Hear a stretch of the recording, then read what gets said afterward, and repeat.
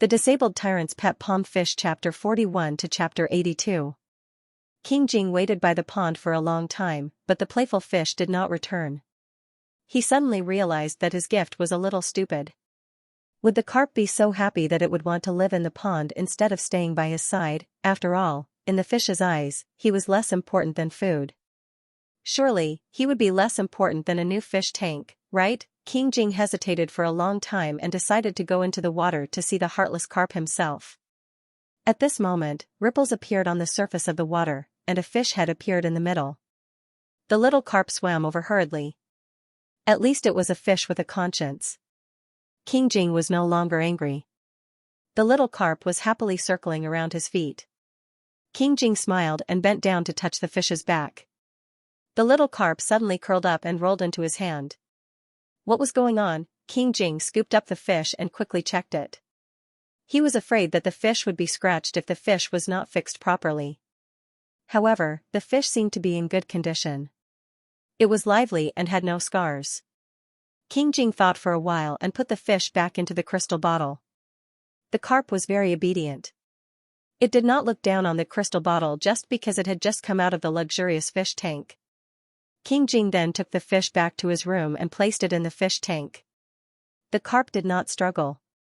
King Jing felt that it still wanted to live with him. The little disappointment he had just now turned into joy. Although the carp could not speak in its fish form and could not express its gratitude, King Jing did not want to be thanked by the carp. As long as it was willing to stay by his side, that was enough. Xiaoyu had been tired for the whole day. King Jing guessed that it would not be long before he fell asleep. However, when he put the fish back, the little fish still stuck to the wall of the fish tank and looked at him. Sometimes, it even swam with him. Go to sleep. King Jing gently knocked on the fish's head. The obedient fish clung to his palm and refused to let go. King Jing could understand the carp's intentions most of the time. Sometimes, he did not know what the fish wanted to do. After a while, the fish released itself and lay on the white stone. King Jing was also quite tired. He lay down on the bed and soon fell asleep. The little carp, who was pretending to be asleep on the white stone bed, had been listening to his breathing. Once he fell asleep, it began to swim. Although King Jing had built a huge fish tank for the fish, the teacups for the fish in the house were still there. Liu skipped along the familiar path to King Jing's bed. Today, there was a red lotus lamp beside the pillow. The little carp jumped into it carefully. He did not know how to express his gratitude. The tyrant master was too kind to the fish. Not only did he avenge the fish, but he also made a huge fish tank for the fish. However, the fish could not do anything for its master. Liu silently guarded his master's sleeping face for a while. As he watched the fish act up, he really wanted to rub himself against it. However, he also knew that he would be splashed with water if he pounced on her directly. What should he do? Like cats and dogs, when the little carp pouted, he only needed to rub his master's face a little. Anyway, it was not like he had not rubbed himself against it before. King Jing was lying on his back. Liu picked and chose the most handsome part of his face and was about to pounce on it. King Jing suddenly moved. Liu quickly dodged. King Jing turned over and turned his body sideways. The most handsome part was pressed below. The little carp, who had lost his target, was speechless. Liu had a mischievous smile on his face. Since it was pressed down, he could only rub his nose against it. The little carp opened his mouth and gestured fiercely. However, he was all bark and no bite. In the end, he intimately rubbed against King Jing's nose and stayed on the tip of his nose for a while. He got it. Liu was in a good mood. He was so happy that it was as if he had eaten a few pieces of peach blossom cake. Rubbing one's nose was actually a big action. It was even more difficult than rubbing one's face. Liu was lying on the jade pillow and had to tilt his body hard to reach his master's nose. If he missed, he would fall. He boasted that he was careful enough. However, the fish's fin was slippery, and so was the jade pillow. It was not reliable to hold on for a long time. Liu had just finished rubbing when the fish's fin slipped. The whole fish uncontrollably fell towards King Jing's face. A good thing was about to turn into a disaster. Li Yu could not stop himself. In a hurry, he used all his strength in his tail. When it was an inch away from King Jing's face, the fish's body suddenly stopped. To be exact, it was the fish's tail that stood upright. It was like a firm chassis that supported the fish's body. The little carp looked at his tail curiously. At the critical moment, the fish's tail had become as hard as iron. This should be because of the new fish scales. The new scales were said to be very strong. He had not had the chance to try it out. He did not expect that the tail could support the fish's body. Li Yu was saved. Just as he was about to jump back into the fish tank, King Jing, who was sleeping an inch away from him, moved again and chased after him. Li Yu did not realize that he was in danger. His slippery fish body was pressed against something hot and soft. Li Yu was speechless. He was very sure that he did not hit King Jing. However, King Jing's lips had imprinted themselves on the fish's body. If it were not for the fact that the other party's eyes were closed, the scorching hot lips would really look like they were kissing the fish's stomach, fins, and Li Yu's steel-like tail seemed to have been scalded. It suddenly became limp. The whole fish swayed and jumped out while trembling. The fish was too flustered. It did not see the position of the teacup clearly. It did not jump into the teacup for the first time. Instead, it fell to the ground beside the teacup. The little carp desperately struggled for a few times before it jumped back into the fish tank. The plumfish plunged into the seaweed, and the whole fish was almost smoking. Calm down quickly. Master is just asleep. There's no special meaning. The little carp kept telling itself. The person on the bed kept listening to the fish's movements. When the carp spirit finally fell into the crystal fish tank and did not make any sound, King Jing reached out to touch the corner of his mouth. Who told this fish to be so lazy? In fact, he had woken up the moment the little fish jumped onto the bed. He had waited for too long and could not wait any longer. Therefore, he had to take the initiative. However, this disappointing fish actually escaped. King Jing recalled the endless touch left by the fish's body and slowly curved his lips. The next day, the man and the fish, each with their own ulterior motives, felt a little guilty. For some reason, the fish was still a soft little carp. Before it could find an opportunity to turn into a human, King Jing's residence welcomed an uninvited guest. The heir of Duke Qinzhen had been reading about the new fish tank in King Jing's residence for a long time. When he learned that the new fish tank was ready, Heir Yu was the first to want to see it. At dawn, he brought along Xianxia to visit. As soon as he entered the residence, he was shocked by the huge fish tank in the residence. Yi Qinghuan had previously speculated that King Jing had dug several ponds as backup when King Jing's residence had first enclosed a few plots of land. This was already beyond Heir Yu's imagination. He did not expect that King Jing had built his entire residence into a pond just for the sake of fish. Heir Yu admired King Jing, but he also felt that King Jing was a little obsessed. Yi Qinghuan wanted to have a private chat with King Jing, so he let go of Xiongfeng's chain. Xiongfeng had never seen such a big pond. He ran along the edge of the pond and saw the little carp playing happily in the pond. Li Yu also noticed Xiongfeng. He remembered that he had not seen Xiongfeng since he had changed his scale.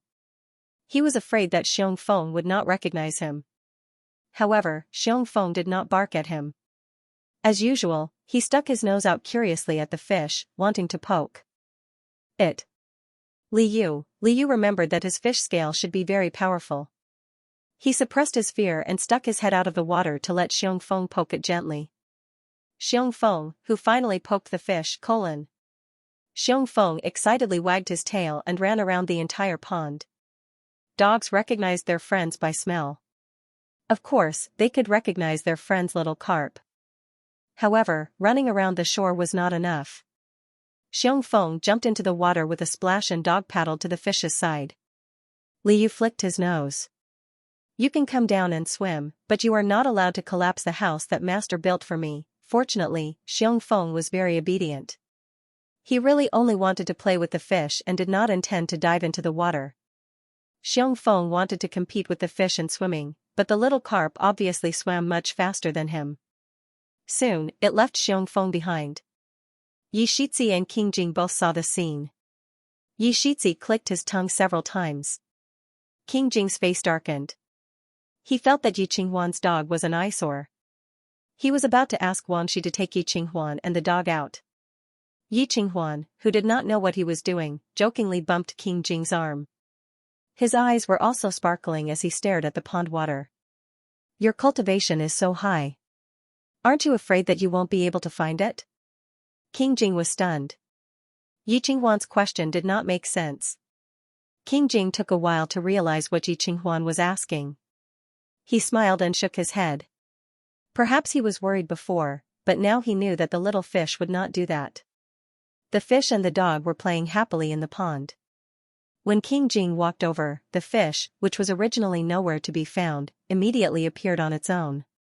It quickly swam to King Jing's feet and wagged its tail affectionately at its master. It was really flattering. Yi Shixi was speechless. Yi Qinghuan was not convinced. He also walked over with anticipation towards Xiongfeng.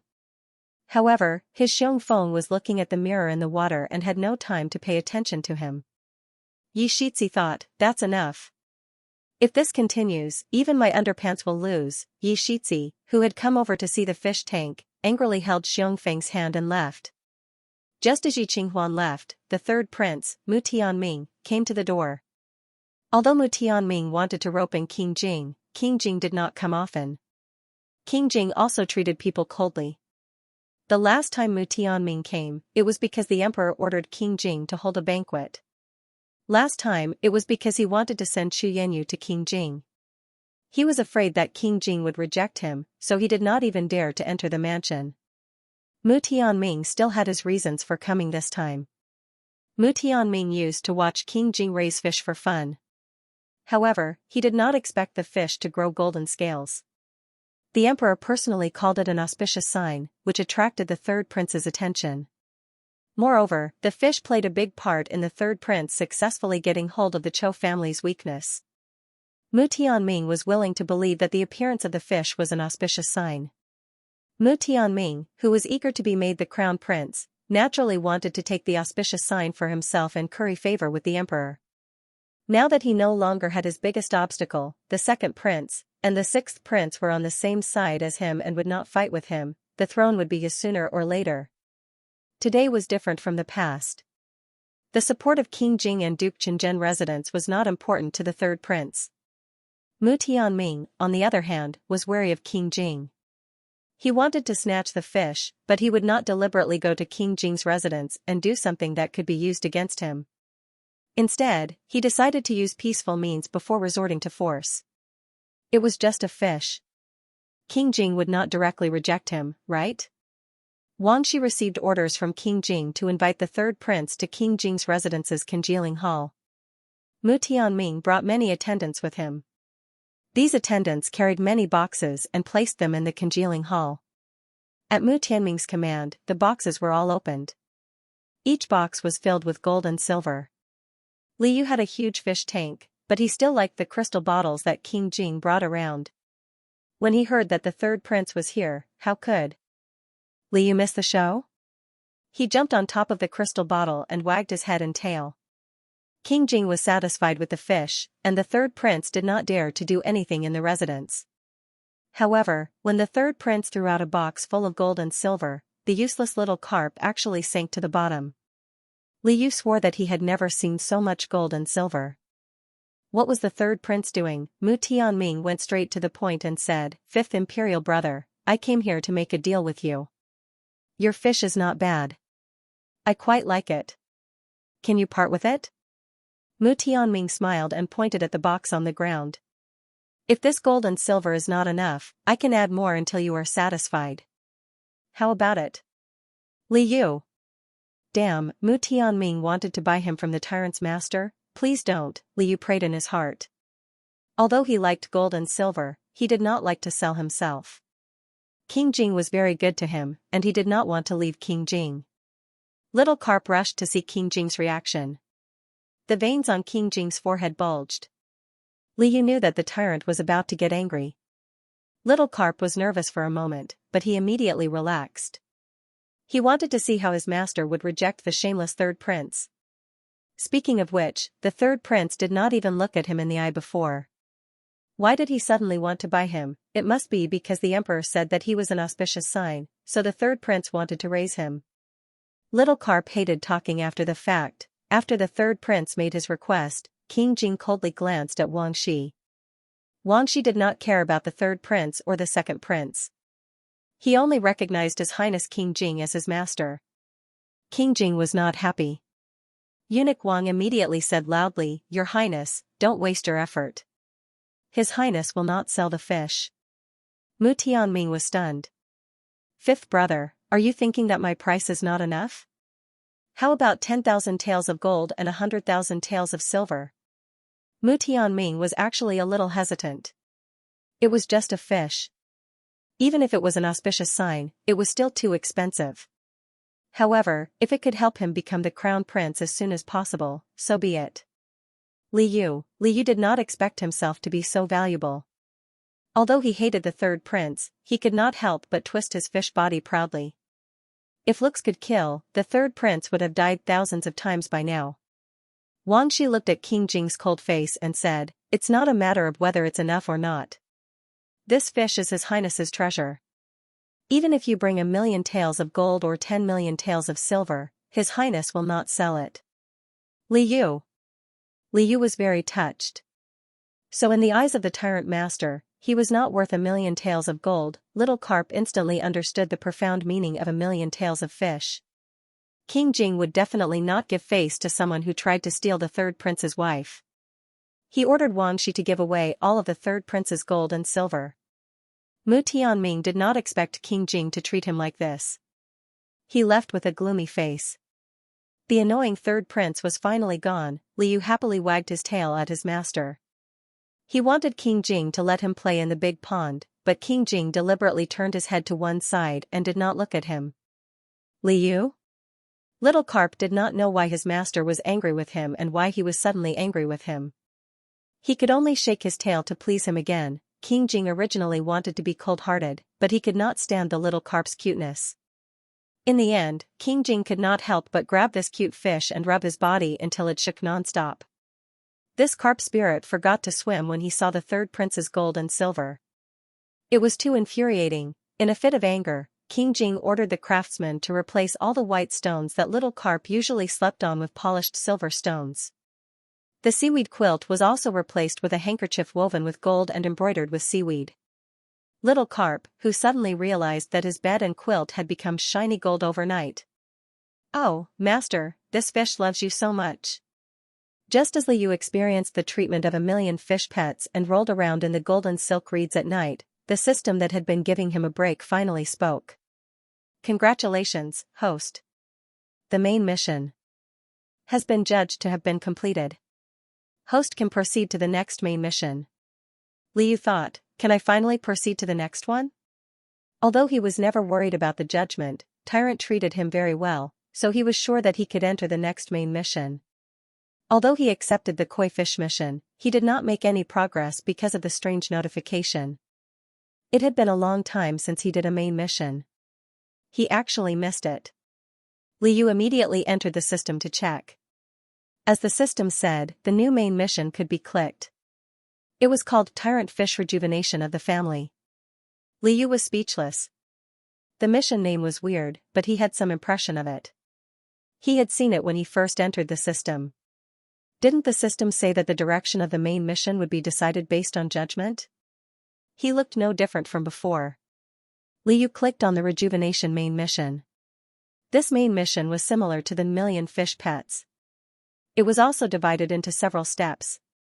The hint was to make the life of Tyrant and his fish pets better. The first step of the main mission was to have fun with Tyrant. Li Yu was speechless. Wait a minute, why did he feel that the scamming system was even scarier after the break? Who could tell him? What did the revival of the family have to do with having fun? Moreover, he remembered that romance seemed to mean indulging in debauchery. Was this step asking him to drink with Tyrant? Li Yu had drunk plum wine before, so he knew that it was easy to get drunk. Once he was drunk, he would not be able to control himself and do things that he regretted. The mission asked him to drink, so he felt that it was another scam. Li Yu thought, "Can I not do this main mission?" The system said, "Fish bones or fish ashes, can you choose one?" Liu was speechless. Forget it, he did not want to choose either. He could only do the mission honestly. To cheer himself up, Liu looked at the reward for this step. However, the reward was not an increase in attributes or skills. Instead, it was a very mysterious reward, a secret of the Tyrant. Liu instinctively resisted. He did not want to know what secrets King Jing had, because those secrets belonged to King Jing. Moreover, he was a bookworm. He had already read some of the important settings in books. This reward was of little value to him. Liu didn't give up and asked, "Don't you have the fish pillow from last time?" Even a fish pillow would be good. He had transformed many times now, and an empty fish tank was not a solution. He had been longing for a fish pillow. King Jing still hadn't returned his fish pillow to him, and it was no longer the same size and color as he was now. The system had probably never seen a host who actively chased after a reward. After a moment of silence, the system said, according to the host's suggestion, the reward for the revitalization of the family storyline has been updated. Host, please take a look. Liu perked up. So the system could change because of his words. He went to check the wind, flower, snow, and moon reward again. Sure enough, there was an additional fish pillow. He was very happy with this change. Liu then had a whimsical thought, since the reward can be changed, can this wind, flower, snow, and moon be changed too? How can a fish have a wind, flower, snow, and moon with the Tyrant Master? This time, after waiting for a while, the system still didn't say anything. Liu thought. Fine, I've seen through you. Anyway, you can change the wind, but you can't change the wind, right? Liu was kicked out of the system. Wrapped in the golden silk seaweed quilt, Liu thought, how can I have a wind, flower, snow, and moon with King Jing? If he wanted to drink, he had to have wine first, right? While little Carp was worrying about finding wine to complete the mission, there was an uproar outside. A few thieves came to King Jing's mansion in the middle of the night. They sneaked up to the wall and were caught by Eunuch Wang and a large group of guards. Since the fish pond was built, the security in King Jing's mansion had become stricter. The third prince failed to buy the fish and left with a gloomy face. Wang Shi immediately paid attention and reminded the guards on night patrol to pay more attention. Who would have thought that a thief would really come? Wang Shi hurriedly reported to King Jing's office. King Jing glanced at the fish in the fish tank that had lost consciousness again. He used to think that the fish was sick, but now it seemed that the carp had entered a meditative state. King Jing thought that there was no need to distract Xiaoyu. He would do his best to protect Xiaoyu anyway. These thieves were tied up and brought to King Jing, but they refused to confess who ordered them.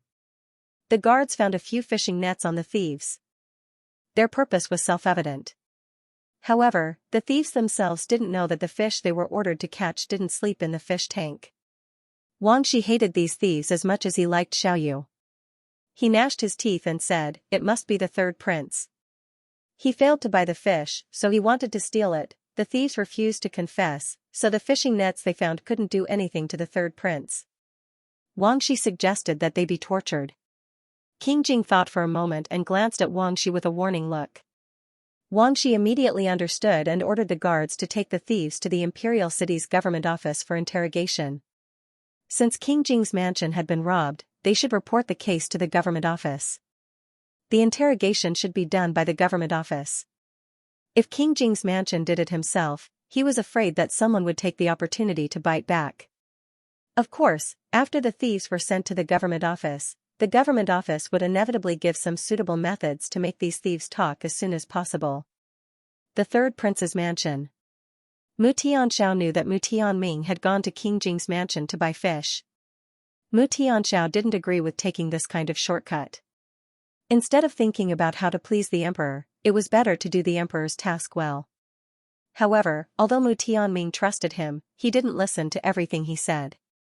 In the end, Mu Tianming was the one who made the decision, so Mu Tianxiao couldn't do anything about it.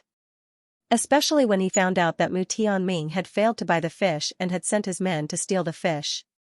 Not only that, but the third prince's men had all been captured the moment they entered King Jing's manor. Mu Tianxiao was speechless. Was it necessary to do this for a fish that the emperor might forget tomorrow? Of course it's necessary. Mu Tianming was already at a dead end. From the moment King Jing unceremoniously kicked him out of the mansion, the problem between the two was no longer about the fish. The third prince felt that King Jing was the one who refused a toast only to be forced to drink a forfeit. He knew that Mu Tianming wasn't far from the position of crown prince, yet he still wanted to form a grudge with him. Imperial brother, it's better if you don't send people anymore. If King Jing finds out, Mu Tianxiao tried to persuade him, but the third prince didn't care. What are you afraid of? My people are very tight-lipped and won't gossip. Even if King Jing guesses that it's me, what can he do to me with your meager courage? If he dares to punish my people, I'll dare to have the imperial censorate impeach him for abusing his power. Let's see if he can still keep his throne. Mu Tianxiao rubbed his forehead. No matter what, it's not right to be caught by King Jing. Stealing the fish ends here. Mu Tianming obviously wasn't willing to give up. Don't tell me you're going to let him surpass you and me and have some auspicious signs in his hands? Naturally, you can't. Mu Tianxiao smiled and gave him a knowing look. Since it's an auspicious sign, according to Imperial Father's temperament, he'll definitely find the Imperial censorate to calculate it. The Imperial censorate? Mu Tianming's eyes moved slightly. This was indeed a way to get rid of King Jing. But the auspicious sign was mentioned by Imperial Father himself. Even the Imperial censorate may not dare to deny it. Why deny it?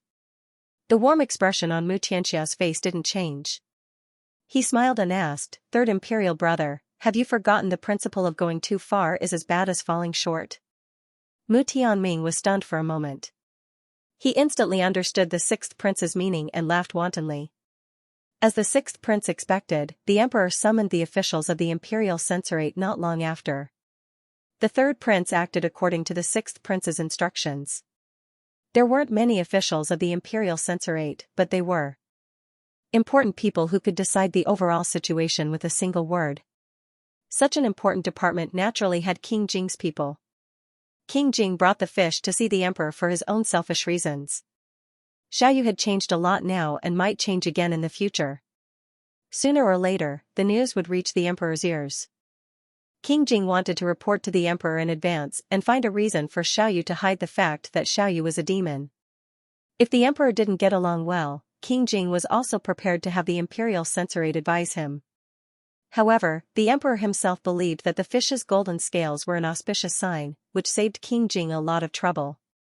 King Jing also thought that the emperor would still find the imperial censorate to calculate it and let the people of the imperial censorate agree appropriately.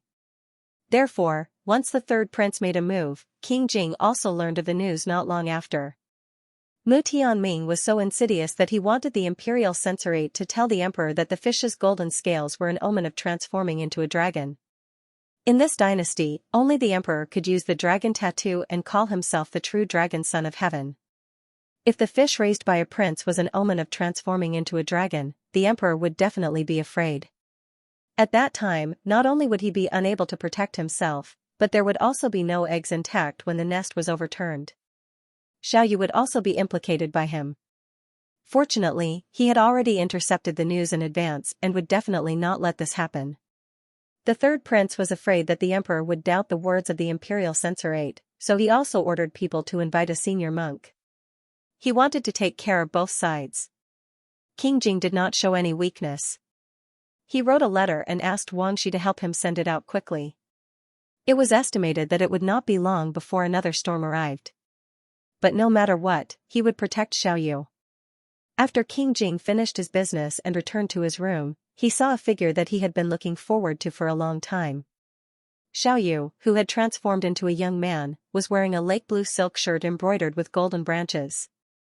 He was humming an unknown melody and bending over to make the bed.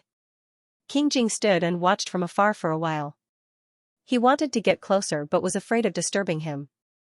So he just admired the other person's figure while Xiaoyu hummed the tune. Xiaoyu was still the same as when he first saw him, lively and lively. He had seen many men and women who would tie their waists tightly. However, Xiaoyu did not seem to know how to tie it at all. He just casually tied it into a messy knot. The young man's thin waist was just enough to see the outline of his figure. A slender waist that could be bent with one's grip. King Jing felt that it was too exaggerated, but he still thought of this sentence. Further down, he saw a slight bulge at the back of the lake blue silk shirt. King Jing hurriedly looked away. "Your Highness, you're back." Li Yu sensed the movement behind him and ran over with a smile to salute him. After returning from the palace, he had carefully observed the way the servants in the mansion saluted and followed suit. This time, he transformed into his human form because he had promised to stay in King Jing's mansion to help King Jing rear the fish. He had to show his face in front of King Jing from time to time to show that he was working hard. In fact, he was just feeding himself. Li Yu was very touched that King Jing had made a big fish tank for him. However, as a fish, he could not speak. He could not express his gratitude except for rubbing against King Jing. Although he could speak in his human form, King Jing did not know that he was a fish. If he hastily expressed his gratitude on behalf of the fish, King Jing might treat him as a monster. Left with no choice, Li Yu could only take the initiative to help clean up the room after feeding himself and silently express his gratitude again. However, the place where King Jing stayed was always very clean. Li Yu searched the entire room but did not find anything dirty. In the end, he could only mess up the bedding on the bed and tidy it up. He did not expect to meet King Jing after doing this. When King Jing saw Xiaoyu in human form, the hostility in his heart because of the third prince dissipated. He stepped forward and grabbed Li Yu's hand and dragged Li Yu to a corner. There was something he had wanted to do for a long time. Li Yu, who was suddenly grabbed by King Jing, was speechless. Li Yu silently reminded himself that when he was a fish, he could not resist his master. When he was a human, he could not resist a king either. As Li Yu was being dragged, King Jing quickly brought him to the table and asked him to sit down. Li Yu was a little scared. Was he going to ask him questions again? In fact, he had turned into a human because he wanted to ask about the wine in King Jing's residence. Plum wine was hard to come by. If he wanted to have fun, he had to find out where the ordinary wine was hidden. Then he could find a way to get a jar, add some water, and find a way to let King Jing drink some. He would also drink some himself. With water added to the wine, it should not be easy to make a fool of himself, right? Li Yu had a plan in mind. When facing a tyrant, it was best not to talk back. He should just pretend that he was still a fish and obediently do whatever King Jing asked him to do.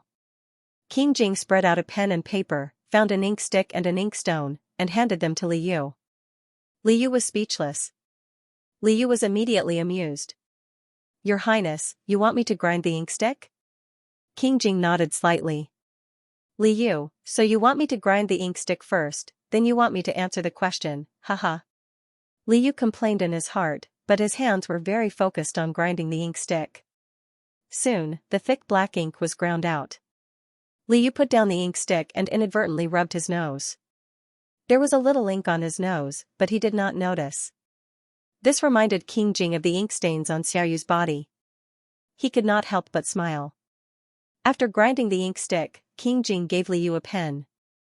"Li Yu, so you don't want me to answer the question, but you want me to write." Li Yu rolled up his sleeves and picked up the pen very boldly.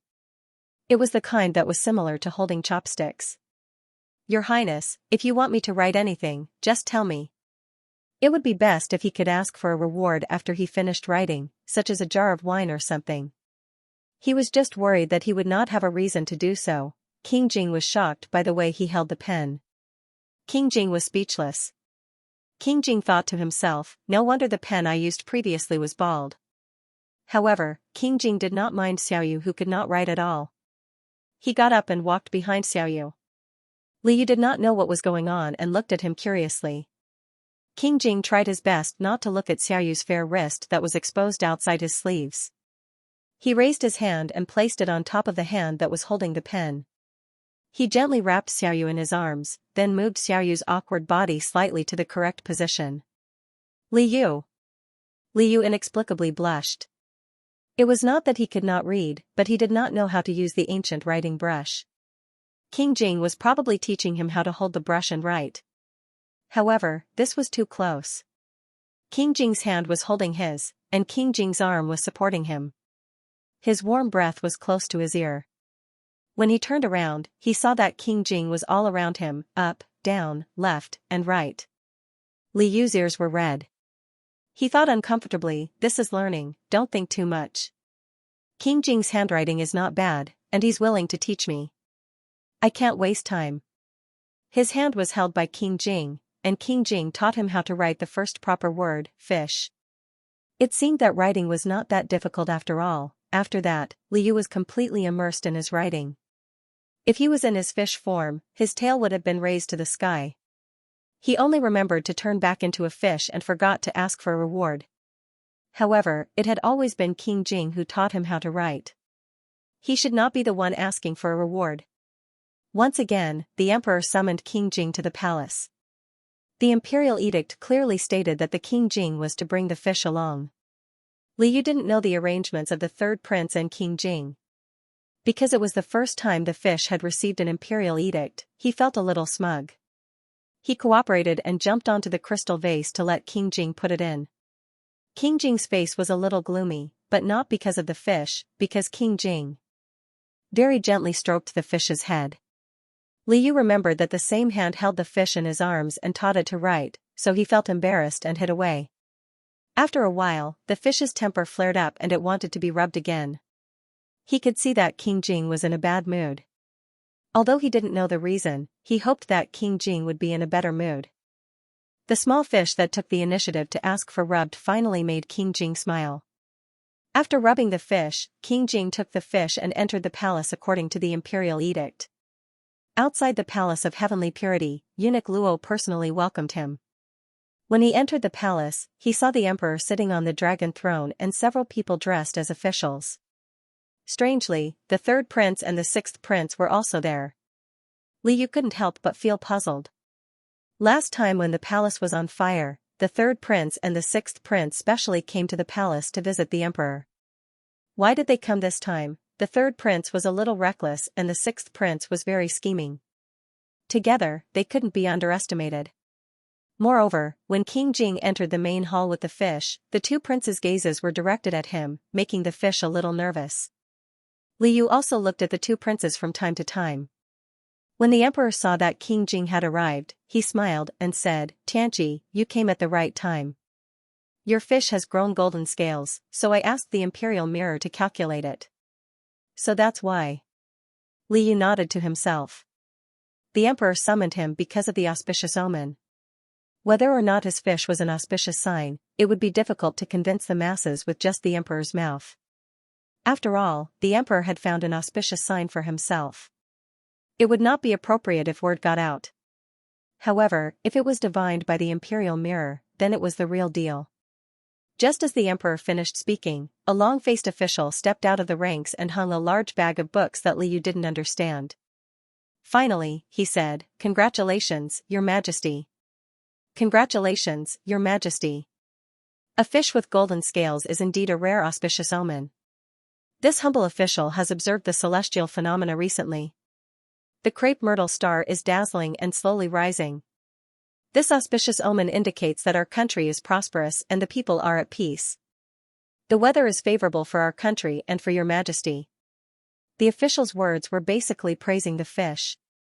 The little carp couldn't help but raise its tail. He had already guessed it. People who knew how to read the weather and make deductions were all very clever. They definitely would not go against the emperor's will. His auspicious reputation was probably very stable. The shadow in the emperor's heart regarding the fire in Zhongcui Palace had already disappeared. He smiled and nodded. "Very good, I think so too." Having received a great reward, the Imperial Observatory expressed his gratitude and satisfaction. "Imperial Father, is this all?" The third prince waited for a long time, but he didn't get the judgment he wanted. Shouldn't the Imperial Observatory say that a fish with golden scales is an omen of becoming a dragon? Why didn't the people he placed in the Imperial Observatory do anything? The emperor was also curious. "That's all." "What else could there be?" "From your tone, could it be that there's more?" "No, that's not what I meant." The third prince had already realized that something must have gone wrong. He wasn't willing to let this opportunity go to waste. He braced himself and said, "Imperial Father, I'm not familiar with how the Imperial Observatory works.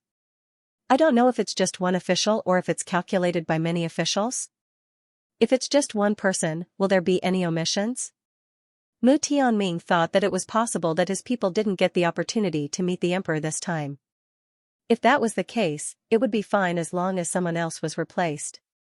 The official who congratulated the emperor just now was the manager of the Imperial Observatory, Sun Ximiao. Manager Sun smiled and said, "Your Highness, you're exaggerating. Calculating for your Majesty and for our country is a very important matter. The result that this humble official gave was calculated by all my colleagues in the Imperial Observatory.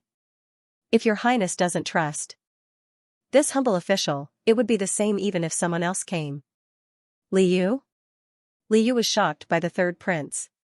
Why did the third prince suddenly ask for someone else? He felt that the third prince was up to no good. Just as he shook his fish body in shock, King Jing, who was sitting beside the crystal vase, stroked his back with his fingers. He caressed his back casually, as if he was comforting him and trying to make him feel at ease. Li Yu naturally listened to his tyrant master. What was the third prince? He was just cannon fodder. King Jing had the male lead halo and was the next emperor. He had already clung onto his master's thigh, so what else was there to worry about? Those who were able to work in the Imperial Observatory were all capable people. Although Sun Ximiao's official rank wasn't high, he still had some authority in front of the emperor. The third prince questioned Manager Sun for no reason, but Manager Sun was natural and unrestrained. The emperor trusted Sun Ximiao, so he felt that the third prince was still a child. The emperor sternly reprimanded, "Tianming, since you don't know about the Imperial Observatory, don't point your finger." The third prince was reprimanded, so he lowered his head and looked at the sixth prince. Mu Tianxiao understood and took the initiative to say, "Imperial father, it's not that imperial brother is talking nonsense. It's just that this son and third imperial brother privately heard a child singing a nursery rhyme among the common people. It's different from the Imperial Observatory. Third imperial brother and this son were afraid that they had misunderstood it, so we specially invited several eminent monks to come over and ask them to help us take a look." When the emperor heard the word nursery rhyme, his heart skipped a beat. He stared at the sixth prince and asked, "What kind of nursery rhyme is it? Some of the words are really unbearable, so this son doesn't dare to read it aloud." "Imperial father, please take a look." The sixth prince took out a piece of paper that he had prepared in advance from his sleeve and handed it to Luo Ruisheng, the head of Chamberlain. After the emperor received the piece of paper, he carefully read it. Although his expression didn't change, Li Yu already felt that the atmosphere around him had become cold. He thought to himself, what's written on the paper? Why is the emperor so unhappy? Could it be slanderous words like the female lead of the Tang dynasty's third generation, King Wu? After the emperor finished reading, he faintly motioned to head steward Luo to pass the piece of paper to King Jing. When the piece of paper fell into King Jing's hands, King Jing quickly unfolded it and glanced at it. He read very quickly, and because the ancient characters weren't easy to understand, Li Yu only caught a glimpse of the sentence, "The golden fish isn't a fish in the pond. Once it ascends to the sky, it will transform into a dragon." Li Yu was speechless. Even though Li Yu didn't understand ancient characters, he knew that this sentence was meant to shift the blame to the fish. Moreover, it wasn't just about shifting the blame to the fish. This sentence also contained King Jing's name. On the surface, it said that the fish would transform into a dragon, but in fact, didn't it mean that King Jing would ascend to the throne? Although it was true that King Jing would ascend to the throne in the end, it was still using nursery rhymes to spread the news. Were they afraid that the emperor wouldn't set his sights on King Jing? After all, the emperor was the ruler of a country. Even if he pitied King Jing, he couldn't stand such instigation. "Tianqi, what do you think?" the emperor calmly asked King Jing. At this moment, no one knew what the emperor was thinking. Mu Tianming and Mu Tianxiao could only hope that the emperor would be afraid of King Jing. After King Jing learned of the sixth prince's evil plan, he ordered people to secretly follow the sixth prince. He also accidentally discovered that the sixth prince had sent people outside to teach children to sing nursery rhymes. Therefore, even if it was just a nursery rhyme, King Jing came prepared. King Jing calmly glanced at Wang Shi. Wang Gonggong stepped forward and spoke on behalf of his master, "Your Majesty, this is complete nonsense." His Highness also found it strange that such a nursery rhyme would spread among the people with the intention to sow discord between Your Majesty and His Highness. His Highness earnestly requests your Majesty to thoroughly investigate and see when this nursery rhyme was spread. If it was in the past 2 days. After all, the Emperor only recently learned about King Jing's fish changing scales. He was afraid that someone was deliberately targeting him. The Emperor thought for a moment and nodded in agreement. King Jing is right. Zhen also has the same intention. The Emperor didn't lose his temper at King Jing because of the nursery rhyme. Instead, he ordered the imperial bodyguards to investigate when the nursery rhyme first spread and who first spread it. The third prince anxiously glanced at the sixth prince when his plan to frame King Jing didn't work one after another. The sixth prince looked calm on the surface, but in fact, he was sweating a little.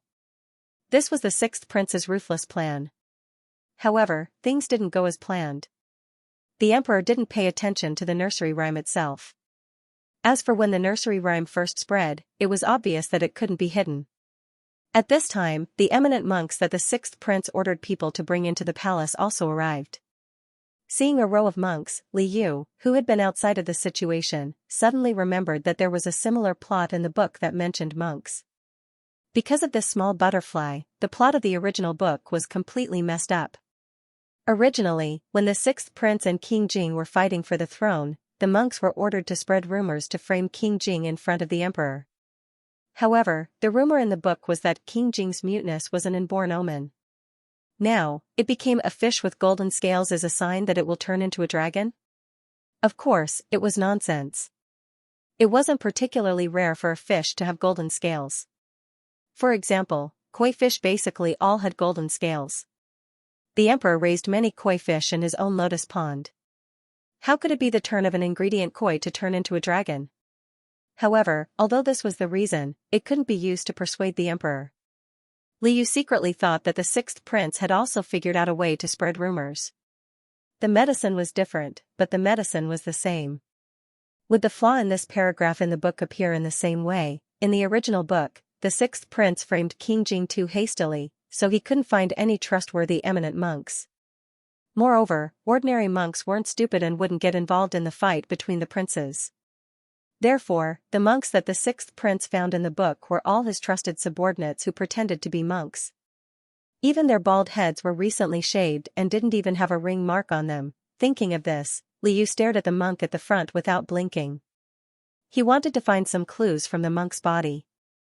Because he stared very seriously, he slowly found that the monk's neck would occasionally rub against his collar. This action was a little abrupt. Li Yu suddenly understood. When a monk shaved his head in a hurry, there would usually be some strands of hair stuck in his hair. This monk was uncomfortable because of the prickling. From this, he concluded that the monk that the sixth prince brought this time was also a fake monk. As long as he could make the fake monk give himself away in front of the emperor wouldn't believe him no matter what they said. Li Yu thought it through. Of course, he wanted to pour some water on King Jing and send King Jing and himself away. However, the sixth prince didn't give King Jing any chance to breathe. He rushed to report to the emperor, "Imperial father, the nursery rhyme needs to be investigated slowly. It may not be true. The monks that I invited are all eminent monks. Why don't you let them check fifth imperial brother's fish? That way, we will know." Li Yu, although the emperor ordered the imperial bodyguards to investigate the nursery rhyme, he still had doubts about King Jing. He thought that it wouldn't be a big deal to let the monks take a look, so he nodded and agreed. However, the emperor didn't explicitly say that he wanted King Jing to hand the fish to the monks. King Jing's hand that was holding the crystal bottle tightened. Wang Shi, who knew King Jing's thoughts, gathered his courage and said to the monks, "You don't have to do anything. His Highness will take the crystal bottle and show it to you." The emperor knew that King Jing cared a lot about the fish. Thus, even the monks could see the fish. Because the emperor suspected King Jing, he felt some vague guilt and acquiesced to King Jing's action. At this time, Li Yu didn't have time to find another opportunity to inform King Jing. If he wanted to think about it at length, the sixth prince would be the first to disagree. Moreover, these fake monks were right in front of him. Li Yu couldn't tolerate these monks saying something like a golden carp turning into a dragon and driving a wedge between the emperor and King Jing. King Jing could suggest that the emperor investigate the nursery rhyme because this was the first time the emperor had heard of such a rumor. he might not believe it easily. However, if the monks also said the same thing, would the emperor still trust King Jing? He usually stayed with King Jing and knew very well that King Jing didn't have any disrespectful intentions. The father-son relationship between him and the emperor wasn't easy to come by, so he shouldn't be suspected like this. The most important thing now was to expose these fake monks in public. Once these people left the palace, it would be difficult to find them again. There was still a chance, even if he had to take a little risk. While King Jing brought the fish close to the leading monk and pointed the fish to the monk, Liu desperately bumped the fish in the crystal bottle in the direction of the monk. The strength of the fish had been strengthened by the main task and had increased by several times. Liu bumped the crystal bottle with all his strength. With a crack, a big hole appeared in the crystal bottle. The little carp instantly flew towards the leading monk. The monk didn't expect the fish to escape from the crystal bottle. He was stunned for a moment and subconsciously raised his arm to block the fish. However, it was too late. The little carp had already jumped over the monk's arm and onto his shoulder. At this moment, the system's voice sounded in the chaos. However, Liu didn't care about the new task at all. He had been waiting with his tail raised. As soon as he jumped onto the monk's shoulder, his fish tail swept out. His original intention was to knock off the monk's hat. He believed that as long as he did so, King Jing would be able to find out that these monks were fake. In order to expose these people, he didn't care about the task anymore. He also didn't care about how ridiculous it was for a fish to knock off a monk's hat in front of the emperor. He didn't have much time to think. He just instinctively wanted to protect King Jing and prove that it was the sixth prince who had framed King Jing. The monk was so frightened by the menacing fish that his mouth opened wide. His hat fell to the ground and he even forgot to cover his head. "Father!" The third prince and the sixth prince shouted in unison. Both of them had seen the fish break out of the bottle and knock off the monk's hat. King Jing had been paying attention to the little fish. Since he approached the monk, the carp spirit had been anxiously pacing back and forth in the crystal bottle. He felt that there was something wrong with the monk. The carp spirit seemed to want to tell him something important. He had already made all kinds of assumptions, but he didn't expect the carp spirit to forget about its own safety and directly jump onto the monk. Seeing that the carp spirit had broken out of the bottle, King Jing couldn't allow anything to happen to the fish. He had to deal with the aftermath. Most of the remaining fragments of the crystal bottle were still in his hand. King Jing gathered his wits. While everyone was looking at the fish, he grasped the fragments in his hand tightly and let the fragments cut his hand until it bled. "Your Highness!" Wang Shi, who was beside King Jing, exclaimed. King Jing waved his hand. Time was tight, so he could only do this. Wang Shi stamped his feet. He wavered between bandaging King Jing's wound and protecting Xiaoyu's master. In the end, he chose Xiaoyu's master because King Jing's expression told him to do so. He couldn't go against King Jing's wishes. After the little carp knocked off the monk's hat, it fell to the ground and kept flapping its wings. Wang Shi hurriedly took the spare crystal bottle and stored the fish properly. As soon as the fish was fine, King Jing focused on looking for the monk's flaws. He found that the monk's hat had been knocked off, revealing a bald head with nothing on it. King Jing quickly realized that this was a fake monk. This was what Xiaoyu wanted him to know. "Tianqi, what happened just now?" "Your hand." In a trance, the emperor saw that the fish had somehow pounced on the monk. When he looked again, he saw that King Jing's hand was also injured. Wang Shi anxiously wanted to speak up for his master, but King Jing didn't let him. Instead, he dipped the crystal bottle in blood and directly wrote on Wang Shi's lapel, "Father, please understand. I found that the monk was a fake and had not received the precepts. In a hurry, I threw the crystal bottle at him to force him to reveal his flaws." The emperor was speechless. Ever since the emperor heard the nursery rhyme, he couldn't calm down. At this moment, he repeatedly looked from his blood-stained lapel to the crystal shards on the ground. He was struggling in his heart. The fake monk hurriedly put his hat back on, but it was too late. The emperor ordered the guards to hold the monk down firmly to check his head. After taking off the monk's hat, they found that he had indeed not received the precepts. The emperor understood that he saw the fish fly out because King Jing had hurriedly broken the crystal bottle. King Jing couldn't speak and couldn't clarify himself in time. He could only use this method to expose these fake monks. Because of his habit as an emperor, he didn't think things through and questioned King Jing. He was almost taken advantage of by a group of fake monks. King Jing's hand kept bleeding and his face was pale. The emperor was very regretful. He patted King Jing's shoulder and said gently, "Tianqi, good boy, you have suffered. Quickly go and have the imperial physician take a look." The emperor ordered Luo Ruoxing and Wang Shi to help King Jing to the side hall to wait for the imperial physician. King Jing's hand was injured, and the imperial physicians were ordered to rush over to check on King Jing's injury. However, King Jing covered his wound and signaled to Wang Shi with his eyes. Then, he glanced at the crystal bottle that Wang Shi had brought over. He was only cut by the shards of the crystal bottle.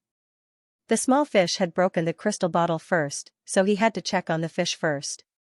Wang Shi gritted his teeth and asked an imperial physician to check on the fish first. The rest of the imperial physicians stayed with King Jing. Seeing this, King Jing allowed the imperial physicians to treat him. The imperial physicians who checked on the fish quickly came over to report that the fish was not injured. King Jing nodded, but his injury was not easy to treat. The imperial physicians had to pull out the shards of crystal that had pierced into his flesh one by one. Just this alone took the time it took to burn a stick of incense.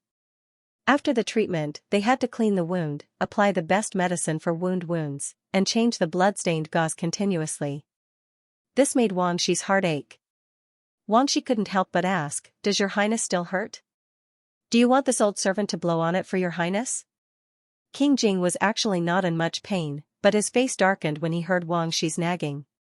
After the imperial physicians finished treating King Jing's injury, they went to report to the emperor and instructed him not to let his wound get wet. Wang Shi frowned and cautiously moved the crystal bottle far away, fearing that King Jing would play with the fish again. King Jing had no choice but to signal Wang Shi to move the bottle closer. Although Wang Shi obeyed, he still placed the crystal bottle in a position where King Jing could not reach it. King Jing asked him to go out and keep watch. Wang Shi walked out of the hall, looking back repeatedly with every step he took. Not long after Wang Shi left, King Jing got down from the couch and went to the table where the crystal bottle was placed.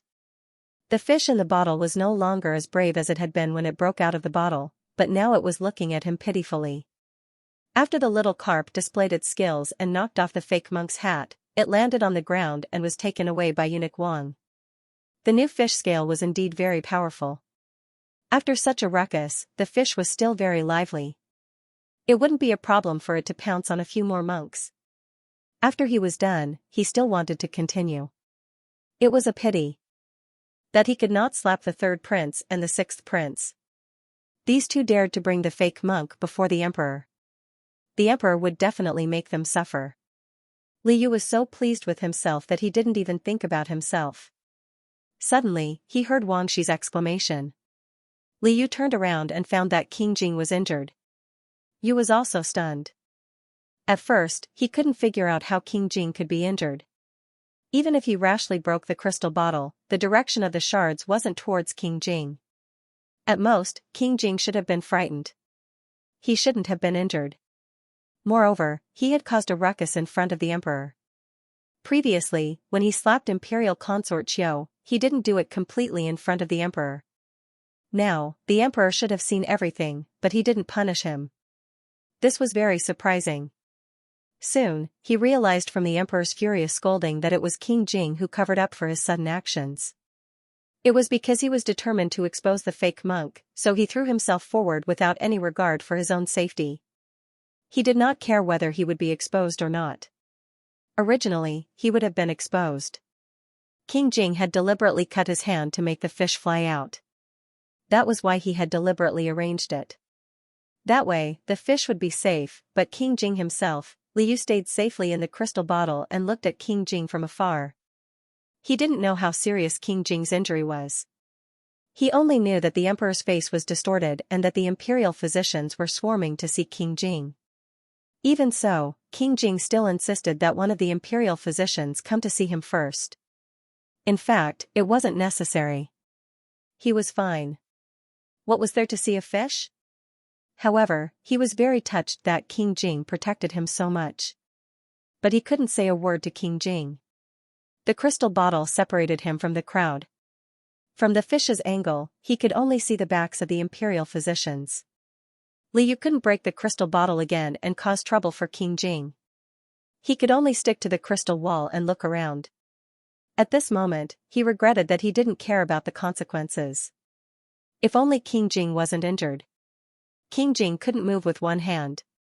His other hand touched the crystal bottle and opened the bottle cap with difficulty. The little carp immediately swam to the mouth of the bottle. Because it had overturned the bottle before, the fish wanted to get closer but didn't dare. It could only look up at King Jing and wave its tail to please him. King Jing put his uninjured hand into the water. The pitiful fish immediately came over and rubbed his finger. Although the imperial physicians and Xianxia said that the fish was fine, King Jing could feel that the carp was a bit listless. Perhaps it was because the fish was scared out of its wits and was in low spirits. King Jing stroked the fish's head. Because of the blood loss, King Jing was a bit tired. After confirming that the fish was fine, he went back to the bed and leaned over to rest for a while. Liu was very worried about his injury. He and King Jing were the only ones in the side chamber. It was very inconvenient for a fish to move around and he couldn't talk. Seeing King Jing lying down with his back to him, Liu immediately used his skill to transform. Because he was now considered a person of status in King Jing's residence, King Jing pitied him for not having any possessions and gave him a lot of old clothes. Liu was very familiar with this kind of clothes. He picked 2 of his favorite clothes and put them in his portable space.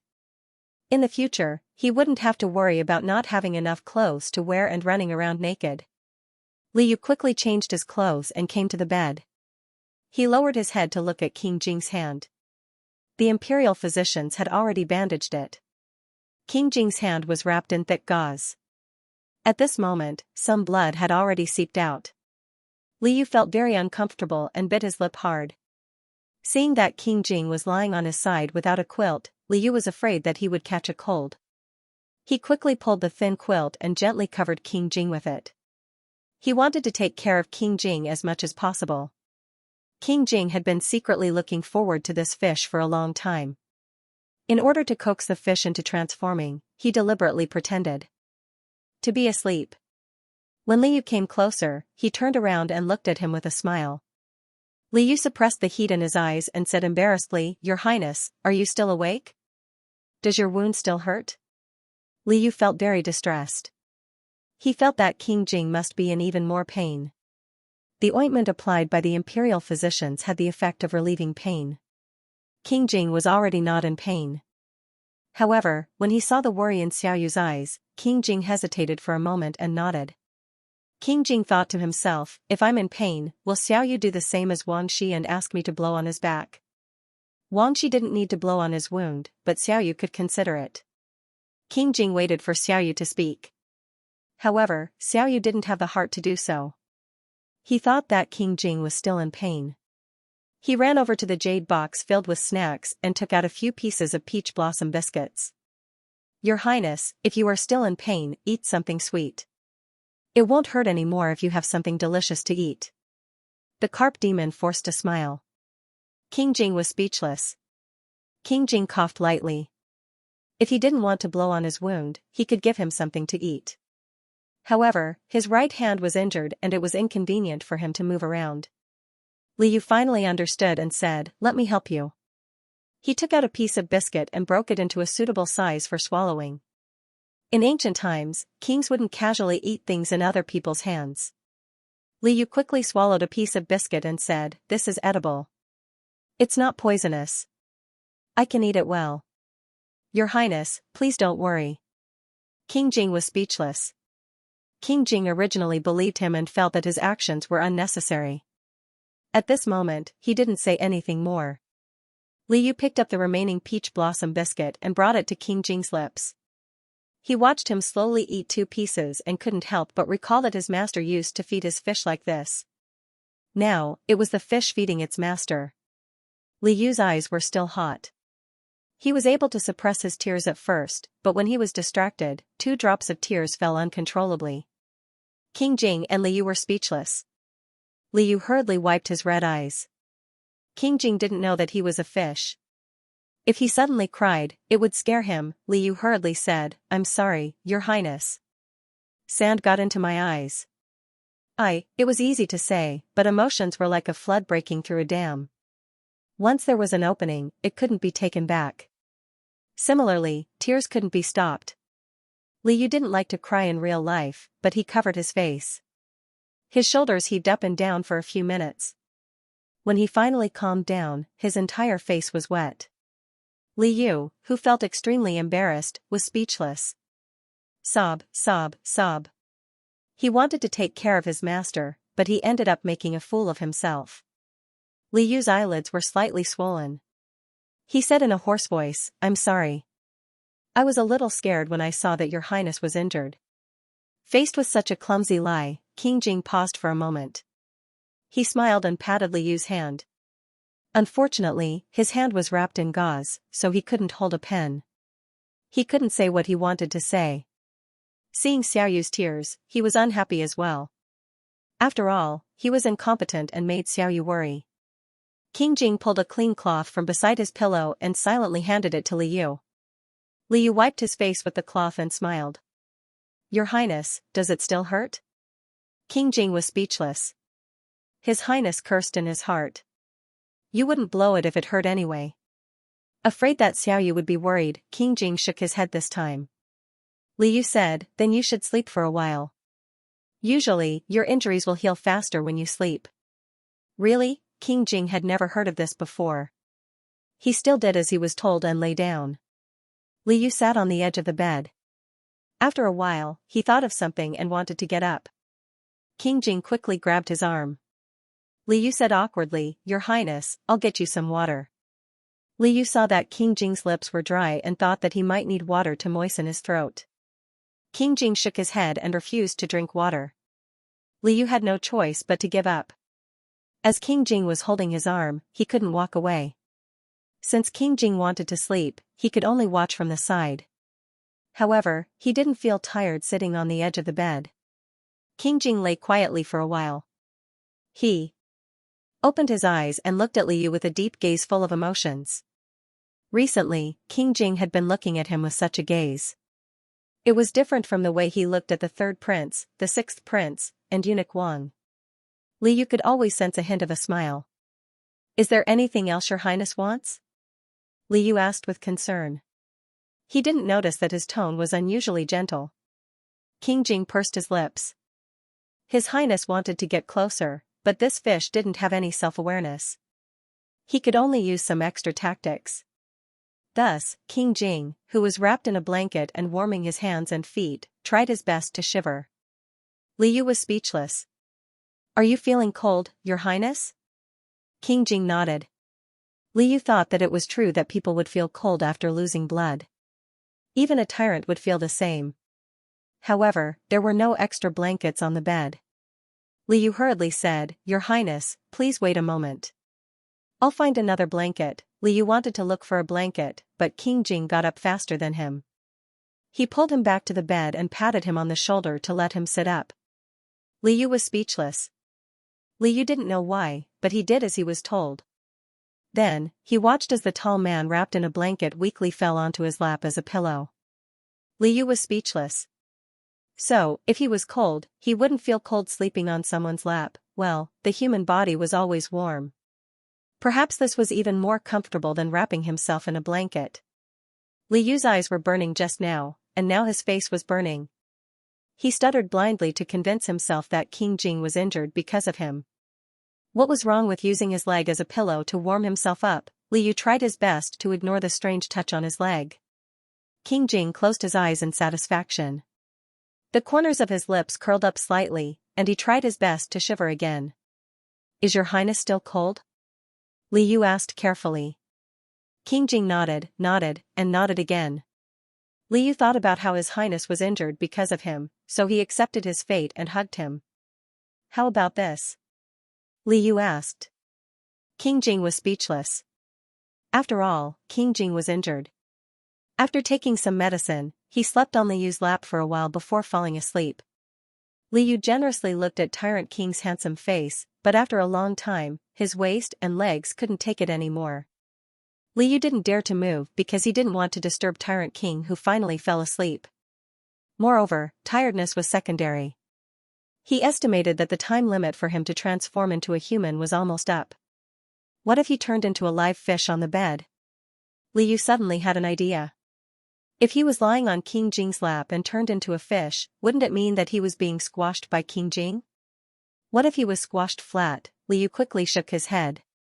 He had to run away before he turned back, but King Jing was still asleep. While he was in a dilemma, the door of the hall suddenly opened a crack. Eunuch Wang stuck half of his body in and looked inside.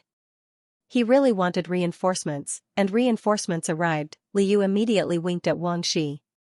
Wang Shi also saw that there was an extra person in the side hall and that His Highness was lying on someone's lap. Eunuch Wang was stunned and trotted over. "Are you young Master Li?" Wang Shi lowered his voice and asked quickly. King Jing racked his brains to bring Xiaoyu to King Jing's mansion. Naturally, he also specially informed Wang Shi. However, King Jing didn't reveal Xiaoyu's real name. Wang Shi then realized that someone else's male concubine was a beautiful misunderstanding. This young man was now a member of the mansion. His surname was Li, and he worked for King Jing. King Jing himself only revealed this information and didn't mention anything else. He also forbade anyone to ask about this young Master Li. He also set a rule that no matter who met young Master Li, they had to treat him with respect and serve him as if he was himself.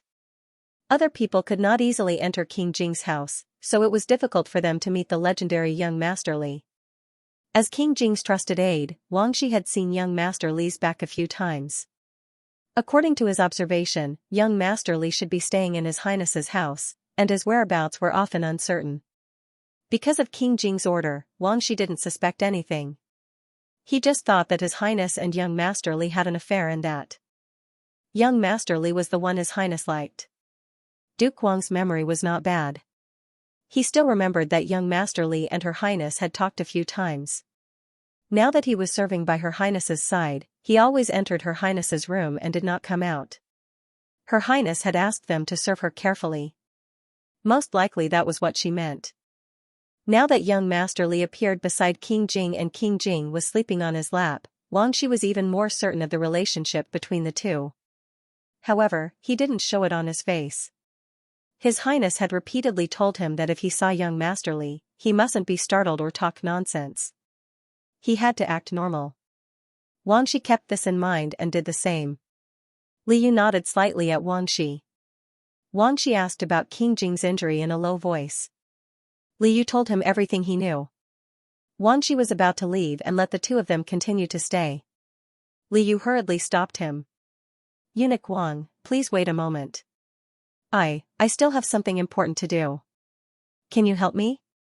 Li Yu asked in a low voice. Wang Shi immediately understood what he meant. They worked together and gently lifted King Jing onto the bed. Li Yu personally covered King Jing with a quilt.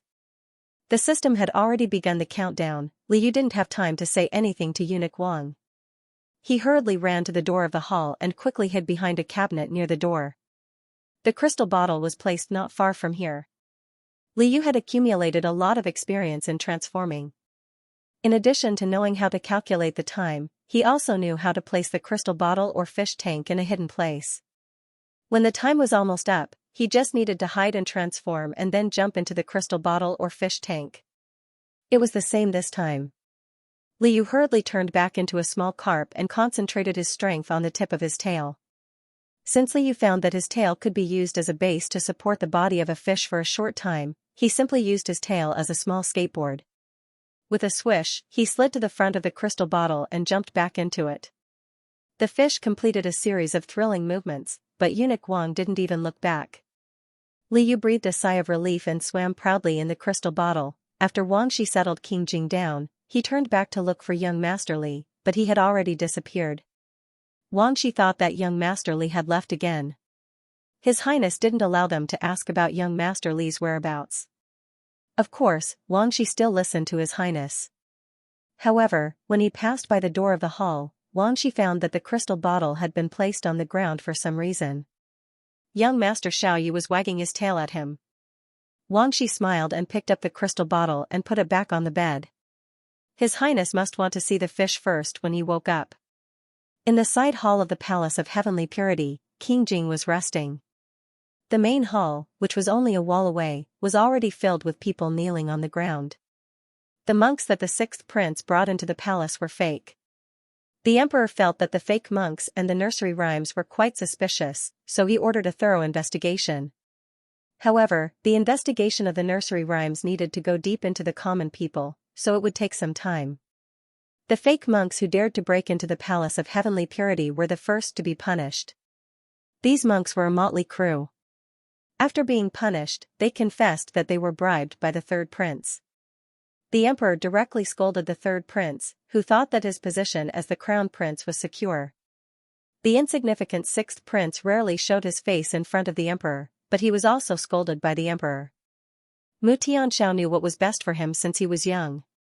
When he saw that the situation was not good, he immediately knelt down and sincerely admitted his mistake. Imperial father, this son was wrong. However, this son didn't have any bad intentions. This son heard the nursery rhymes being sung among the common people and felt puzzled, so I wrote it down and told Imperial father. Moreover, this son originally didn't know whether these monks were real or fake because this son didn't expect that there would be fake monks. This son made a mistake. In the future, this son will never listen and believe only one side of the story. Mu Tianxiao was very scheming. He had always been hiding behind Mu Tianming. Moreover, the monks and nursery rhymes were not arranged in his name, but in the third prince's name. Mu Tianxiao had never personally shown his face, so he was confident that no matter how the emperor investigated, he would not be able to trace it back to him. Now that the emperor had seen through his plan, it was no big deal for him to admit his mistake. In contrast, Mu Tianming was a step slower. After Mu Tianxiao sincerely explained everything and said everything that needed to be said, Mu Tianming had just knelt down. Imperial father, this son didn't. This son feels that there's a problem with King Jing's fish. The third prince was still in shock from the fish flying out and knocking off the monk's hat.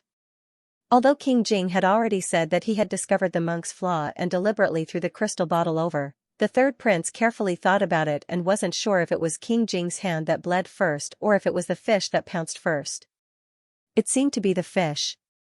Mu Tianming felt that this fish was very suspicious and had to let the emperor know. In that case, these monks would be nothing. Tianming, you still don't know your mistake? With the monk's testimony, the emperor didn't want to listen to the third prince at all. No matter what, the sixth prince had already admitted his mistake, but the third prince was still trying to change the topic. The emperor was very clear that the sixth prince often followed the third prince and helped the third prince do things. Although the nursery rhymes and the fake monks were both mentioned by the sixth prince, the monk had accused the third prince. The sixth prince had also mentioned the third prince several times in his words. At least the third prince knew about the sixth prince's actions. The sixth prince was willing to admit his mistake, but the third prince wasn't. This completely different attitude showed that the third prince was the mastermind. The emperor also remembered that he had ordered the imperial sky mirror to calculate King Jing's fish, but Mu Tianming jumped out to question the imperial sky mirror and was refuted by manager Sunday. Later on, the sixth prince brought out the nursery rhymes and the fake monks. Weren't these actually overturning the results of the imperial sky mirror? The emperor suddenly remembered another incident. A few days ago, he heard from Luo Ruishing that the third prince went to King Jing's residence to buy fish and was chased out by King Jing. The emperor originally wanted to treat it as a joke. But now that he thought about it, the third prince also wanted to buy the fish because he believed that King Jing's fish was an auspicious sign. Why did he change his attitude in just a few days? The nursery rhymes and the fake monks, which one of them wasn't an attempt to use fish as an excuse to make him suspect King Jing, but why did the third prince do this? According to his understanding of the third prince, it was probably because he treated King Jing's fish differently, which made the third prince jealous. The third prince didn't buy the fish from King Jing and felt that King Jing wasn't tactful, so he ordered the sixth prince to join forces to slander King Jing. The emperor had a headache. In fact, he had always been paying attention to Mu Tianming. Ever since he had an impression, this son of his had always been at odds with Mu Tianxiao. But in terms of ability, Mu Tianming was not as good as Mu Tianzhao, but he also had his own merits. There was a period of time when he quite admired this son of his, but not to the extent that he valued Mu Tianzhao.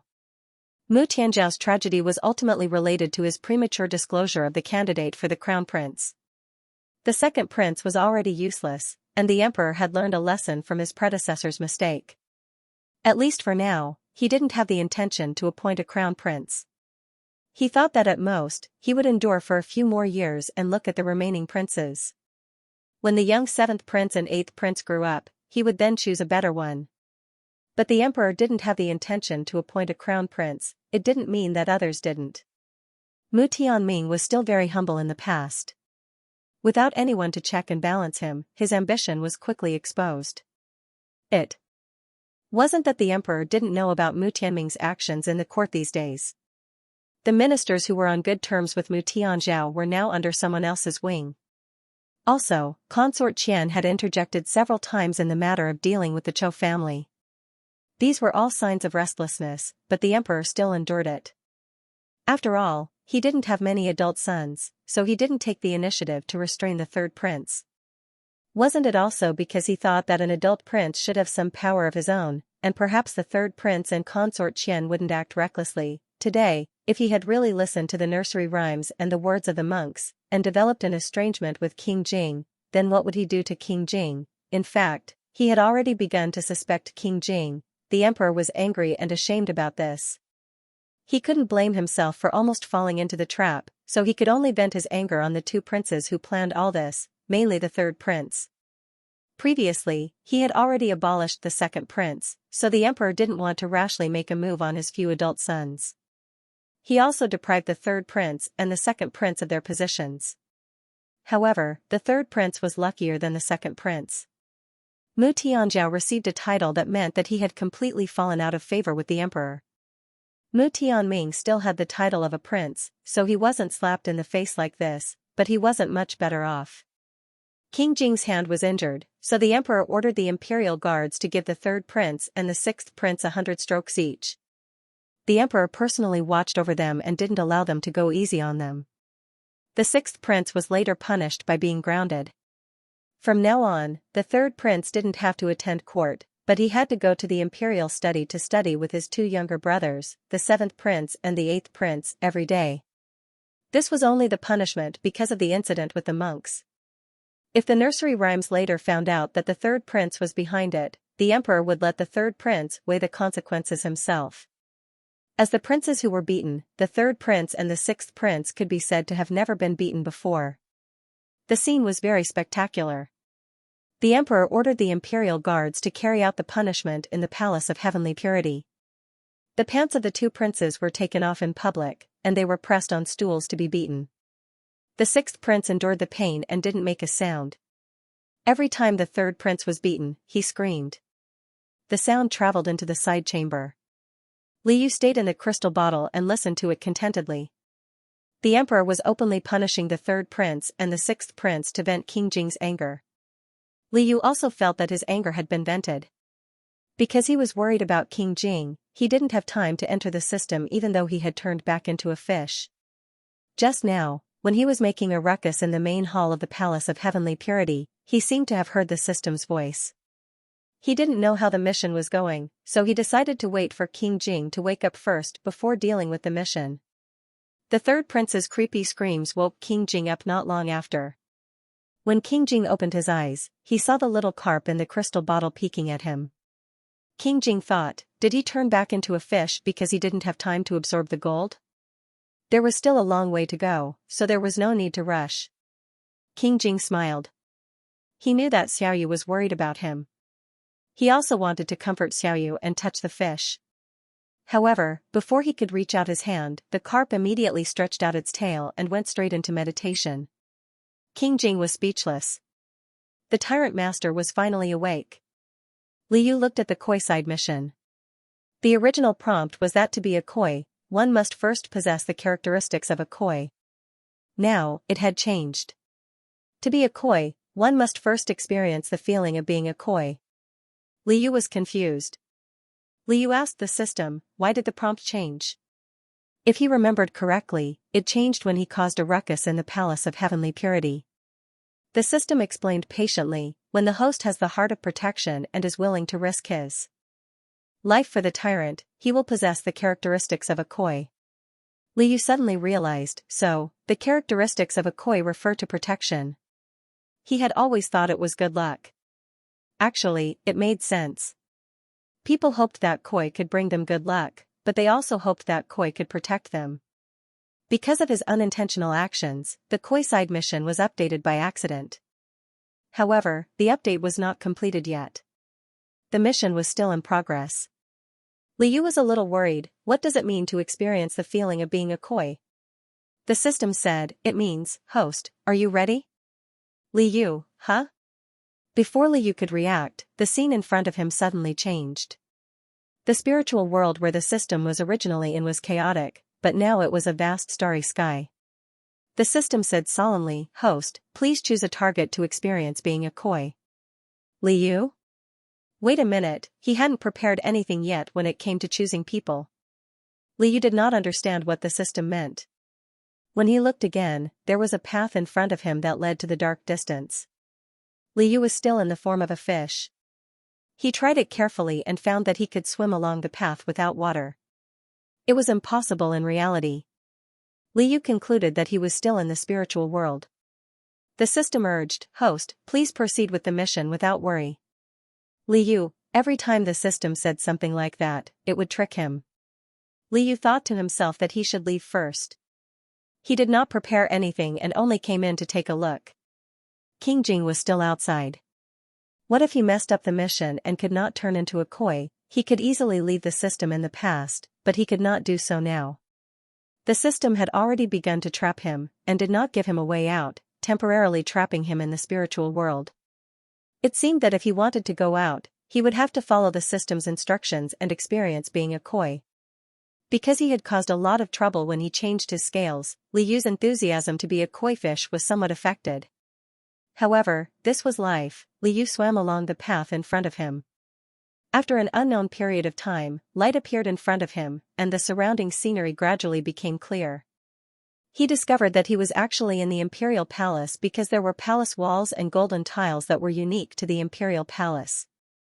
Because he could still swim around at will, it could be seen that he still hadn't escaped from the spiritual world. All of this was an illusion. There was no prompt from the system, which meant that he had to rely on himself to figure things out. He was used to it. However, he hadn't seen anyone who knew what it meant to select a target. As if to respond to his confusion, a voice came from a little distance away. Liu quickly swam over and found two children fighting in the grass. Of the two children, one was taller, thinner, and older. The other was short, with puffy cheeks and a chubby body. The older one looked no more than 7 or 8 years old, and the younger one was only 2 or 3 years old. For some reason, the two children were rolling together. The older child was very cunning. He pinched and twisted the chubby boy, and even kicked the chubby boy's belly. If it were any other child, they would have already cried. Not only did the chubby boy not cry, he even gritted his teeth and hit the older child's face, causing the older child to have dark circles. Liu was on the side, and the two children seemed unable to see him. He tried to separate the two children, but he couldn't touch them. Sure enough, it was an illusion. He could only continue watching. Liu thought, could it be that the system said to select a target was between these two children?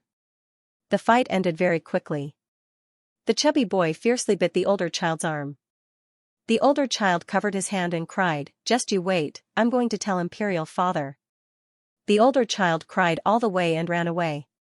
The chubby boy looked at the older child's back coldly. He lowered his head and picked up a broken kite beside him, cleaning it up himself.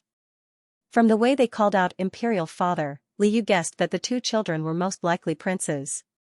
However, at this age, they didn't match the 7th prince and 8th prince that he knew. Moreover, the 7th prince and 8th prince had a good relationship. The original book didn't say that they would fight. So who was this chubby boy? Liu continued to watch. An eunuch rushed forward and hugged the chubby boy.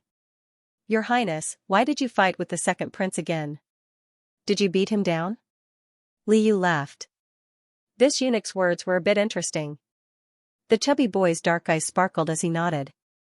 The eunuch wanted to wipe the chubby prince's face, so he turned around with the chubby boy. Liu instantly saw the eunuch's appearance and was extremely surprised. This was a face that was almost exactly the same as Wang Shi's, but a bit younger. Liu paused.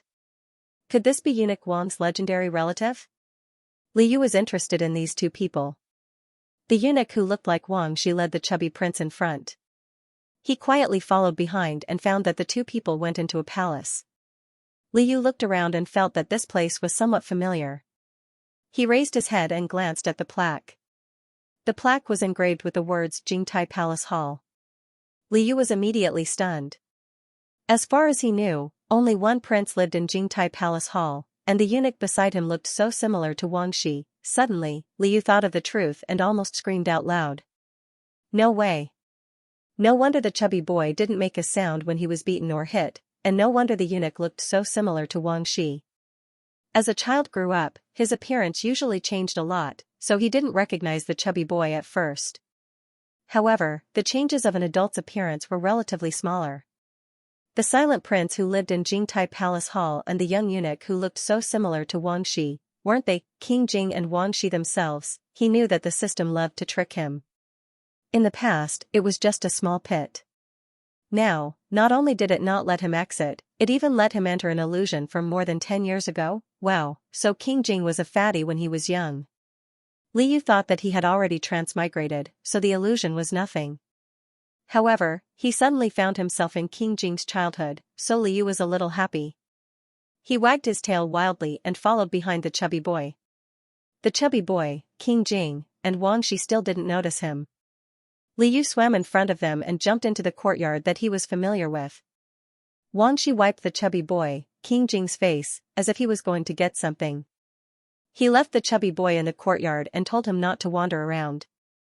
The chubby boy, King Jing, was very obedient. He really sat there with a straight face and didn't move. Liu swam behind the chubby boy and rubbed his back with the tip of his tail, but the chubby boy, King Jing, didn't respond. TSK, as expected, the chubby boy couldn't sense him. Then how should he experience the koi? Liu already knew that the chubby boy was King Jing, so he had to choose King Jing. While he was thinking with his fish head tilted, the older prince, who was chased away by King Jing, came again. Liu remembered that Wang Shi called this prince second prince. This should be the second prince when he was young, right? The second prince ran over. King Jing stared at him with a fierce face. The second prince said angrily, Imperial father asked me to teach you a lesson. He won't come to see you, and he won't care about you. King Jing was angry, and the two of them started fighting again. In Liu's eyes, the fight between the two children was like two chickens pecking at each other. Even if he wanted to help, he couldn't do anything. The two princes fought and rolled together. Just as they were about to roll to the side of a pond, King Jing was caught off guard and was at a disadvantage. Out of nowhere, the second prince forcefully pushed King Jing into the pond. The young King Jing didn't know how to swim. Seeing him struggling in the water, the second prince was frightened and ran out screaming. Don't run. Come back and save him. Liu swam around anxiously, but Wang Shi wasn't there. For some reason, there was no one else beside King Jing. No, he must save King Jing, even if this was an illusion. Liu jumped into the pond without hesitation. The moment he entered the water, he suddenly felt wet, which he hadn't felt in a long time. He seemed to be able to integrate into this illusion. Without thinking too much, Liu swam to King Jing's side like an arrow. The chubby boy, King Jing, forgot to struggle for a moment. He stared in surprise at the jet black fish that appeared out of nowhere. The fish's belly and tail were dazzling gold. The chubby boy was about to sink when Liu opened his mouth and bit on the chubby boy's lapel. As he thought, he could touch the chubby boy, but he was just a small carp. Even if the system gave him more strength, a fish's body couldn't pull a 2- or 3-year-old child. If only he could grow a little bigger and have more strength, Liu prayed sincerely. At this moment, the fish's body seemed to sense his desire and began to grow bigger. Finally, it became as long as the chubby boy's arm. Liu went to bite on the chubby boy's lapel again. Finally, he was able to move the chubby boy. He pushed and held the chubby boy in his mouth until he reached the shore. The chubby boy's cheeks were red and he looked excited. He opened his eyes and stared at the fish without blinking. Liu was almost exhausted, but he was still thinking about the chubby boy. At this moment, he couldn't leave the pond and swim as he pleased. He could only stay in the water and put his back into the chubby boy's hands. The chubby boy, King Jing, was confused. Liu. You're too stupid. You don't even know how to f***ck a fish. How did you become the man who f***ked my tail until it went soft? Liu resigned himself to his fate and put the fish's body next to the chubby boy's hand. He demonstrated by f***king himself. The chubby boy stretched out a fat finger and poked the fish's slippery back. After he got used to the cold touch, he put his hand on it and soon learned how to f***ck a fish. F***king a fish makes people happy. And there's this, chubby boy. As Liu enjoyed the chubby boy's unskilled f***king, he put the fish's head in the chubby boy's palm and took the initiative to rub it twice. Although he didn't know what this meant, Liu liked it very much every time King Jing did this. The chubby boy was led by him and smiled widely. He gently stroked the fish's head. The smile on his chubby face finally revealed a bit of the charm of a handsome and beautiful man in the future. Liu flicked his tail to encourage the chubby boy. He and the chubby boy played silently for a while. There were a lot of people outside. Liu could now be seen. He hurriedly turned around, flicked his tail, and hid in the grass under the pond. The chubby boy, King Jing, was quickly surrounded by a group of imperial physicians. A man wearing a dragon robe, the young emperor, quickly walked over. He was surprised to see that the water in the pond was scattered with fine golden fragments. This was because the little carp was hiding in the grass. The emperor couldn't see the fish, but he could see the golden light reflected by the fish's tail and body. This gorgeous color was also imprinted in the emperor's eyes. How do you feel? Are you all right? The emperor turned his head and looked worriedly at the fifth prince, who had fallen into the water. The chubby boy looked at the emperor and then looked at the pond. He couldn't see the fish anymore. The chubby boy struggled to get up, swayed twice, and fell down again. Your Highness. The imperial physicians hurriedly held him. An imperial physician touched the fifth prince's forehead with a trembling hand and exclaimed, His Highness is running a high fever. He's even scalding his hand. Liu didn't expect the chubby boy's red face to be a fever. He was anxious and wanted to rush out from under the grass. Suddenly, everything in front of him seemed to be separated by a layer of fog and gradually moved away from him. Liu finally heard the emperor's angry voice, Quickly treat me. If anything happens to Tianjing, you don't need to live anymore. Liu was speechless. Liu was stunned. The chubby boy's name was Tianjing, not Tianqi. Could it be that he recognized the wrong person? This wasn't the Tyrant's master? Impossible. He had read the whole book. The emperor didn't have a prince named Tianjing. Moreover, he was taken care of by Wang Shi when he was young and couldn't speak. He should be King Jing's setting. Moreover, why did King Jing's title happen to be Jing? Could it be that King Jing changed his name when he was young? After all, among the princes with different names, King Jing's name was very different from Tianqi. If it was Tianjing, it would make sense. The only person who could make King Jing change his name was the emperor, and this was most likely the case. But, why? Liu thought about it but couldn't figure it out. This wasn't particularly important. Whether King Jing was called Tianqi or Tianjing, he was still his tyrant's master. Host, congratulations on completing the Become a Koi Fish side task. After receiving the reward, you will become a koi fish and have the abilities of a koi fish. The system reminded him in a timely manner. Liu's mind was still on the sick chubby boy. He kept reminding himself that this was just an illusion and not reality. King Jing was fine now and was outside. He wasn't a chubby boy, so he wasn't really sick, right? Liu, system, chubby boy, that child just now, what happened to him? Even if it was an illusion, Liu couldn't help but ask. The system replied, later, he fell sick. After a few days, he recovered. Liu, forget it, he knew that the system was the worst at tricking fish. It was good enough that it could get such a result. Liu looked at his fish body. He had grown bigger in the illusion and then turned back. After all, it was just an illusion and didn't count. He was satisfied. The koi fish mission was completed.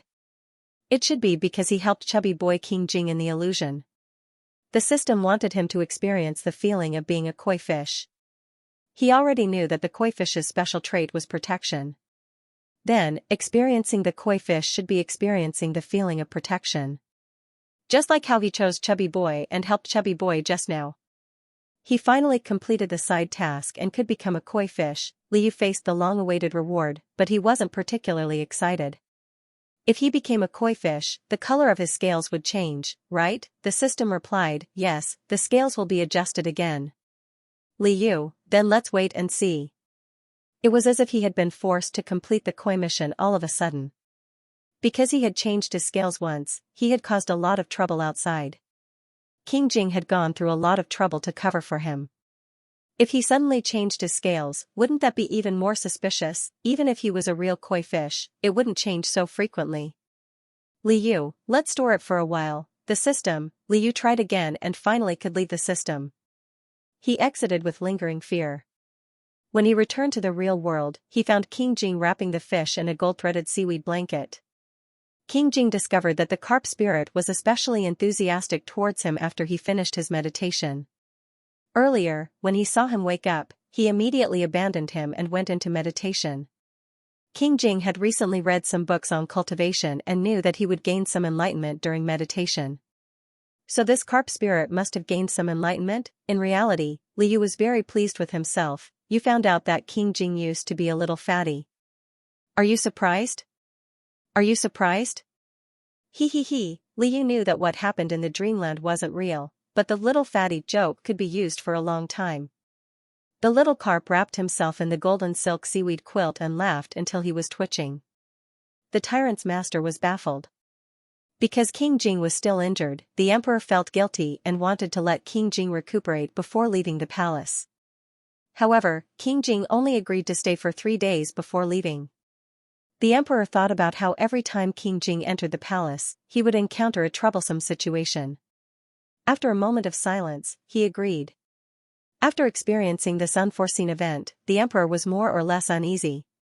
It wasn't that he still suspected King Jing, but he was worried about King Jing's fish. Was there something wrong with it that even the imperial astronomer couldn't see? The emperor meditated in the palace of heavenly purity for 2 hours. In the end, he ordered the chamberlain, Luo Ruisheng, to invite monk Liao Kong from the Hugua temple. The reason why he invited Liao Kong was because this great master was different from ordinary monks. When he was young, he had wandered the world. He had broad horizons and extraordinary conversational skills. Now, he was the abbot of the Hugua temple. If the emperor trusted manager son of the imperial astronomer very much, then Liao Kong was equivalent to 3 manager sons. However, Liao Kong had been in power for 3 dynasties. He was old and didn't care about worldly affairs. Other than the emperor, he wouldn't give face to anyone else. Speaking of which, if the 3rd prince and the 6th prince could win over this Liao Kong, they wouldn't have created a fake monk. The situation wouldn't be like it was today. Steward Luo rushed to Hugua temple with the imperial edict. King Jing soon found out. During these few days in the palace, King Jing still moved back to Jingtai Hall. When Wang Shi handed over the secret report, King Jing glanced at the fish that had been following him and had also moved into the blue and white porcelain fish tank. He nodded calmly. Liu was a fish, so it didn't matter where he lived. However, there was a large pond built for him by the King Jing in the prince's mansion, so he had more freedom. He liked the prince's mansion more, but it didn't matter if he stayed in the Jingtai Hall for a few days. When Wang Shi placed him into the blue and white porcelain fish tank, Liu looked around in surprise. He had originally thought that the fish tank in Jingtai Hall was a bit too small for the current him, but he had not expected that King Jing had also adjusted the fish tank that he had almost no use for. He swam around in it comfortably. Liu thought flatteringly that if one were to talk about the most considerate person who raised fish, it would be none other than the tyrant master. On the first day that they stayed in Jingtai Hall, the birth mothers of the 3rd prince and the 6th prince sent people to visit them. Because the 2 princes had offended King Jing and were punished, the 3rd prince's birth mother, Consort Qian, and the sixth prince's birth mother, Consort Zhang, wanted to plead with King Jing. They had already pleaded with the emperor, but Consort Qian was only a little proud because of the third prince. Consort Zhang, like the sixth prince, had always been transparent. Their words had no weight in front of the emperor. The emperor did not agree, so they were even more afraid that if they pleaded too much, it would make the emperor even angrier and harm the two princes. Consort Qian thought it over and over again and decided to pull Consort Zhang along to plead with King Jing. Consort Zhang didn't have much of an opinion. Her son being beaten had already made her cry, so she would do whatever Consort Qian said. However, since the two of them were imperial concubines, it wasn't appropriate for them to meet the princes in private. Consort Qian originally had the idea of letting the emperor know, so with great fanfare, she sent many palace servants and eunuchs to visit King Jing first with gifts. Who knew that after these people waited outside Jingtai Hall for several hours, King Jing still had no intention of receiving them.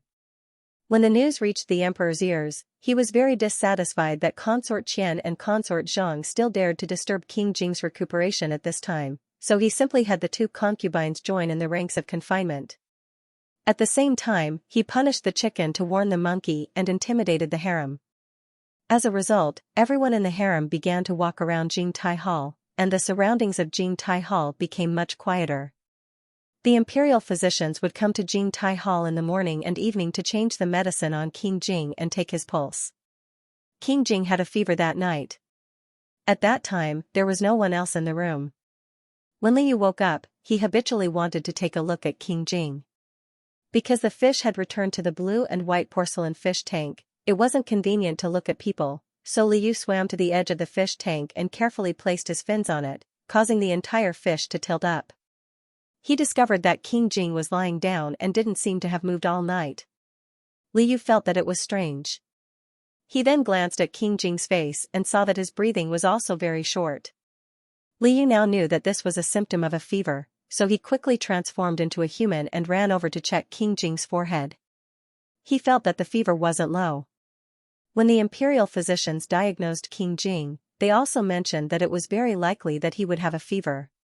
Cold water and a handkerchief were all prepared in the room. Liu quickly dipped the handkerchief in some water and applied a cold compress on King Jing. Then, he hurriedly went to find Wang Shi. Wang Shi had been waiting outside the room all this time. When Liu called for him, he immediately came. Over. When he saw the situation, he decided to immediately call for the imperial physicians and ask Liu to take care of King Jing. Liu, the transformation could only last for 2 hours. Eunuch Wan should be able to rush back in time, in any case, he would just take care of King Jing for now. Liu sat down beside King Jing. As soon as the handkerchief became warm, he immediately changed it. King Jing was still burning. This couldn't go on. Liu recalled that he had heard of physical cooling methods in his previous world, so he decided to give it a try. He untied King Jing's inner garment and used warm water to continuously wipe a few of his joints. This method was quite effective. King Jing's fever soon subsided. However, Liu himself was unbearably tired. He was doing the koi mission. What happened in the illusory realm wasn't real, but the great effort he put in to save little fatty King Jing wasn't for nothing. After completing the mission and leaving the illusory realm, he still had to take care of King Jing, who had a fever and was sick in the middle of the night. Liu didn't want to complain. Deep in his heart, he always felt guilty for not being able to help little fatty who had a fever. Now, he could finally make up for it. Before the imperial physician arrived, King Jing's fever had already subsided thanks to Liu's method. Liu covered him with the brocade quilt again. He was afraid that King Jing would have a fever again, so he still put a wet handkerchief on his forehead. The fish was too tired. He wanted to stay awake until he turned back into a fish and jumped back into the fish tank to sleep. However, the remaining time was too unbearable. Liu's upper and lower eyelids were fighting. Before he could finish his transformation, his body slowly fell to the ground. King Jing was in a deep sleep. When he woke up, he felt weak all over and his chest was stuffy. The human-shaped fish was lying on his chest, snoring loudly. King Jing was speechless. King Jing thought that he was dreaming. He was both happy and confused. He couldn't help but touch Xiaoyu's face gently. It was real. Although King Jing didn't know what had happened, he subconsciously held the fish tightly when it was caught off guard. King Jing moved his injured hand. The wound on his palm was throbbing with pain. The wound might have relapsed. King Jing raised his eyebrows nonchalantly and used his other hand to press the sleeping carp into his arms. Li Yu, who thought that he was still a fish, squirmed and mumbled in his sleep, "Little fatty, you're so heavy." King Jing was speechless. King Jing was a little angry.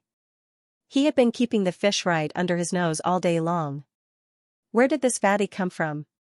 How dare he try to steal his fish? King Jing wanted to wake Xiaoyu up and ask him about it. However, just as he got up, a handkerchief rolled down from his forehead. As the handkerchief had been warmed by him, he didn't notice it at first. King Jing held the wet handkerchief in his hand. Xiaoyu was sleeping soundly in his arms. Coupled with the fact that he was feeling unwell when he woke up, it didn't take much to figure it out. He was probably running a fever. Xiaoyu was so tired that he fell asleep while taking care of him. When King Jing realized this, he was a little angry.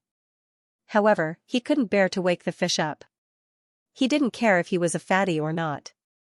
As long as he didn't let go, no one could take Xiaoyu away from him. King Jing was worried that the carp spirit would catch a cold. He carried the sleeping Xiaoyu back to the quilt and lay down. Xiaoyu leaned over and rubbed his shoulder in a daze. King Jing was speechless when he suddenly realized what he had done. He was sharing a bed with the carp spirit. King Jing held his breath. Was he trying to suck money? As the snake spirits and fox spirits in the novels were all started by them, King Jing could only wait. However, this fish was an anomaly. No matter how long he waited, he still slept like a log. King Jing had mixed feelings. He covered the carp spirit's mouth and nose evilly as if he was taking revenge. Li Yu whimpered and flopped around unhappily. King Jing let him go. When Li Yu could breathe again and became quiet again, King Jing suddenly leaned forward and kissed Xiaoyu's slightly opened lips.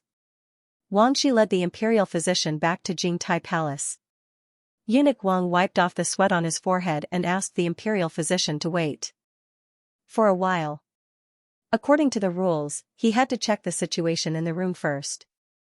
Wang Shi pushed open the half-closed door. Wang Shi was a little surprised when he didn't see young Master Li. He looked at the bed and froze. The two figures under the quilt. Wang Shi recognized them. They were King Jing and young Master Li. Wang Shi was extremely conflicted at this moment. His Highness had always been pure and simple.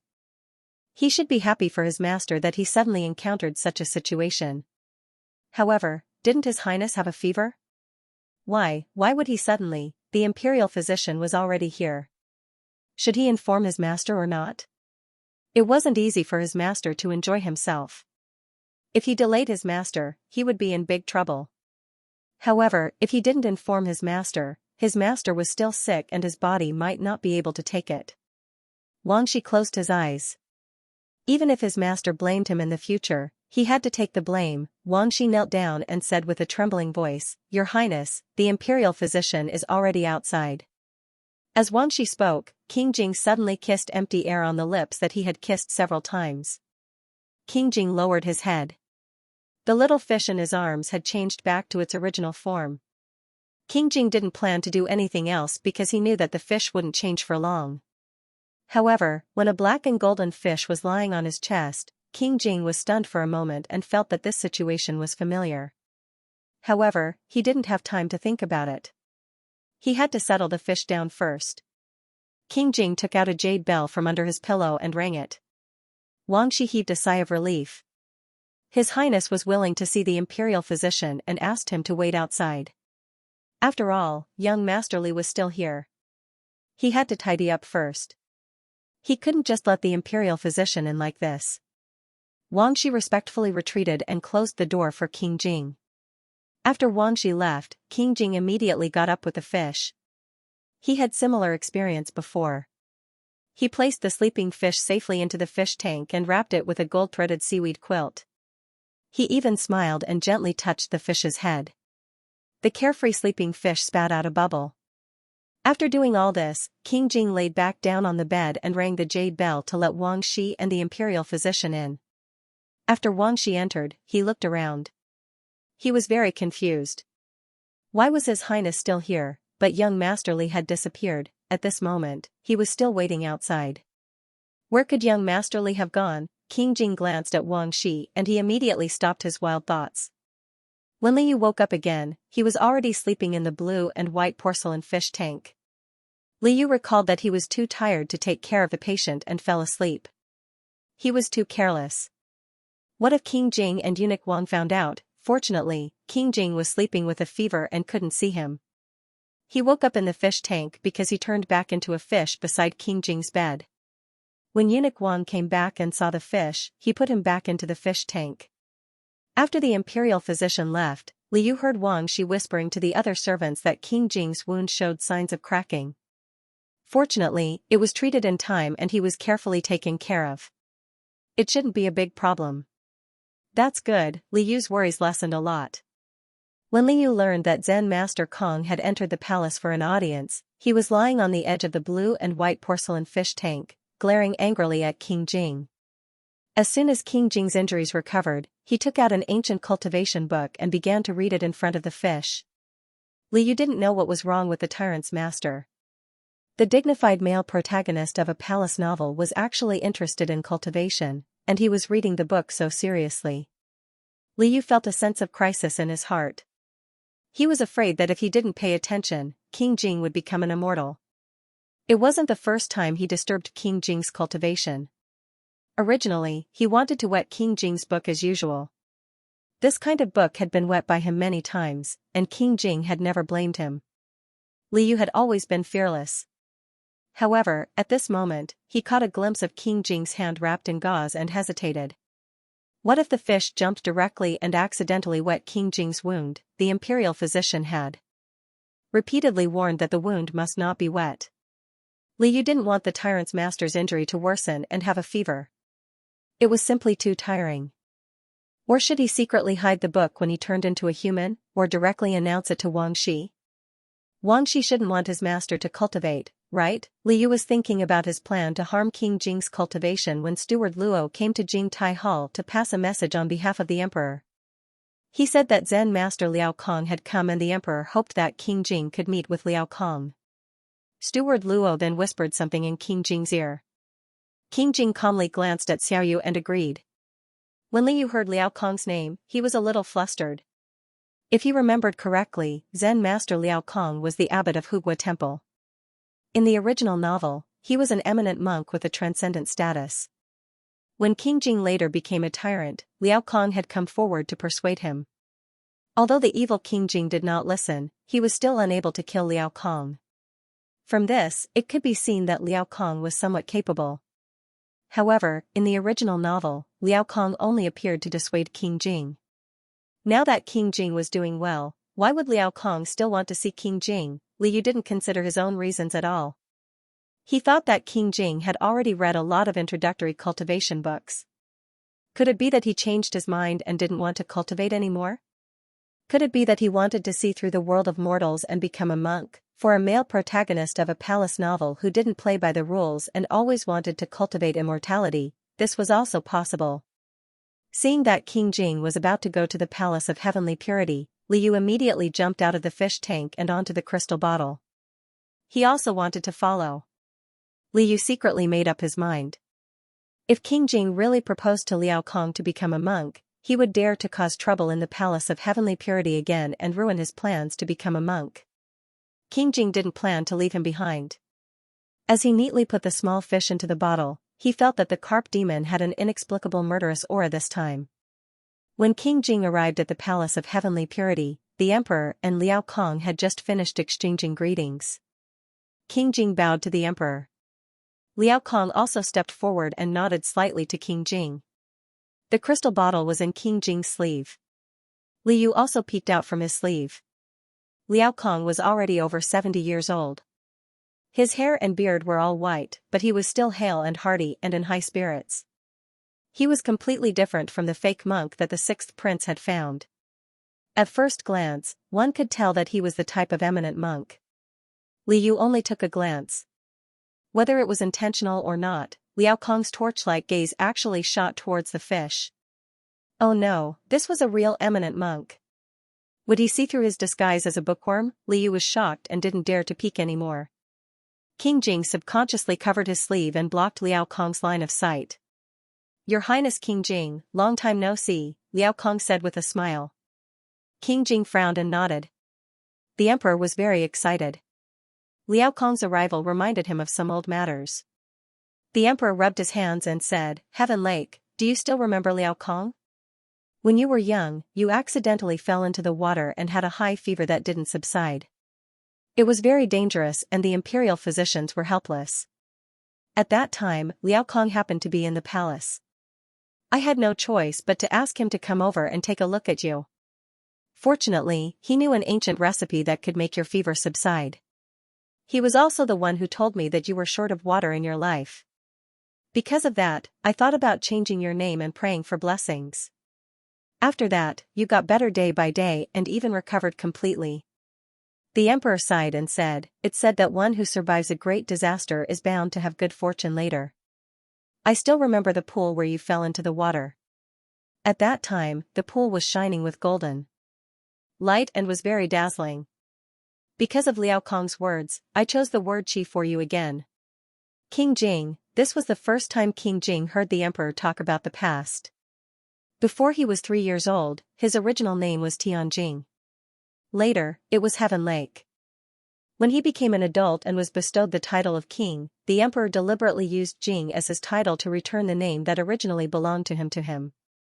However, when he had a high fever that year, he no longer remembered the cause and effect. He also didn't know that there was a reason for this. Liu, who had been eavesdropping since he couldn't peek, Liu was confused. Could it be that what happened in the illusion wasn't completely an illusion? Could it be something that had happened to King Jing before? According to the emperor's words, it should be true.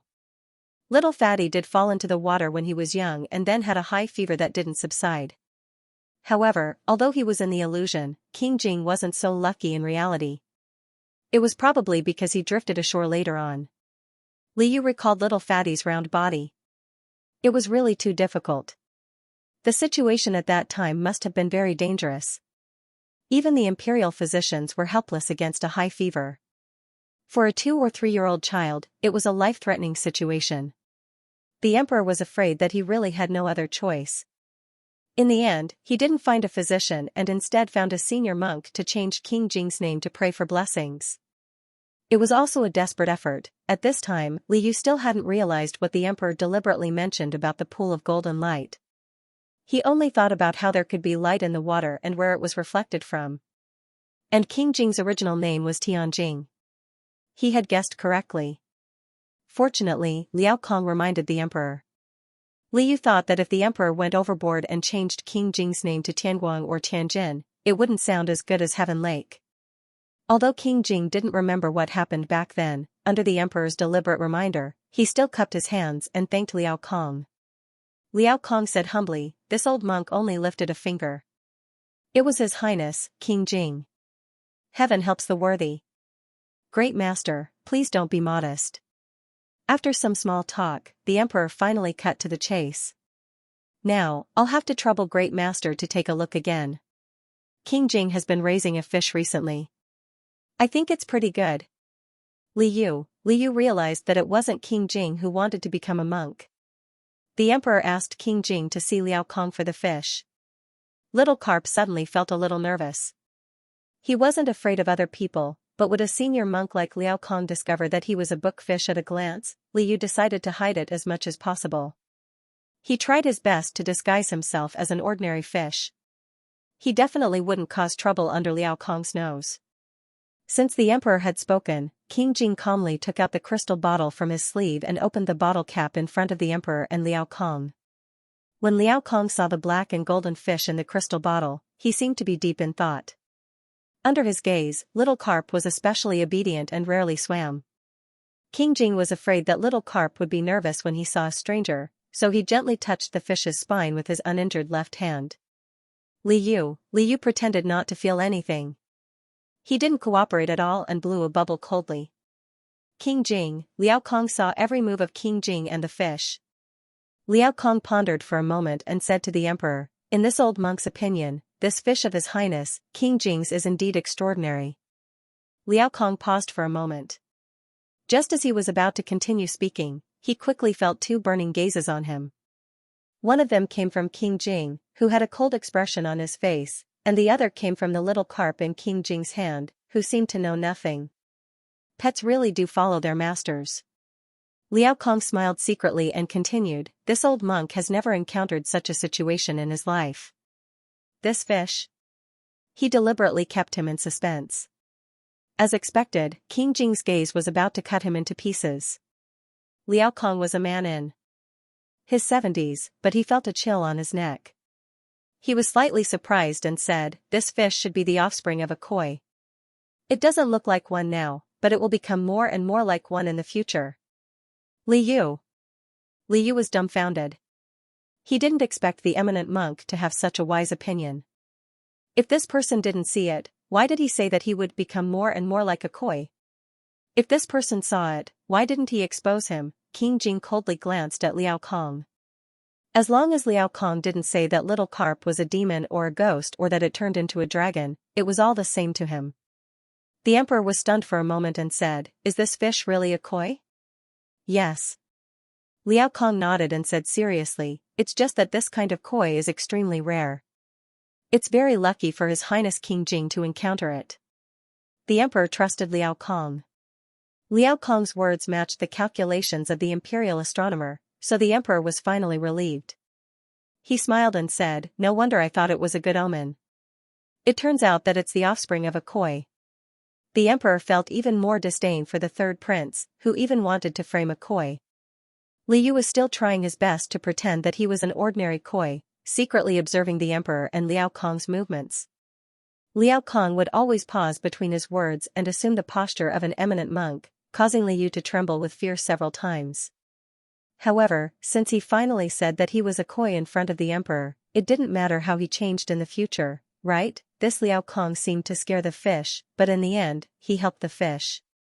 As lucky as he was, he unwittingly crossed the path in front of the emperor and King Jing.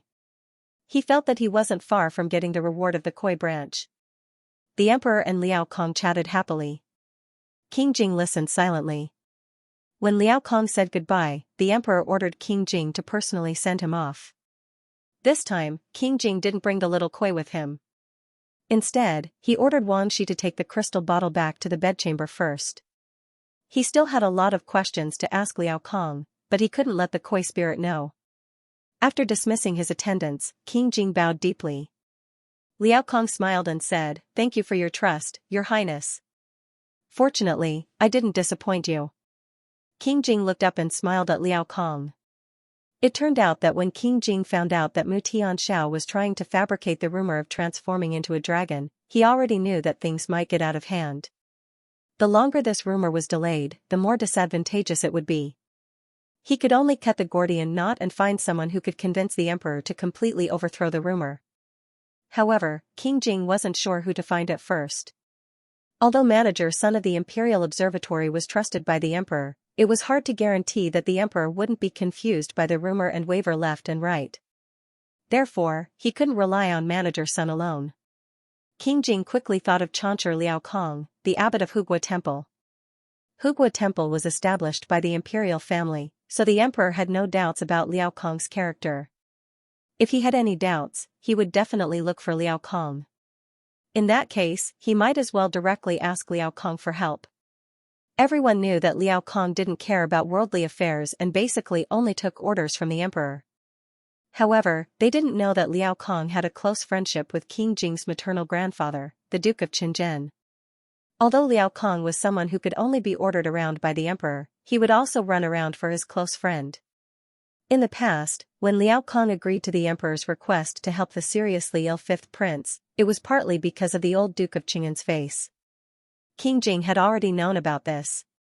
The reason why he was able to successfully ask Liao Kong for help this time was also because of the old Duke of Qinzhen's mediation. King Jing and Liao Kong had already finalized a plan to deal with this situation. What they had done in front of the emperor just now was just a show to dispel the emperor's suspicions. There was no one else around. Liao Kong repeatedly praised, "Your Highness has such shrewdness. Your future will certainly be limitless. King Jing only thought that Liao Kong was teasing him. He lowered his eyes and cupped his hands in greeting. The conversation that followed was all top secret. King Jing took out a pen and paper that he had prepared earlier from his sleeve and handed it to Liao Kong. Liao Kong picked up the pen and quickly wrote, "Your Highness, are you not afraid that something will really go wrong if you keep him by your side?" Liao Kong didn't explicitly say who he was referring to, but King Jing and Liao Kong both knew in their hearts who he was referring to. King Jing didn't even think before he wrote with certainty, "He won't harm me." Liao Kong nodded. He could also sense that King Jing's fish was definitely not an ordinary carp. However, it wasn't some kind of demon either. Liao Kong didn't sense any evil intentions. If that wasn't the case, he wouldn't have agreed to help King Jing cover up this special fish.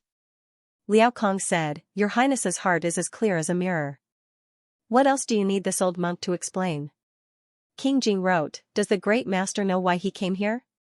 Liao Kong looked deeply at King Jing. "This old monk may not know about other things, but this is the only thing I know a little about. Many years ago, on the day your Highness accidentally fell into the water, this old monk happened to be in the palace. I discovered that in the pond your Highness accidentally fell into, there was a black golden fish swimming past." King Jing. King Jing's gaze surged. His hands couldn't help but tremble slightly. He hurriedly wrote something, then crossed it out again. King Jing calmed down. In the end, he wrote, "What does this fish look like?" Liao Kong said, "It's the same as the fish your Highness is raising now. Its entire body is jet black. Only its belly and tail have golden scales. It's just that it's slightly bigger." King Jing was silent. Size wasn't a problem at all. His little fish had just grown a little round not long ago. What Liao Kong saw was probably his little fish. Could it be that little fish had come to find him when he was young? Liao Kong continued, "The pond your Highness fell into back then was extremely deep. It's impossible for a 2- or 3-year-old child to swim out on his own. Does your Highness understand what this old monk means? Let's put it this way." Liao Kong smiled and said, "This old monk doesn't know what he is, but he must have come for your Highness." Came for him? King Jing was deeply touched. He suddenly remembered the scene when little fish returned to its original form and lay on his chest. He felt a sense of déjà vu. He also remembered the earliest time when he picked up the dying fish that the cat had discarded. What was he thinking at that time, and why did he stop for a fish? It was because he once heard something lightly hitting the ground. This was the sound of a fish tail touching the ground. Don't ask him how he knew. These things seemed to be in his memory. The sound of the fish tail meant that the fish was still alive. Later on, the sound stopped, and the fish was about to die. Therefore, he almost didn't think about it and wanted to save the fish. Ever since Liu was given the title of koi fish by the famous Zen master Liao Kong, he was no longer an ordinary koi fish. He had already completed the koi fish side quest, and the rewards were constantly beckoning to him. Liu resisted the temptation. Although he was now part of the koi fish clan in name, he couldn't immediately transform in front of the emperor and Liao Kong. It was only after a few days that he followed King Jing back to the palace that King Jing recovered from his injuries. Liu guessed that no one would pay attention to him anymore, so he picked a sunny day and sneaked into the system to receive his reward. He had already asked the system before, and the reward this time would also change his appearance. Liu looked at the reward expectantly and found that it was mainly divided into 2 types. One was that he could choose the color of his fish scales again. It was still gold, red, green, silver, and purple. The other was the good luck of being a koi fish. The system was very stingy and refused to give him good luck in all aspects. It was only willing to increase his luck in 3 random things. No matter what, it was better than nothing. Liu was already very good at comforting himself. He thought that having 3 things to increase his luck was better than having nothing at all, right? Since it was a random selection, it was not up to him to decide. Liu still chose the color of his scales first because he had chosen gold before. In fact, gold scales had grown on his jet black body. Liu thought that scales of other colors would also grow this time. He had thought about mixing the 3 colors for a long time, and this time he chose silver. He wanted to make a cool koi fish. After the color was chosen, the fish body in the system didn't change for the time being. Liu guessed that it would be the same as last time, and it would only take effect after he logged out of the system. He wasn't in a hurry and checked his luck bonus again. The system listed out the few things that had increased his luck one by one. 1. Face-slapping villain, luck 102. Ample food and clothing, luck 103. Soul imprint, luck 20. Liu, he could still understand the first two items, but there seemed to be something strange mixed in at the back, and there was a lot of extra luck. Liu, what does soul imprint mean? The system said mysteriously, this is a skill that is required for special missions. The greater the bonus, the easier the mission will be to complete. Liu, why does it sound a little weird? But since it's related to the quest, I'll just accept it. I'll know when I use it in the future. Liu left after receiving the reward. The first thing he did was to look at the fish tail excitedly to see if it had grown silver scales. With one look, Liu was shocked. His originally black fish tail with a hint of gold had turned silvery white with a hint of gold. Liu, where was the super cool mix of colors he had imagined? Liu swallowed his saliva. Could it be that the color selection this time was not as simple as adding a new color to the fish, but completely changing its base color? Liu quickly jumped out of the fish tank and slid to the front of the bronze mirror in King Jing's room using her tail as a small skateboard. Facing him in the mirror, a silver fish jumped out. Its silvery white scales looked like pearls from afar, and its belly and tail were still mixed with gold. Liu took a deep breath. He had turned from a black fish to a silver fish, and it wasn't just his base color. His body size had grown bigger and longer, and he looked even more like a koi fish. As expected of the reward from the Become a Koi Fish side quest. At first glance, he looked like a koi fish. This change was even bigger than when he had grown golden scales. Even if Liao Kong covered him up, he didn't know if King Jing could handle it. However, when he thought about it, he didn't choose black this time. This meant that he was destined to never have a normal base color again. Liu was a little worried about King Jing's reaction.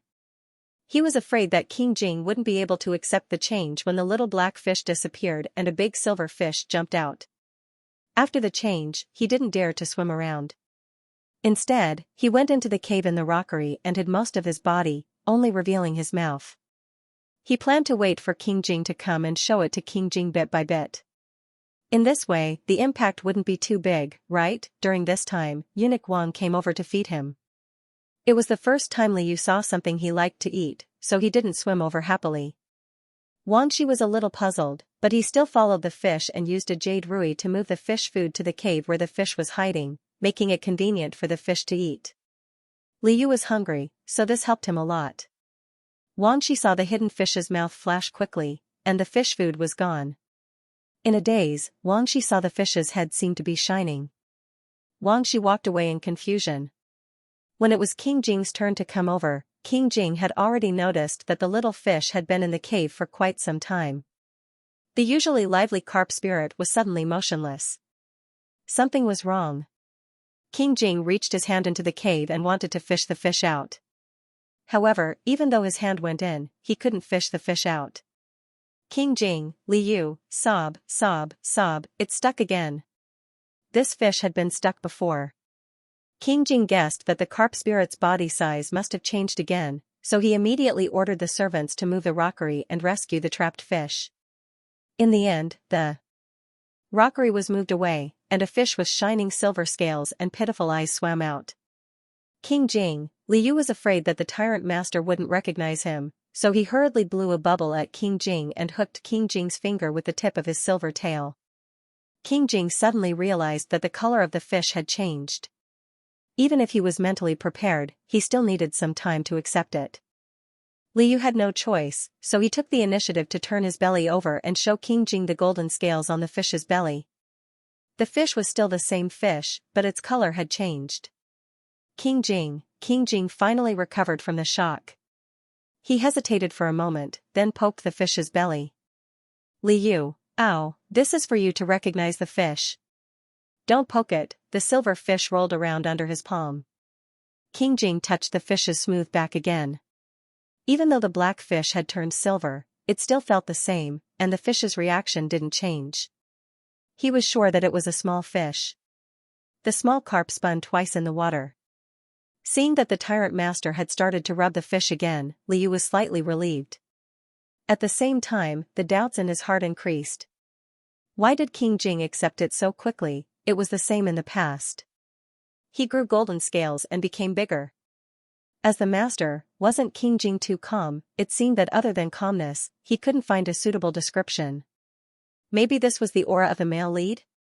Thinking about it, if King Jing was like Yi, who was so shocked that his jaw dropped, it would be a bit of a violation of his character setting.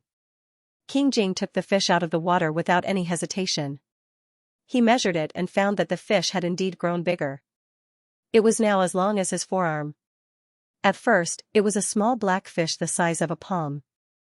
Later, it grew to a black goldfish the size of 2 fists. Now, it was a silver goldfish the size of an arm. What would it look like if it grew bigger? King Jing found that this fish could exceed his expectations every time. He was inexplicably looking forward to it. Because the fish had suddenly grown bigger, the various teacups and fish tanks couldn't be used again. King Jing carried the fish and walked a few steps quickly. He first put the fish into the big fish pond outside the house. At the same time, he ordered the servants to take out the bigger teacups first. King Jing had considered this problem when the fish grew bigger last time. It had to be said that King Jing was a very far-sighted person. When he was choosing new teacups, he even prepared the bigger ones in advance. Now, all he had to do was find them. Liu quickly found a red lotus teacup that matched the fish's new size. King Jing also used this opportunity to warn everyone in the residence, including Wang Shi. With regards to the fish's various changes, he insisted that the fish was a koi. With Liao Kong's protection and the emperor's words, no matter how it changed now or in the future, it would only look more and more like a koi. Moreover, this change had at least one advantage, which was that it fully confirmed Liao Kong's words. King Jing weighed the pros and cons. 3 days later, he slightly revised the matter of the small koi turning into a silver koi and wrote it in a memorial to report to the emperor. To outsiders, he couldn't tell them that the fish's original color had suddenly changed. He still used the original story of the fish's scales to make it more convincing. King Jing racked his brains on how to cover up the fish. As for Liu, once he was accepted by King Jing, he had nothing to worry about. His tyrant master would always protect him. He had an inexplicable confidence in his tyrant master. The koi branch had been successfully completed. Next, it was time to focus on revitalizing the family. This new branch was still stuck at the first step: wind, flower, snow, and moon. He speculated that to do this step, he would need some wine. One day after the transformation of the koi, Liu quickly turned into a human while King Jing wasn't around. He still remembered that King Jing liked to read books about immortality recently. First, he hid the books on immortality on the bookshelf where they weren't easy to find. Then, he went to find Wang Shi to settle the matter of the wine as soon as possible. "Eunuch Wang, may I ask where there is wine in the residence?" Liu took the initiative to find Wang Shi and asked politely and carefully. He carried a box of gifts. When asking for help, he always had to prepare some gifts, especially in ancient times. Liu didn't know what he could give. Many of his gifts were given to you by King Jing, so he couldn't directly give it to you. After thinking about it, he packed a few snacks that he liked very much and put them in a box. He tied the box with a red ribbon and tied it into a beautiful bow. Wang Shi smiled at him, and he stuffed the gift box into Wang Shi's hands. This time, he wore a pearl-white shirt. The collar and hem of the shirt were embroidered with continuous water ripples made of golden thread. The cuffs were embedded with a circle of small jade beads the size of rice grains. The belt was a loose colorful silk ribbon, and on his feet were small white boots with silver patterns. Every few days, King Jing would reward him with a few old clothes. Among them, he felt that this one was very similar to his current body. Not long after he got it, he set it as his new favorite and wore it everywhere to show off. Young Master Li obviously didn't know much about the clothes he was wearing, but Wang Shi couldn't be more clear. These clothes were all made according to King Jing's instructions. He found the best embroidery workshop in the imperial city to make them overnight, washed them, and then handed them to King Jing. He didn't know what was wrong with His Highness. Every time he gave new clothes to young Master Li, he would say that they were old clothes, but young Master Li didn't notice. However, every time young Master Li changed into a new style, His Highness would hide and secretly watch for a long time. Wang Shi could feel that His Highness cared a lot about young Master Li, although the way he showed it was strange. Even he couldn't help but smile when he looked at the young man in white in front of him. Young Master Li rarely went out of the house and didn't interact with many people, but he was polite to everyone and didn't put on airs. Eunuch Wang touched the gift box in his hand. It was no wonder that His Highness cared about such a likable boy. Why did young master ask me about wine? Do you want to drink wine? Wang Shi asked with a smile. Li Yu nodded. His real purpose was to complete the task, and drinking wine was just a step. It wasn't wrong to say that he wanted to drink wine. Wang Shi said, His Highness has ordered that young Master Li will do his best to do whatever he wants. Young master, please come with me. Wang Shi carried the gift box and took Li Yu to the wine cellar. Li Yu looked at the rows of wine jars in the Qingjing mansion and his eyes widened. There are so many? Wang Shi smiled and said, the various manors gave them to you, and the palace rewarded you with some. What kind of wine does young master want? Do you know the name of the wine? Li Yu blinked his eyes. Young master wanted something that could complete the task in one go. Li Yu said awkwardly, I don't know either. Apart from green plum wine, is there any other wine that won't get you drunk? Yes, there is a wine called Amber Light, which is made from grapes. Women and children can also drink some. Wang Shi patiently introduced the wine to Li Yu and finally picked a small jar of Amber Light for Li Yu. Li Yu excitedly carried the wine jar away. Wang Shi was very loyal to King Jing, so he turned around and reported to King Jing. Xiao Yu asked for wine. King Jing couldn't help but worry. As far as he knew, the carp spirit couldn't hold his liquor very well. In order to prevent the fish from getting drunk and randomly transforming, King Jing decided to accompany the fish right away. Wang Shi volunteered to lead the way for King Jing to find young Master Li. After taking a few steps, King Jing's gaze fell on the gift box that Eunuch Wang was carefully carrying in his hand. King Jing, what is it, Wang Shi? Li Yu got the wine he wanted as he wished. The trapping fish system's missions usually had a scary title, but with his fish body, he could almost complete them, so it wasn't actually that difficult. Romance had the intention of indulging in wine and women, so there was no need to think too much about it. According to his conjecture, as long as he touched the wine, it would be fine. Li Yu stopped because he was concerned about the injury on the tyrant's hand. Usually, people with injuries couldn't drink too much wine, so Li Yu didn't intend to get the tyrant drunk. He opened the wine jar Wang Shi gave him and scooped out half of the fragrant wine into a clean jade bottle. In addition, he added many bowls of herbal tea. After shaking it, the smell of the wine was almost gone. In this way, he could easily complete the mission without getting drunk or affecting King Jing's injury. There was probably no one else in the world who was better at completing missions than him. Li Yu proudly put away the mixed wine. However, after preparing the wine, an important problem arose. How was he going to get King Jing to drink this bland wine? King Jing was a prince. Usually, when something entered his mouth, he would first let the chamberlain test it with a silver needle, and then drink it in front of King Jing. If he poured the wine that had been tampered with into the teacup or wine cup too early, he would definitely be discovered before King Jing drank it. The chamberlain would never present such wine to his master. Then, he could only pour the wine for King Jing in front of King Jing, and then let him test it himself. King Jing seemed to trust him very much. When he was injured, King Jing even ate the snacks he gave him. Li Yu felt that this should be feasible. However, this meant that he had to complete the mission in his human body. In fact, this was quite good. The system didn't require him to be in a fish body or a human body. Besides, a fish probably couldn't drink wine, even if it was mixed with water. Only a human body was the most convenient. First, he had to invite King Jing over. In order to make it easier for him to drink, the excuse he used was to invite King Jing for a meal. This was the only reason Li Yu could think of for the time being. He had lived in King Jing's residence for a period of time. Whether in his human form or in his fish form, he had received a lot of care from King Jing. In order to repay King Jing, it was reasonable for him to treat King Jing to a meal. In the end, the key point was that he had to treat King Jing to a meal.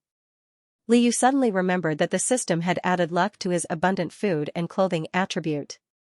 Did this mean that he could cook well? He might as well take the opportunity to test it out.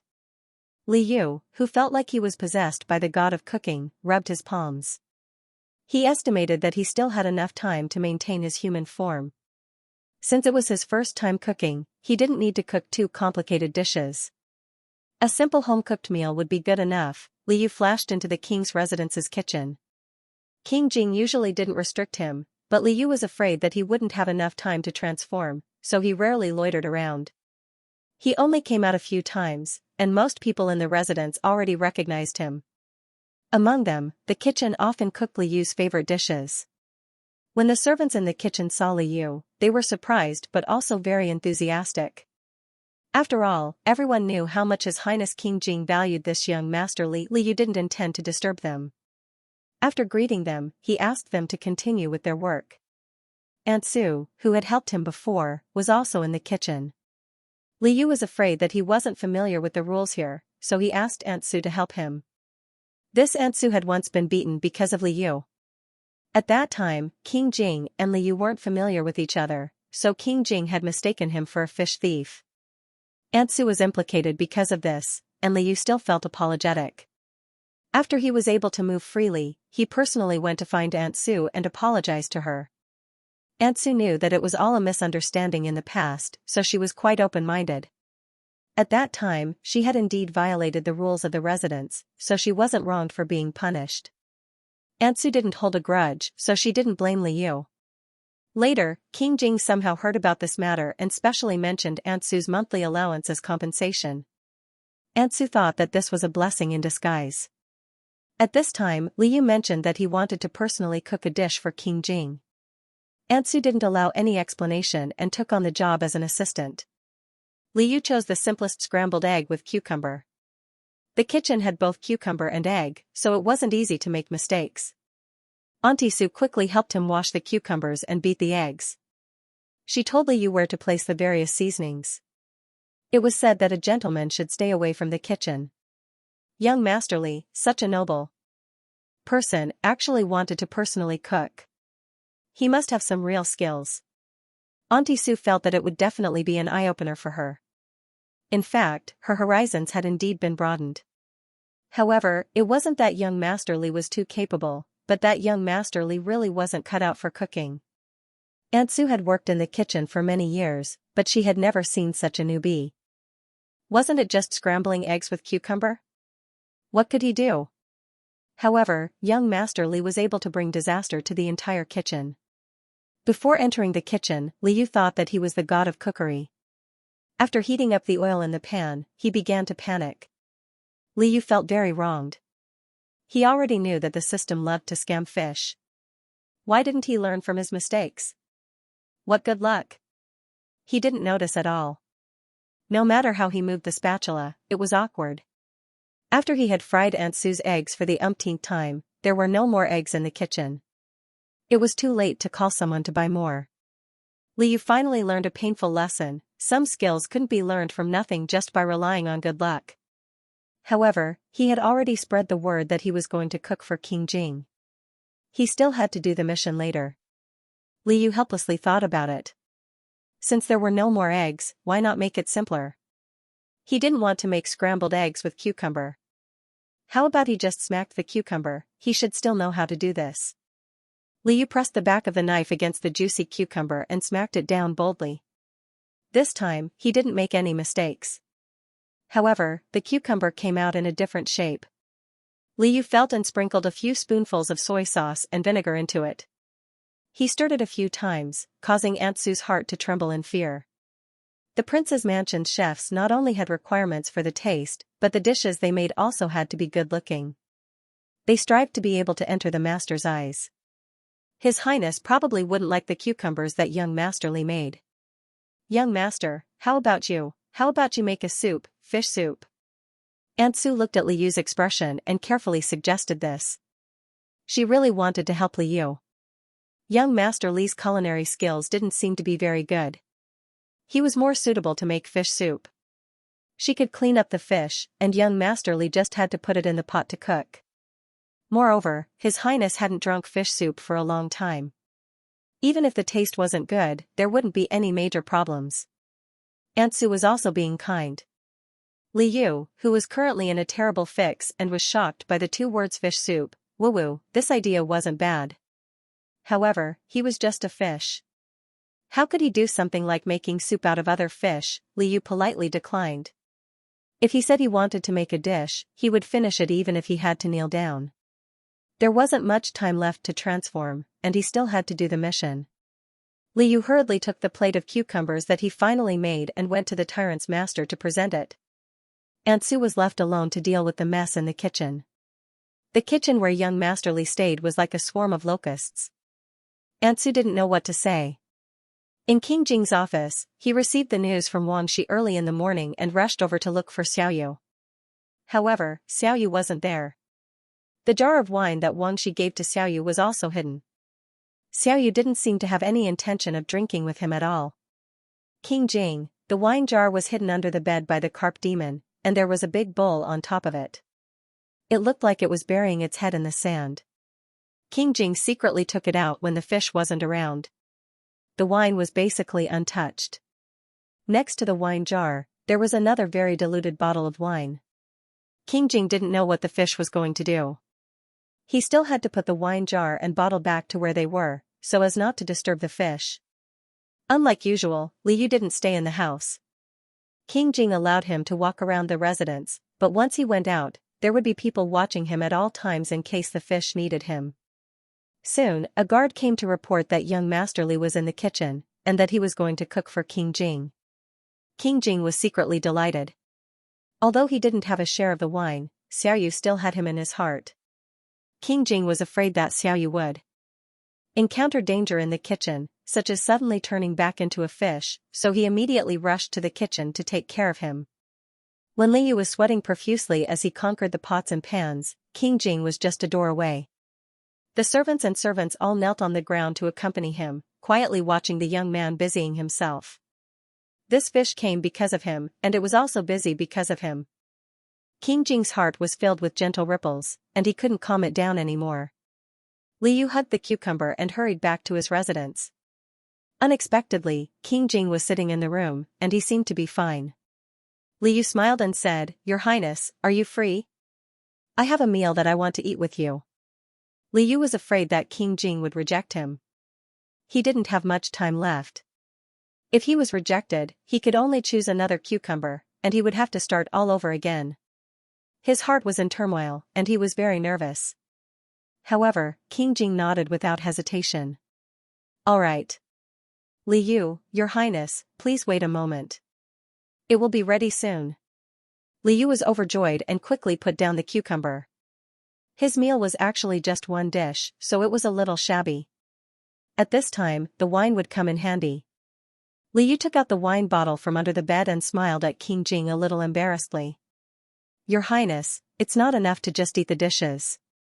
Also, with some wine. This wine is very light, so it won't be a problem." So the wine was also for him. King Jing smiled, indicating that he didn't mind at all. Li Yu had been waiting for this moment.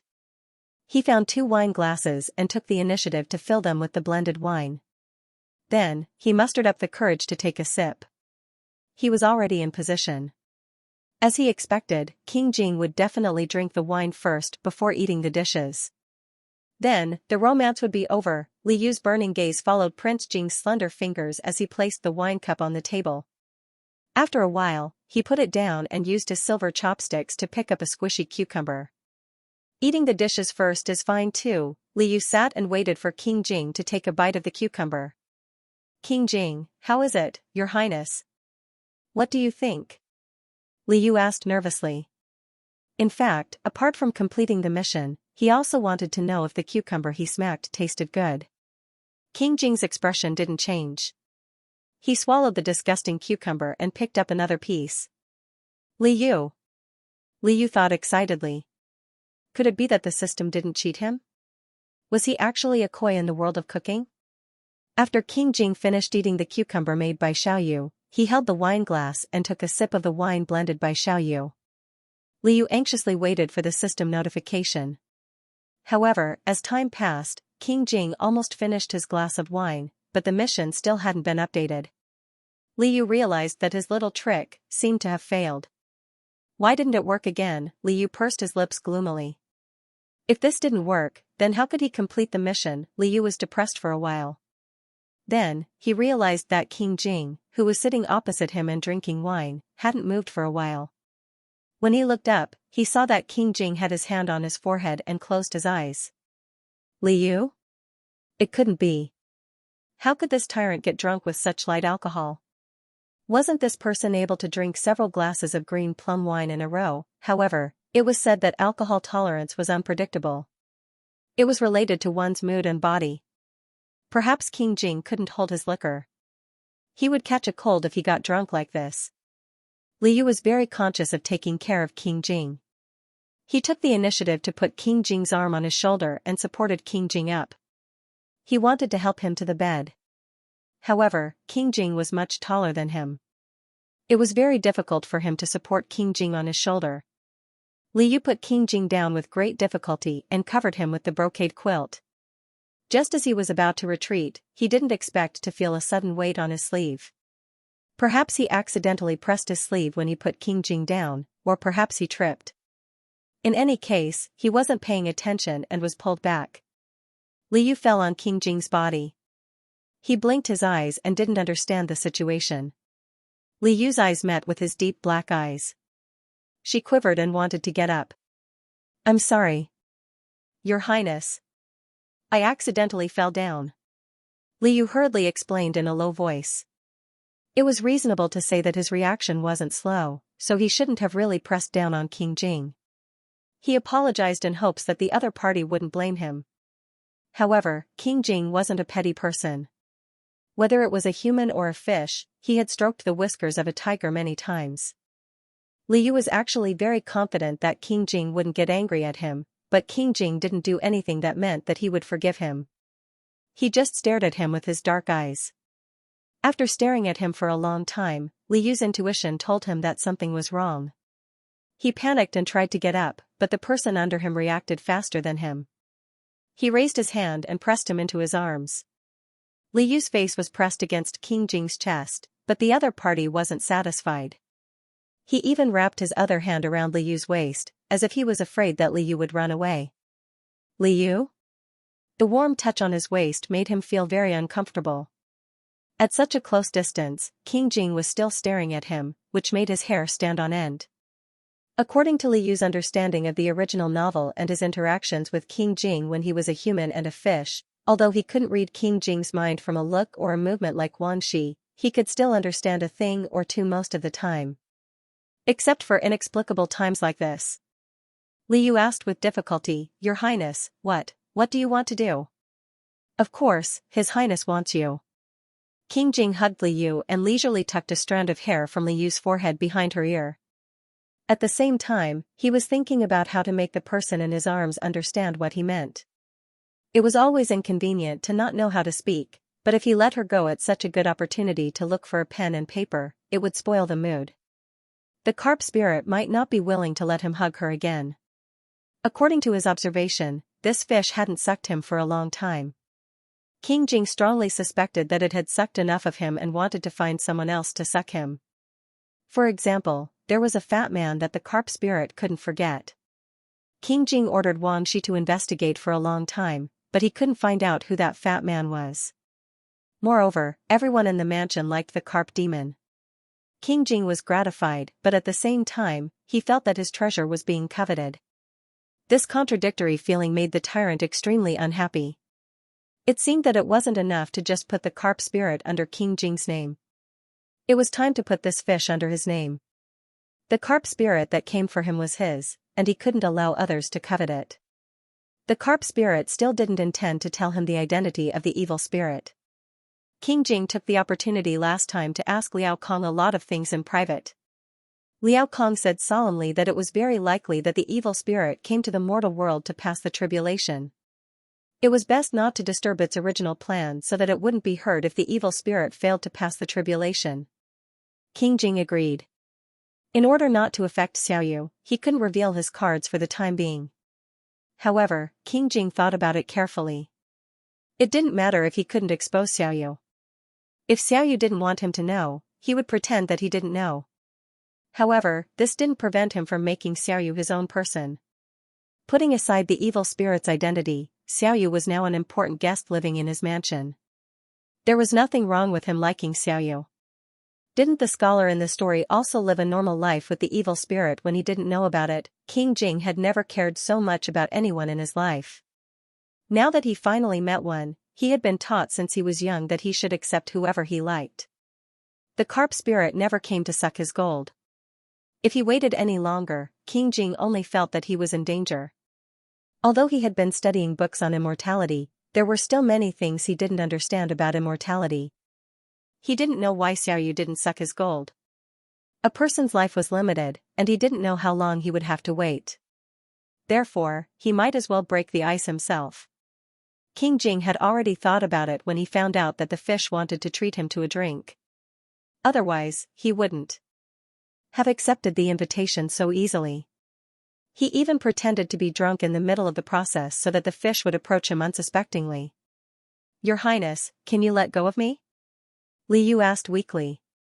Whether he was lying on King Jing's body or being hugged by King Jing, these positions made the fish feel guilty. King Jing was drunk, but he wasn't. It felt like he was taking advantage of Xiaoyu. How could an innocent boy do such a thing? Li Yu desperately wanted to get off King Jing's body. He calculated that there wasn't much time left for his transformation. King Jing's hand, which was tidying up Li Yu's hair, paused for a moment. He didn't intend to let go of Li Yu. Instead, he stroked the young man's plump lips. He didn't intend to let this fish go. Li Yu? Li Yu was very embarrassed by the drunkard King Jing. When he was cooking the fish, he had bitten King Jing a few times. Now that he was being hugged and couldn't move, he opened his mouth and bit King Jing's finger. He wanted to hurt this drunkard a little and sober him up a little. However, things didn't go as he wished. When he bit Xiaoyu, King Jing's expression changed.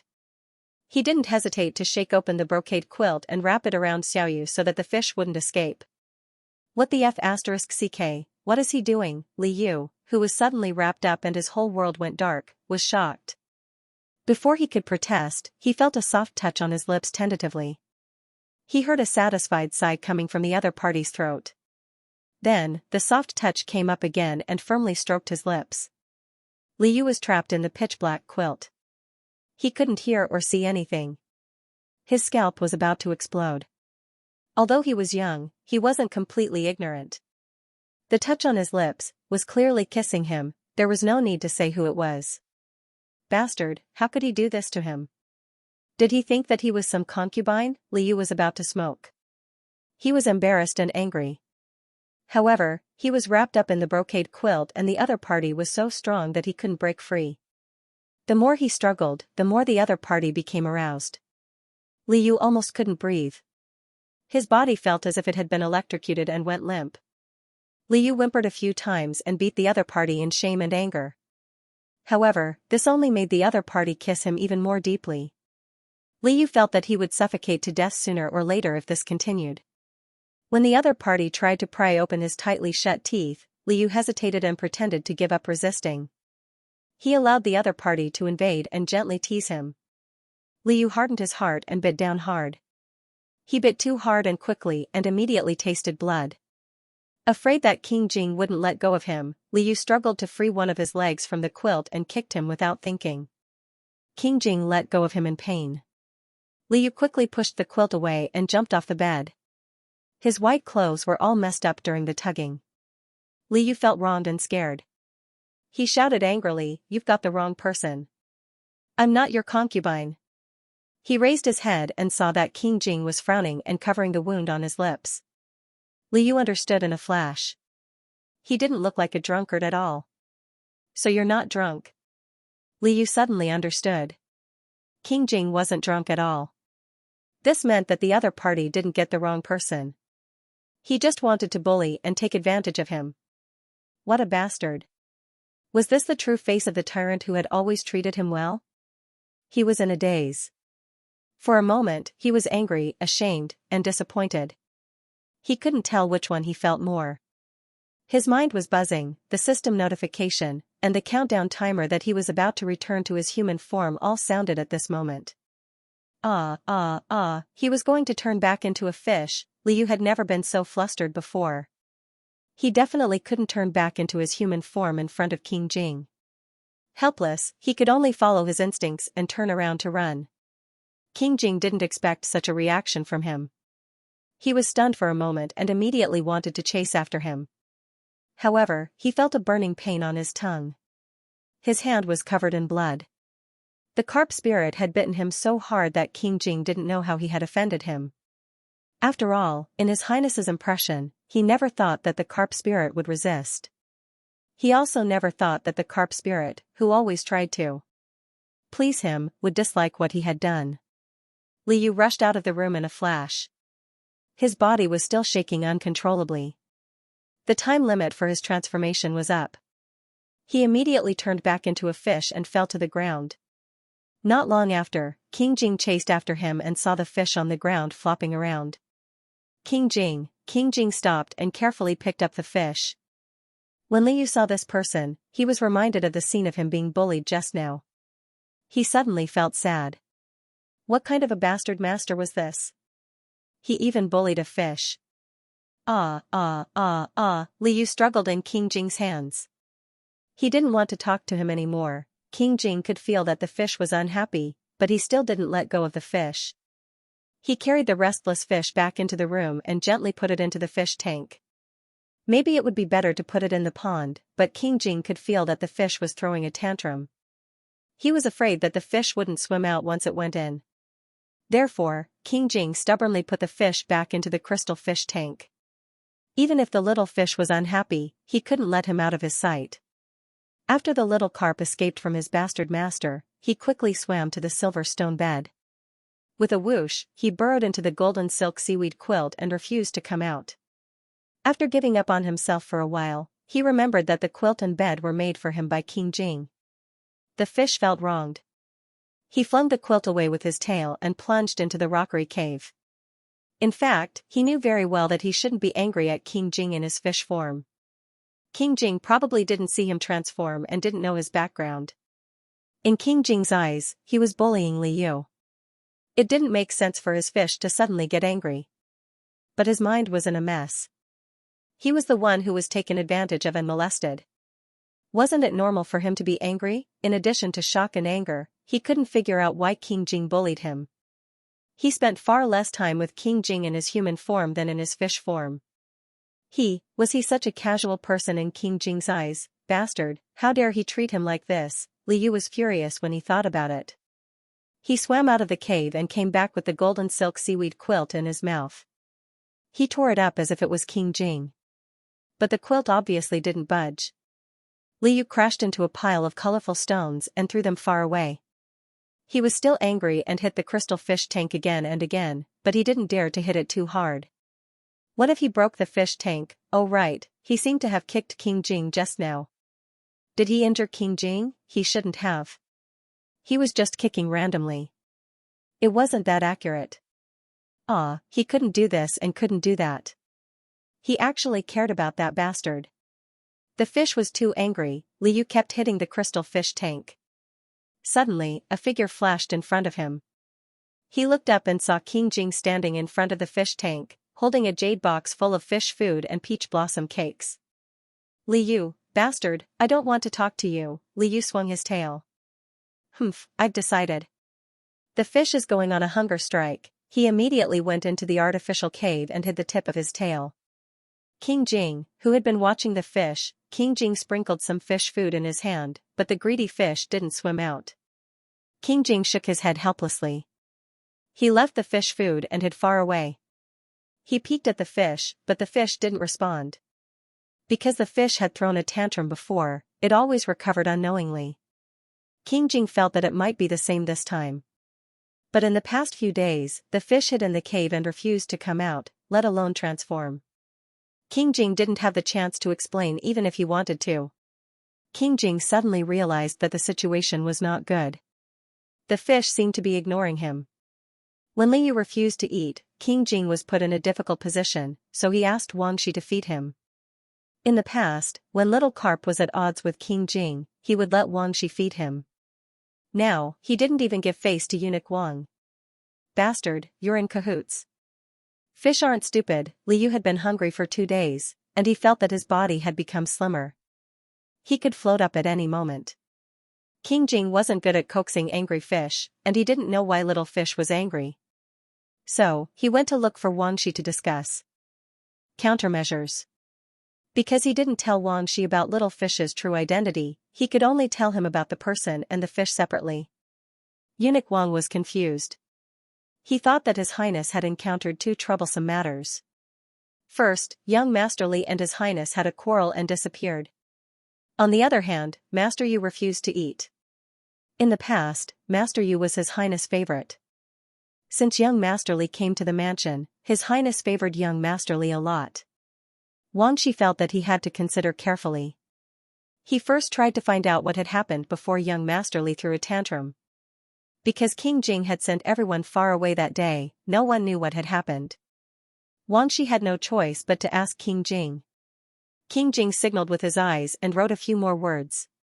When Wang Shi realized what had happened, he was so shocked that he was speechless. Didn't young Master Li refuse to sleep with His Highness? If it were someone else, Wang Shi would most likely punish them according to the mansion's rules. But this was young Master Li, and His Highness didn't intend to punish him. Wang Shi immediately put the rules aside and said to King Jing, "Your Highness, the most important thing now is to find him." King Jing was a little sad. Little fish refused to transform. This meant that she didn't want to see him. How could he find little fish? Wang Shi looked at King Jing's face. Young Master Li's whereabouts were often uncertain. It wouldn't be easy to find him. Wang Shi said, "Then why did young Master leave in a hurry? Does your Highness know the reason?" King Jing shook his head. Wang Shi was just a chamberlain. Although he had seen a lot of storms and waves, he didn't have much insight into relationships. Hearing King Jing's hint, he couldn't think of a solution. However, Wang Shi wholeheartedly wanted to share his master's worries, so he tactfully said, "About Li Gongzi, why don't your Highness ask Duke Qing'an's heir apparent?" King Jing was stunned. This was indeed a solution. Yi Qinghuan was quickly invited into the residence. "Tianqi, you finally have something to ask of me?" Yi Qinghuan was so happy to be asked by King Jing that his jaw was about to crack. King Jing's face darkened. Eunuch Wang told Crown Prince Yi everything he knew. He was afraid that young Master Li would be shy, so he didn't mention young Master Li's name. Under King Jing's gaze, he changed it to His Highness's favorite person. Yi Qinghuan was confused. He scratched his chin and said, "It's rare for you to ask me for help. I want to help you, but you know me." Yi Qinghuan smiled embarrassedly. "I'm about to marry the princess. I don't know what to do. I'm afraid I can't help you." King Jing, however, "My mother wants me to treat the princess well. If I have any concubines, I have to dismiss them. After marriage, I can only treat the princess well. If I like her, I should let her know early on.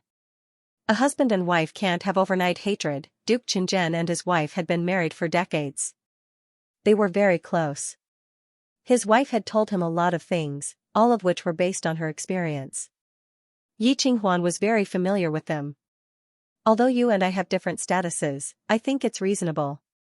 If you really care about her, you should express your feelings first and ask her to sleep with you. Aren't you being too impatient?" King Jing was a little engrossed as he listened. Was he being too impatient? A little bit. However, no one had ever told him these things. Was Xiaoyu angry because of this? He should make it clear to Xiaoyu and let her know his feelings. However, Xiaoyu refused to transform or see him.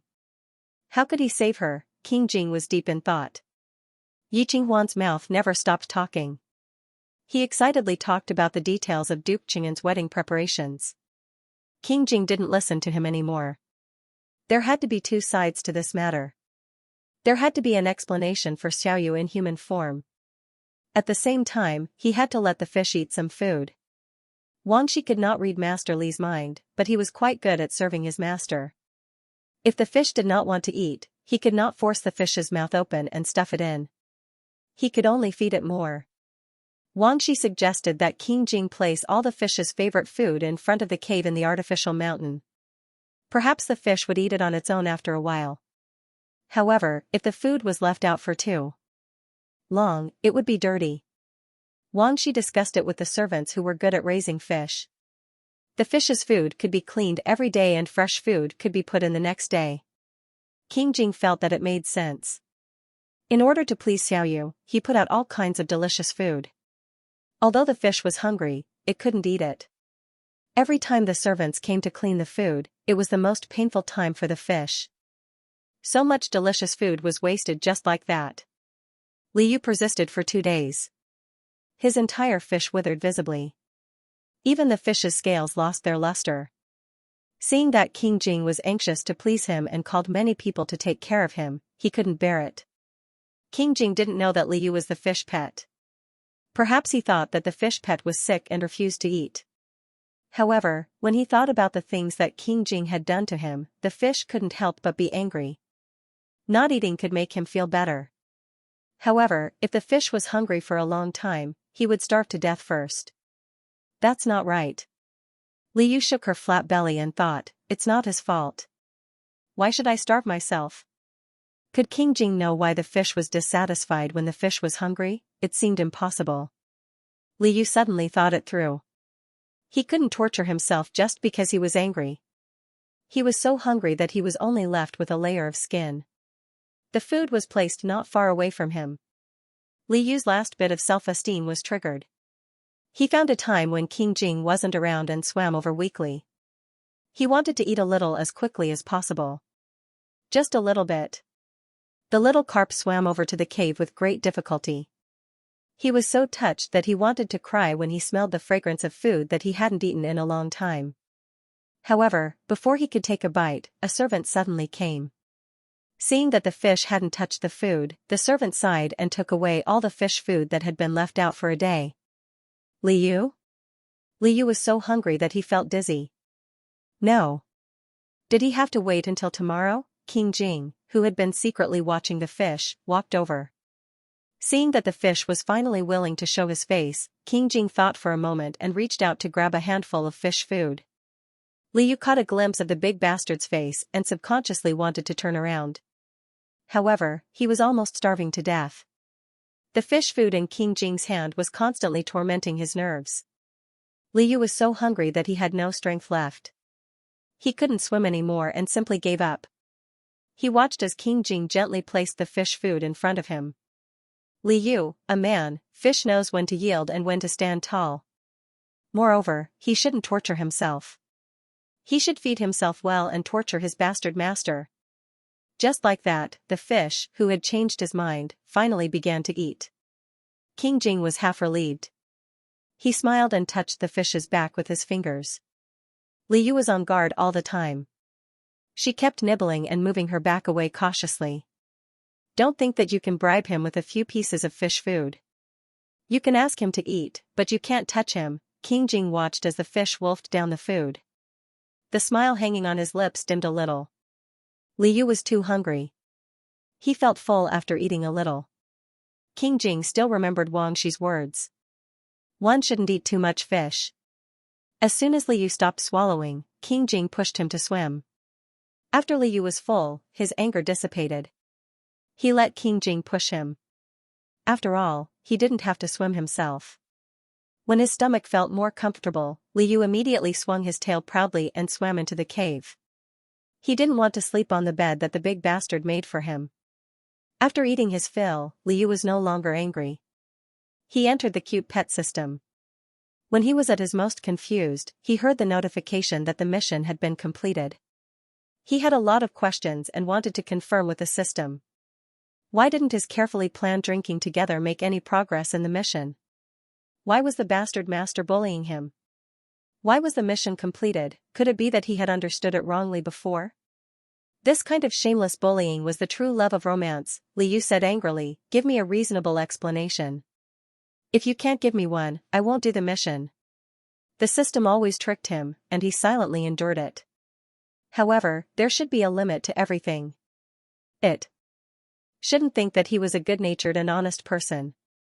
Once it started tricking him, it wouldn't stop, the system said in a deep voice, because the host has reached the Million Fish Pet main mission, the future missions will be decided based on this foundation. It requires the host to develop a deeper relationship with the Tyrant. Just drinking with the Tyrant is not enough to complete this step. Host, please think about it. The system enlightened him, you are already his fish pet that is priceless. If you go further, your relationship will only be better than this. Come on. Liu snorted coldly.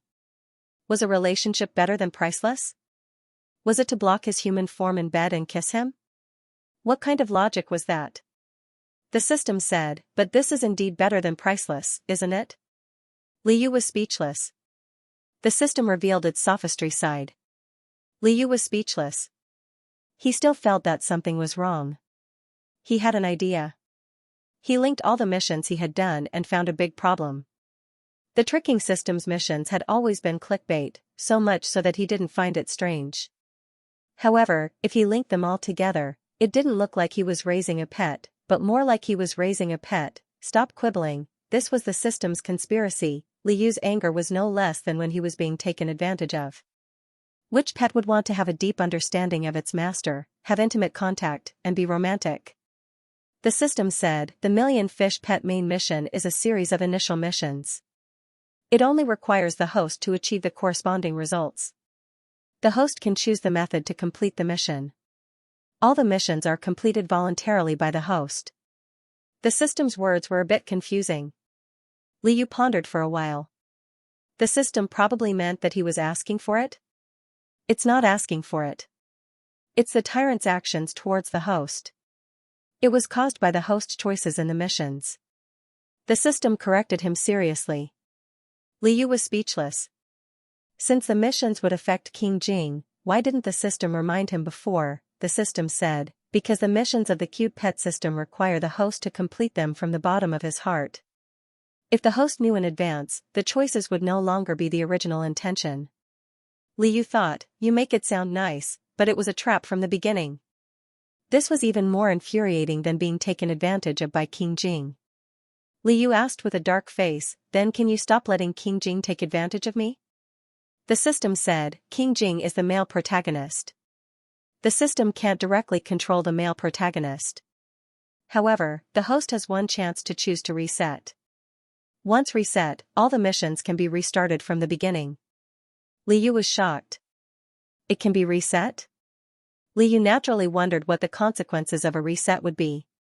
Could it be that the Tyrant's memories and satisfaction with him would all be reset to zero? If that was the case, then he wouldn't have any more worries.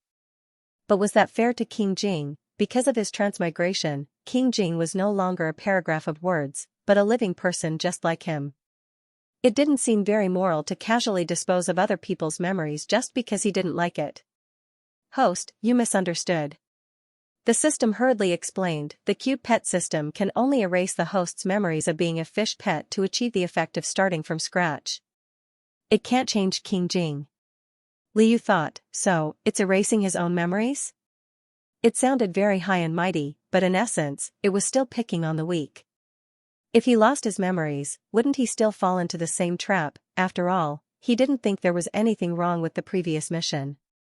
Did he have to let Duke Qingzhen Mansion and Yi Qinghuan be harmed, and ignore the little fatty? He was such a person. Even if he had to start over, he would still make the same choice. Besides, he was the only one who was reset, but King Jing wasn't. Wouldn't that be worse? Liu thought, it's better not to reset.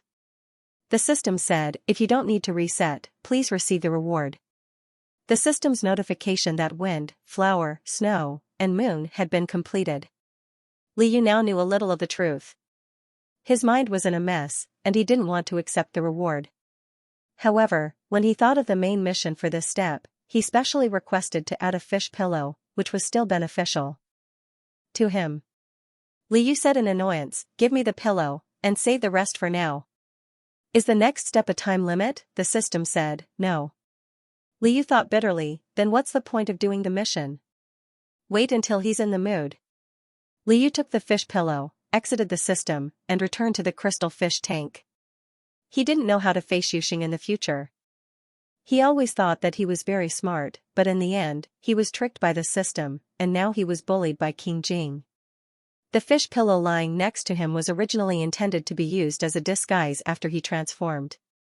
He wanted to ask the system for a fish pillow again, and it would definitely be exactly the same as him.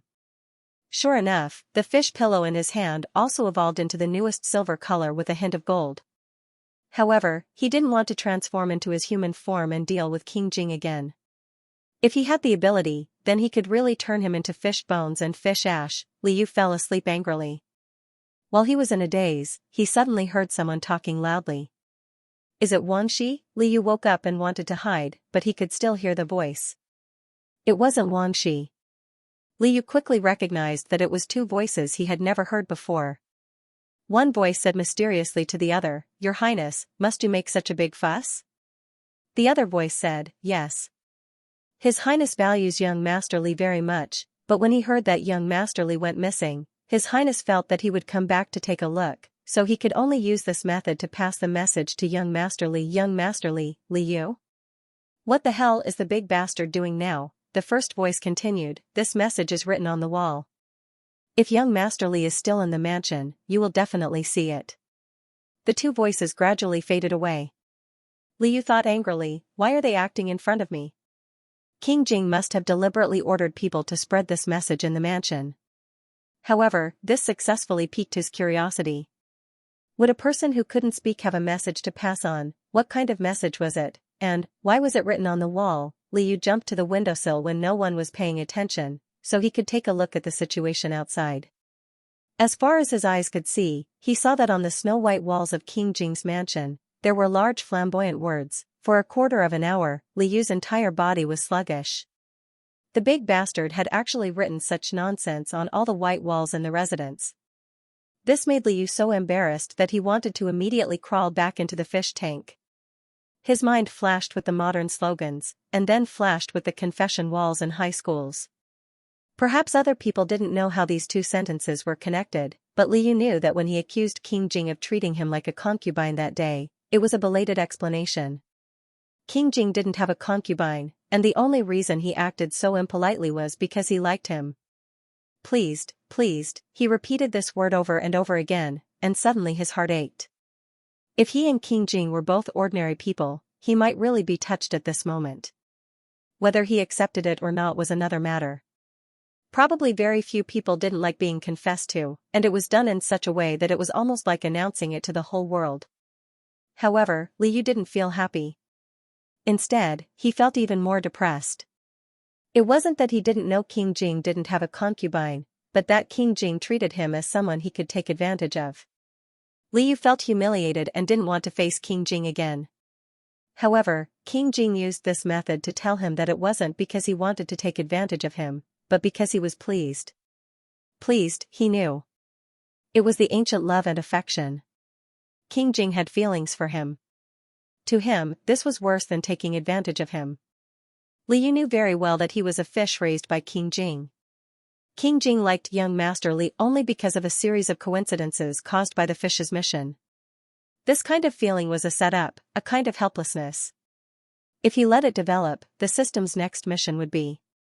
According to the system's logic, it would require a deeper relationship than romantic love.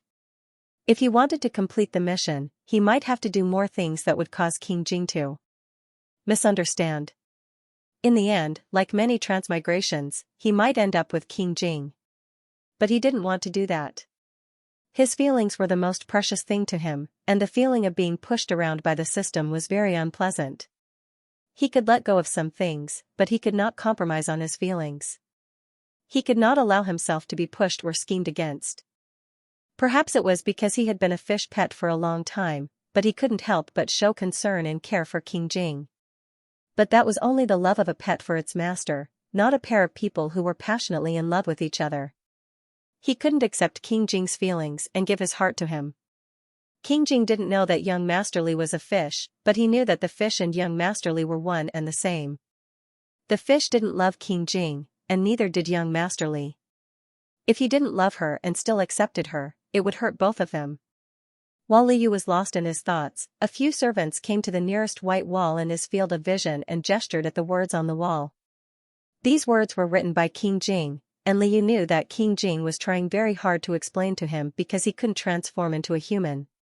King Jing couldn't find him in his human form, and because he couldn't speak, he could only write what he wanted to say to him everywhere so that he could know when he looked up or turned his head. No matter how childish this action was, it was King Jing's love for him. So when he found out that King Jing liked him, he couldn't help but feel a little sad. He had been with King Jing for a long time and had seen many sides of King Jing. He knew that King Jing was a good person and treated people and fish very well. In the original novel, King Jing was cruel to others, but he was loyal to his loved ones. Liu knew that he was like this, but he couldn't be moved by him. Liu originally thought that as long as he didn't respond and didn't show up in his human form, King Jing would slowly forget him. Just like the words written on the wall, Liu thought. Although it would cause a sensation in the residence, it wouldn't be long before the servants erased it, right? The other walls are almost done. Let's finish carving this wall. His Highness wants us to hurry up. Even if young Master Li doesn't come back for a while, he will still be able to see it when he comes back. Even if the wind blows and rain blows, he won't be afraid. The servants encouraged each other and soon began to carve King Jing's words with their carving knives. After carving, they applied a special kind of ink so that the words would never fade. Liu, who thought that the servants were here to erase the words, was speechless. Liu turned pale with fright. This bastard, does he know how to write the word shame? It's fine if everyone in the residence saw it, but in the future, his children and grandchildren would come in and out. When he thought of other people, he felt his throat tighten and his eyes begin to heat up again. Liu used the excuse that the servants were making too much noise on the wall to disturb him. He listlessly jumped down from the windowsill and crawled back to the fish tank. He wanted to go back to sleep, but he couldn't.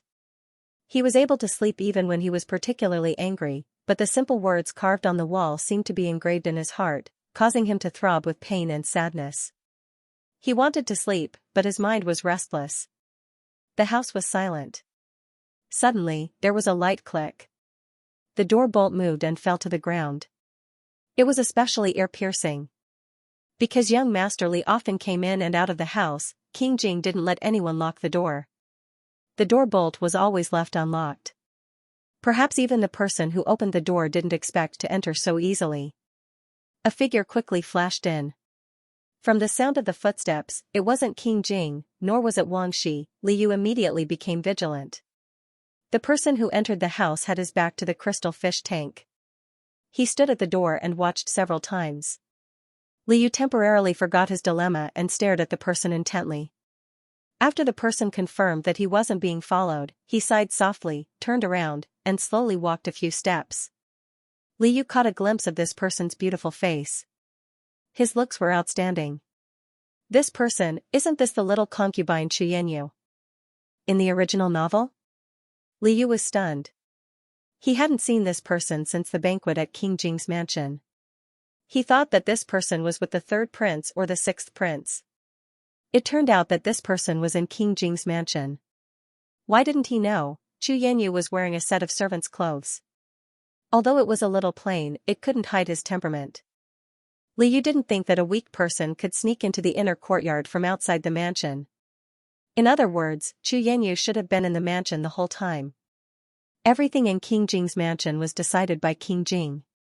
Xianxia's existence couldn't have been hidden from King Jing. Therefore, King Jing should have allowed Xianxia to stay, just like King Jing also allowed him to stay. However, when the third prince proposed to give him away at the banquet, King Jing had clearly rejected him. Was he going back to the same old grass? And he even said that he didn't have a concubine. Liu thought bitterly. Although he didn't have a concubine, he still had a little concubine. He even hid it from him. It was too much. Since he already had someone, why did he still confess to him? Humph, fish hate bastards who have a foot in two boats the most. Liu gave that bastard King Jing a big cross in his heart. Xianxia walked to the front of the crystal fish tank and curiously looked at the fish swimming back and forth in the tank.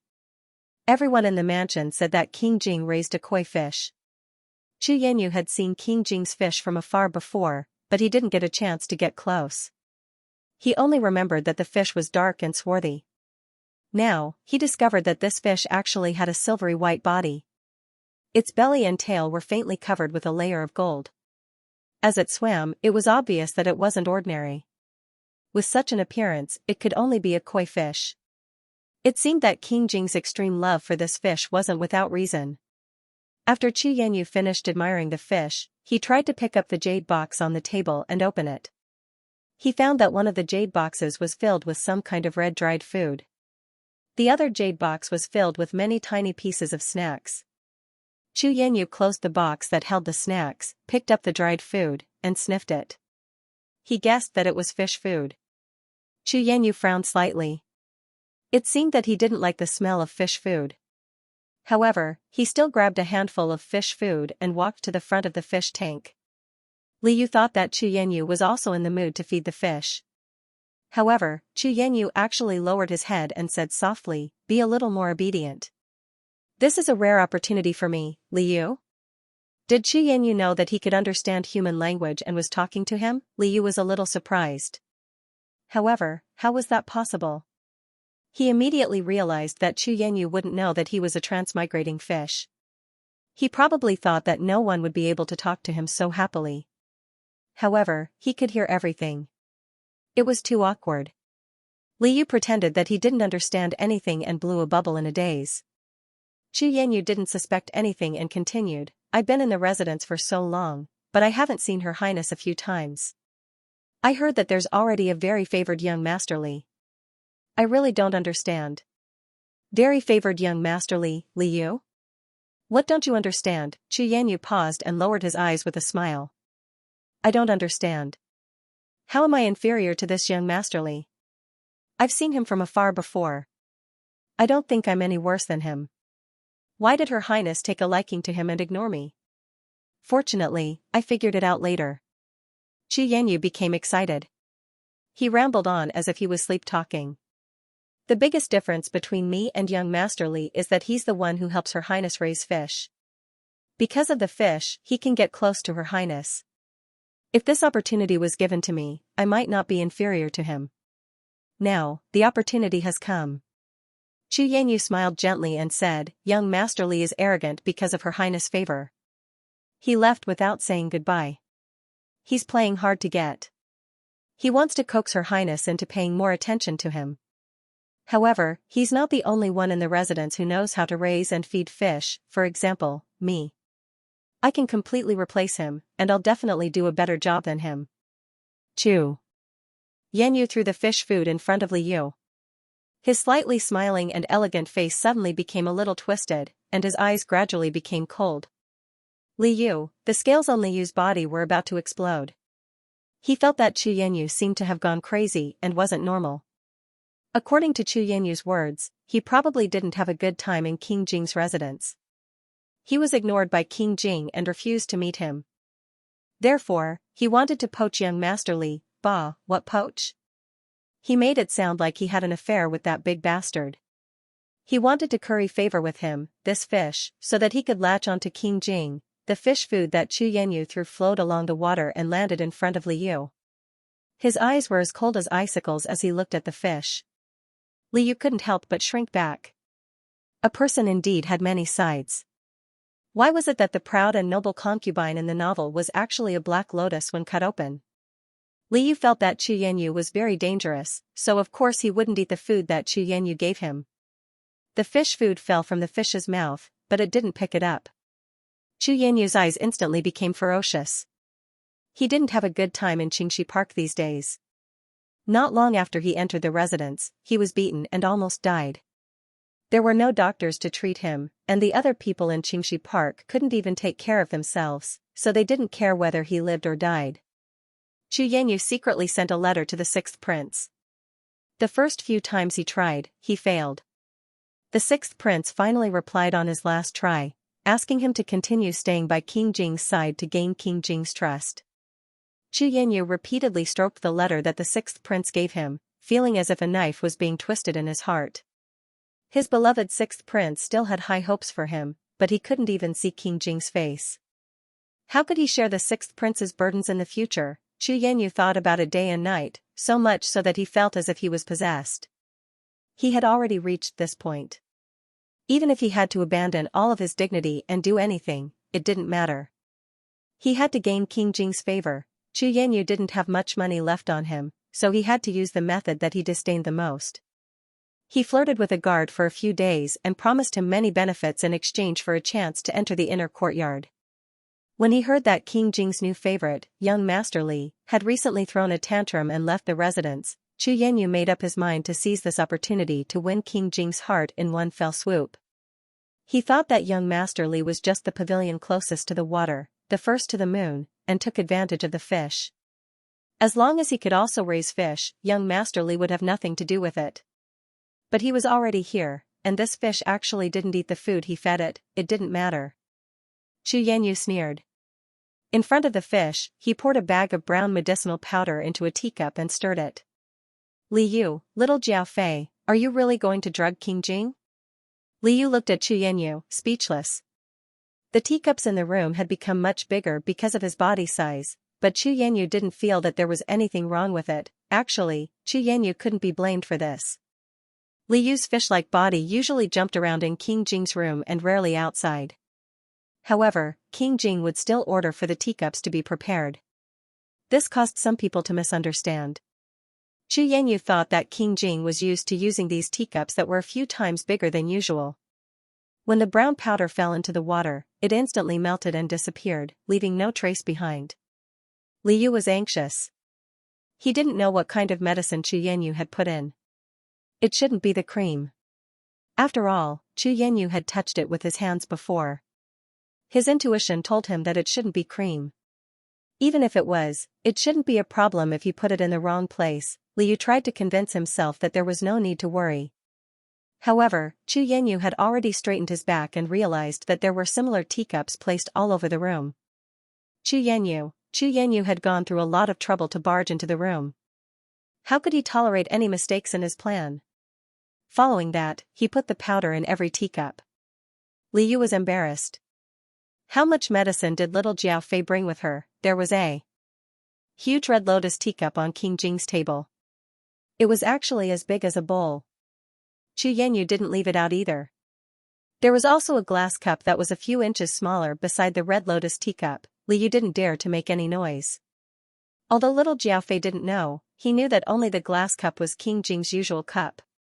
Little Jiao Fei still used the same method to put the powder in. After Chu Yanyu finished putting the powder in the teacup, he looked at the last packet of powder in his hand.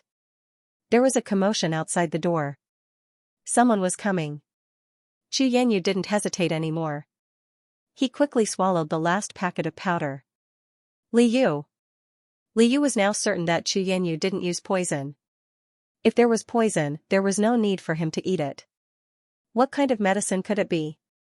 Even Chu Yanyu took it himself. Li Yu was embarrassed. Imperial literature was either a poison or an aphrodisiac, right? In the original novel, the pampered concubine who ignored King Jing was actually rushing to drug King Jing with an aphrodisiac. She was even caught by a fish like him. It was really shocking to the point that the fish was crispy on the outside and tender on the inside. Chu Yanyu coughed softly a few times and quickly wiped away the remaining powder at the corner of his mouth. He smoothed the wrinkles on his body and grabbed another handful of fish food. He stood in front of the fish tank and pretended to feed it. King Jing pushed the door open and walked in alone. Chu Yanyu pretended to be enlightened. He put down the fish food and bowed respectfully, "Your Highness." Li Yu was in the crystal fish tank behind Chu Yanyu. He watched the tall figure approach step by step. At the thought of this fellow shamelessly confessing to him, Li Yu's heartbeat inexplicably sped up. He subconsciously took a few steps back and clung tightly to the rockery. King Jing didn't even look at Chu Yanyu, who was kneeling down and bowing to him. Instead, he walked straight to the fish tank. Li Yu, the big bastard is really coming. Li Yu subconsciously wanted to crawl into the rockery. Suddenly, he remembered that King Jing didn't know that the fish was young Master Li and young Master Li was the fish. What was there to be afraid of? Li Yu, no, I can't hide. I have nothing to do with this fish. Oh right, there was also the drug that Chu Yanyu just gave him. Although he had nothing to do with this fish, should he remind King Jing? However, as soon as King Jing came in, he only looked at the fish. His dark and deep eyes seemed to be able to see through the layer of fish skin and see through his human heart. Liu felt a chill down her spine from his stare. She felt guilty and quickly hid behind a water plant near the rockery. "Your Highness." Xianxia felt a little wronged after kneeling for so long. He was already kneeling in front of King Jing.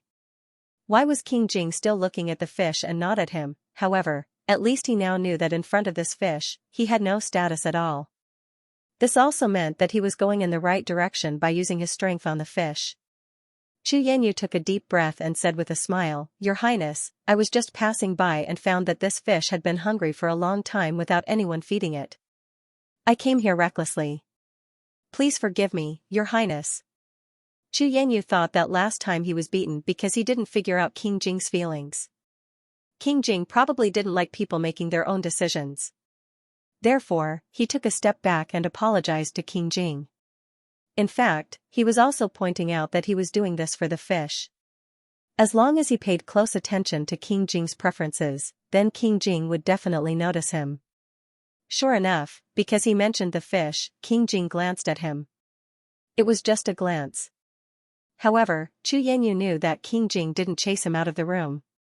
This meant that he could stay. He felt that he was getting closer and closer to young Master Li's position. Liu felt a little awkward that King Jing didn't let Xianxia out. King Jing usually didn't keep outsiders in the room. Was he finally treating his little concubine differently? Big bastard, Liu angrily swung his tail and accidentally broke the seaweed that he used to hide. Liu, King Jing's hearing was very good. He even noticed that the seaweed was broken. His piercing cold gaze immediately turned towards him. Liu immediately curled up the tail that caused the trouble. "Oh, if you like, do as you please," important things had to be said 3 times. He was just a fish. King Jing could keep whoever he wanted. He had nothing to do with this fish. King Jing looked at the fish for a while. Seeing that the fish didn't swim over, King Jing didn't raise his hand to annoy the fish. King Jing strolled to the table and sat down. Xianxia guessed that the medicine he took was about to take effect. He said to King Jing softly, "Your Highness, please allow me to pour a cup of tea for you to moisten your throat." Liu couldn't help but swim to the wall of the crystal vat. Little concubine was so proactive. Were there finally going to be sparks between the male and female lead in the original novel? He should be happy. Maybe King Jing and Xianxia wouldn't think of him when they got together. However, should he pretend that he didn't know that Xianxia had already drugged all the teacups? Liu was very hesitant and couldn't decide. On one hand, it was beneficial to him. On the other hand, it was a big bastard who gave him a headache. He wasn't a saint. He could only care about himself and only make the choice that was beneficial to him. King Jing and Xianxia were a couple in the original novel.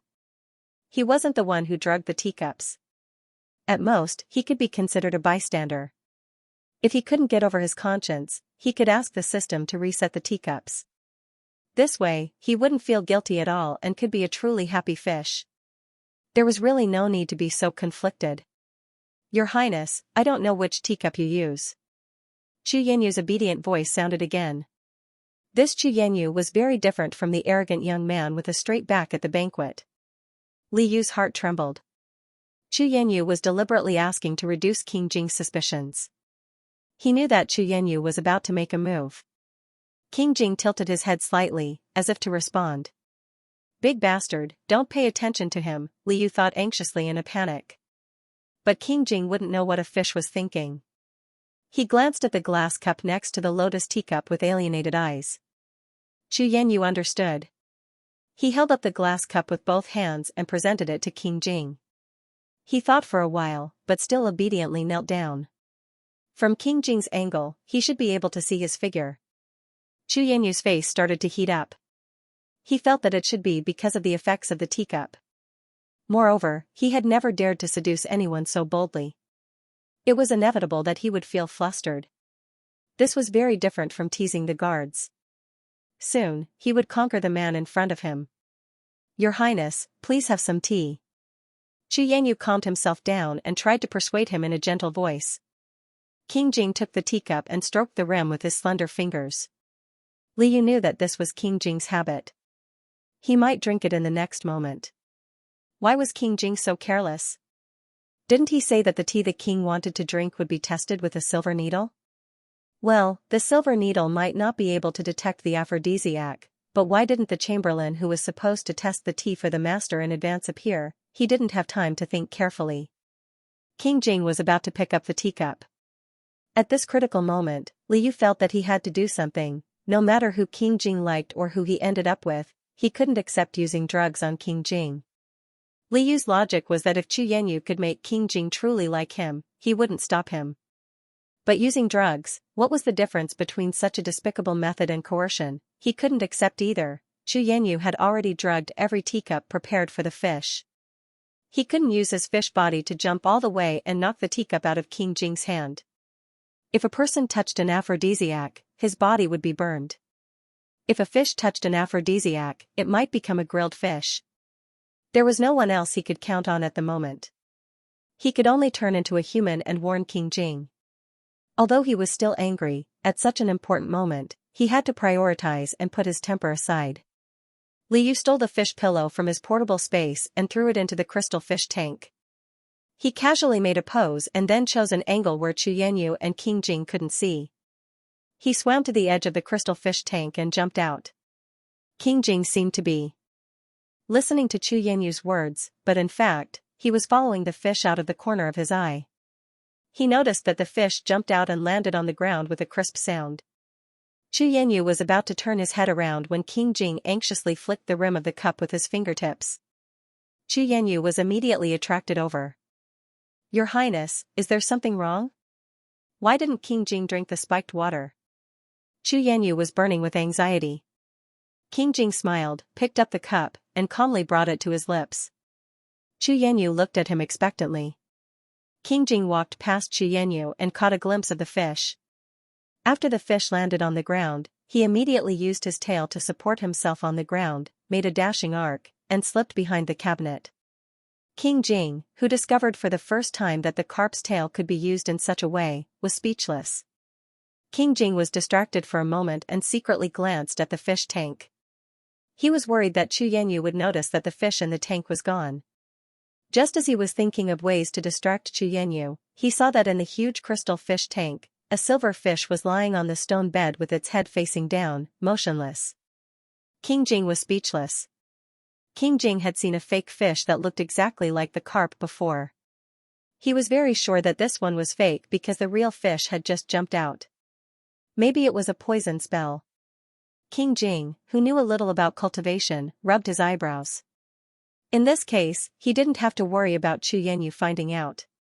King Jing picked up the cup again and estimated the speed of the human-shaped fish.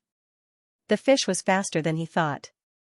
Soon, it jumped out and said loudly, "Your Highness, you can't drink this water." It finally came.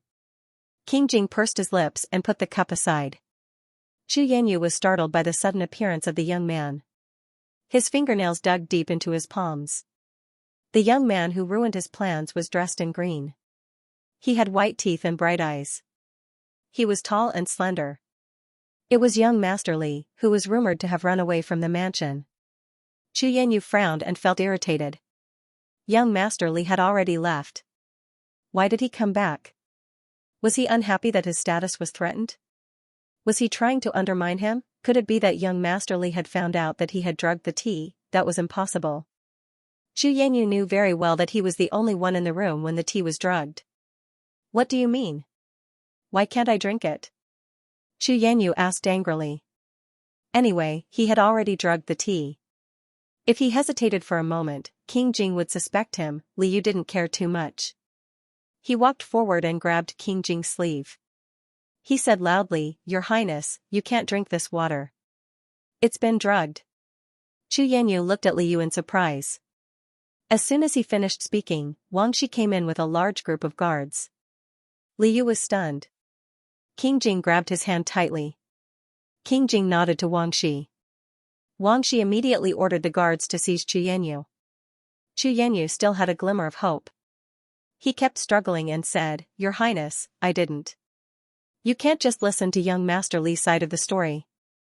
Chu Yanyu was just pretending to be calm. When he saw that Wang Shi had taken away all the teacups in the room, he realized that something was wrong. How did eunuch Wang know that he had tampered with all the teacups? Also, he had taken the medicine in advance. Chu Yanyu looked at his trembling legs. This was what made him feel the most hopeless. What was waiting for him, anyway? It was definitely not what he wanted. It was King Jing's trust and love. Wang Shi took the troublemaker Chu Yanyu away like a gust of wind. Only King Jing and Li Yu were left in the room. Eunuch Wang understood that His Highness must have a lot to say to young Master Li. He was so considerate that he even closed the door for the two of them. During the days when young Master Li was angry, both Her Highness and Wang Shi were having a hard time. Wang Shi sincerely hoped that young Master Li could change his mind soon. The door was closed again. The room was quiet again. Li Yu looked coldly at King Jing. King Jing was overjoyed and wanted to hug him. Li Yu raised his hand and slapped away King Jing's hand. He said coldly, "Did your highness already know that Chu Yanyu would drug him?" The situation just now was very strange. He was too concerned and confused. He should have guessed it earlier. King Jing hesitated for a moment before nodding. Chu Yanyu had been on King Jing's watch list ever since he messed up King Jing's plan. This time, King Jing knew about it. Otherwise, how could it be so easy for an outsider to sneak into the inner courtyard? The aphrodisiac that Chu Yanyu had used all his means to get had been replaced by bean powder by King Jing. He had also confirmed that Chu Yanyu did not have any weapons on him and would not harm Yu. Otherwise, King Jing would not have let Chu Yanyu into the room so easily. He did not care who was behind Chu Yanyu. He just wanted to use Chu Yanyu to force Yu out. The ancients once said that a day apart felt like 3 years. He did not believe it in the past, but now, he knew exactly how it felt. Xiaoyu had not been close to him for the past few days. She had been avoiding him. A dark feeling was growing in King Jing's heart. He was capable of doing anything even crazier, let alone using a dispensable chess piece. He had written all the words he wanted to say to Yu on the wall, but Yu still did not appear. He was afraid that Yu would avoid him forever, so he had no choice but to do this. Chu Yanyu was scheming in front of Yu. He bet that Yu still could not bear to part with him and would definitely show up. When that time came, he would be able to let Yu know his feelings. This plan was indeed very risky, but he had almost blind trust in Yu. Fortunately, he won the bet. He finally got to see Yu in human form. King Jing was very happy and his anger had mostly dissipated. However, when Yu confirmed that he already knew, his face turned pale. King Jing's intuition told him that Yu was unhappy again. The young man in front of him lowered his head and wiped his face. He said hatefully, "You lied to me again." Li Yu had no choice but to transform to save King Jing. He did not want King Jing to get hurt. However, he already knew that this was all part of King Jing's plan.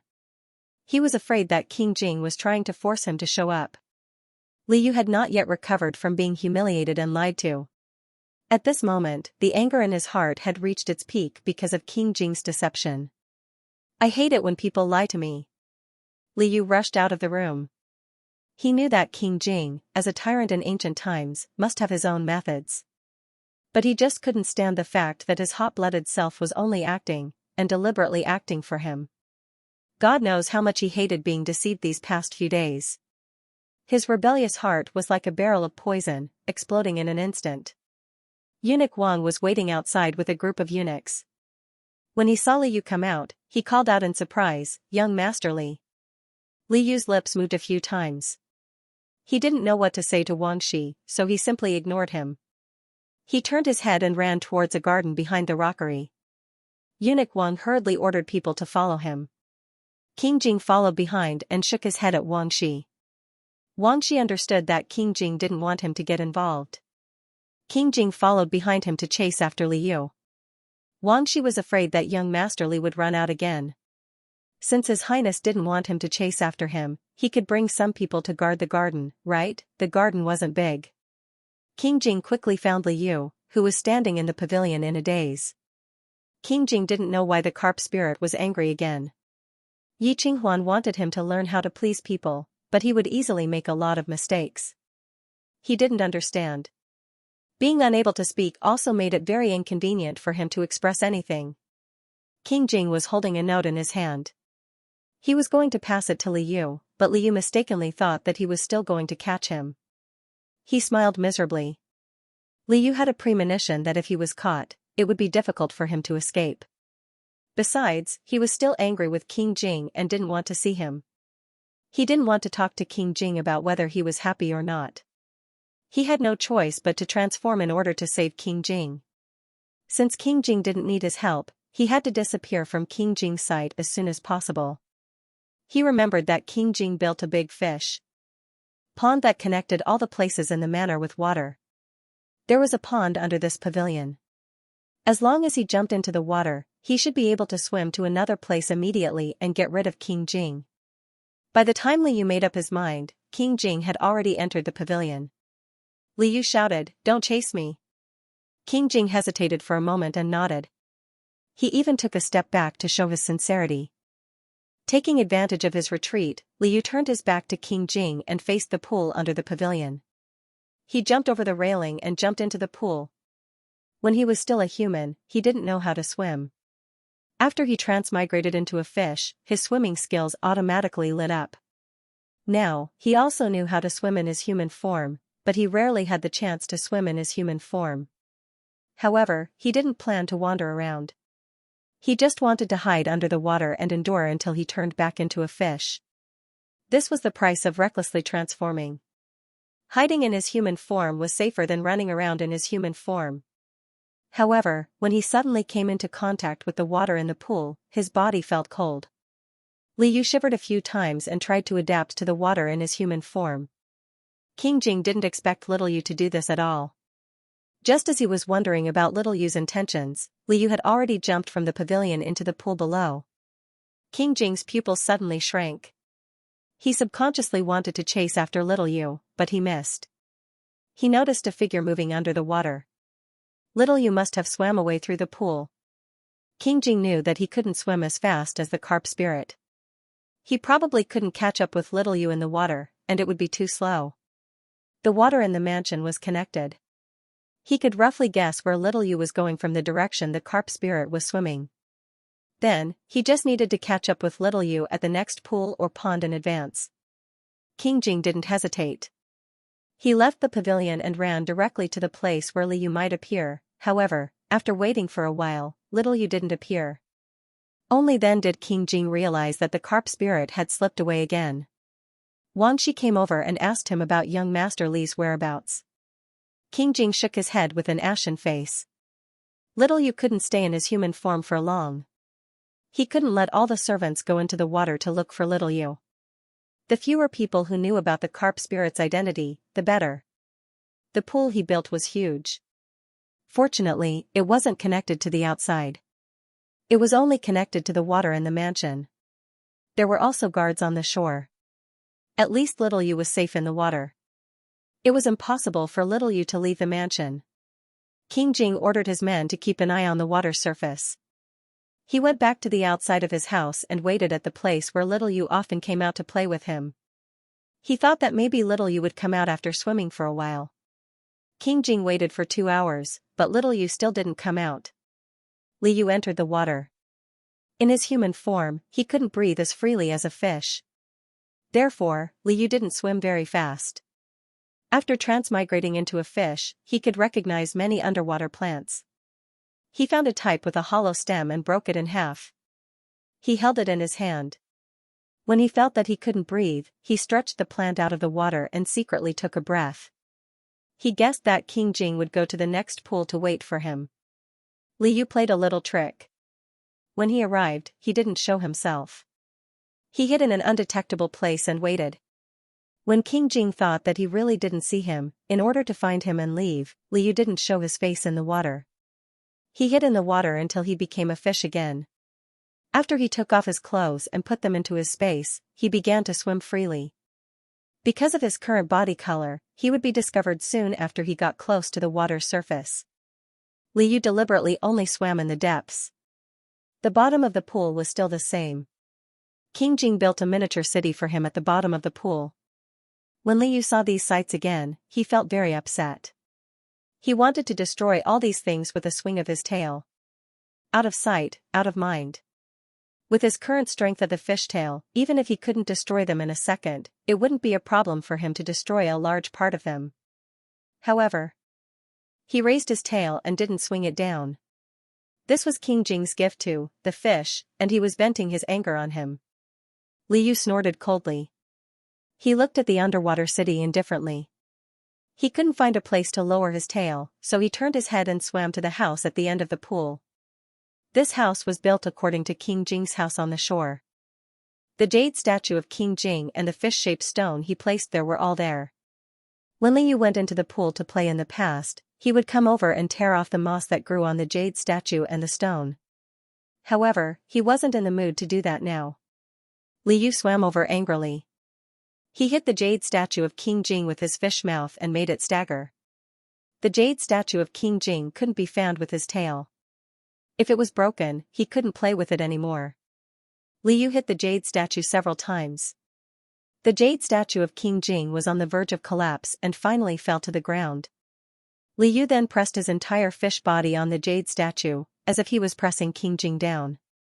"King Jing, you big bastard." Ah. He was kind enough to save him, but he was actually lying to him. Liu angrily curled up into a ball. The fish-shaped stone was next to him.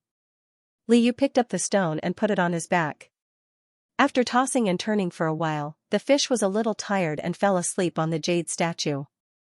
After sleeping for a while, his body seemed to have become lighter. After some time, Liu faintly heard people's voices. How could there be people underwater? Liu groggily tried to see who was coming, but he couldn't wake up after struggling a few times. Because he had been sleeping at the bottom of the pool, King Jing outside the pool didn't wait for Xiaoyu to come out. He was very anxious. King Jing decided to go into the water to explore. Wang Shi earnestly advised him that the pool was very big and that there might be danger. King Jing signaled with his eyes, "Move aside." Wang Shi saw that His Highness had made up his mind, so he begged King Jing to bring a few servants who were good at swimming to go into the water with him. King Jing also shook his head and refused. He didn't know what Xiaoyu was doing underwater. If there were other people around, he was afraid that Xiaoyu's identity would be revealed. It was best for him to go alone. King Jing himself was also good at swimming. He changed into a set of swimming clothes and went into the water. The imperial bodyguards had been staring at the water for a long time, but they didn't see Xiaoyu. It was obvious that Xiaoyu had been underwater all along. King Jing searched the underwater landscape one by one. After a few breaths, he went to the surface to take a breath. Not long after, he dived back down again. King Jing had almost searched the entire bottom of the pool. When he came to the small house at the end of the pool, he was surprised to see his fish curled up in a ball. King Jing's heart skipped a beat. He went forward to touch the fish's head, but it didn't move. King Jing gently picked up the fish, but it still didn't feel anything. An object rolled out from under the fish. King Jing looked at it and saw that it was his jade statue. King Jing guessed that the carp spirit had entered a meditative state again, so the fish wouldn't continue to throw a tantrum and refuse to leave. King Jing thought for a while, pulled open his clothes, wrapped the fish in his arms, and swam to the surface. Your Highness, what's wrong?" Wang Shi rushed over and saw the fish in King Jing's arms. His head buzzed for a moment. Wasn't the master fish in the crystal fish tank in the house? Wasn't His Highness looking for Masterly? Why did he find the master fish? King Jing glanced at him warningly, not allowing him to say anything more. Wang Shi thought hard and tried to sound him out. Could it be that I was wrong? Master Xiaoyu was playful and went into the pool. His Highness was looking for Master Xiaoyu, not Masterly? King Jing nodded without a trace of guilt. So that was it. Wang Shi immediately accepted it. He was wondering why Masterly stayed in the water all the time. He was wrong. His Highness was looking for Master Xiaoyu. As for Masterly, he must have left long ago. Wang Shi followed King Jing into the house. King Jing quickly pushed the fish pillow in the crystal fish tank to one side and put the little carp on the silver stone bed. Wang Shi then realized that the fish in the fish tank was fake. Wang Shi wiped his sweat and felt ashamed. His Highness must have deliberately set this up to deceive Chu Yanyu to protect the master fish. Why didn't he think of it? The master fish must have been placed in the pool. That was why His Highness was looking for it. Wasn't it right? Wang Shi wanted to change clothes for King Jing. King Jing stared anxiously at the fish and waved his hand. Wang Shi had to bring a dry towel. King Jing wiped the water on his body, but the fish didn't wake up. In the past, when the fish was meditating, it would recover in half an hour at most. But since the little fish was brought back, it has been lying motionless. King Jing realized that something was wrong, so he ordered the servants who were good at raising fish to take a look. But this time, the servants couldn't see anything. They only said that the fish was still sleeping like before.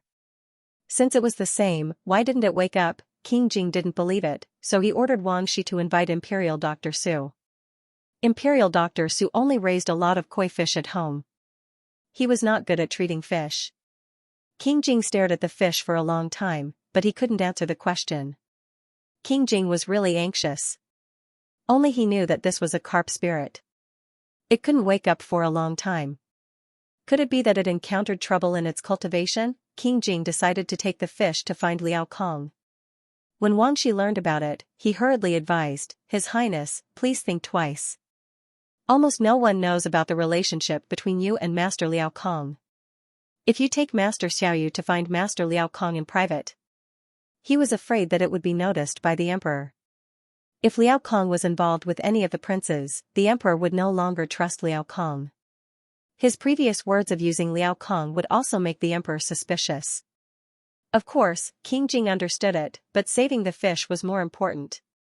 He couldn't care less. Liao Kong had some medical skills and knew Xiaoyu's identity. He was afraid that other people couldn't help. So even if it would arouse the emperor's suspicion, he had to go. Xiaoyu saved him when he was young. It was only right for him to sacrifice his life for Xiaoyu, but Wang Shi's words also had room for consideration. King Jing wrote, Help me send a memorial to the palace. The fish is sick. I will take the fish to find Liao Kong. Wang Shi's eyes lit up. If he could get the emperor's consent, he wouldn't have to worry. Wang Shi hurriedly ordered the servants to prepare King Jing's luggage for the palace.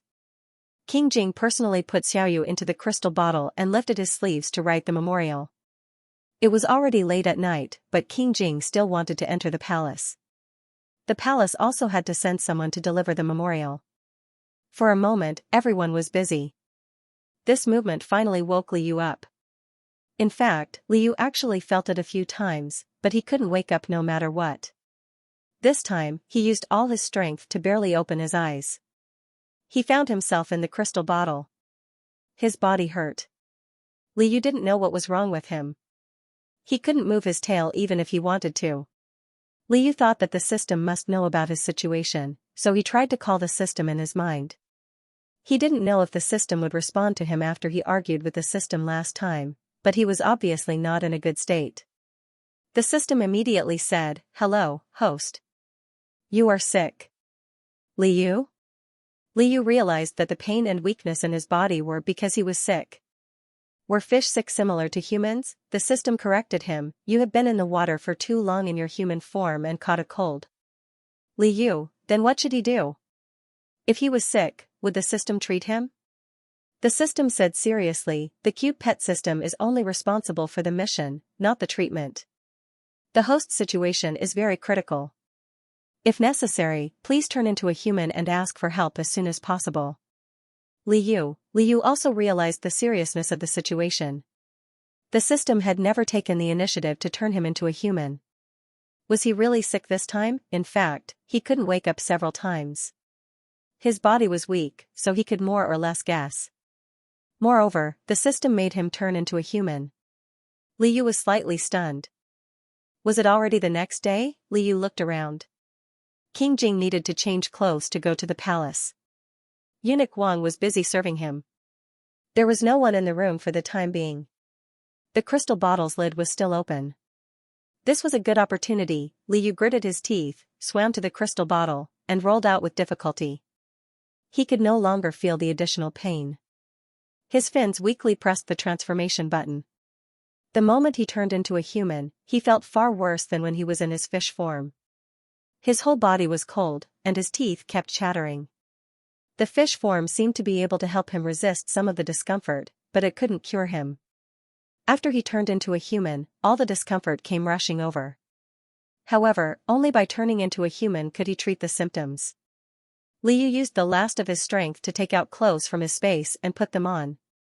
He wanted to ask for help, but who could he ask for help? King Jing had quickly changed his clothes and finished writing the memorial to enter the palace. King Jing planned to rush from the palace to Hugua Temple as soon as the emperor gave the go-ahead. He didn't care that it was late at night. He pushed the door open and was about to take the crystal bottle when he saw someone fall to the ground. The person was completely wet. This was Xiaoyu. King Jing recognized Liu and hurriedly went forward to hold Liu. He accidentally touched Liu's arm and found that the other's body was very hot. Liu leaned into King Jing's arms. He had been angry with King Jing and didn't want to see him. However, when he was unconscious, he heard Eunuch Wang trying to persuade King Jing several times. The chamberlains and imperial physicians all said that he was fine. Only King Jing insisted that he wasn't feeling well and even wanted to take him to find Liao Kong. He knew all about it, including when King Jing went into the water to find him and carried him out. He could hear the strong heartbeat from the chest he was leaning on. Even if he couldn't wake up, it was still with him in his dreams. It made Xiaoyu feel at ease. "Your Highness, I feel terrible," Liu said with a hoarse voice and a sobbing tone. The pain from his illness and the grievances he had suffered over the past few days made him not want to care about anything else. When King Jing heard this, he hurriedly pulled him into his arms and kicked the door open with a heartache. He knew that Xiaoyu was feverish and anxiously wanted to call for help. However, he couldn't make any sound and could only cough a few times. King Jing was so anxious that he was sweating profusely. "Your Highness." Wang Shi finally heard the commotion and rushed over. Liu had a fever, but he didn't fall asleep again. He just didn't have much strength. King Jing carried him all the way to the imperial doctor. He didn't even wait for the imperial doctor to come over. Liu was moved, but at the same time, he was horrified. It turned out that he, a man, can also be carried in and out like this. Oh, isn't this the Princess Carrie that he sneered at the most when he read novels before, but he has already boarded the pirate ship. He was weak all over, so he can't help it. Eunuch Wang and so many guards stared at him with burning eyes. Liu's confused and numb brain tried to think of a way, but he couldn't think of anything. So, he simply turned his face away. He was not used to it, but he couldn't resist such an embrace. He put his whole body weight on the person holding him little by little. He breathed a long sigh of relief. His heart also relaxed a lot. He leaned on the person until he was no longer nervous. He doesn't know if he found someone he can rely on. Although the symptoms of the high fever were still uncomfortable, it was no longer so unbearable. Just now, he was a little afraid that he will die. But now, he can even distract himself to observe the reactions of others. Liu felt that his illness will be cured. King Jing's mansion. Imperial Dr. Su hasn't left yet, but King Jing suddenly came to him with a young boy in his arms. He looked anxious.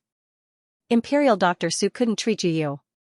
He always felt ashamed to face King Jing. But now, he can treat someone else. Imperial Dr. Su hurriedly helped King Jing put down the patient, took out the medical box on his back, and checked the pulse of the sick young boy. After checking the pulse, Imperial Dr. Su looked at the young boy's pale face again. He thought that if he could check his throat again, he would have a better chance. But the young boy fainted, so it was inconvenient. Imperial Dr. Su was about to ask King Jing to help open the young boy's mouth. But the young boy, who was still sleeping, suddenly opened his black eyes. Imperial Doctor, I accidentally soaked in the water for a while. Liu whispered in a hoarse voice. He knew the cause of his illness. He was afraid that if he fell asleep for a while, it would delay the diagnosis. So, he quickly woke up and told the Imperial Doctor. Imperial Dr. Su, who has never seen a patient take the initiative, Imperial Dr. Su couldn't help but curve his lips. This Gongzi is indeed suffering from a cold. His high fever hasn't subsided, but his spirit is still good. From this, it can be inferred that although his condition is aggressive, his life shouldn't be in danger, but he still needs to be taken care of carefully. Imperial Dr. Su had a plan in his heart, so he quickly wrote down the prescription. King Jing ordered Wang Shi to decoct the medicine. The original house has been cleaned up again. King Jing returned with Li Yu and stubbornly hugged Li Yu all the way. Li Yu had completely lost her temper after being hugged. King Jing placed Li Yu on the bed and wanted to change his clothes. But Li Yu widened his eyes and shook his head desperately. After a while, he felt a little dizzy. King Jing was helpless. He didn't want to continue to make him uncomfortable, so he no longer insisted on changing his clothes. Imperial Dr. Su told him not to catch a cold again in the next few days. King Jing turned around and found a brocade quilt with green patterns and golden edges to wrap Li Yu tightly. Li Yu was wrapped like a spring roll. He was still muttering in his heart. Why does King Jing know that he likes green quilts? However, his brain has been burned into a paste. Even if he felt suspicious, he couldn't think of anything for the time being. Wang Shi trotted into the room with the decocted medicine. Before he could put down the medicine bowl, King Jing stretched out his long arm and grabbed the medicine bowl. Wang Shi's eyelids twitched. He stepped forward and handed over a silver spoon. King Jing glanced at Wang Shi. Eunuch Wang immediately understood and said, "Your Royal Highness, this old slave will still guard outside." "Your Royal Highness, please take care of young Master Li." King Jing nodded his head, so Wang Shi sent him out to guard the door. Li Yu was a little dizzy after shaking his head. Unconsciously, he fell asleep for a while. Suddenly, he felt something touching his face. Li Yu struggled to wake up. He saw a tall young man standing at the head of the bed, holding a small jade bowl in his hand. His eyebrows were full of confusion. It seems that he didn't know what to do with this bowl of medicine. He didn't have the domineering aura he had when he snatched the medicine. Li Yu even wanted to laugh, but he held back. "Your Royal Highness, is it time to drink the medicine?" He didn't know how long his transformation could last. King Jing nodded his head with a stiff face. Li Yu raised his arm to sit up. King Jing paused. He sensed his intention and supported him before he could exert himself. Li Yu sighed in his heart. He didn't struggle with King Jing anymore. Instead, he let King Jing support him. There was a soft cushion on the bed. King Jing took it and gently put it behind Li Yu's waist. Li Yu leaned against the soft pillow and whispered, "Thank you, Your Royal Highness. Give me the bowl of medicine. I can do it myself." Li Yu stretched out his hand to take the bowl of medicine. King Jing understood what Li Yu meant.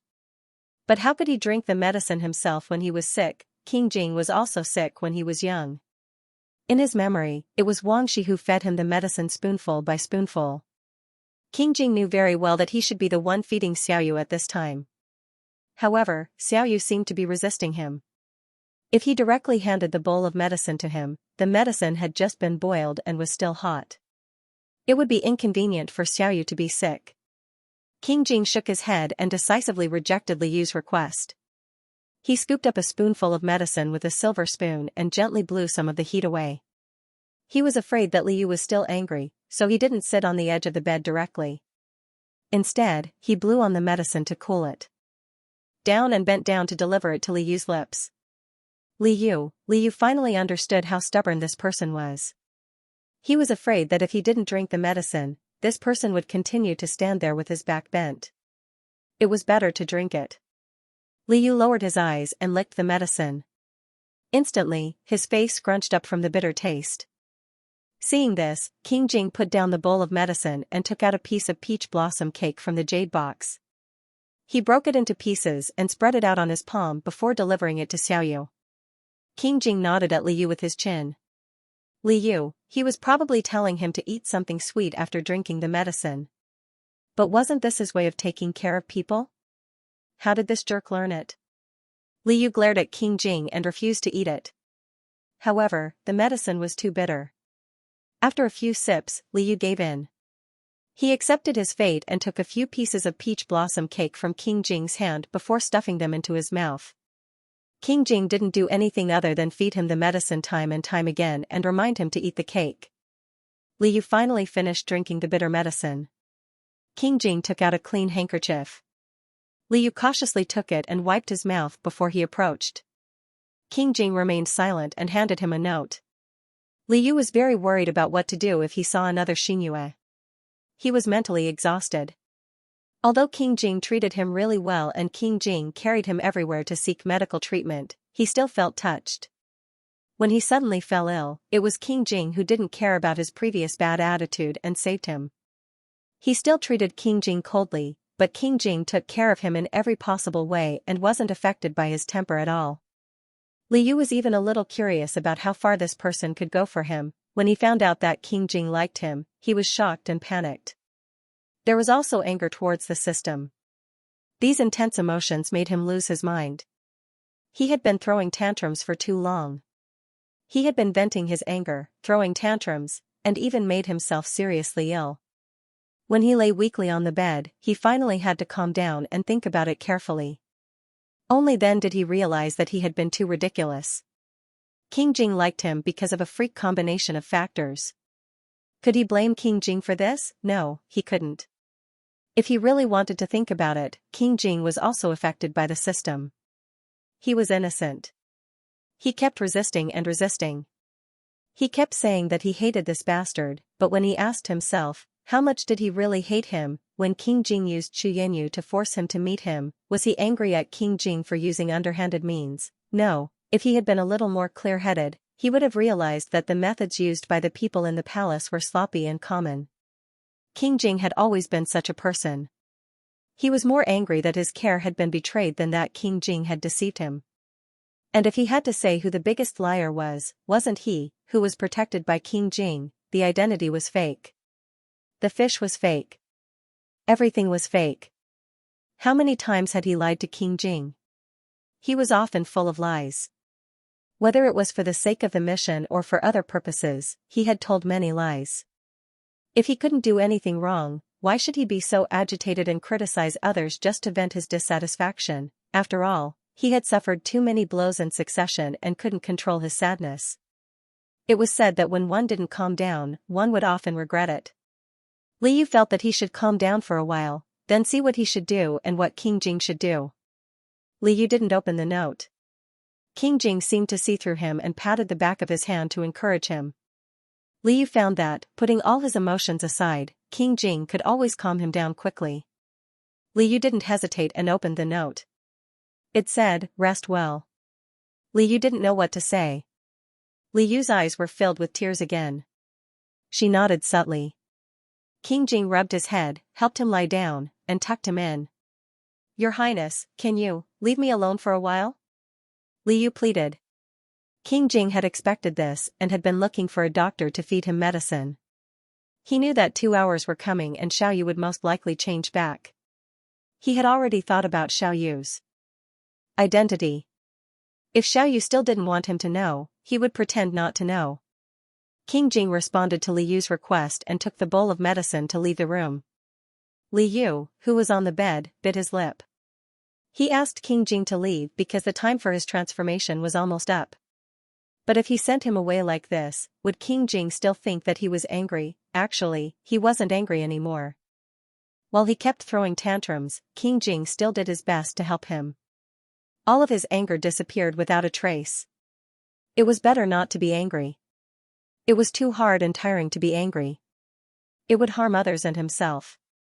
This illness was an illness to his body, but it was also a cure for his emotions. "Your Highness, I've taken the medicine and I feel much better. Please don't worry.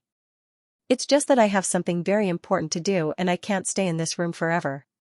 But I'll come back tomorrow and I won't run away anymore.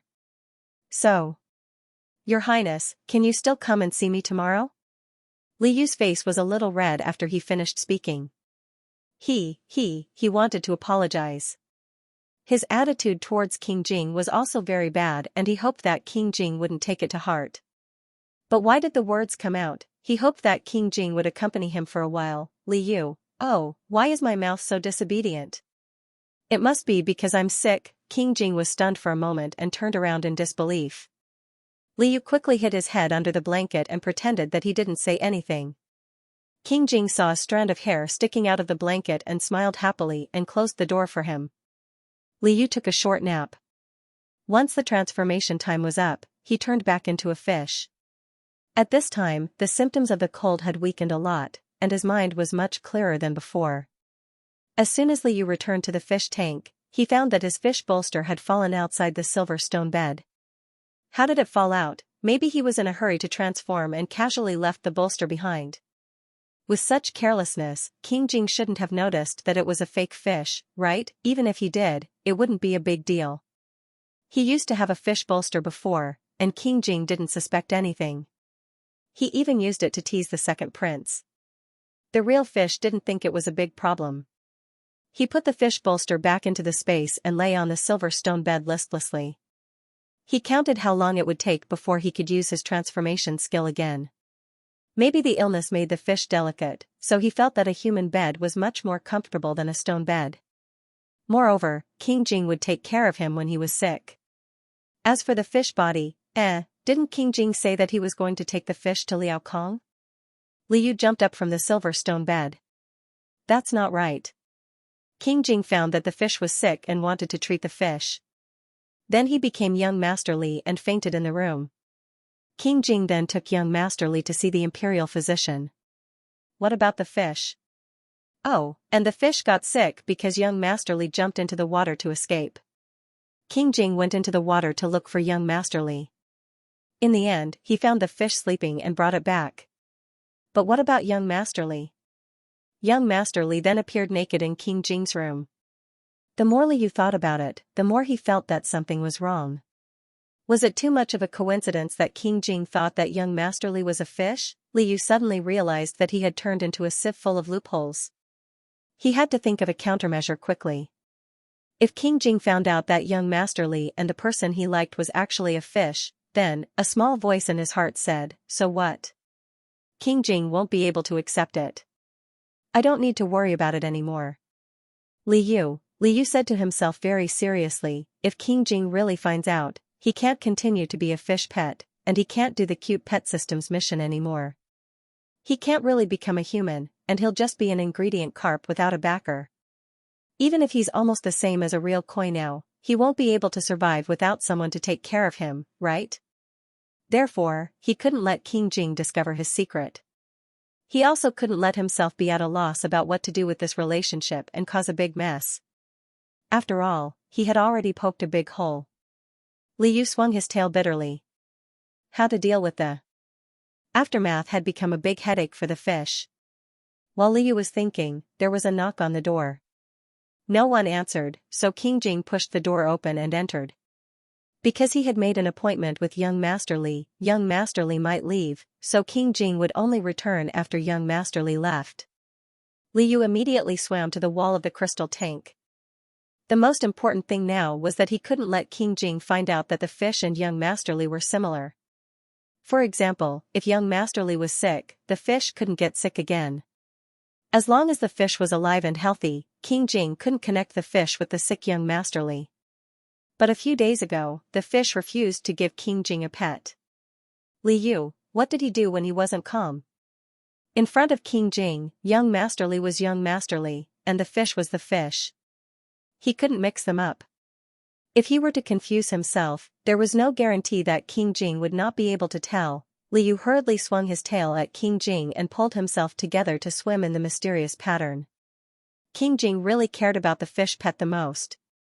Every time he entered the house, he went straight to the crystal tank. When he found that the fish wasn't as listless as before, King Jing's face looked better. But looking at the fish swimming around excitedly, he didn't do anything. Liu? Usually, when he tried to flatter him, King Jing would definitely rub his head. At the very least, he would stroke the fish's head. However, no matter how much he tried to act cute, King Jing only hung his hands by his side. He seemed to be deep in thought and did not touch the fish. Liu suddenly became nervous. Could it be that King Jing found out something? The fish was nervous, but King Jing frowned. He reached into the fish tank and gently placed the fish on the silver bed. He wrapped the fish in a gold-threaded seaweed quilt and patted the fish's head after wrapping it. King Jing thought to himself, the imperial physician said that the fish couldn't catch a cold. The fish that was wrapped up like a spring roll? Li Yu vaguely remembered that King Jing wrapped young Master Li in a grass-green quilt with gold edges and patted young Master Li's head. Could it be that King Jing, did he really find out? Otherwise, how could he treat the fish the same as he treated humans? How could he know that both the fish and young Master Li liked seaweed? When Li Yu thought of this possibility, he suddenly felt that the water in the fish tank was frozen. At this time, Eunuch Wang walked in quickly from the outside, cupped his hands, and asked King Jing, "Your Royal Highness, the carriage frame is ready, and the palace is also ready. Does your Royal Highness still want to enter the palace?" King Jing shook his head. He entered the palace because no one could treat Xiaoyu. He had to ask for Liao Kong's permission. At this moment, Imperial Doctor Su had diagnosed that Xiaoyu had a cold, and Xiaoyu recovered his consciousness after drinking the medicine. He looked a lot better. He didn't have to rush there overnight. He could let Xiaoyu rest for a while and see how the situation goes. Of course, he still had to send a letter to Liao Kong afterwards. Only after asking Liao Kong, can he be completely relieved? King Jing's meaning was a bit complicated. He wanted to write down his thoughts on a paper and let Wang Shi know.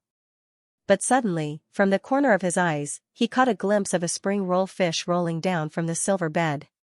Its face was close to the crystal tank wall, and its black grape-like eyes were looking at him pitifully. King Jing smiled. Xiaoyu was afraid of Liao Kong, right? Generally, monsters were afraid of monks. King Jing wrote quickly. After he finished writing, he motioned to Wang Shi to read it out loud. Wang Shi, who didn't understand? Eunuch Wang read aloud under his master's signal, "Xiaoyu is fine, so he won't look for Liao Kong." Li Yu, who succeeded in eavesdropping, "Oh, it seems that he was right to greet King Jing." King Jing thought that Xiaoyu was not sick. He was so calm. It doesn't seem like he already knew young Master Li's identity. After all, if he really knew, shouldn't King Jing ask Liao Kong to kill the monster? Li Yu held his shaky vest and felt that he was still very stable. As for the quilt that King Jing covered Xiaoyu and young Master Li with, Li Yu glanced at the water. Grass quilt that he rolled up into a cloak. Maybe, King Jing was influenced by his taste for fish and began to like green quilts. This possibility was still greater than King Jing discovering that young Master Li was a fish. In the final analysis, who would think that a person would turn into a fish? Li Yu no longer thought about it. King Jing didn't doubt him, so Li Yu was happy to rest and recuperate. The next day, he calculated the time to transform. King Jing ordered people to boil medicine and wait for him.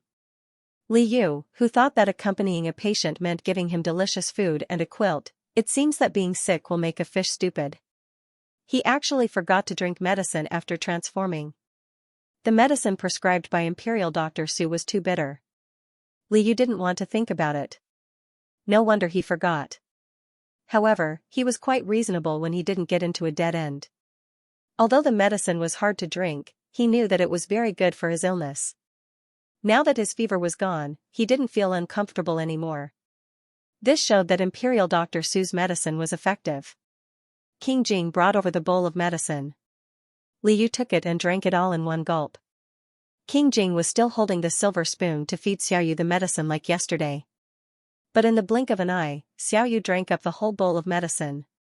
King Jing, Li Yu grimaced because of the bitterness of the medicine.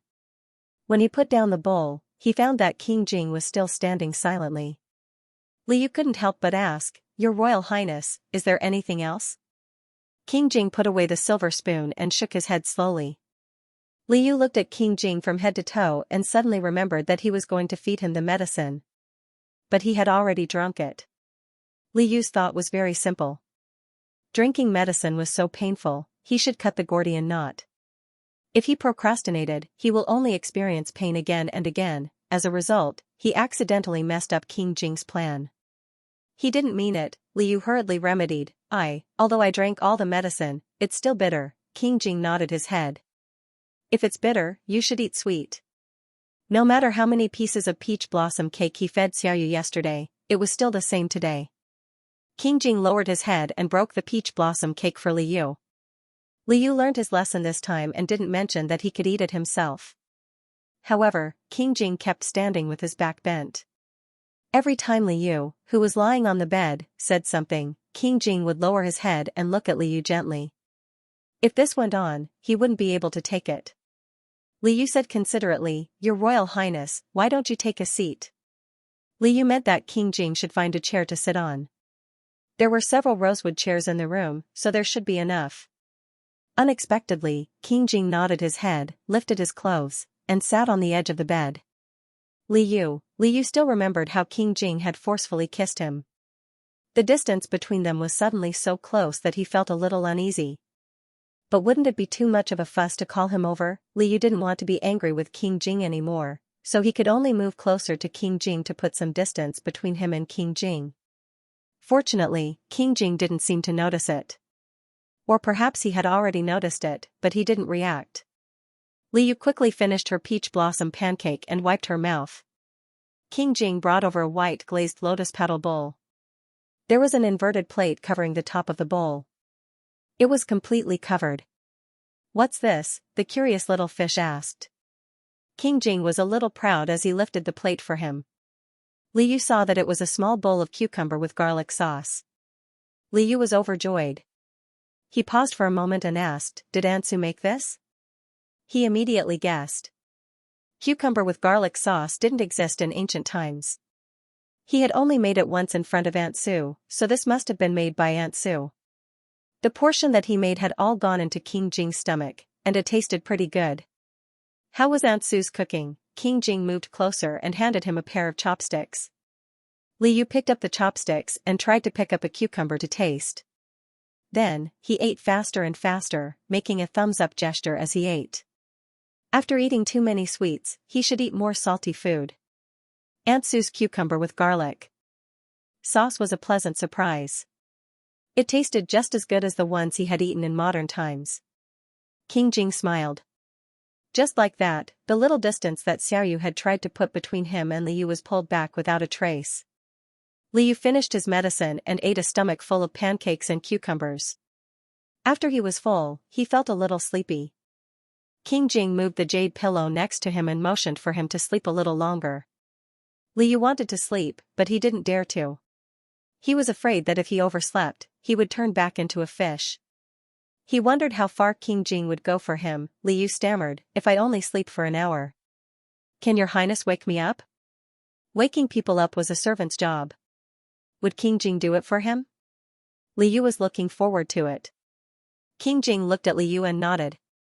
This was something that he could do. It was easier than ordering Aunt Su to make cucumber with garlic sauce. Li Yu's heart throbbed when he saw that King Jing didn't hesitate at all. Wang Shi brought important news to King Jing. However, King Jing had specifically warned Wang Shi that he didn't want anyone to disturb him when he was taking care of young Master Li. Wang Shi waited for a while under the door. After young Master Li fell asleep, he called out to King Jing softly. King Jing walked out and heard Wang Shi's words. He glanced at Wang Shi coldly. Wang Shi understood and said, "I brought him to Qingxi court. Your Highness, please deal with him." King Jing raised his hand and brushed off the dust on his robe. He took out something from his sleeve and threw it to Wang Shi.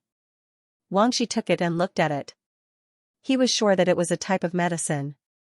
Wang Shi felt a chill in his heart. His Highness was too cruel. However, young Master Li only had himself to blame. At this time, someone in the room was talking in his sleep. Wang Shi heard young Master Li's voice. King Jing's anger immediately dissipated and he hurried back to check on young Master Li. Wang Shi took the order and immediately ordered his subordinates to do as King Jing said. Qingxi court. When Xu Yanyu was dragged back to his room, he was beaten again. Perhaps because of his previous experience, he didn't faint. However, he wished that he had fainted. He thought about how he had tried so hard to sneak into the inner courtyard to drug King Jing. He didn't expect that he would be exposed on the spot. He didn't get off on the wrong foot. In order to seduce King Jing and completely numb himself, he had fed himself an aphrodisiac in advance. He did have a strange feeling and thought that he was burning with desire. He kept crying and begging the executioners to bring him to King Jing, hoping that King Jing would still be soft-hearted. He thought that he could do whatever he wanted without any hindrance under the aphrodisiac. However, in the end, Wang Shi coldly told him that he hadn't been drugged. The so-called aphrodisiac had been replaced with bean powder. Only then did Chu Yanyu realize that the strange feeling he had was just an illusion caused by his guilty conscience. Everyone except him knew about it. They were all watching him shamelessly beg for love. Chu Yanyu lay quietly on the ground, wishing that he was already dead. Wang Shi brought people to look for him. Before Chu Yanyu could react, he was restrained by the guards. They choked him and fed him a cup of tea. Chu Yanyu knew that it wasn't anything good. He coughed loudly, but even though he coughed out tears, he couldn't spit out the tea. "What did you make me drink?" Chu Yanyu stared at Wang Shi with tears in his eyes. Wang Shi put on a fake smile and said, "Young Master Chu wanted to drink but didn't. How could you forget it so quickly? Was this really an aphrodisiac?" Chu Yanyu was shocked. He turned around and wanted to escape. He thought that if he could escape back to the sixth prince's side, there might be someone who could protect him and save him. However, he was now in King Jing's mansion and couldn't escape far with his injuries. Wang Shi personally came forward and knocked him to the ground and tied up his hands and feet. Chu Yanyu soon felt the real wave of passion. He trembled all over and his eyes were bloodshot. He felt that all his reason had been swallowed up. Who he was, who the sixth prince was, nothing mattered anymore. He just wanted a quick death or a swift death. He thought that Wang Shi made him like this to find someone to humiliate him. However, no one came. After Wang Shi tied him up, he gagged him and locked the door of his room. "Young Master Chu, if you want to make others burn with lust, why don't you have a taste of it yourself? However, no one will come to cure you of this aphrodisiac. Young Master Chu, feel it yourself. This is His Highness' punishment for you." Wang Shi smiled contemptuously and left him with his last words. Chu Yanyu couldn't move or scream. He could only whimper. It didn't take long for Liu to recover from his cold. During this period of recuperation, he spent an hour with King Jing in his human form every day.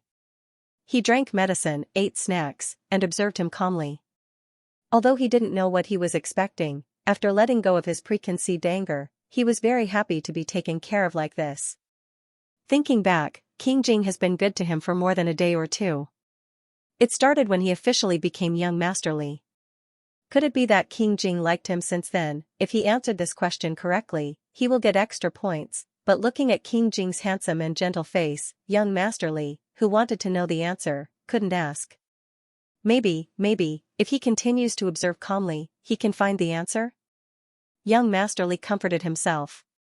Imperial Dr. Su later checked his pulse a few more times, adjusted the prescription, and finally announced that he had recovered. Liu grinned happily. After thanking Imperial Dr. Su, his heart flashed with a moment of disappointment. His illness was cured, so there was no need for King Jing to accompany him. He was responsible for raising fish in the mansion again. Liu deliberately ignored the discomfort in his heart and said with a smile, "Thank you for taking care of me these days, Your Royal Highness." King Jing also smiled and nodded his head slightly. He recovered from his illness, but Chu Yanyu drugged King Jing. Liu didn't know what happened next. He didn't dare to ask King Jing directly, so he asked eunuch Wang instead. Wang Shi said without leaking any information, young Master Chu made a big mistake and is now thinking about it behind closed doors. How did young Master Li know him? Eunuch Wang asked with a smile. Liu found it hard to explain, so he vaguely said, "I have heard of young Master Chu's name outside before." This was not a lie. In the original novel, concubine Xiao Jiao was very beautiful. She was very famous when she was still with the sixth prince. Eunuch Wang snorted, maybe this old slave has also heard of him. But no matter what happened in the past, you have to be a good person after entering the mansion. You can't just think about doing dirty things. In this old servant's opinion, young Master Chu only has himself to blame. Young Master Li, please don't be soft-hearted and plead for him. Wang Shi was indeed a shrewd person. He even thought that Liu might plead for leniency. Liu was stunned. How could that be? He wasn't that unreasonable. Chu Yanyu had the guts to drug King Jing and was caught by King Jing. The fact that he wasn't killed was already a merciful act by King Jing. The King Jing was just going to shut himself up and reflect on his mistakes. Of course, Liu wouldn't plead with King Jing because of this. However, he really didn't know, nor did he think about the profound meaning behind Wang Shi's words. King Jing and Xu Yanyu were in such a mess. Based on his understanding of King Jing, these two were drifting further and further apart from each other. It seemed that he was sitting firmly in Xianyu's position, and there was no need to think about pulling strings in the future. When Liu thought about this, he couldn't help but feel relieved. Liu didn't want to pay attention to what happened to Xu Yanyu later. King Jing had already refused to accept Xu Yanyu at the banquet. Xu Yanyu could have had a different life from the original novel, but Xu Yanyu still insisted on entering King Jing's mansion. Eunuch Wang deliberately explained for his master, and Liu learned how Xu Yanyu entered the mansion. It was the third prince who unkindly threw the blame to him. Liu didn't know whether to laugh or cry. Until now, young Master Chu didn't have any status in King Jing's mansion. He couldn't even be considered a servant. Everyone in the mansion knew that they had to be wary of him, and casually addressed him as young master with a hint of contempt. Unlike young Master Li, who was acknowledged by His Highness, the servants all treated him with respect, fearing that he would be neglected. Although Liu's appearance messed up King Jing's feelings, Liu didn't force Xu Yanyu to enter the mansion and drug Xu Yanyu. Since Xu Yanyu decided to take this step, it was Xu Yanyu's own choice. This was the true meaning of having nothing to do with him. Liu didn't mention Xu Yanyu. King Jing was a little annoyed that Xiaoyu was always inquiring about other people's affairs, so he kept hinting at Wang Shi with his eyes. Wang Shi, who had been entrusted with an important task, immediately changed the topic and said, "Your Highness, young Master Li, recently, there's a new market in the Imperial City. This old servant has inquired about it. It's held by the Emperor and the King of Jinju to celebrate the marriage between our dynasty and the Jinju. Most of the people doing business there are Jinju merchants, and they sell trinkets that have never been seen before in our dynasty." As soon as Liu heard the words market and trinkets, his ears pricked up. Wang Shi held back his laughter and said, "His Highness originally planned to go and take a look. If young Master Li is interested, you can ask His Highness." Wang Shi winked at Liu, then pursed his lips in King Jing's direction. Liu hadn't gone shopping in his human form after transmigrating into a book, so he hurriedly said, "Your Highness, I want to go." "Can I?" King Jing was waiting for him, so he nodded with a smile. Finally, he could go out for a walk. If he stayed cooped up in the palace any longer, he was afraid that mushrooms would grow. Liu was elated when he realized that he was going to the market with King Jing. In modern times, wouldn't this be a date? So, it was a date. Liu's face turned slightly red, and he secretly glanced at King Jing. The big bastard was using tricks again. He actually got Wang Shi to speak for him. He almost didn't react in time. Since it was a date, wasn't King Jing chasing him? Liu cursed in his heart. In the past, this bastard only used force. Now, he even knew to chase him. How could he improve so quickly? However, they could go to the market. Liu couldn't bear to refuse. He bit his lip and thought to himself that he actually didn't have a significant other. For the time being, he would let the big bastard chase after him. He shouldn't lose out. Liu nodded. It was a formal agreement. Eunuch Wang almost congratulated King Jing. The masters wouldn't go immediately when they went out. They had to see when the market was open and when King Jing was free. Moreover, Xiaoyu also needed to have suitable clothes for going out. King Jing privately pointed out some clothing styles and asked Wang Shi to keep an eye on them. Eunuch Wang had been so busy recently that he didn't even have time to rest. In order to completely solve Xiaoyu's worries, the fish lover King Jing thoughtfully offered to take the fish shopping with him. The task of taking care of the fish would be handed over to Liu. Liu couldn't ask for more. King Jing wanted him to take care of the fish. When the time came, he would have the final say on which fish were real and which were fake. Soon, it was the day to go out. Liu had made an appointment with King Jing early in the morning. After he transformed, they met immediately. He was wearing a rose-red robe embroidered with silver lotuses that King Jing had just given him. A string of jade beads was casually tied around his waist. Wang Shi told Liu that he should wear more cheerful clothes after he recovered from his illness. Although Liu didn't really understand the etiquette of the ancient people, it sounded like a good idea. Thus, he wore it. He still didn't know how to tie the ancient belt. However, the clothes that King Jing had given him only had very thin belts. He didn't have to worry too much about how to tie the belt. Liu felt that he was blushing, and his complexion also improved significantly. Through the bronze mirror, he could see that there was a very light layer of rouge on his cheeks.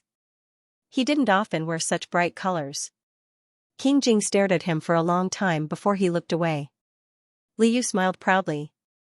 He also knew that clothes made the man, but King Jing's old clothes fit him too well. It was as if they were made just for him. Liu had transmigrated into a fish. He didn't have many opportunities to transform into a human. Usually, he would be thankful to have clothes to wear, so he never thought too much about it. However, this time, he thought a bit more. Why did King Jing always have a pile of old clothes that fit him? Moreover, why did King Jing always not wear the color of these clothes?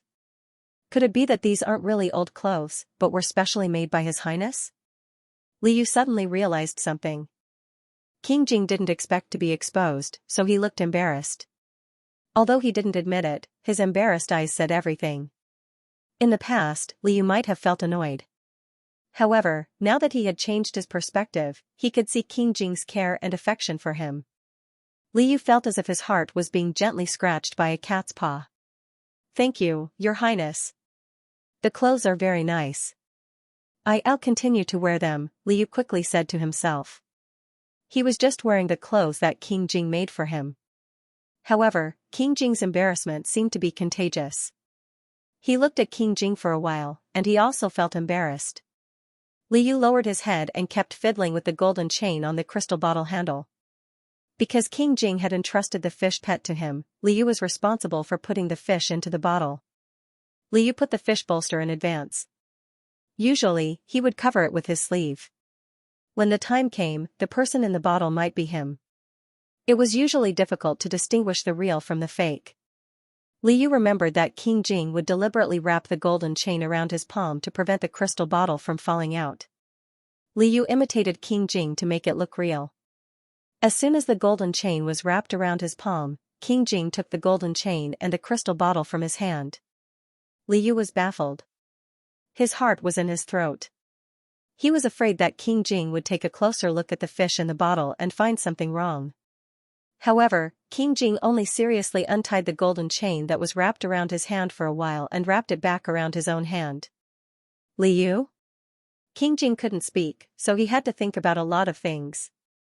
Liu was in a daze for a while. King Jing didn't blame him, so it wasn't that he didn't know how to take care of him. He just felt that the golden chain made him uncomfortable. However, King Jing's hand was injured before, and it was because he wanted to protect him. Recalling how King Jing bled for him, Liu's heart was flooded with emotions. He planned to calm down for a while, but King Jing seemed to have used an invisible rope to pull him away bit by bit. "Your Highness, young master, it's time to set off." Eunuch Wang came over to ask for instructions. Because the market was far from the prince's residence, Eunuch Wang arranged for a carriage. Liu had to cherish his time. When they got on the carriage, a servant took the initiative to use his body as a stool. Liu declined. He wasn't a real aristocrat. It wasn't difficult for him to climb into the carriage. King Jing's carriage was a little small, so it was just right for Liu. Not long after, King Jing came up from the other side. After 2 seats were stuffed in, it was a little full. Liu had no choice but to sit face to face with King Jing. Their legs touched. The carriage sped along.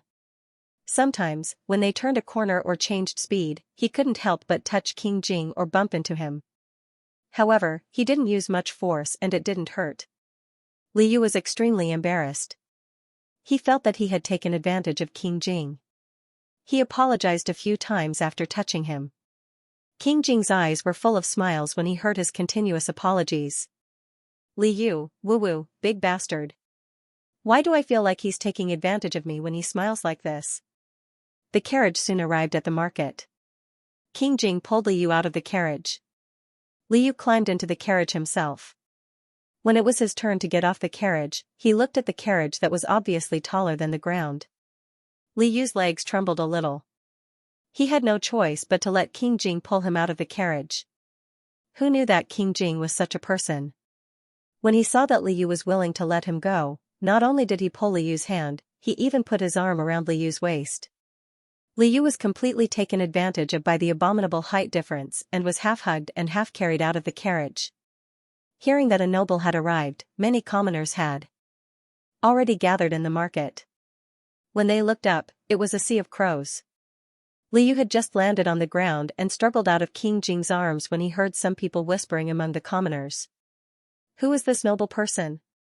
Looking at the carriage, it's King Jing's residence. Have you heard of His Highness King Jing? Nonsense, of course I've heard of His Highness King Jing. I'm asking about the young man beside King Jing. When Liu heard that there was something else about him, he immediately pricked up his ears.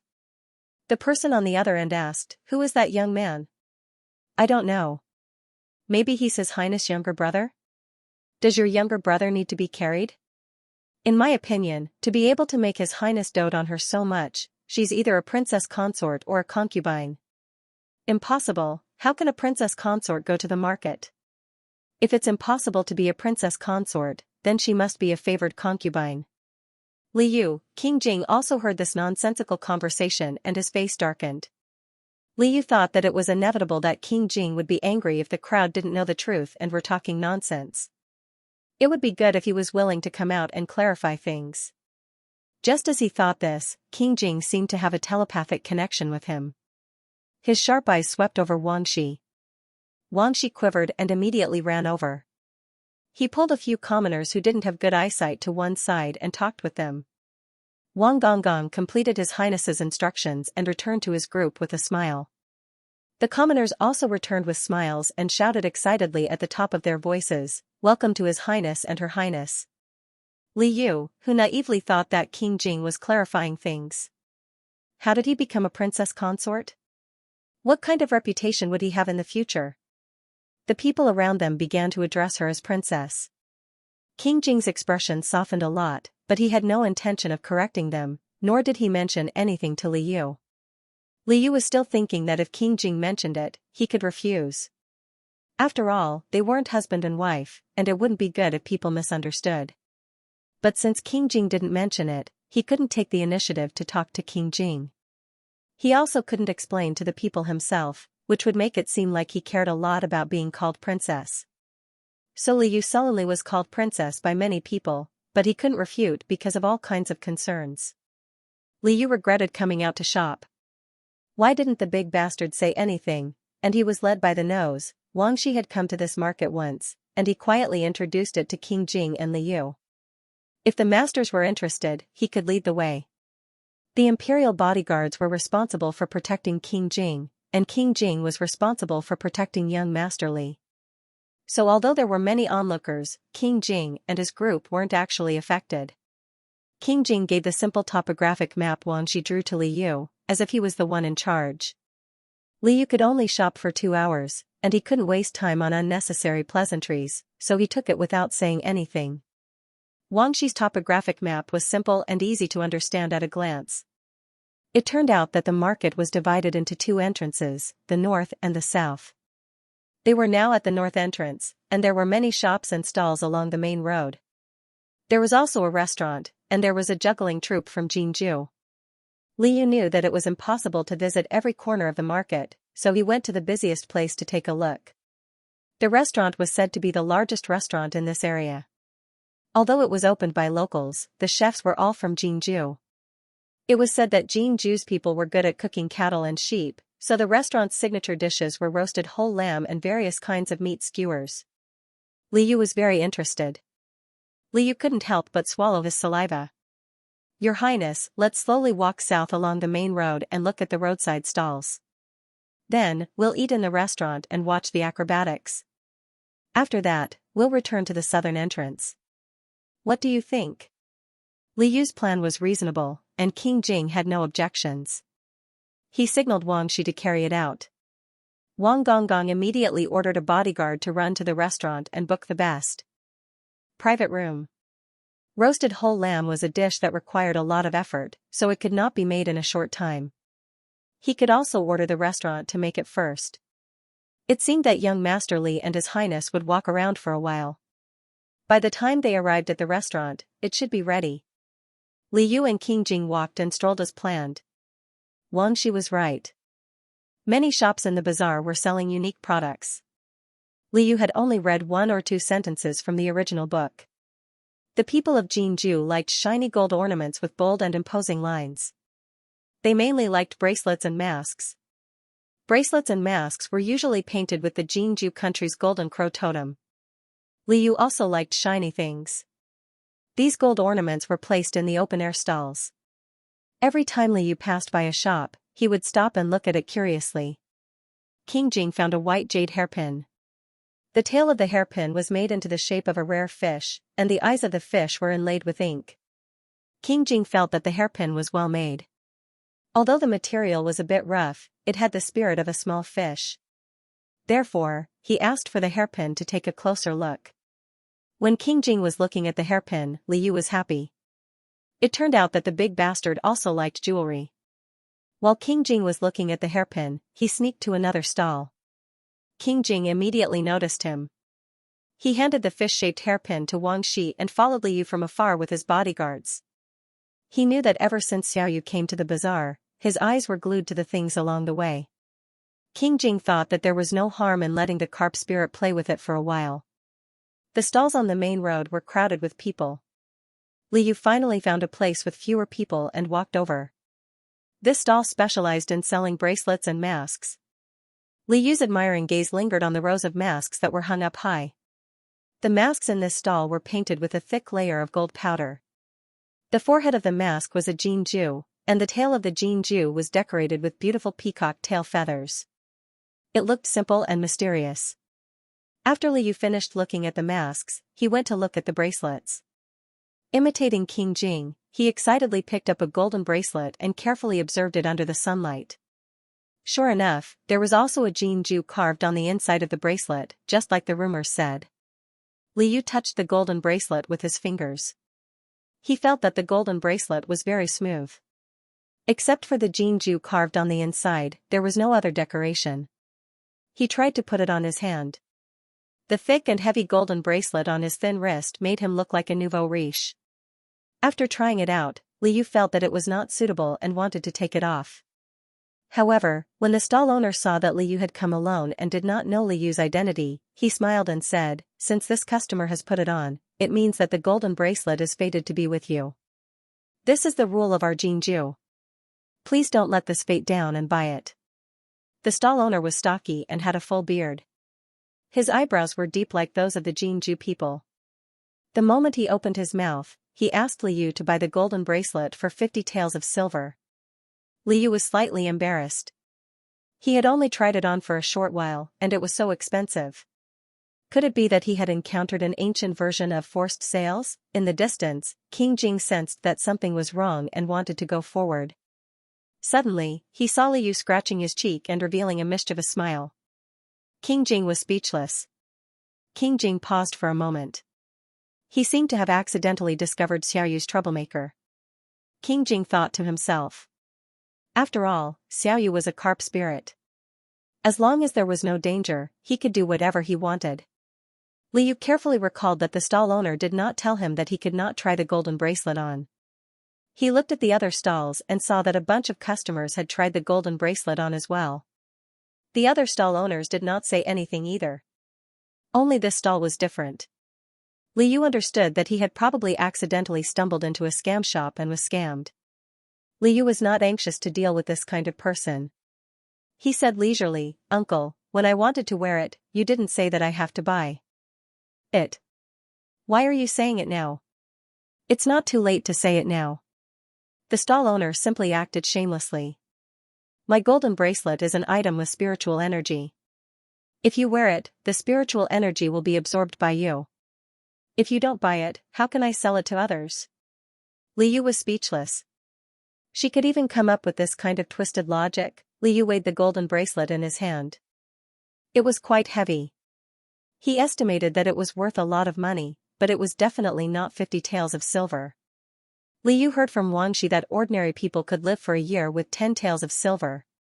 How could he spend 5 years to buy an ornament? Moreover, he did not have any money. He was in charge of fish farming in King Jing's residence. The work he had to do every day was really easy. His food and clothing were all provided by the residents. Liu himself did not think of asking for a monthly salary. He was a bookworm. Why should he care about these worldly possessions? Even if he had space, he would leave it for other important things. Although he was covered with a gold-threaded seaweed quilt every day and woke up on a wide silver stone bed, he was actually penniless and had no savings. He was a poor fish. No matter how he looked at it, he could not afford this golden bracelet. He also did not want to waste money to encourage unhealthy practices. It would be best if he could teach the stall owner a lesson. "Uncle, I'm sorry. 50 taels of silver is too much," Liu said straightforwardly. "No matter what you say, so what if I don't buy it?" The stall owner's eyes widened. He could not be wrong. The material of this young man's clothes was woven from the best ice silk. Even the jade beads casually tied diagonally around his waist were all full of water. Therefore, he was sure that this young man was a noble. But how could a noble not be able to take out 50 taels of silver? How could he act like he was very free and wanted to bargain? The stall owner said with a dark face, "At most 45 taels of silver, no less." Liu sighed, "Uncle, I can't take out 45 taels of silver." The stall owner still had some hope. Every time he cut down the price, he cut it down to 25 taels, but this young man still did not intend to pay. The stall owner was a little anxious. "Then how much can you take out?" "Uncle, I'm sorry. I forgot to bring money when I went out today." Liu smiled and stuck out his tongue. The stall owner almost fainted from anger. "Why did you go shopping if you didn't bring money?" Liu said innocently, "Uncle, didn't you tell me earlier that I have to buy the gold bracelet if I wear it?" The stall owner was so angry that he wanted to chase him away. Just as he was about to shed all pretense of cordiality and scold him, he caught a glimpse of a tall young man standing diagonally behind the young man. Behind the young man stood a large group of attendants. The young man raised his head with a cold expression and looked at the stall owner with murderous intent.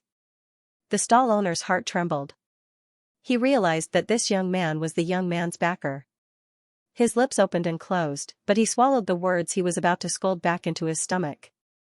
Liu was completely unaware that someone was backing him up. Seeing that the stall owner did not say anything, Liu put the gold bracelet back on his hand. The stall owner was confused by his confusing behavior. He whispered, You don't have money and you don't want to buy it. Why are you still wearing it?" Liu said honestly, "Uncle, didn't you say that I sucked away the spiritual energy of the gold bracelet? Now that I'm wearing it for a while and let it absorb my spiritual energy, I can sell it to someone else." The stall owner had just said that the gold bracelet had a spiritual energy. If he immediately denied it, it would be like slapping his own face. The stall owner glanced at the young man in the distance uneasily.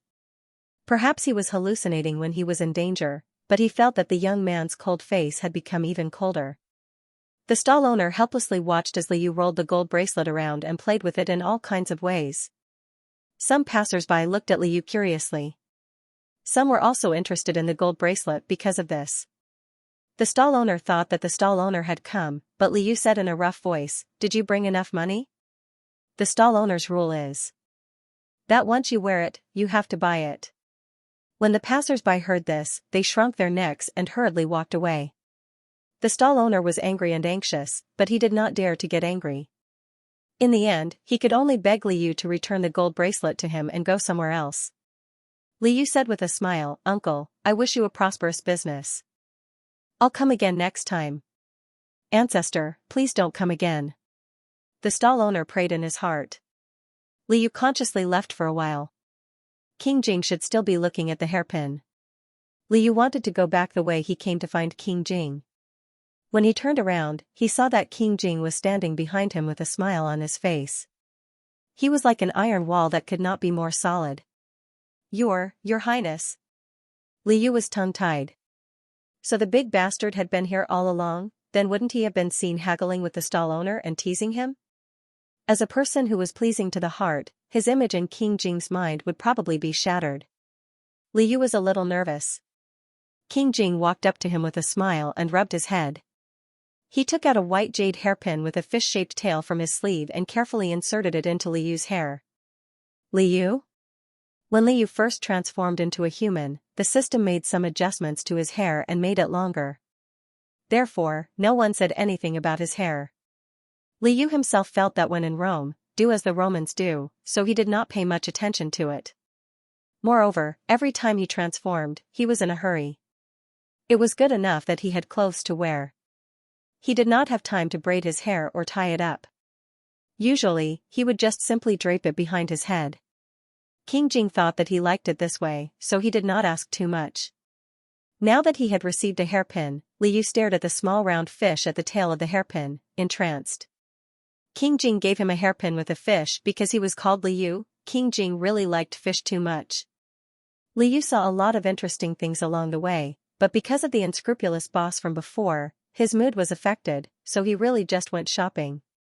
When they arrived at the restaurant that Liu was looking forward to, Xianxia had already brought some people to wait in front of the elegant two-story building.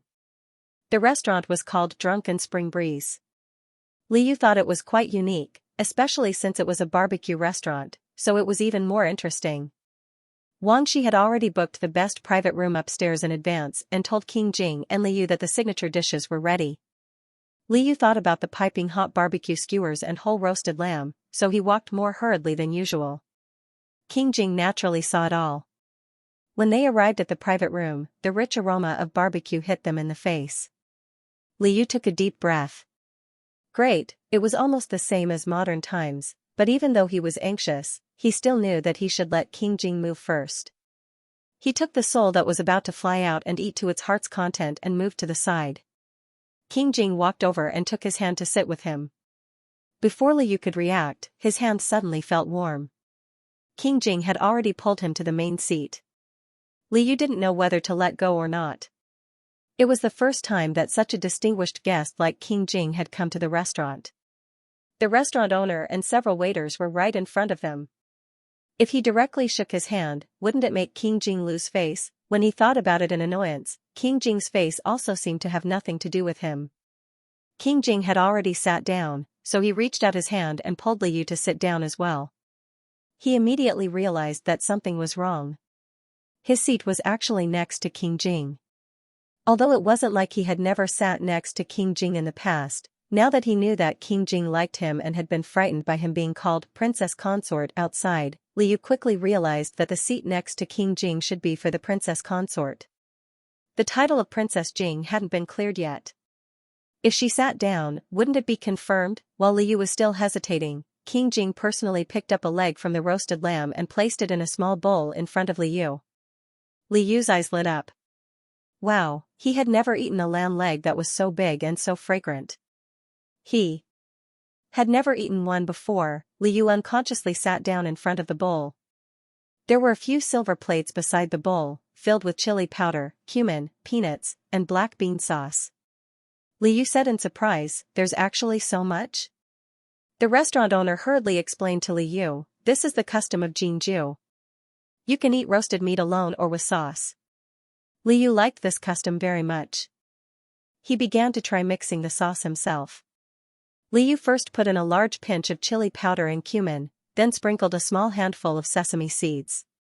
He raised his head and asked the owner, "Do you have sesame oil and garlic paste?" Liu actually wanted to ask about oyster sauce, but he felt that there shouldn't be oyster sauce in ancient times, so he changed his question to sesame oil, which was very fragrant. When the owner saw that this person knew how to eat, he hurriedly said, "Yes, we do." Because many nobles didn't like these two things, the owner was afraid of offending the guests, so he didn't prepare them on the table. At this moment, he hurriedly ordered the waiter to bring them out. Liu quickly finished mixing his sauce and felt a sense of accomplishment. He glanced at King Jing and saw that King Jing still hadn't added anything to his bowl. Liu thought, King Jing doesn't know how to eat. After all, the princes mostly eat steamed food and rarely eat roasted food. Although King Jing gave him the lamb leg, he only casually picked up a piece of white meat, and only used half a piece. "Your Highness, let me help you, okay?" Liu asked in a small voice. King Jing had been waiting for him for a long time. He curled his lips and put his bowl next to Liu's hand without any hesitation. Liu carefully asked as he put the seasoning in the bowl, "Your Highness, do you eat garlic paste?" Your Highness, do you eat peanuts? His Highness looked at him in a daze, nodding or shaking his head randomly. It was unknown what he was saying. After a while, a bowl of seasoning was put in front of him. King Jing vaguely remembered that Xiaoyu had made a bowl of cucumber with garlic sauce for him in the past. Li Yu said, "Okay, these are all seasoned according to your Highness's taste." Your Highness, quickly try it. It's definitely more delicious than just eating white meat. King Jing nodded. Under Eunuch Wang's worried gaze, he picked up a piece of white meat with his chopsticks, dipped it in the seasoning, and ate it without changing his expression. Delicious. His Highness smiled contentedly. Li Yu quickly ate half of the lamb leg, drank some mutton soup, and tried to cut a plate of braised beef. Although his knife skills were very bad and he didn't cut it well, at least it was edible. Almost all of it went into King Jing's stomach. After eating for a while, someone suddenly reported that the heir of Duke Qinzhen had arrived and was looking for King Jing. Li Yu put down his hand that was holding the lamb leg, and Eunuch Wang handed him a clean towel. Li Yu wiped his greasy fingers and mouth and looked at King Jing suspiciously. What is Yi doing here? Did King Jing invite Yi Qinghuan to go shopping with him? Li Yu was thinking too much. Of course, King Jing didn't invite irrelevant people. It was Yi himself who heard that King Jing was eating at Drunken Spring Breeze and wanted to join in the fun. As for how Yi Qinghuan found out, King Jing gave him a sharp look. Wang Shi touched his nose guiltily. He was King Jing's weather vane. When Yi asked for his location, he would know where King Jing was. King Jing ordered Wang Shi to let Yi Qinghuan in. Yi, who always had a dog with him, was finally not alone this time. Yi Qinghuan brought a thin and small young man with him. This young man had a feminine beauty that didn't lose to Chu Yanyu. He had a pair of watery peach blossom eyes, a tall nose, and small cherry lips. His hands were firmly wrapped around Yi Qinghuan's arms. Li Yu was shocked by Yi Qinghuan's appearance. The original novel set Yi Qinghuan as an only son and didn't have any biological brothers.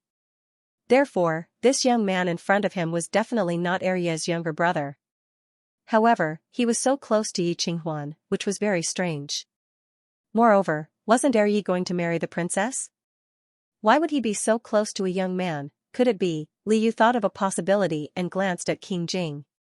Could it be that homosexuality was also contagious? Yi Qinghuan had never treated King Jing as an outsider. Now that he brought the young man into the private room, he was a little reserved. Before he even said a word, he buried his head and laughed foolishly. Li Yu felt that this was even more suspicious. The young man beside Yi Qinghuan looked a little scrutinizing at first. When he saw Li Yu, he didn't react. However, when he saw King Jing, the young man suddenly covered his mouth and exclaimed softly. As soon as he made a sound, he was immediately exposed. This was because it was a soft and beautiful female voice. King Jing and Yi Qinghuan looked at each other for a moment. After pondering for a moment, they knew who this person was. However, Li Yu was still immersed in his conjectures. This young man is actually a woman in disguise. Why would Yi bring a woman dressed as a man to go shopping? Does Yi have someone else? He muttered his thoughts out loud. Yi Qinghuan smiled and said, I don't have anyone else. This is the princess. Li Yu, ah? Li Yu was still wondering if Yi Qinghuan had done something wrong to Princess Jingjue. It turned out that the young man beside Yi Qinghuan was actually Princess Jingjue herself. Li Yu was even more surprised than before. He had seen the princess from afar at the state banquet in Yangxin Palace Hall. The princess had even spoken up for the fish and dissed the second prince. However, at that time, he was in the fish tank and didn't see the princess's face clearly. Therefore, he didn't recognize the princess when she appeared in men's clothing. Hello, both of you.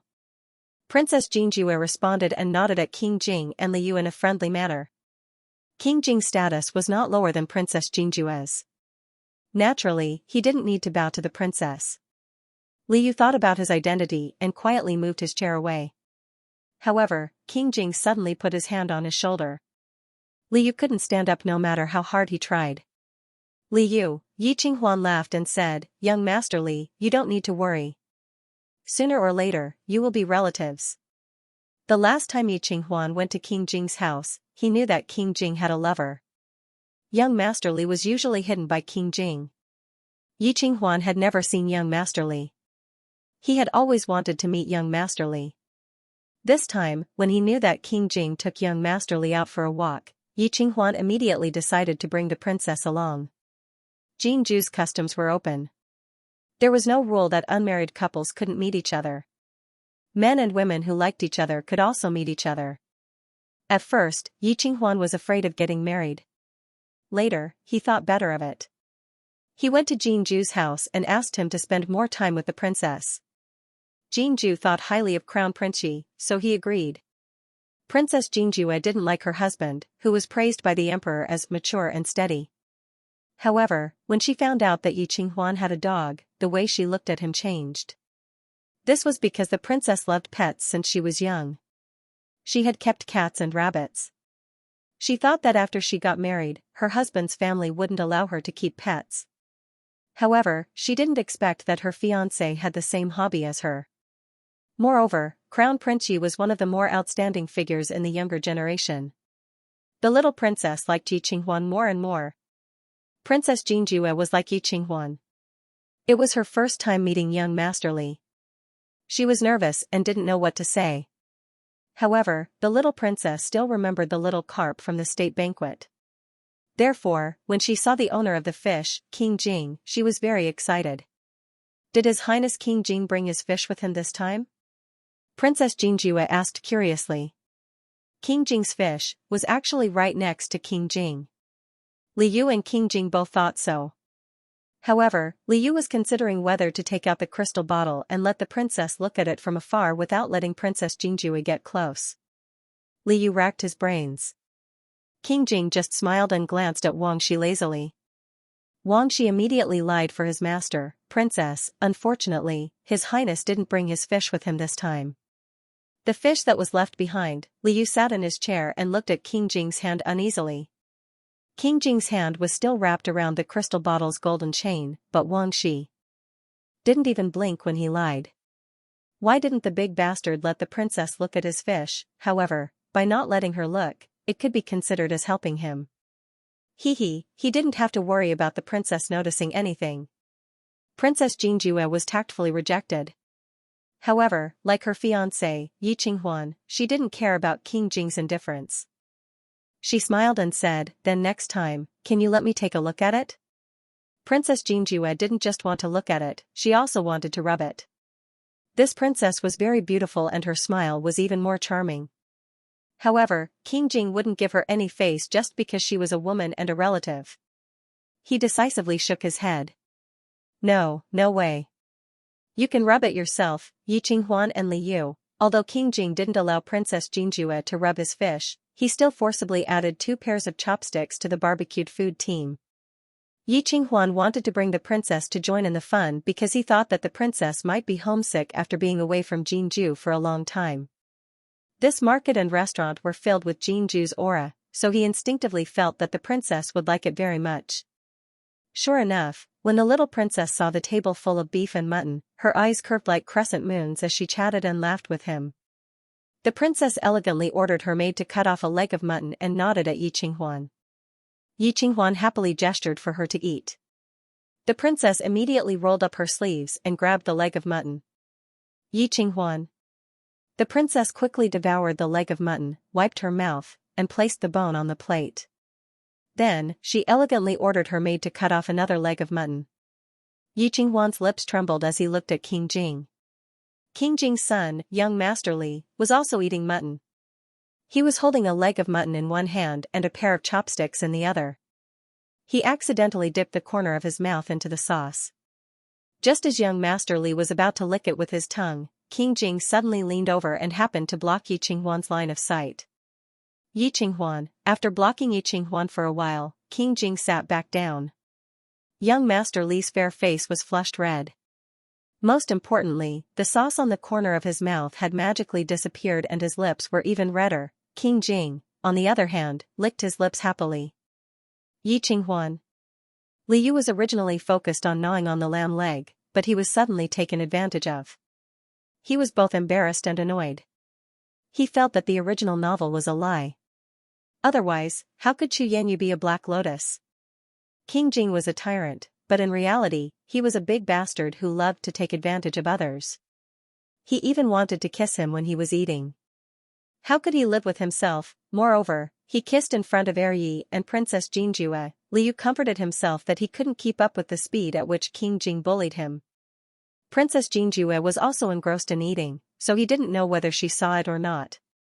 However, Ye's eyes were wide open as if he was struck by lightning. He definitely saw it. Sob, sob, sob. How could he face others in the future? Big bastard. Liu raised the back of his hand and angrily wiped his lips that had been kissed by the bastard. His eyes were wide open and sparks flew everywhere. When he was not calm, he had kicked and hit him and regretted it. He couldn't lose his calm again, and he couldn't use force at will. Moreover, to be honest, it was useless to use force. King Jing was taller and stronger than him. He could carry him like a chicken. Sob, King Jing couldn't help but smile when he saw that he was about to explode but had no choice but to endure. Perhaps Xiaoyu didn't realize it himself, but he was becoming more and more accustomed to his closeness. Princess Jinjue and Yi Qinghuan weren't familiar with young Master Li. In order to ease the atmosphere and drive away the awkwardness, Yi Qinghuan suggested that Liu introduce himself.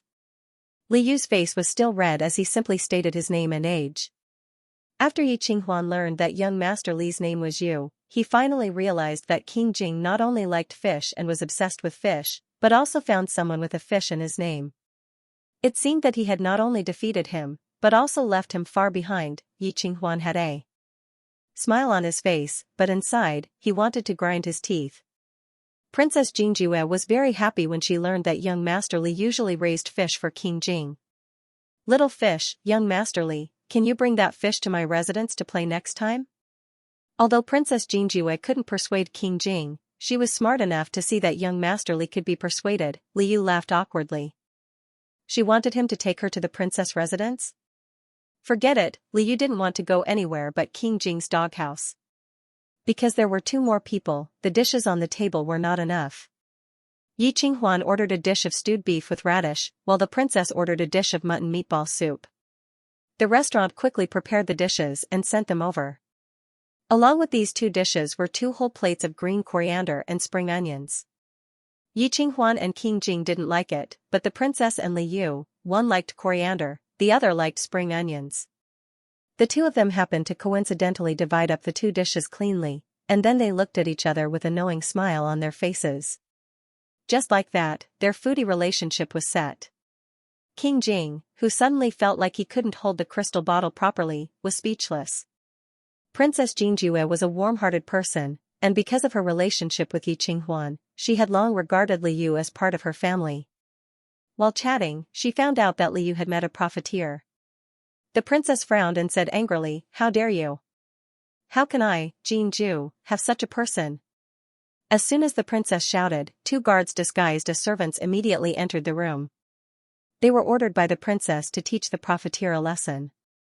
Liu felt that it was a bit too much, so he quickly thanked the princess for her kindness and told her about how he had tricked the profiteer. "This is nothing. It doesn't hurt at all." Yi Qinghuan also wanted to help Liu vent his anger. "The profiteer targeted you and deliberately tried to extort you. He should be taught a lesson so that he won't harm others in the future." "Yes, that's right." The princess smiled and clapped her hands. "Young Master Li, let my men go. You don't have to worry about it." Liu knew that he couldn't persuade these two easily, so he turned to Wang Shi for help. Eunuch Wang also agreed with teaching the profiteer a lesson, but young Master Li was also His Highness's favorite, so he couldn't refuse. Wang Shi had an idea and said, "This old servant will listen to Master." Wang Shi's master, His Highness King Jing, was calmly drinking a cup of hot tea. King Jing heard everything that Yi Qinghuan and Princess Jinjue said, but King Jing didn't say anything. Liu was a bit surprised. Usually, King Jing would personally take care of him when his hand was tied by the gold chain. Why didn't he do anything this time? Liu felt ashamed of himself for thinking this way. Could it be that he was poisoned by King Jing? He actually thought that King Jing would stand up for him. In reality, King Jing was King Jing, and he was himself. King Jing didn't want to show up, and he couldn't use moral coercion. King Jing obviously didn't want to participate, and Liu couldn't win against the princess and Yi, so he could only watch as the guards carried out their orders. Not long after, the guards returned with strange expressions and brought back news. Just now, the profiteer was seriously injured and was carried away. The guards asked around and heard that someone put a cloth bag over the profiteer's head, dragged him to a dark alley, and gave him a good beating. His face was swollen like a pig's head, all of his teeth were knocked out, and his jaw was dislocated, so he couldn't speak. It seemed impossible to swindle him again. It must be because the profiteer cheated too many people, and they took revenge on him. Yi Qinghuan felt satisfied, but the princess was a bit regretful. After all, she didn't personally send people to do it. Next time you meet such a profiteer, you must tell me. The princess thought for a while and said. Yi Qinghuan and Liu felt grateful. He slightly bowed and said, "Thank you, Princess and Yi." King Jing's eyes never left Liu. As soon as Liu thanked him, King Jing's face seemed to be blown by a cold wind. King Jing stood up and pulled down Liu's hand. Yi Qinghuan and King Jing had known each other since childhood, so he knew King Jing's temperament more or less. He smiled and said, "Tianqi, don't be so stingy." King Jing simply squinted at him and held Liu's hand to leave. Liu estimated that the time limit of his transformation was almost up. He had to leave some time for the journey, so it was inconvenient for him to stay long. He reluctantly said goodbye to the princess and Yi Qinghuan. The princess smiled and said, "Young Master Li, Qinghuan and I are about to get married. You should also come and have a drink at the wedding." The wedding of Princess Jingjue and Yi Qinghuan, Liu felt a rush of excitement. He remembered the ending of Princess Jingjue in the original novel. The princess was married to the sixth prince by the emperor, and the sixth prince's family was later killed by King Jing. The princess Jingjue was also implicated and exiled to a bitter and cold place, never to return to Jingjue for life. King Jing vented his anger on the sixth prince. Now Yi Qinghuan was safe and sound, and the little princess was about to get married to Yi Qinghuan. He shouldn't be punished for offending King Jing. It could be seen that he, as a bookworm, could do a lot of good things. For some reason, King Jing didn't reveal to Yi Qinghuan that Liu was the original messenger. But Liu didn't care. He didn't want Prince Yi to be grateful, but he felt a sense of pride when he saw the two people he saved directly or indirectly get married. "Well, thank you for your invitation. I will definitely go." Liu smiled and nodded cautiously. On the way back to King Jing's mansion, the carriage ran fast and began to shake again. Liu was no longer the silly fish he was before. As long as the carriage shook, his hands firmly grasped the gaps of the inner planks of the carriage. In this way, no matter how hard the carriage shook, he wouldn't hit the people sitting opposite him. King Jing realized that he would rather hold on to the wooden plank than touch him. His gaze became even more unreadable. Some words had to be said. Liu sorted out his thoughts and said, "Your Highness, can I talk to you?" King Jing's body stiffened and his jaw tightened. Before he could refuse, Liu rushed to say, "I know that it was your Highness who asked Eunuch Wang to arrange for me to come to the market. I thank the princess and Prince Yi, and I should also thank your Highness. Thank you for taking me out to relax and always taking care of me." "Many things, Liu lowered his head and tried to calm down. He said as calmly as possible, "I have spent a lot of time calmly thinking about the fact that you like me. But every time I was interrupted by you." Liu smiled gently. He also felt that it was inconceivable. "You are right in front of me, wholeheartedly good to me. You make me happy, but you also make me worried. I was clearly not like this before." Liu didn't know what was wrong with him during this time. As an open-minded boy, sometimes he was more sensitive than a girl. He intuitively felt that he should only like King Jing as a pet and a master. This kind of like was not love. But now that he was in human form and was being pampered by King Jing every day, he couldn't tell the difference. As a result, he couldn't calm down during this time. Should he continue to calm down? Would there be any results if he continued to calm down? Liu felt that it was very likely that he was running away. Because between him and King Jing, it was not as simple as liking or not liking each other. Deep down, he was a modern man. He understood that men liked men, and he never rejected getting along with King Jing. Sometimes, he even felt that he, who liked to look at beautiful men, might be bisexual. Sexual orientation was not a problem. The problem was that King Jing was a character in a novel, and he was a real person. King Jing was a tyrant, and he was a fish. The distance between them, even if it had nothing to do with sexual orientation, was as far as thousands of mountains and rivers. However, it wasn't easy to give up on 1,000 mountains and 10,000 rivers. "I'm sorry, Your Highness." Li Yu struggled for a long time, but still decided to say it. He couldn't always hide it, or it would make him look like a scumbag. He still wanted to give himself more time. He hoped that time would force him to make the choice that he couldn't make now. "Your Highness is very good to me. Can you give me a few more days to think about the relationship between Your Highness and me?" I don't know, King Jing looked at him deeply. Before he could say any more nonsense to refuse, he suddenly pounced on him. With a bang, Li Yu was pushed against the wall of the carriage. The carriage shook heavily, but Li Yu didn't feel any pain. King Jing's arm went around his body and cushioned his back, taking all the impact for him. Li Yu's eyes reflected the man's handsome face, which was getting closer and closer. He swallowed all the words he hadn't been able to say.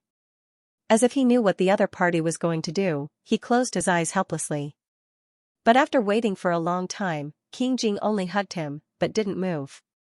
Li Yu opened his eyes again and found King Jing smiling. Li Yu was furious. That bastard was actually teasing him, and he actually thought that he was going to kiss him. Li Yu's face heated up. He instinctively tried to break free, but King Jing hugged him even tighter. Just as Li Yu was about to turn his head away, King Jing kissed him gently on his forehead as if to comfort him. Li Yu remembered a saying he had heard somewhere. A kiss on the forehead meant pure love. King Jing, he likes me. Li Yu's heart was beating very fast. King Jing pulled his red face back to its normal state. He was so close to him again. His dark eyes seemed to have magic, making Li Yu feel like he would be completely sucked in, with no way to escape. After King Jing finished kissing his forehead, his lips brushed against his nose, and finally stopped an inch away from his lips. The two of them hugged each other quietly in the small carriage. They were so close that they could hear each other's breathing. They were so close that they could even hear each other's heartbeat. Li Yu knew what the other party was going to do. It wasn't impossible for him to avoid it. But he didn't. At this moment, he was shocked to find that he was also looking forward to the other party kissing him. When the other party's lips finally covered the sky and covered the earth, Li Yu sighed heavily in his heart. When King Jing acted so intimately with him, his first reaction was no longer to push it away recklessly. Instead, he felt a little shy.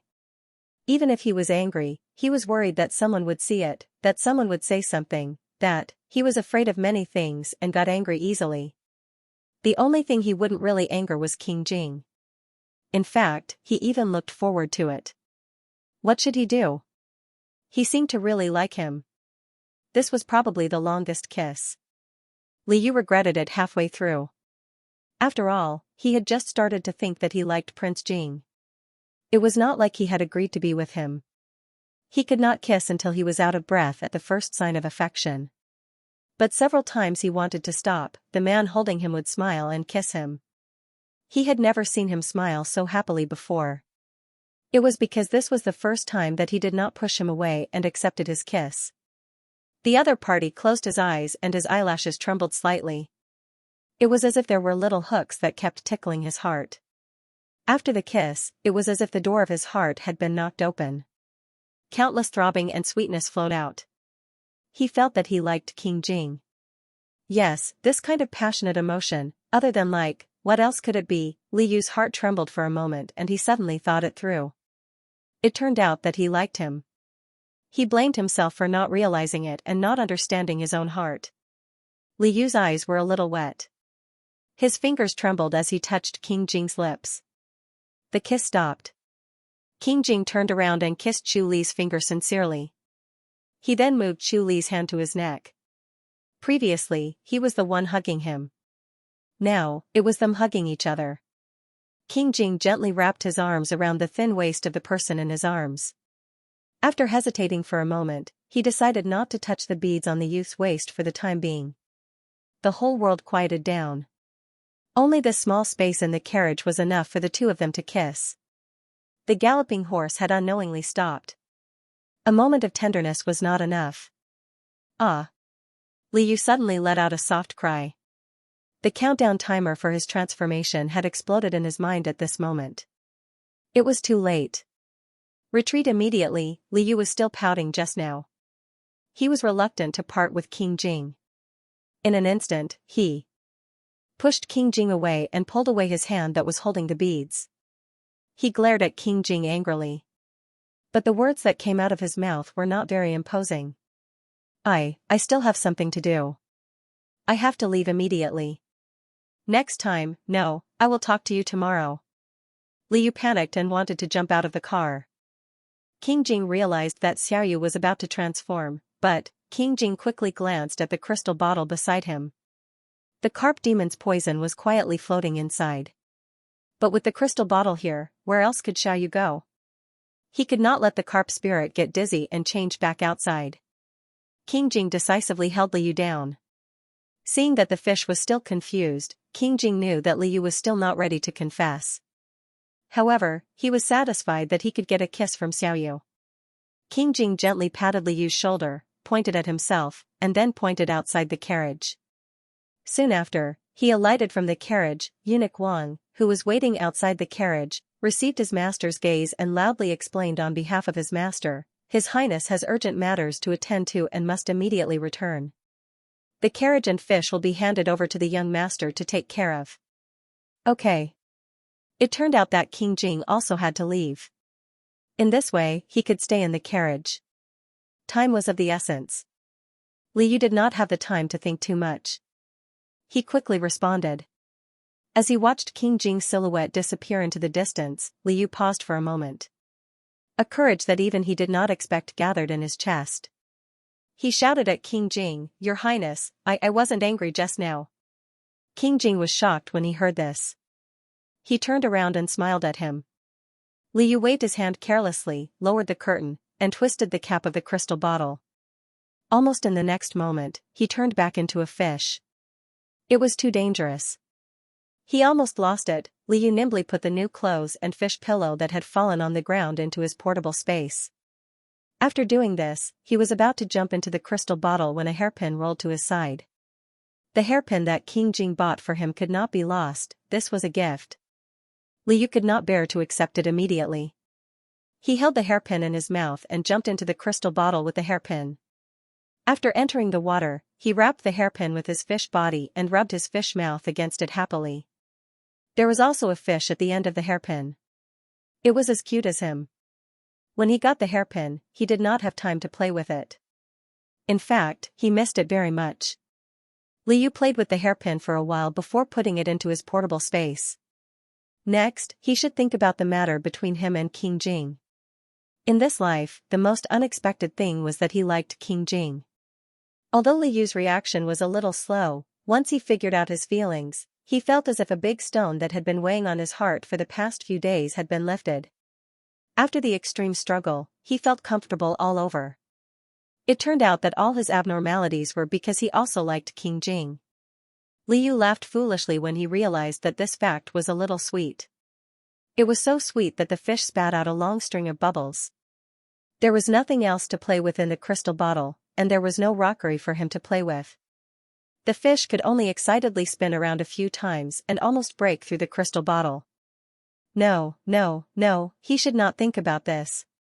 Liu quickly stopped himself. Now that he had fallen in love with King Jing, what should he do next? Because he had been thinking about how King Jing could like him, he did not really think about it. He just thought that the two of them were too different and that it was impossible for them to be together. After all, he was a fish and King Jing was a human. He was a book transmigrator and King Jing was a character in the book. Liu still remembered the various reasons that he had given himself. When he looked at them again, weren't these the stumbling blocks in his love life? He had originally used these reasons to convince himself that they were not suitable for each other and that there were countless risks involved. If he really decided to be together with King Jing, he would no longer be a bystander in the book world, but a participant, part of it. This meant that he had to completely integrate into the world of the book and into King Jing's life. But deep down, he was a modern person. There were many things that he had a different view from King Jing. It was very likely that they would argue and perhaps even quarrel. Most modern people understood that feelings were feelings, but liking someone did not necessarily mean that they would be together forever. Because of the human heart, environment, and society, whether a relationship was happy or miserable depended on too many factors. It was not something that could be completely overcome by liking someone. When people in modern times were in a relationship, if they were not suitable for each other, they would break up at the right time. But if he integrated into King Jing's life, it would no longer be up to him. In the ancient world, the ruler was the one who meant what he said. His life would be handed over to King Jing and he would be branded with King Jing's brand. They were in love now, but if there came a day when they were not suitable for each other, he would not be able to escape unscathed, and there would be no way out. He knew and understood that these were all reasons to stop him. There were 10,000 reasons in front of him that wanted him to stop. But if he wanted to continue walking towards King Jing, just one reason was enough. They were in love with each other and liked each other. Liu remembered that in modern times, he had heard someone say that in one's life, if you could meet someone who liked you and you liked them at the same time, you would be very lucky. He was a teenager who had just experienced the first awakening of love. This was the first person he liked. He really could not give up when he had just realized and tasted love. Young Master Li, young Master Li. Liu had transformed for quite a while. Wanshi followed King Jing's instructions and waited for the time it took to drink a cup of tea before coming to help Liu. But it was obvious that young Master Li would not respond. Wanshi lifted the curtain and saw the crystal bottle placed neatly in the carriage. Next to the crystal bottle was a letter. Wanshi picked it up and glanced at it. Young Master Li, did you leave again? Liu always left after transforming. He was afraid that he would be suspected if he stayed for too long. This time, he specially prepared a leave of absence before he left. It probably said that he had something urgent to do and had to leave first. Wanshi was not surprised. Young Master Li's letter was also to be given to His Highness. Wanshi put the letter away and picked up the crystal bottle. He smiled at the little carp in the bottle and said, Master Little Fish, only this old servant is left. This old servant will take you back now. The carriage started moving again. Behind the carriage, only a few feet away, a tall figure rode a horse and followed the carriage, silently guarding the people in the carriage. Liu immediately entered the system as soon as he returned to the residence. He had not entered the cute pet system for a long time. The system was still on the interface when he checked the mission last time. Liu faced the system with mixed feelings. After all, he was the one who did not want to do the mission, and now he was the one who came back to find the system. System, how can I completely transform into a human? Liu asked. The system replied, complete the revitalization main mission. The reward for the following main missions is that the host can completely transform back into a human. I see. On one hand, Liu was glad that the system was an emotionless system that did not understand awkwardness. It did not ignore him or laugh at him when he was angry. On the other hand, if it was not for the cute pet system, he might have become the imperial concubine's 1,000 carp soup. Now that he had seen through his own heart, he could not help but admit that even though the various missions he had completed were all designed by the system, he liked King Jing's feelings. King Jing's kindness to him was genuine. He could not deceive himself anymore. Liu. Well, it's fine as long as I can transform back into a human. I'd better continue with the main mission. He liked King Jing, so he would not have any psychological barriers when doing these missions. He could also completely transform back into a human. Why not? He did not expect that from a different perspective, a bad thing would become a good thing. The system asked, then does the host want to accept the reward of wind, flower, snow, and moon? Liu was stunned. He immediately remembered that the reward of wind, flower, snow, and moon was to receive King Jing's secret, the fish pillow. He had already received the fish pillow in advance. As for King Jing's secret, did this person have any secrets that he did not know? When he changed his mindset, he could not help but want to know more about the person he liked. Liu coughed lightly. It was a reward after all. It would be a waste if he did not accept it. The system popped up an interface in front of him. Liu realized that this was actually a multiple-choice question in disguise. There were a total of 4 secrets to choose from. They were all in the shape of small squares. Finally, they were no longer in the system's usual color series. Instead, they were small and constantly changing scenes. The first one was a palace. Liu found it unfamiliar, so he jumped over. The second one was a house. Liu found it somewhat familiar. As for the other 2, one was a constantly rotating vortex. The last one was a person's face. Liu was shocked to recognize that it was himself. King Jing's secret was related to him, then, what else could it be? Liu thought of the pile of Xianxia on the wall of King Jing's residence. His head was about to explode. He thought to himself that the last secret was no longer a secret to him now. He felt that this was a rare opportunity and should not waste it. It would be better to read a secret that he might have some impression of, so he chose the second option. After confirming, Liu's body was suddenly enveloped by a cloud of smoke. Could it be that he had entered an illusion again? Liu looked around and found that this illusion was different from the one the little fatty had been in before. In the illusion the little fatty had been in, he had the body of a fish. He could swim, and the scenery was very similar to reality. But this time, no matter how he swam, it did not work. Liu understood. Since this was King Jing's secret, of course he would be a complete bystander. These were all memories. The second option's house was right in front of him. After carefully identifying it, Liu cried out involuntarily. Wasn't this the house where the second prince was trapped? No wonder he found it familiar. Soon, he saw King Jing walking over with the crystal bottle. Liu reacted. This should be when King Jing took him to teach the second prince a lesson. Could there be some secret that he did not know at that time? Liu watched King Jing put the fish pillow into the second prince's soup bowl again. He was still very happy to watch it again. He remembered that after King Jing taught the second prince a lesson, he quickly took him away. Could it be that something happened after that? Liu continued watching. He noticed that King Jing held the crystal bottle in one hand and made a gesture to Wangxi with the other hand. Then, after King Jing left, Wangxi led his men and forced the second prince to drink a lot of wine.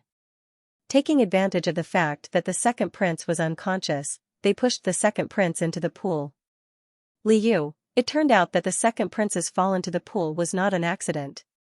It was King Jing who ordered his men to do it. The illusion in his memory came to an abrupt end at this point. Liu returned to the system again. The secret was a secret because he did not know. He could understand why King Jing attacked the second prince. After all, the second prince and King Jing had a lot of personal grudges. The second prince even tried to harm the Duke Qingzhen residents. However, he was just a fish.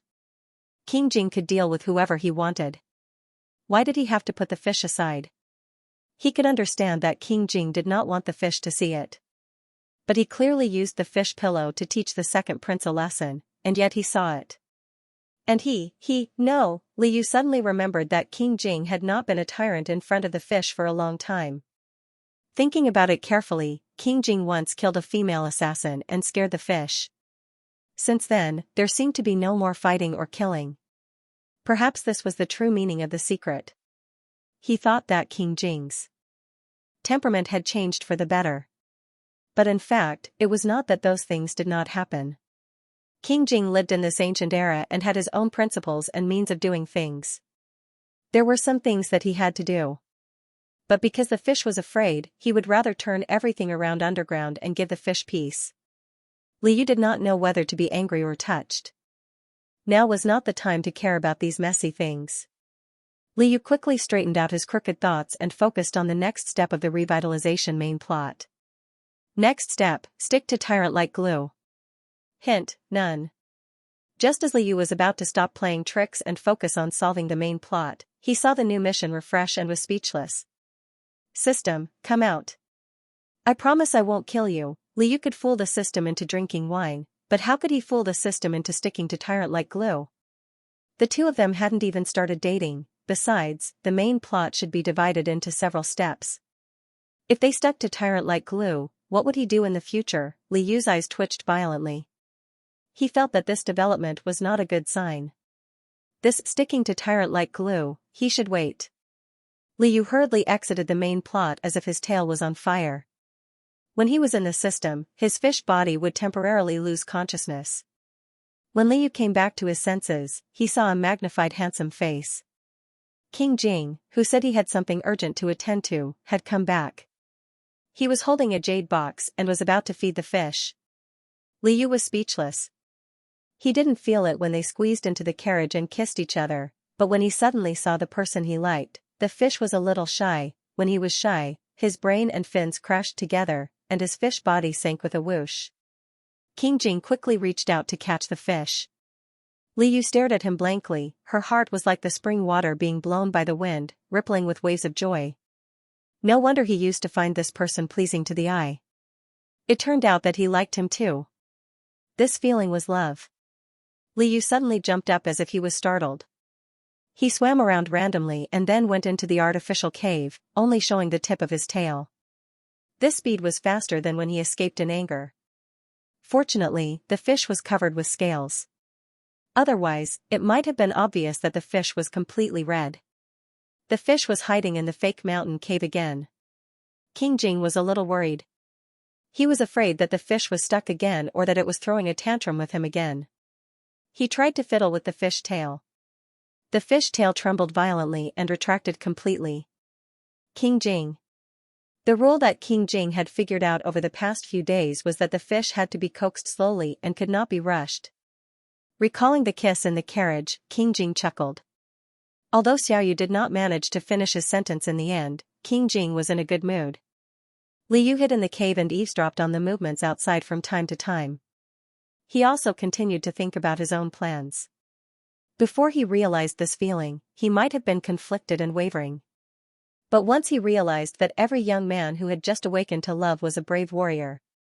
No matter how many difficulties and obstacles there were in the future, they were nothing to him at this moment. The moment he realized that he liked her, he realized how deep this love was. Just the daily reunions and seeing this person again made him feel overjoyed. He liked her so much that he wanted to fall in love with her. Even if this path wasn't easy, if he didn't give it a try, how could he talk about the future? However, a fish was not enough to fall in love. He could only be human for 2 hours a day. He probably wouldn't even be shy enough to fall in love with her. Therefore, he had to become human as soon as possible. Before that, he shouldn't get too close to King Jing. Even if he liked her, he had to keep a certain distance. He definitely couldn't let King Jing discover his secret. Yes, he could make a pact with King Jing. According to his observation of King Jing over the past few days, King Jing would most likely not reject his request, holding hands, dating, kissing. Anyway, they had kissed a few times already. It should be okay. Then, should he not describe it? Li Yu, who had peeked at the little yellow mosquito, felt an itch in his heart. He was also a very normal boy, so he definitely had some expectations. In fact, he didn't reject King Jing's closeness to him anymore. In the past, it was all a misunderstanding, and he didn't understand his own feelings in time. Now, not only did he not reject this kind of thing, he even secretly rubbed it. They were all adults, so it was reasonable that this kind of thing would naturally happen when the conditions were right. Li Yu blushed. He couldn't help but imagine himself suddenly turning back into a fish during a certain intense exercise at a certain critical moment. That scene would be so beautiful that he couldn't bear to look at it directly. He and King Jing might even have their blood splattered all over. In order to avoid such an accident, Li Yu temporarily crossed out indescribable. With a face full of regret, he thought that men should still control their lower bodies. As long as he finished the main storyline, he wouldn't have to worry about it anymore. Li Yu was excited and agitated. He tossed and turned on a small rock in the cave until his fish body almost rubbed the rock bald. Only then did he fall asleep. When he woke up, King Jing was no longer there. It turned out that King Jing had received a summons from the emperor early in the morning. The emperor ordered King Jing to enter the palace to discuss something important.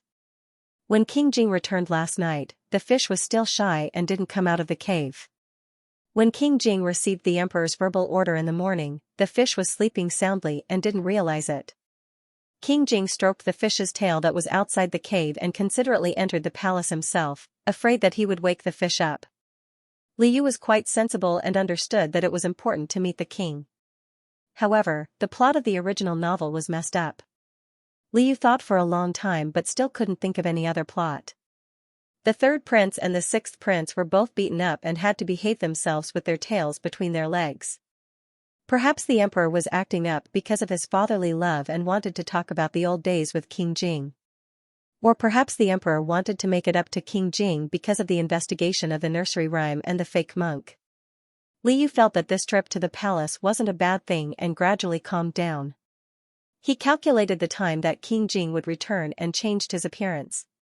He placed the fish pillow in the crystal fish tank and chose a silver robe that he liked very much to wear before tidying up his clothes. The jade hairpin that King Jing gave him was still there. The hairpin needed to be combed into a bun. Liu didn't know how to do it, and eunuch Wang had followed King Jing into the palace. He was too embarrassed to ask for help and could only improvise. He found a silver hairband and tied it into a small ponytail. Then he inserted the jade hairpin and exposed the round fish at the end of the hairpin. Liu nodded at the bronze mirror and felt that he was quite beautiful. King Jing still hadn't returned. Liu sat in front of the table and spread out a pen and paper. He wrote down everything that he had thought of during the night and waited for King Jing to return. Palace of Heavenly Purity. Liu's guess was right. The emperor's imperial bodyguards had recently found out that the nursery rhyme that framed King Jing was first spread by the third prince's people. They had also found many witnesses and brought them to the emperor for him to personally interrogate. After many days, the emperor was once again infuriated by the third prince. The head of the imperial astronomer, Sun Simiao, had come to report that the imperial astronomer had found out that an official had accepted bribes and that the person who had bribed the official was the third prince, Mu Tianming. Only then did the emperor realize why the third prince had suddenly questioned the imperial astronomer that day. Was he trying to create an opportunity for the person who had accepted his bribe? The third prince had intended to use the nursery rhyme and the fake monk to frame King Jing. He had even extended his hand to the imperial astronomer. He had simply violated all of the emperor's taboos. The emperor had originally wanted to find an appropriate time to punish the third prince, but at this time, the third prince had bumped into him and done something stupid. It turned out that the third prince's injuries from the beatings had improved a lot. He had begun to report to the imperial study every day under the supervision of the eunuchs and study with the young princes. The third prince was very unhappy. The emperor had said it nicely and wanted him to study hard. However, he was no longer a child. In the imperial family, the adult princes were supposed to share the emperor's burdens and work for him, but he could only study. If the emperor didn't say anything, how long would he have to study? Wasn't this a disguised way to prevent him from entering the imperial court? When the second prince had made a mistake, he had been grounded. He had been grounded until he couldn't think clearly. However, the emperor didn't even let him out. After that, he didn't even mention the second prince. Only then did the third prince know fear and regret. He went to the sixth prince for help. The sixth prince, who had also been beaten and was recuperating, asked him to go into seclusion. However, the third prince didn't want to waste any more time. His birth mother, consort Zhang, was in constant contact with the wives of the officials who supported him. Mu Tianming used this relationship to ask the officials to plead for him in the imperial court so that he could be allowed to work again. He didn't expect to be able to work in a dignified manner. He only wanted to show his face in front of the emperor and not let the emperor forget about him. After the officials finished their discussion, they drafted a memorial. It said that the third prince knew his mistake and was sincerely repentant. He was willing to share the emperor's burdens. They also specially invited a Hanlin scholar from the Hanlin Academy to write about the third prince's recent situation, extremely pitiful, and the father-son relationship between him and the emperor. The officials didn't know if the emperor was moved when he received the memorial. However, the emperor was angered by the joint memorial. He had just found out that the third prince had bribed the officials from the imperial astronomer. At this moment, many people in the imperial court were pleading for the third prince. The emperor was especially wary of the close personal relationships between princes and officials. The third prince wasn't even close to the position of crown prince and was already vainly trying to put pressure on the emperor. He only ordered the third prince to study for a few more days to grind down the third prince's impetuous temperament. Could it be that the third prince couldn't even understand this? How could he talk about repentance? The emperor wrote down the names of the officials who had joined together. The third prince waited and waited but didn't receive an order from the emperor. Not only did the emperor order him to study with the seventh and eighth princes, he also ordered him to copy the filial piety scriptures every day and hand them over to the grand secretary for inspection. The third prince lost all face. The officials that the emperor paid attention to were later either transferred or demoted by the emperor. It took a long time for the third prince to realize that he had made a mistake again. When he turned back to the sixth prince, the military advisor, the sixth prince was at his wits' end. Everything is easy to lose but hard to gain. I told you to go into hibernation, but you didn't listen. Who told you to continue to seek death? The emperor was angered by the third prince. He thought about how none of his capable sons put their thoughts on the right path. His two younger sons were too young and couldn't see anything for the time being. Although the imperial bodyguards had already confirmed that the sixth prince was working for the third prince and that the emperor hated the third prince, the sixth prince should be able to change his mind as long as he gave some warning. However, the emperor didn't know why, but he couldn't swallow his anger if he was asked to train the sixth prince instead. The emperor couldn't help but think of his other son, King Jing. He thought of King Jing's calligraphy and the few games of chess he had played with him. He knew that King Jing was very capable, but because he was born mute and in order to protect King Jing, he had never let King Jing be put in an important position. However, no one knew of his painstaking efforts. The second prince and the third prince were still short-sighted.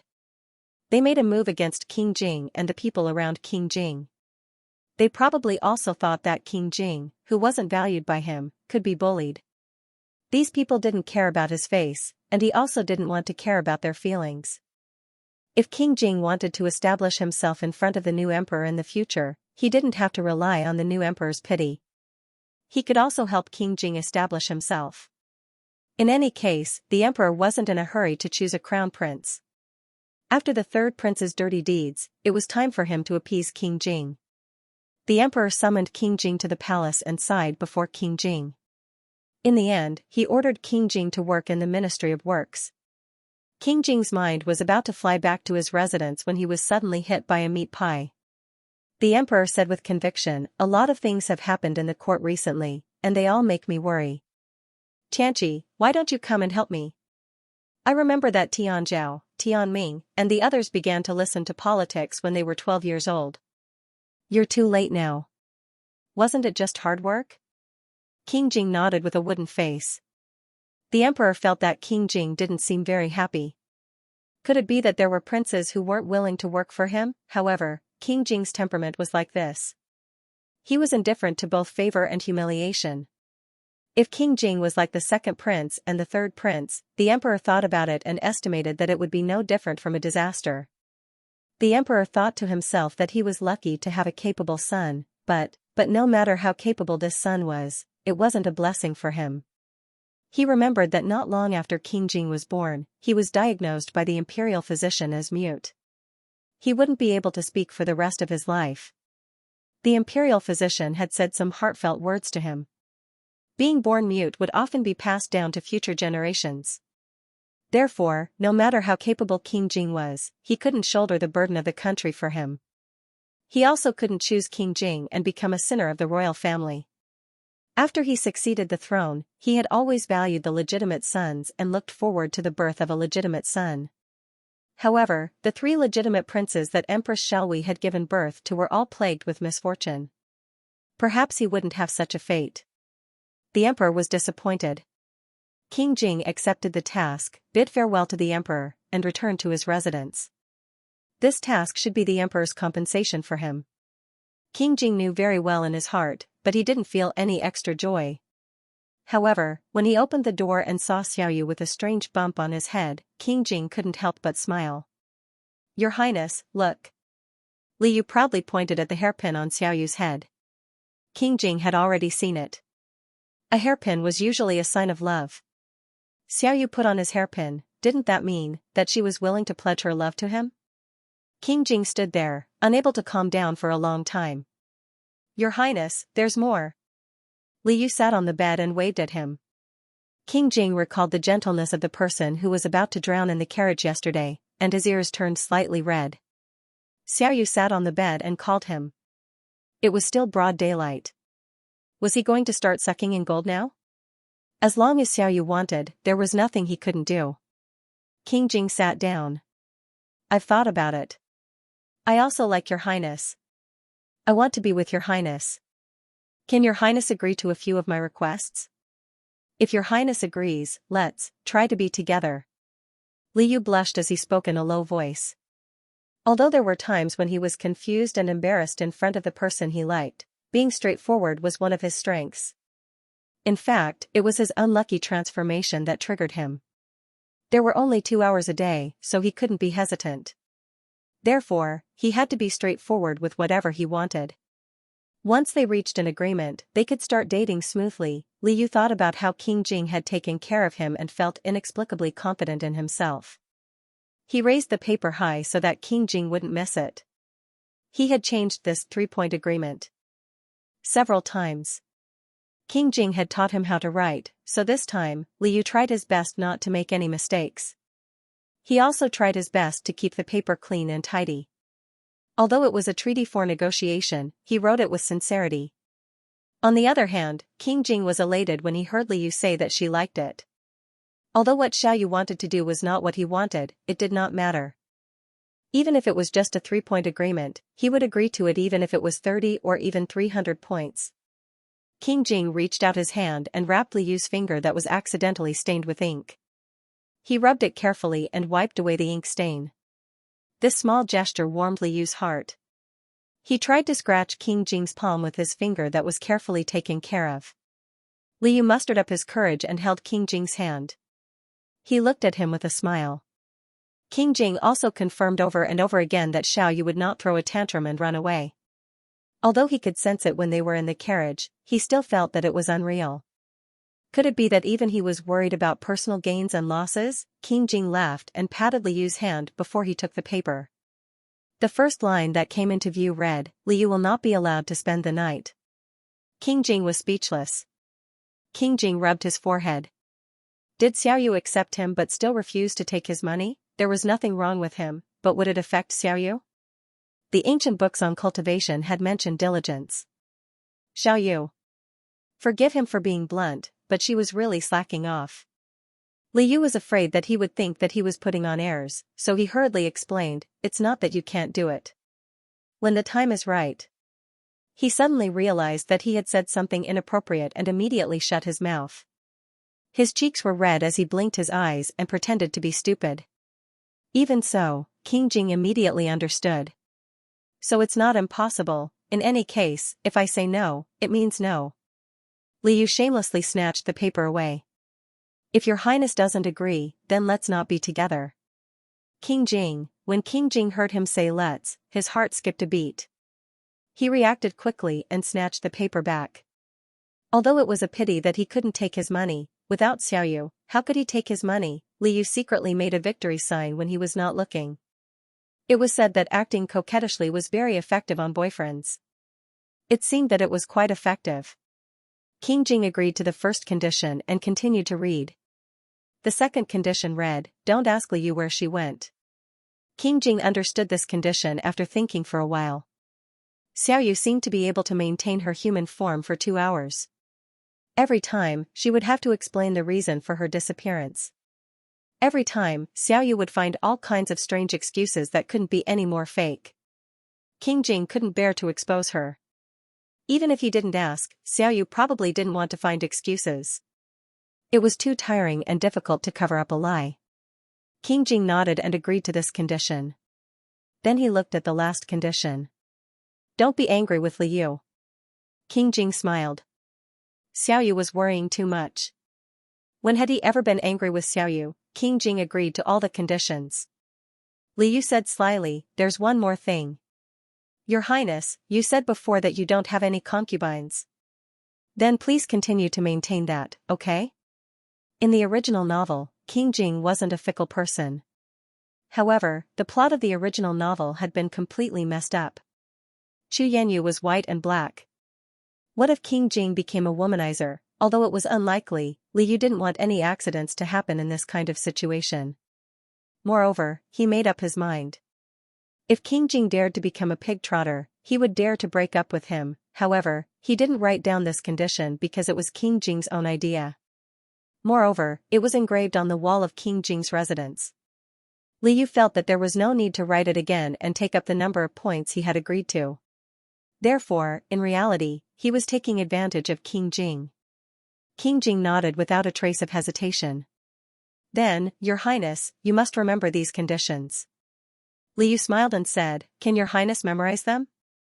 King Jing nodded again and handed the paper back to Li Yu. He went to the side of the table and took out a pen and paper. Li Yu followed him. He rolled up his sleeves and consciously ground the ink for him. King Jing looked up at Li Yu. Considering Xiaoyu's ability to understand, he smiled and came up with a doggerel. You can spend the night, you can stay or leave as you please, not be angry with you, only love you in this life. Li Yu was stunned and instantly threw the ink ingot aside. His Highness was really good at it, especially the last condition, he remembered it all. Next, it should be kissing, hugging, and lifting up high, right? Li Yu shouted and pounced on him. King Jing was shocked, but he caught him in his arms. Both of them looked at each other lovingly, and their lips slowly pressed together. He wanted to use all the gentleness and passion he had in his life into kissing and rubbing the other person into his body, bones, and blood. King Jing felt something passing through his lips quickly. He opened his eyes and saw Xiaoyu smiling mischievously and looking at him. Does it still hurt? Li Yu touched his lips. In the past, Li Yu had bitten King Jing's lips because of a misunderstanding. Now, he wanted to make it up to him. Actually, that was very tasty. The little fish was curious and wanted to try it. Anyway, it was his boyfriend. It was normal for him to have a French kiss. King Jing understood what he meant and excitedly hugged Li Yu. Li Yu. F***ck, I just want a French kiss. What are you doing? Li Yu was scared out of his wits. He was afraid that King Jing would go against the terms they had just agreed on. However, King Jing only hugged him tightly for a while before carefully placing him on the desk. Then, he moved his face closer and kissed him again and again. Li Yu kissed him back enthusiastically.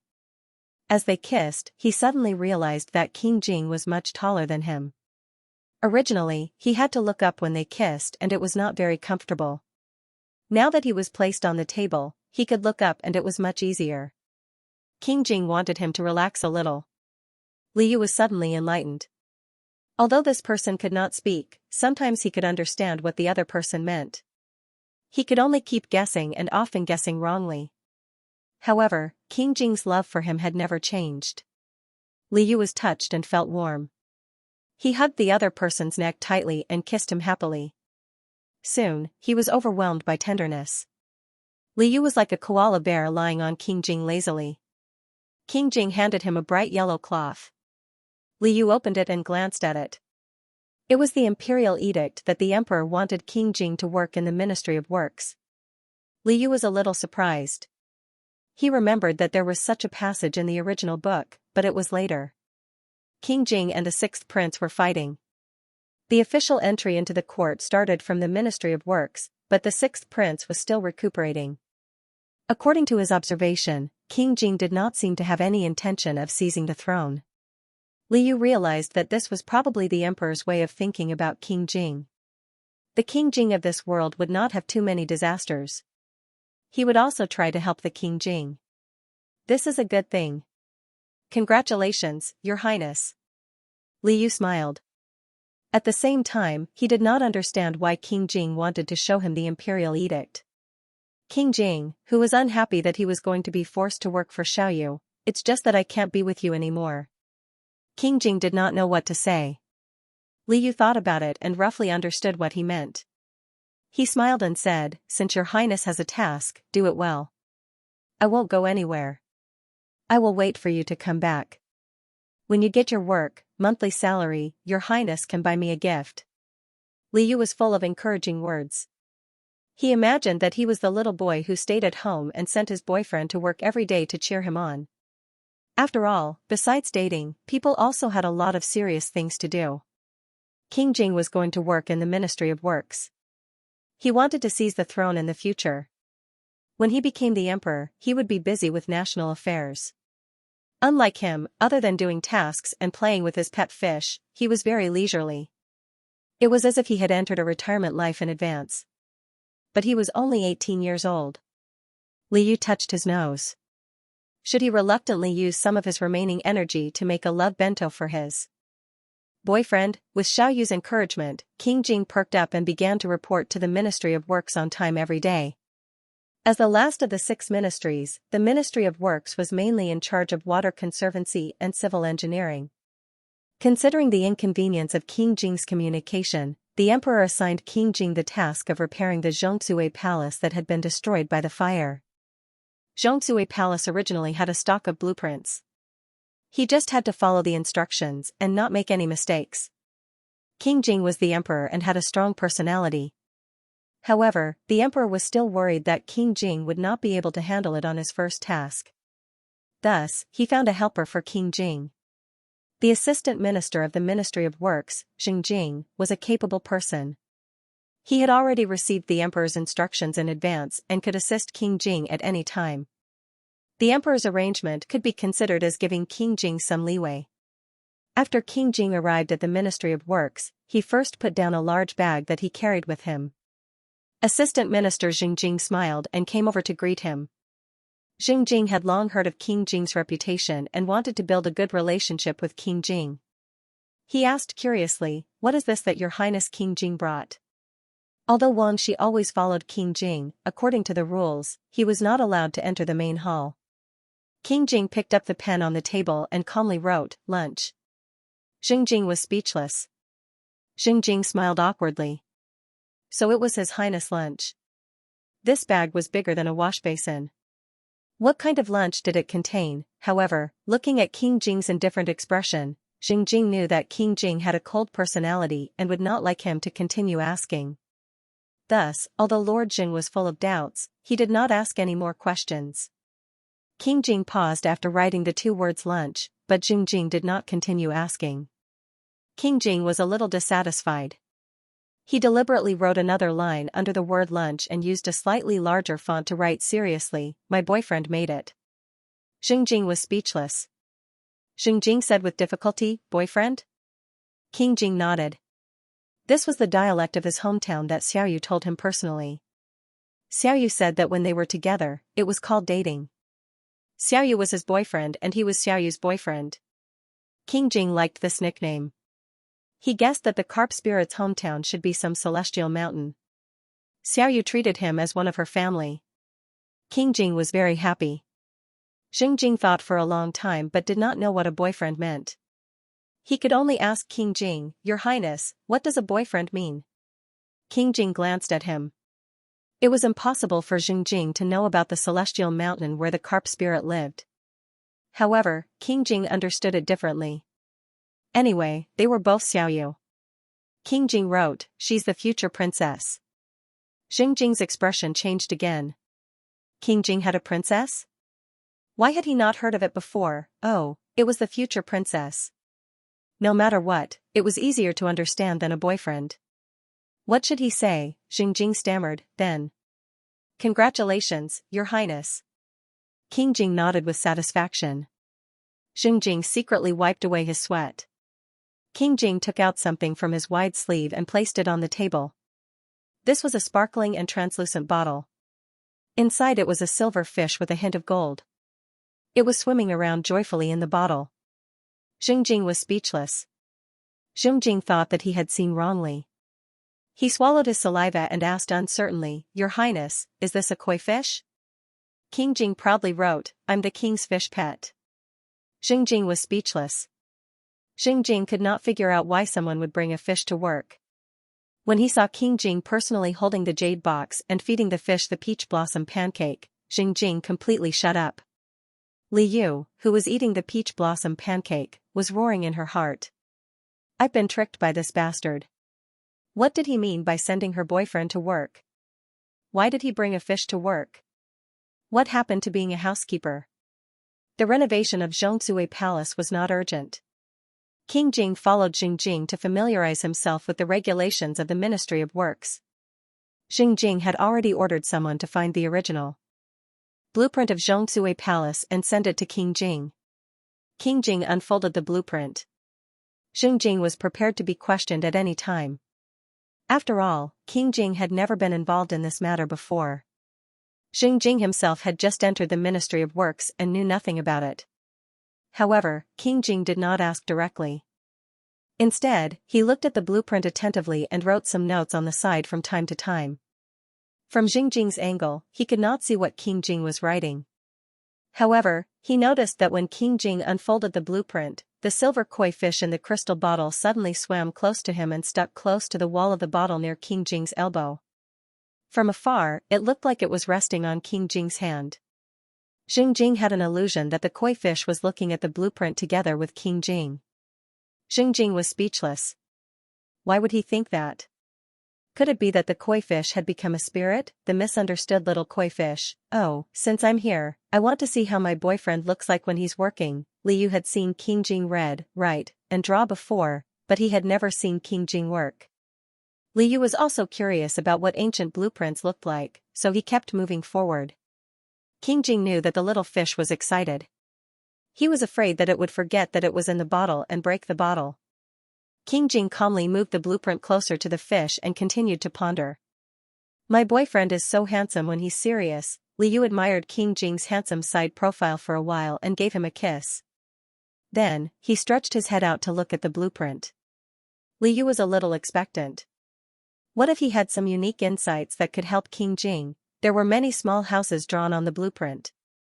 Li Yu could not tell the difference between the houses. There were many notes under the houses.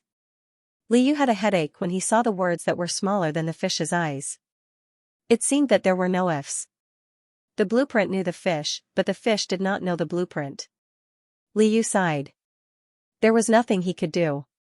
When King Jing saw the key point, he suddenly realized something. When he came back to his senses, he saw that the fish was lying on the edge of the crystal bottle, also staring at the blueprint. King Jing, Xiaoyu likes to look at blueprints? The next moment, the fish that liked to look at blueprints slid to the bottom of the bottle with a plop. King Jing chuckled to himself. It turned out that Xiaoyu did not like looking at the blueprints. Xiaoyu had fallen asleep again. When he thought about how Xiaoyu had woken up early in the morning and went to the kitchen to prepare breakfast for him, King Jing felt warmth in his heart. He could not help but reach out to touch Xiaoyu. It was the same when he was reading in the residence. King Jing did not think much of it. The little fish blew a bubble. Even in its sleep, its tail would float over and wrap around his finger perfunctorily. King Jing couldn't help but smile.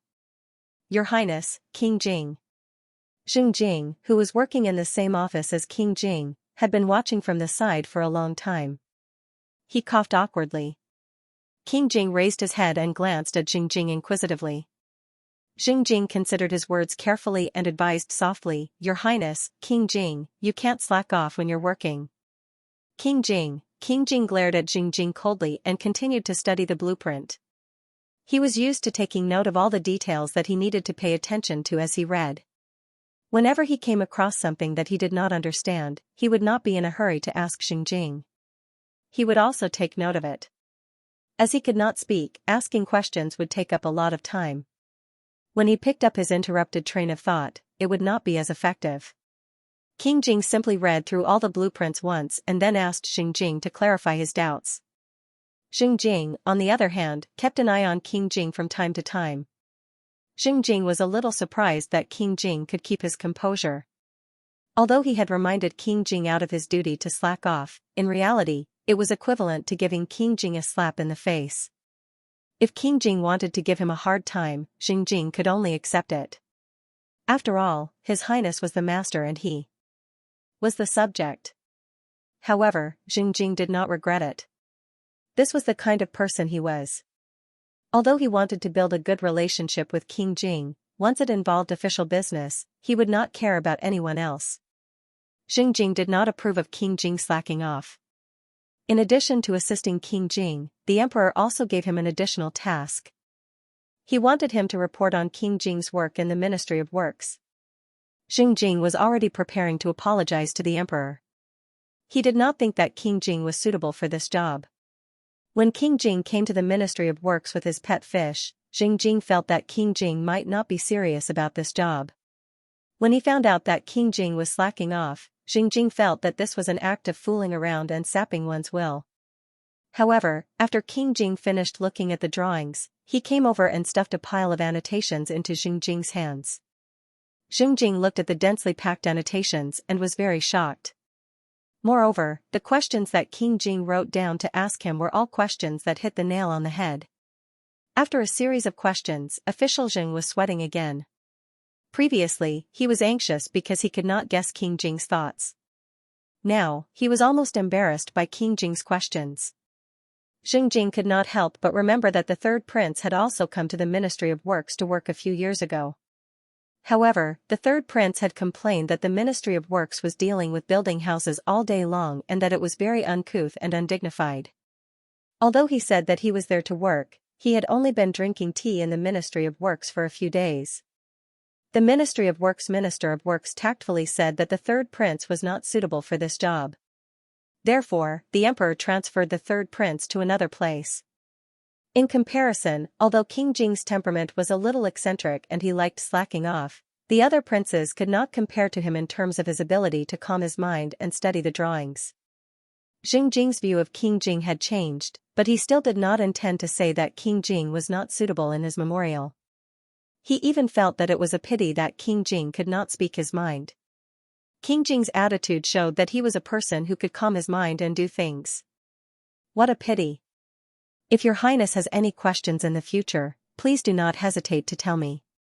If I cannot answer, your highness can also ask the minister, Jing said gently. King Jing nodded his head. After he finished reading the blueprint, it was time for him to slack off.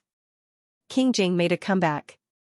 Under Jing's indescribable gaze, he placed the fish in the crystal bottle into the lotus cup that had been brought along with the fish. Then, he openly kissed the fish. Jing was speechless. During the meal, King Jing opened the huge package that contained lunch and took out an equally big lunchbox from it. There were a total of 3 big bowls in the lunchbox. King Jing opened the lids of the bowls one by one.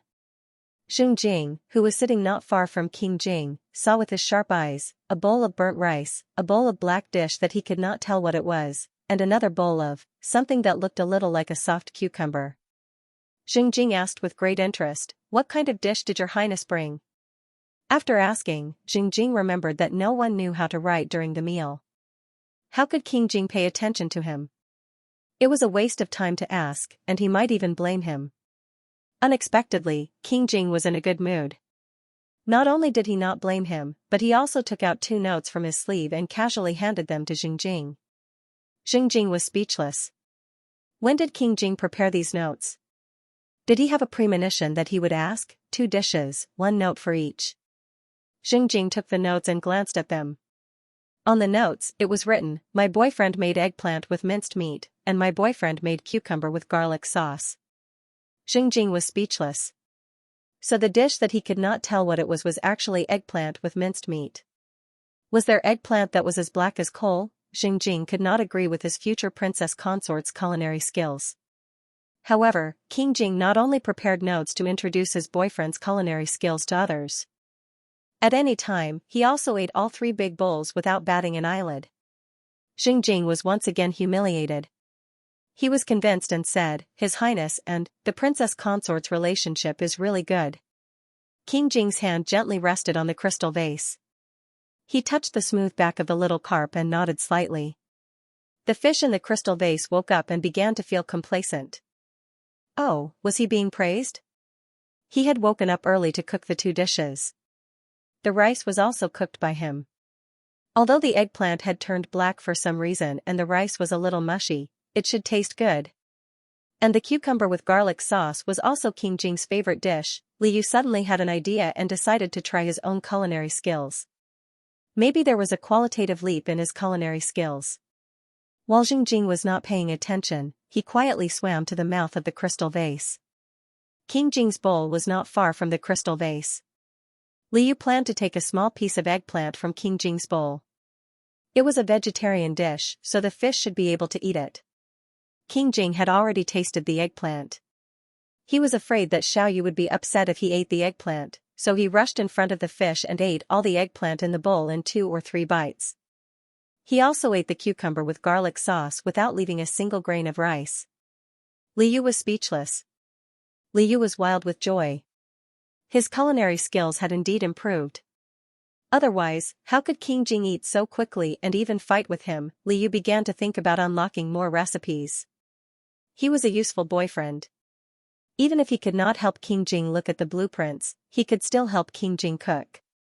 The fish finally stopped eating. King Jing did not know that Xiaoyu's demonic meal of love was still to come. He secretly breathed a sigh of relief. When the third prince heard that the emperor had ordered King Jing to do his job, Mu Tianming was a little uneasy. There was no other reason. Mu Tianming had asked several ministers to plead with the emperor to use him again. However, the emperor ignored him and turned to look for King Jing. What could a mute do? Could it be that the emperor would rather use a mute than use him? No matter how dissatisfied Mu Tianming was, he did not dare to act rashly. The emperor had made it clear that he was very disgusted with him. Both he and the 6th prince had almost recovered from their injuries. The emperor had lifted the 6th prince's ban, but not his. He still had to study and copy scriptures every day. Mu Tianming was burning with anxiety. If he was banned for a long time, how could he appease the ministers who followed him? When he was reading in the imperial study, he could see that the emperor had the intention to train the 2 little princes. Even the teacher who taught the little prince had been replaced by the emperor's own teacher. The emperor favored one and discriminated against the other. He was going to be ranked behind the little prince and King Jing. Mu Tianming could not help but complain to the 6th prince who came to visit him. Mu Tianxiao gently reminded him, "Third imperial brother, have you forgotten the lesson from last time? You should calm down first. Imperial father wants to see your attitude. If you don't make any more mistakes, Imperial father will not bear to leave you out for too long. Don't worry, I am still outside. I will help Imperial brother look after things." Mu Tianming's eyes lit up. The 6th prince's words were reasonable. Moreover, the 6th prince had been with him for several years. He should still be trustworthy. Last time, he did not listen to the 6th prince's words and suffered a big loss. This made the 3rd prince trust the 6th prince more. Mu Tianming urgently said, "With you here, I can also rest assured. I have some people who can be handed over to you. You can help me take care of it first." Mu Tianming took out a token from his arms. After hesitating for a moment, he handed it to the 6th prince. The 6th prince took it. No matter how much he wanted to do this, the 6th prince did not show any complacency. He still thanked the 3rd prince politely. He was very grateful to the 3rd prince for giving him this opportunity. In the future, he would definitely repay the 3rd prince's kindness. The 6th prince put away the token and walked out steadily in front of the 3rd prince. Mu Tianxiao received Mu Tianxiao's token, but he didn't run around outside for the 3rd prince as the 3rd prince had envisioned. Instead, he worked for Mu Tianxiao himself. The injuries from the previous beating had healed. Mu Tianxiao wanted to enter the palace to pay his respects to the emperor. Even if the emperor punished him, he had to smile and thank the emperor for his kindness.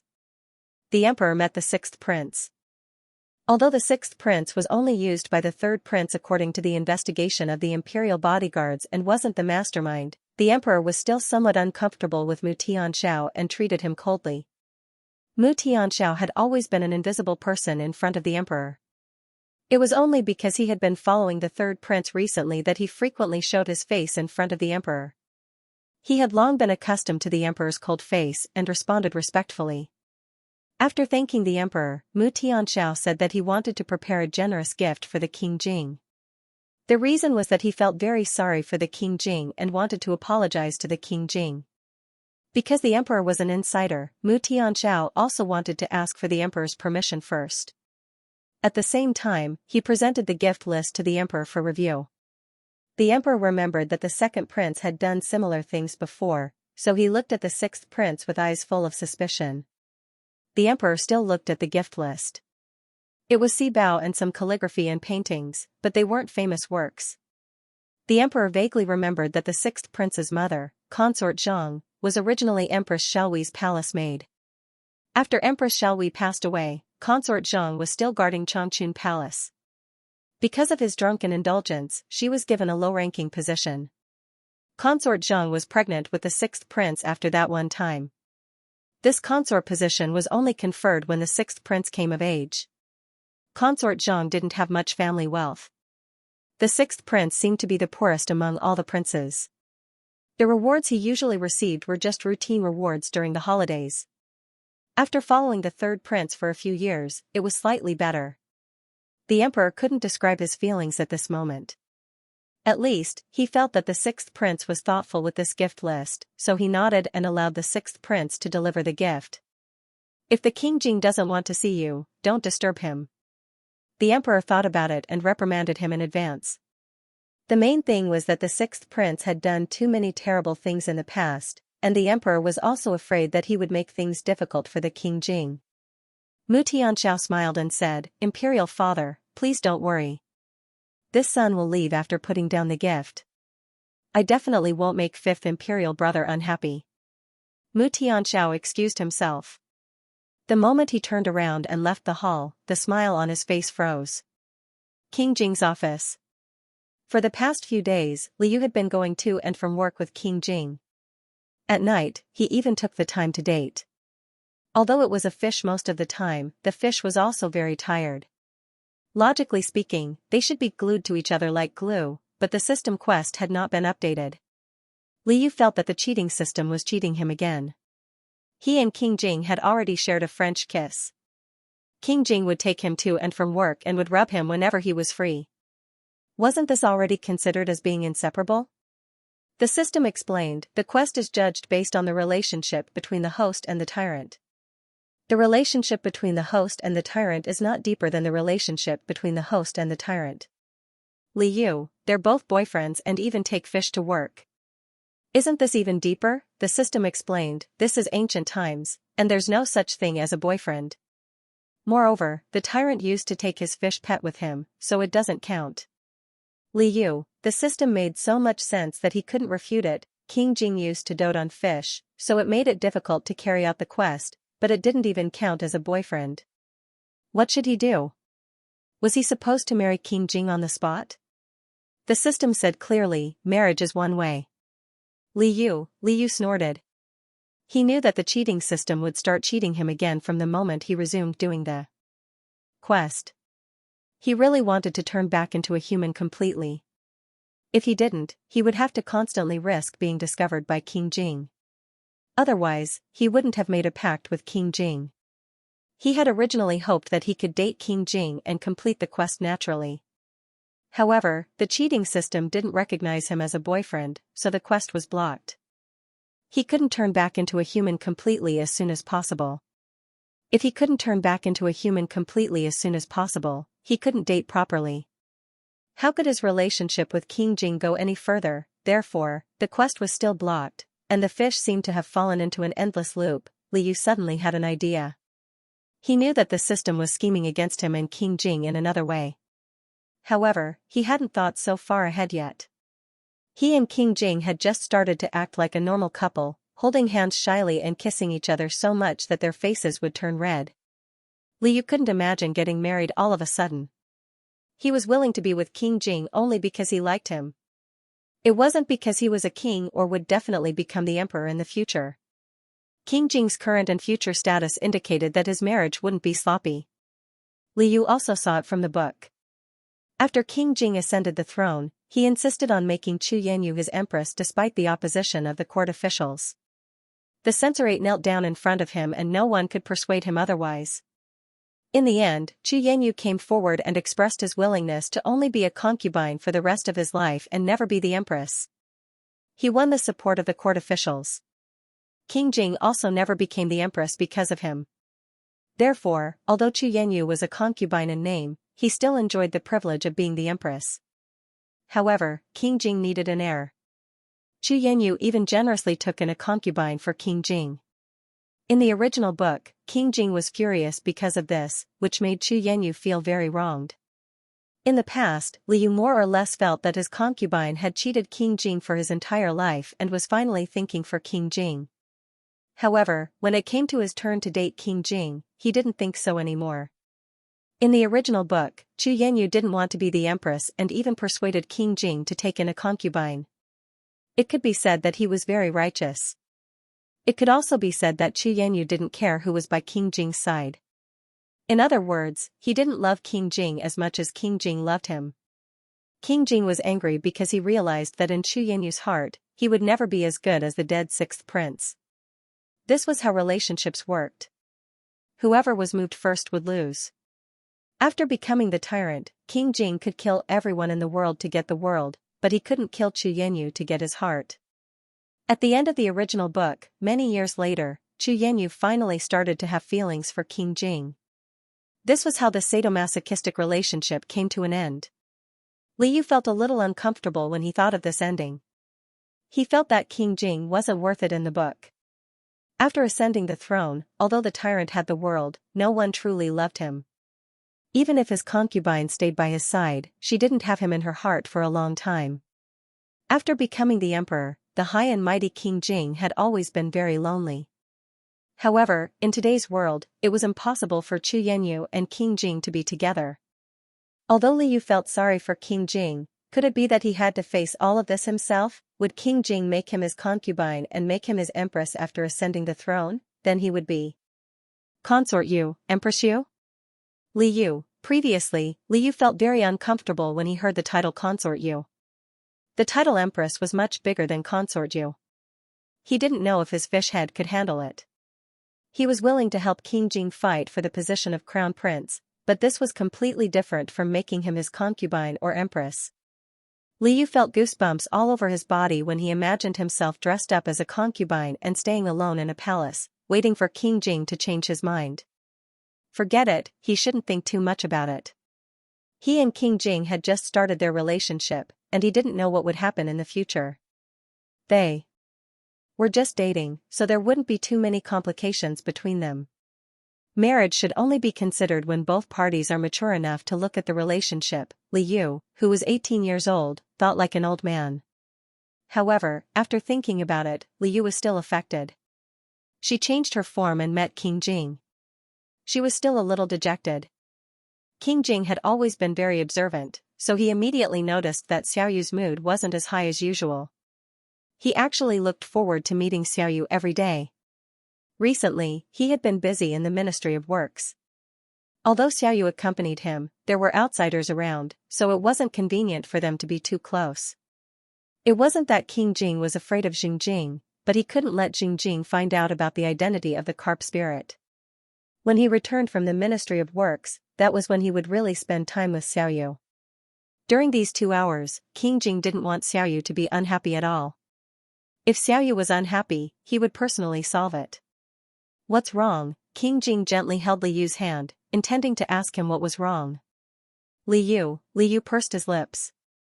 He couldn't say anything about the original novel or the Empress, but King Jing's careful expression made him realize how much King Jing cherished him. It seemed that King Jing was also the first one to be moved by him. Liu thought about how the walls of the residence were filled with engravings of Xianxia and began to feel sad for King Jing again. No matter what happened in the future, he would never let him be alone again. Liu secretly made up his mind. King Jing had agreed to the 3 rules. As for Liu's choice to not say anything, King Jing didn't deliberately pursue the matter. He went forward and hugged Liu so that Xiaoyu could lean on him and slowly relax. Liu blinked his eyes. These days, he had gradually figured out many tricks to get along with King Jing. For example, when King Jing hugged him, he would usually ask for a kiss. King Jing liked to kiss him, and he liked to smile and wait for him to kiss him before he reciprocated. He didn't know if it was the beginning of a relationship, but both of them liked it very much. This time, King Jing didn't kiss him first. He lowered his head and took out a note from his sleeve and handed it to Liu. King Jing rarely communicated with others in the form of notes. He usually wrote them on the spot. After he got together with Liu, King Jing especially cherished the 2 hours they spent together every day. Thus, he thought of this way to compromise so that those precious hours would not be taken up by writing. If he wanted to say something, he might as well write it down and leave it for Xiaoyu to read in the future. Liu took the note and looked at it with interest. The edges of the note were slightly worn. The words Xianxia were written on the note. It was King Jing's handwriting. This wasn't the first time Liu had been confessed to. His heart was still filled with joy. Your Highness, did you take a long time to write this? Otherwise, why would the edges be so worn? He even deliberately hid it and took it out to please him. This person was so meticulous about him that it made his hair stand on end. King Jing nodded. He didn't mention that this note was written by Xiaoyu when she was angry and always avoided him. He wanted to find a suitable time to show it to Xiaoyu. However, he didn't use it back then. Now was the right time. Liu was no longer disappointed by his words. Instead, he became curious. King Jing's note was not only to please him, but also to show off to Jing. Could there be something else? Liu put his hands on his hips like a bandit and laughed. Your Highness, did you hide a lot of these notes? King Jing was speechless. King Jing was a little reserved. He glanced at Liu and then quickly looked away. Liu, oh, this expression clearly means that I have a ghost.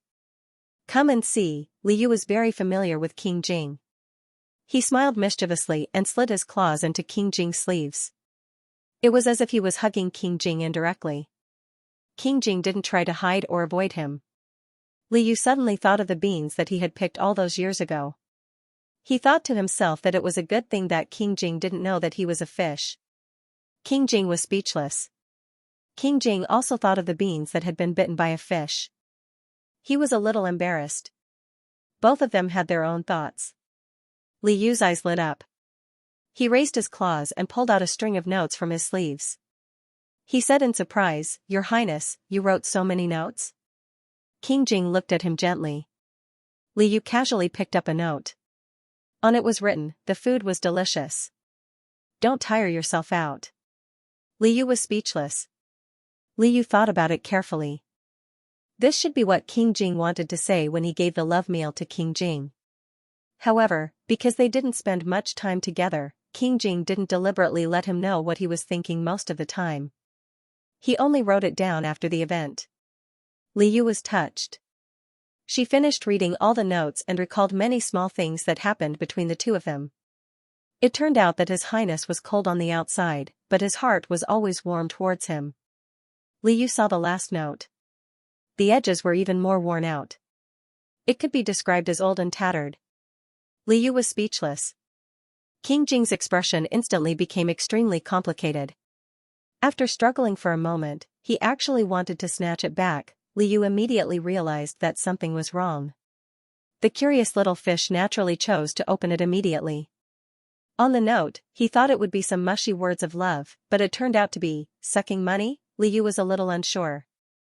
He asked slowly and softly, Your Highness, what do you mean by this? King Jing had originally written this note to relieve his emotions. He had never thought that Liu would steal it from him. Seeing that his hidden thoughts were all exposed in front of Xiaoyu, he was even more worried that Xiaoyu would think that he already knew the identity of the carp spirit. King Jing made up his mind and simply shook his head indifferently. As long as he refused to admit it, it would be fine.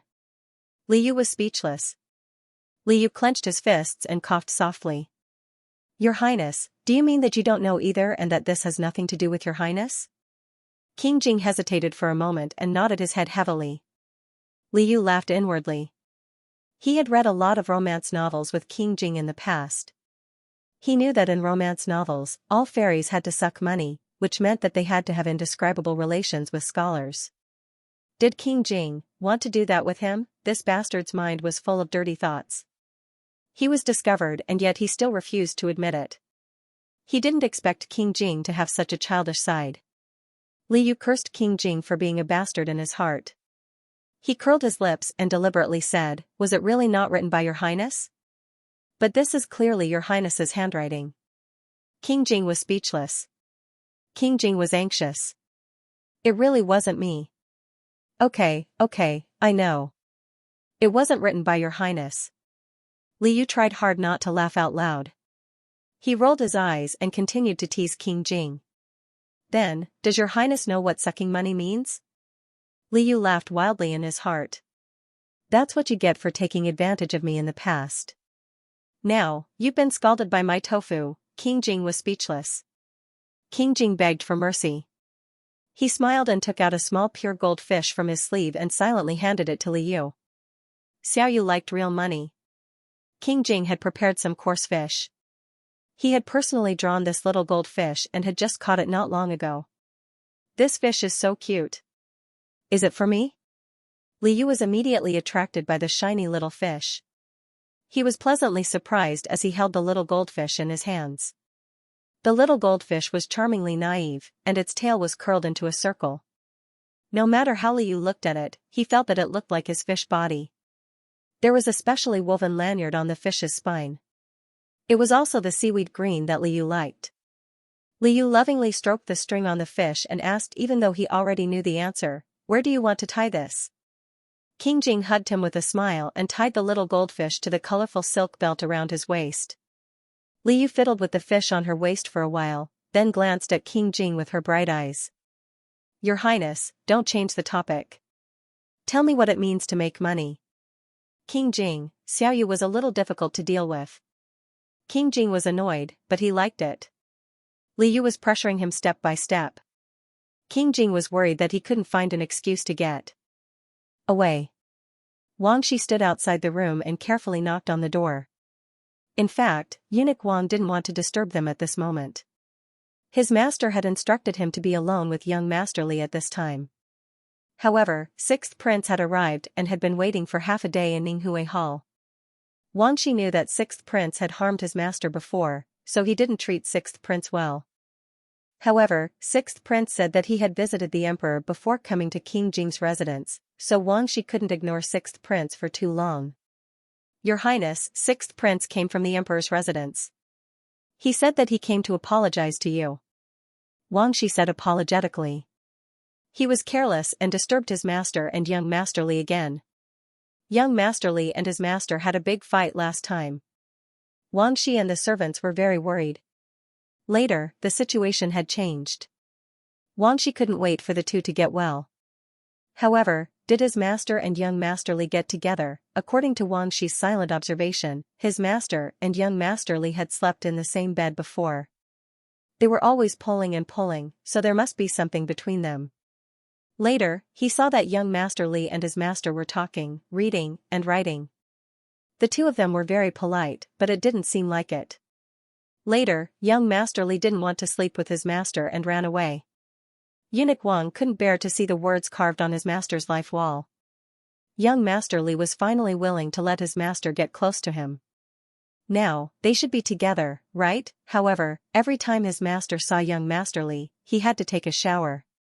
Young Master Li didn't know, but Wang Shi, as his personal attendant, knew clearly. If they were together, how could it be possible? Therefore, eunuch Wang could only describe the relationship between his master and young Master Li as indescribable and vague. Wang Shi was afraid to disturb King Jing, but after he braced himself and asked for instructions, he felt that his master seemed to be relieved. Wang Shi, King Jing patted Liu's hand and planned to drive the Sixth Prince away. In fact, he was afraid that Xiao Yu would continue to ask. He was too embarrassed to answer, so he wanted to use the Sixth Prince to avoid the limelight for a while. Xiao Yu liked to play. Perhaps he was waiting for him to come back, so he stopped asking. Your Highness, you're going to see the Sixth Prince? When Liu heard the Sixth Prince's name, his originally teasing expression suddenly became nervous. He unconsciously grabbed King Jing's sleeve. The Sixth Prince. In the original novel, he was King Jing's biggest rival. After the second prince and the third prince were useless, the sixth prince caught the emperor's attention. This person had always been hiding behind the third prince. He was cunning and ruthless. King Jing had suffered many losses from the sixth prince. Because of Chu Yanyu, he almost died at the hands of the sixth prince. When the sixth prince was completely defeated, he also created a lot of trouble for King Jing. Even if the plot had changed beyond recognition, the sixth prince's character shouldn't have changed too much, right? Liu knew the sixth prince's background, but he didn't know how to warn King Jing. In the past, when Yi Qinghuan was schemed against, he said that he got the news by accident. It was difficult to cover up the lie. Fortunately, King Jing believed him and didn't ask too much. If it was the sixth prince, it would be too fake if he said that it was an accident. Liu frowned. He wanted to think of a reason to ask King Jing to be wary of the sixth prince. King Jing saw that Liu was deep in thought and reached over. His slightly cold fingertips smoothed out the wrinkles between Liu's eyebrows. Your Highness, if I ask you to be wary of the sixth prince, King Jing was so gentle that Liu immediately said it out loud. King Jing looked at him and nodded. Liu, Your Highness, aren't you going to ask why? Liu asked. King Jing pointed to the wall. Next to the painting of the fish, there were 3 rules that were deliberately hung there. King Jing was afraid that he would forget the agreement between him and Xiaoyu, so he deliberately hung it up to remind him. Liu understood what he meant. According to the agreement, King Jing believed him. If he didn't say anything, King Jing wouldn't ask about it. But the agreement only asked King Jing not to ask where he was going. He didn't expect King Jing to spontaneously think that he wouldn't ask about anything that he didn't want to say. Wasn't this good? It was very good, very good. There was nothing better than this. Liu's heart felt warm, but he still found a reason to persuade him. Your Highness, the sixth prince has harmed you. Your Highness, please don't believe him. Liu actually didn't know why the sixth prince was here, but it was always right to be cautious. King Jing nodded and smiled as he touched Liu's cheek, telling him not to worry. King Jing left with Wang Shi. Liu didn't want to show his face in front of the sixth prince, and he was also afraid that he wouldn't have enough time to transform, so he decided to stay in the room and wait for King Jing. King Jing's note was still there, and the evidence hadn't been taken away. Liu looked at the flamboyant handwriting on the note alone. They were both men, so he could understand King Jing's feelings. Although King Jing had feelings for him, he didn't do anything to him because of the 3 rules. At most, he would only say a few words on the note. His Highness was so nice. He couldn't let go of His Highness who was so nice to him. Liu's lips curled up mischievously as he thought about it. The sixth prince waited for a long time, and King Jing finally came out to meet him. Mu Tianxiao stepped forward and wanted to say some polite words, but King Jing just glanced at the things he brought over and nodded coldly. He didn't even ask him to sit down, which was equivalent to driving him away. Mu Tianxiao touched his nose and said warmly, I've offended you in the past. Please forgive me, Imperial brother. Mu Tianxiao didn't mention the third prince at all. He had originally come for himself. The sixth prince apologized to King Jing, but the third prince didn't. It was clear at a glance who was superior and who was inferior. Mu Tianxiao wanted to get rid of the third prince as soon as possible. The biggest obstacle to his ascension to the throne had never been the arrogant second prince or the third prince, who was simply played in the palm of his hand. Fifth Imperial brother, I was deceived by a scoundrel and almost misunderstood you and your fish. Mu Tianxiao changed the topic and said, I heard that fifth Imperial brother dotes on this fish very much and takes it with you wherever you go. Why haven't I seen it? Mu Tianxiao also felt that King Jing's fish was a little strange, so he wanted to take the opportunity to test it out. King Jing's face was sullen as he glanced at Wang Shi. Eunuch Wang immediately said, Fifth Prince, His Highness fish is very delicate and doesn't like to see irrelevant people. Mu Tianxiao, who had been inexplicably slapped in the face by a fish, Mu Tianxiao wanted to ask more, but King Jing didn't want to listen to his long-winded words. Since he was here to apologize, he could leave the things behind and leave, right? The sixth prince didn't even have a sip of hot tea. King Jing gave Wang Shi a look and directly motioned for Wang Shi to see him out. Mu Tianxiao excused himself and left Ninghui Hall. Just as he was about to step out of the palace, a person with disheveled hair pounced on him. Your Highness, Your Highness. This person wailed and was about to plunge into Mu Tianxiao's arms. Mu Tianxiao vigilantly pushed this person away, wondering if King Jing was plotting against him. When this person raised his tear-stained face, Mu Tianxiao was shocked. Your Highness, don't you recognize me? This person cried.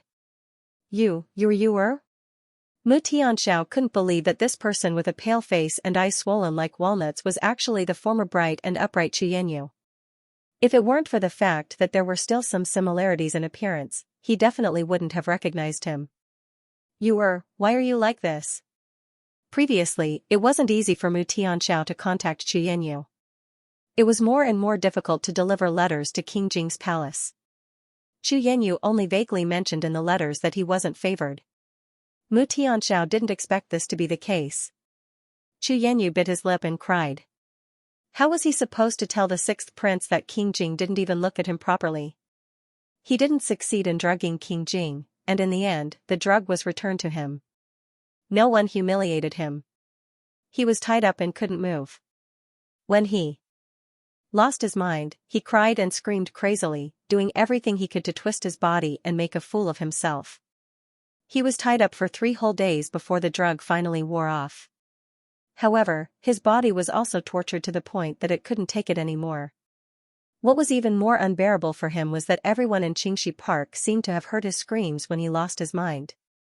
They looked at him with eyes full of contempt. Xianxia came back to his senses from the unbearable memories and knelt down in front of the sixth prince. Your Highness, I really can't stay in King Jing's palace any longer. I beg you to take me away. Xianxia didn't want to stay in Xianxia Park, didn't want to stay in King Jing's palace, and didn't want to see King Jing again. Now that the sixth prince was here, he liked the sixth prince, and the sixth prince liked him too. He still wanted to be with the sixth prince. If it was in the past, Mu Tianxiao would definitely comfort the beauty with soft words. However, they were in King Jing's palace now.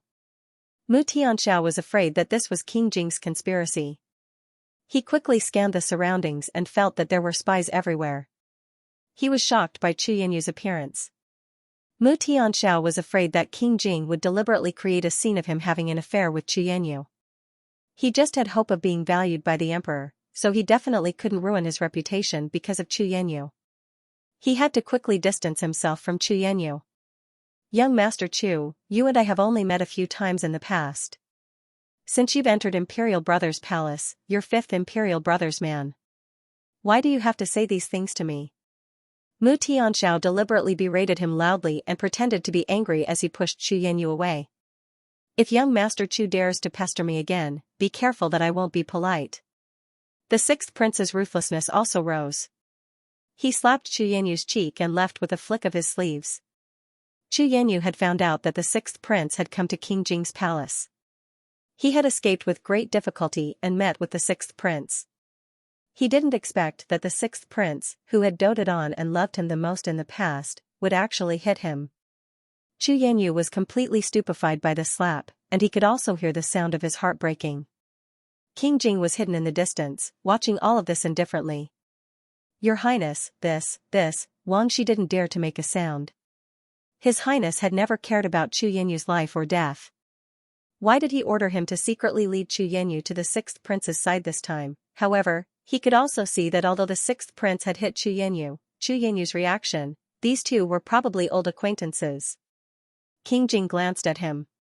Wang Shi understood what his master wanted him to do next, so he nodded and went to work. Because of this matter, King Jing felt that he had delayed going back to see Xiaoyu, so he hurried a few steps. The room was already dark. Most of the lit candles had been extinguished, leaving only a dim yellow lamp on the bedside table. There was no one in front of the bed or in the room. Xiaoyu had probably changed back. King Jing was very upset. Perhaps he shouldn't have confirmed the relationship between Xianxia and the sixth prince. When he saw the sixth prince hit Xianxia, King Jing had an indescribable feeling in his heart. He didn't know why he had such a feeling, but he actually felt a faint sense of pleasure when Xianxia was hit. However, it was a pity that he couldn't see Xiaoyu again because of this. He was afraid that he would have to wait until the next day to see him again. As King Jing was thinking about this, the tightly closed curtains on the bed suddenly opened. Xiaoyu's head popped out from the curtains, and he even rubbed his sleepy eyes. King Jing was speechless. Your Highness, why are you only back now? I was about to fall asleep. Li Yu giggled. King Jing was pleasantly surprised. He stared at Liu without blinking. The young man put on his clothes and got up. He lit an oil lamp at the bedside table, which also lit up the only warm light in his heart. "Your Highness, Liu's face was red. There was a hint of slyness in his embarrassment. "You haven't told me what it means to suck money." King Jing really did not know what to do with this fish. He smiled and reached out his hand to ruffle Liu's hair. Li Yu was speechless. Was this the same as rubbing a fish? "Forget it," Liu pulled King Jing aside and asked him to sit down. King Jing was a little nervous. He did not know what Xiaoyu wanted to do, but he still listened to Xiaoyu and sat down on the edge of the bed. Before he could sit down, the fish slid away and immediately closed the brocade canopy. The oil lamp on the table outside the canopy shone a little light into the room. The hibiscus flowers embroidered on the brocade canopy were reflected on the young man's snow-white inner clothes. His eyes, which were as bright as stars, were also filled with the cheerful candlelight. King Jing's breath tightened. He could not help but have a desire for Xiaoyu. However, he immediately remembered the 3 rules and had to suppress this desire. "Your Highness, why are you sitting so far away? Come closer." Liu casually patted the jade pillow next to him. King Jing was speechless. King Jing did not dare to sit close to Xiaoyu. He just moved a little closer. Liu urged him a few times and said with a smile, "I'm not a beast." "Your Highness, are you afraid of me?" King Jing was speechless. King Jing thought to himself. Although you're not a beast, you're a little demon who knows how to seduce people. You're much more powerful than a beast. King Jing was urged a few times. It would be unreasonable if he did not move. After hesitating for a moment, he sat down next to Xiaoyu. There was a gap of a finger between them. Liu was waiting for him. When he came, he immediately leaned close to him and hugged his arm passionately. The remaining distance between them disappeared. Your Highness, look." Liu took out a few books from behind him as if he was performing a magic trick. With the help of the light outside the canopy, King Jing vaguely recognized that it was a novel like The Tale of the White Snake that he had not read for a long time. King Jing, Liu stuffed the book into his hand, and at the same time, she also stuffed herself into his arms. She was secretly happy, but her expression was very serious as she said, "Since your Highness is not willing to tell me what it means to suck money, I think your Highness has a lot of books, and I can definitely find the answer from them." So I looked in your Highness books. King Jing was at a loss of what to do when the soft body suddenly pounced on him. He didn't know where to put his hands and feet. He felt that ever since he entered the tent, he had fallen into the carp demon's gentle trap, but he was willing to endure it. King Jing chanted the mind-clearing mantra as he quietly watched the carp demon in his arms act. Can you guess what happened? I really found it. These are the books I'm looking for. Your Highness, take a look at what the white snake demon said to that scholar surnamed Su. Liu lay on King Jing's chest and flipped the book to a certain page. She pointed at a certain sentence and deliberately read it out loud. "Husband, us fairies need to absorb spiritual essence." King Jing's heart skipped a beat. He was afraid that something bad would happen if this continued, so he hurriedly covered the carp demon's mouth. Liu trembled as if he had a cramp. He laughed a few times. King Jing didn't want him to say it, but he insisted on saying it. He moved his mouth away and stubbornly flipped to another page. "It's also here. Official, us fairies also want to suck it today." Liu blinked her eyes and raised her face. She pretended to not understand and asked King Jing, "Your Highness, are these words written in the book what your Highness wants to do?" King Jing was tormented by the way his husband and official kept calling him husband. He struggled a few times and gently nodded. Liu felt that he had finally hooked someone, so he said proudly, "Your Highness, these words are written in the book. If your Highness still doesn't know, why don't we read it together?" If they read it together, something would happen smoothly. This was Liu's idea. However, King Jing remembered the 3 rules and firmly shook his head. He even wanted to put the book away. Liu, while Prince Jing was not around, Liu had already flipped through the entire book.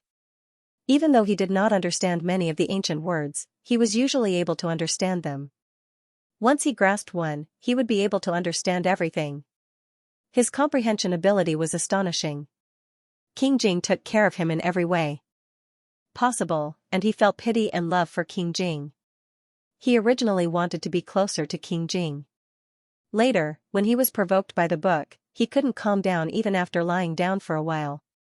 He decided to wait for King Jing on the bed and make King Jing obey him no matter what.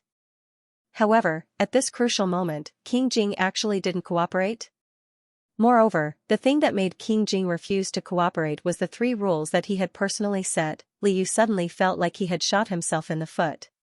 No, that's not right. Li Yu suddenly remembered that what he wanted at this moment was different from the 3 rules. When he had insisted on the 3 rules, it wasn't that he didn't want to do this kind of thing. The main reason was that he was afraid that if he couldn't control himself, he would suddenly turn into a fish and it would be difficult to end it. However, how could he forget that there were ways to not be afraid of turning into a fish? Why should he be so rigid? The book was useless. If he couldn't seduce a boyfriend, he had to do it himself. Li Yu busied himself for a while and kicked the book off the bed. He raised his head and smiled mysteriously. Your Highness, I have a friend who said that other than spending the night together, there are other things that male and female friends can do. King Jing? King Jing was just about to ask which friend he was jealous of when sweet lips pressed tightly against his. Xiaoyu smiled shyly and took his hand, placing it on the string of beads on her waist. The grass-green brocade quilt with gold edges was twisted into a ball for a while and then stretched out for a while. Sweet laughter could be heard intermittently.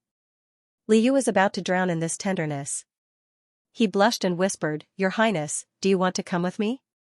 King Jing didn't quite understand at first, but Xiaoyu's actions made him understand that he was still very inexperienced in the ways of a carp. King Jing naturally listened to Xiaoyu. He could earn money by following Xiaoyu, and he could also eat fish. It was a happiness that he had never experienced before. Your Highness, how long do you usually have? Li Yu raised his messy hair from the warm quilt and asked King Jing a question. His exposed neck was full of erotic red marks, and King Jing couldn't take his eyes off it. Li Yu used the tip of his foot to nudge King Jing's leg. The 6th prince came at the wrong time. He didn't have much time left. He wanted to ask him about it so that he could make follow-up arrangements. King Jing, who also had messy hair and had just tasted a little sweetness, was speechless. No man would be modest at a time like this. King Jing silently raised a finger. Li Yu said, a cup of tea? So fast. King Jing was so angry that he pinched Xiaoyu's round head and pressed it gently, causing Xiaoyu to cry out. Xiaoyu knew that he was wrong. He smiled and said, I'm sorry, I made a mistake. It's not so fast, if it wasn't a cup of tea, then it was a stick of incense. 2 hours, but no matter what, it was too late. Li Yu straightened up and kissed him apologetically on the corner of his lips. I'm sorry, Your Highness. I have to leave for a while. King Jing understood and rubbed Xiaoyu's hair. By the way, Your Highness, don't always pour cold water on me in the future, Li Yu said with a smile. Although they couldn't do the last step, they could still try many steps before the last step, just like other couples. After young Master Li left, King Jing kept pouring cold water on him. Although he could hide it from young Master Li, Xiaoyu could see it. King Jing was stunned. He nodded and wanted to kiss Li Yu again. However, Xiaoyu, who had just been intimate with him, suddenly had a change in expression. He pushed him away and shouted, it's too late. Xiaoyu, who had finished sucking the gold, immediately put on his clothes and slipped away. King Jing was speechless. King Jing lay down. He seemed to be able to feel the bone-chilling gentleness from just now. Xiaoyu, who was in the fish tank, seemed to have done something guilty. He waited for a long time until he was sure that the person on the bed was asleep. Only then did he take out the charmingly naive little goldfish from the space. This was another gift he had received. King Jing always gave him gifts. Li Yu kissed the goldfish contentedly and then entered the system in a good mood. That's right, when he was in bed with King Jing, the mission was updated. However, Li Yu was busy with his hands and mouth at that time, so he didn't have time to pay attention to it. This also meant that he and King Jing's relationship and intimacy were more following his heart. He didn't even care much about the main mission. He also didn't expect that the mission, which seemed to have entered an endless loop, would be solved just like that. Marriage was a way to bring their relationship to the next level. Wasn't intimacy the same? He and King Jing would get better and better in the future. Maybe as they talked, it would become a mission. Liu felt that this mentality was good and he had to maintain it. Strategically, he despised the system, but tactically, he still had to care about when he could completely become a human. The reward for the mission glued to me was still King Jing's secret. Liu felt that the system had become stingy since the Million Fish Pets main mission. One mission only rewarded one secret. However, it could also be understood that the Million Fish Pets was the foundation. After finding ways to improve the fish and building the foundation, it was time for a deeper level of secret exchange. There were still 4 secrets to choose from. The 3 secrets left behind by the wind, flower, snow, and moon reward were still there. The mystery of the second prince falling into the water that Liu had already read was updated to another one. There were faint shadows of swords and knives. Liu looked at these secrets and wondered if he would just go through all the tyrannical acts that King Jing had done behind his back. Because he was afraid of bloody scenes, he instinctively resisted swords and knives, so he didn't choose this option. As for the rest, Liu randomly chose a dark palace that he didn't recognize. He was already mentally prepared and soon entered the memory of the secret. This was a dark room in a corner of the palace. On the table in the room, there was a needle and thread box. In the box, there was a half-finished cloth tiger. A fat woman in her 30s was sitting at the table. The woman had a distressed look on her face. From time to time, she would pick up the cloth tiger and sew it up. She looked around, as if she was waiting for someone. Not long after, a person dressed as a chamberlain came into the room. Liu felt a little strange. He didn't have any impression of this person. If he was someone close to King Jing, he should be very familiar with him by now. The chamberlain handed a paper bag to the woman. The woman was terrified. She knelt down and kept pleading, but the chamberlain refused with a cold face.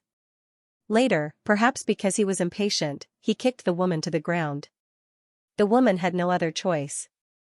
With trembling hands, she poured out the powder in the paper bag. Liu thought that the woman was forced by the chamberlain to drug King Jing. But in the next moment, the woman swallowed the powder and 2 streams of tears flowed down her face. Liu could only see the scene, but it brought him more and more doubts. He knew that these secrets should be about King Jing's past. But in the secret about the second prince falling into the water, he could see King Jing and even hear all kinds of voices. But in this secret, there was no sound at all, and he couldn't see King Jing.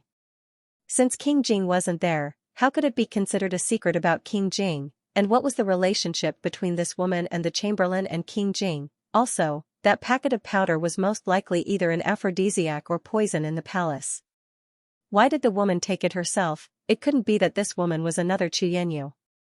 She wanted to drug King Jing and take some first. This woman was a little old, so it wasn't very likely. Moreover, there weren't many people like Xianxia. Liu couldn't figure it out, but he had experience. If the system gave him something he couldn't figure out, he could usually put it aside. Like glue as paint was completed. What was the next step? Liu was nervous and excited. For example, their relationship today was even deeper. What kind of mission would it be? Liu almost had a premonition. He took a deep breath and clicked on the main mission. The next step was, Liu thought that the next step would be an even more shameless mission to improve his relationship with King Jing, but in the end, it was to share joys and sorrows. Could this be an indication of what kind of difficulties they would encounter in the future? Even if there were, it didn't matter. He and King Jing had always shared joys and sorrows.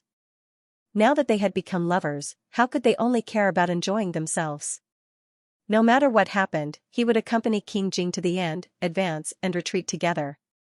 Liu was very confident that this step would be completed. The reward for sharing joys and sorrows was still King Jing's secret.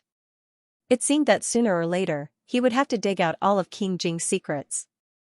Liu smiled and exited the system. He glanced at the bed worriedly. King Jing should be resting and didn't pay attention to the fish tank. Liu swam to the silver stone bed and wrapped himself in the seaweed quilt. Recalling the scene where she had messed around with King Jing in bed, the fish, who was unusually proactive, suddenly felt a little shy. Her heart thumped, and she fanned her tail excitedly. It was as if doing this could drive away all her embarrassment. Forget it. What's done is done. There will be better things in the future. What's there to be shy about? Liu kept comforting himself, but he still fanned himself a few dozen times before he slowly fell asleep. The person on the bed waited until the fish's movements completely disappeared before he opened his eyes and looked at the fish tenderly. Yi Qinghuan and Princess Jinjua's wedding date was approaching. The little princess had invited Liu to attend the wedding, and Liu had agreed. Seeing that the wedding was coming soon, Liu felt that it was time to prepare a gift for Yi and the princess. After all, he couldn't just do it in time and space. However, his fish form had to accompany King Jing to work during the day, and his human form had to date King Jing at night. Everything couldn't be done without King Jing. Liu had to specially pick a day to bring King Jing along to buy a gift with him. King Jing actually didn't quite understand. These kinds of things in the residence were usually handled by Wang Shi. King Jing had never worried about what Yi Qinghuan liked. Why did Xiaoyu want to buy it personally? Wasn't it enough that he could casually choose from the storeroom? Your Highness, this is a gift from my heart. I have to personally prepare it to show my sincerity, Liu explained. King Jing was extremely unhappy that Xiaoyu was busy with other people's matters. However, he was still very happy to accompany Xiaoyu out. King Jing followed Liu closely throughout the entire trip. Liu liked shiny things. Thus, he adhered to his usual style of giving gifts. Considering the status of Yi and the princess, he didn't have to consider whether the gifts were practical or not. Liu relied on the fact that he had a boyfriend to support him and barged into a high-end antique shop. He wanted to buy a high-end antique for the Yi and his wife. However, Liu didn't have the slightest interest in antiques. He first took a fancy to a purple gold incense burner. As he had promised King Jing that he would try his best not to expose his identity, the two of them were walking without any bodyguards.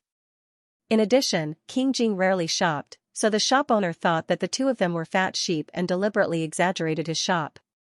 Liu felt that the incense burner was golden and had intricate patterns carved on it. He was very tempted and was about to pay for it. King Jing, who was standing at the side, couldn't stand it anymore. He silently knocked on the incense burner with his knuckles. A large hole appeared on the lid of the incense burner, revealing the color of the stone. It turned out that the incense burner was just covered with a layer of gold. Liu was speechless. Sob, so the beautiful antique incense burner was a fake. He couldn't blame the fish for this. Fish didn't have much experience and couldn't tell. However, since antiques could be called antiques, they should be dusty. There must be something wrong with making them shiny. Therefore, he couldn't buy them. The shop owner who was selling fake antiques was caught by eunuch Wang and his bodyguards and brought to the magistrate's office.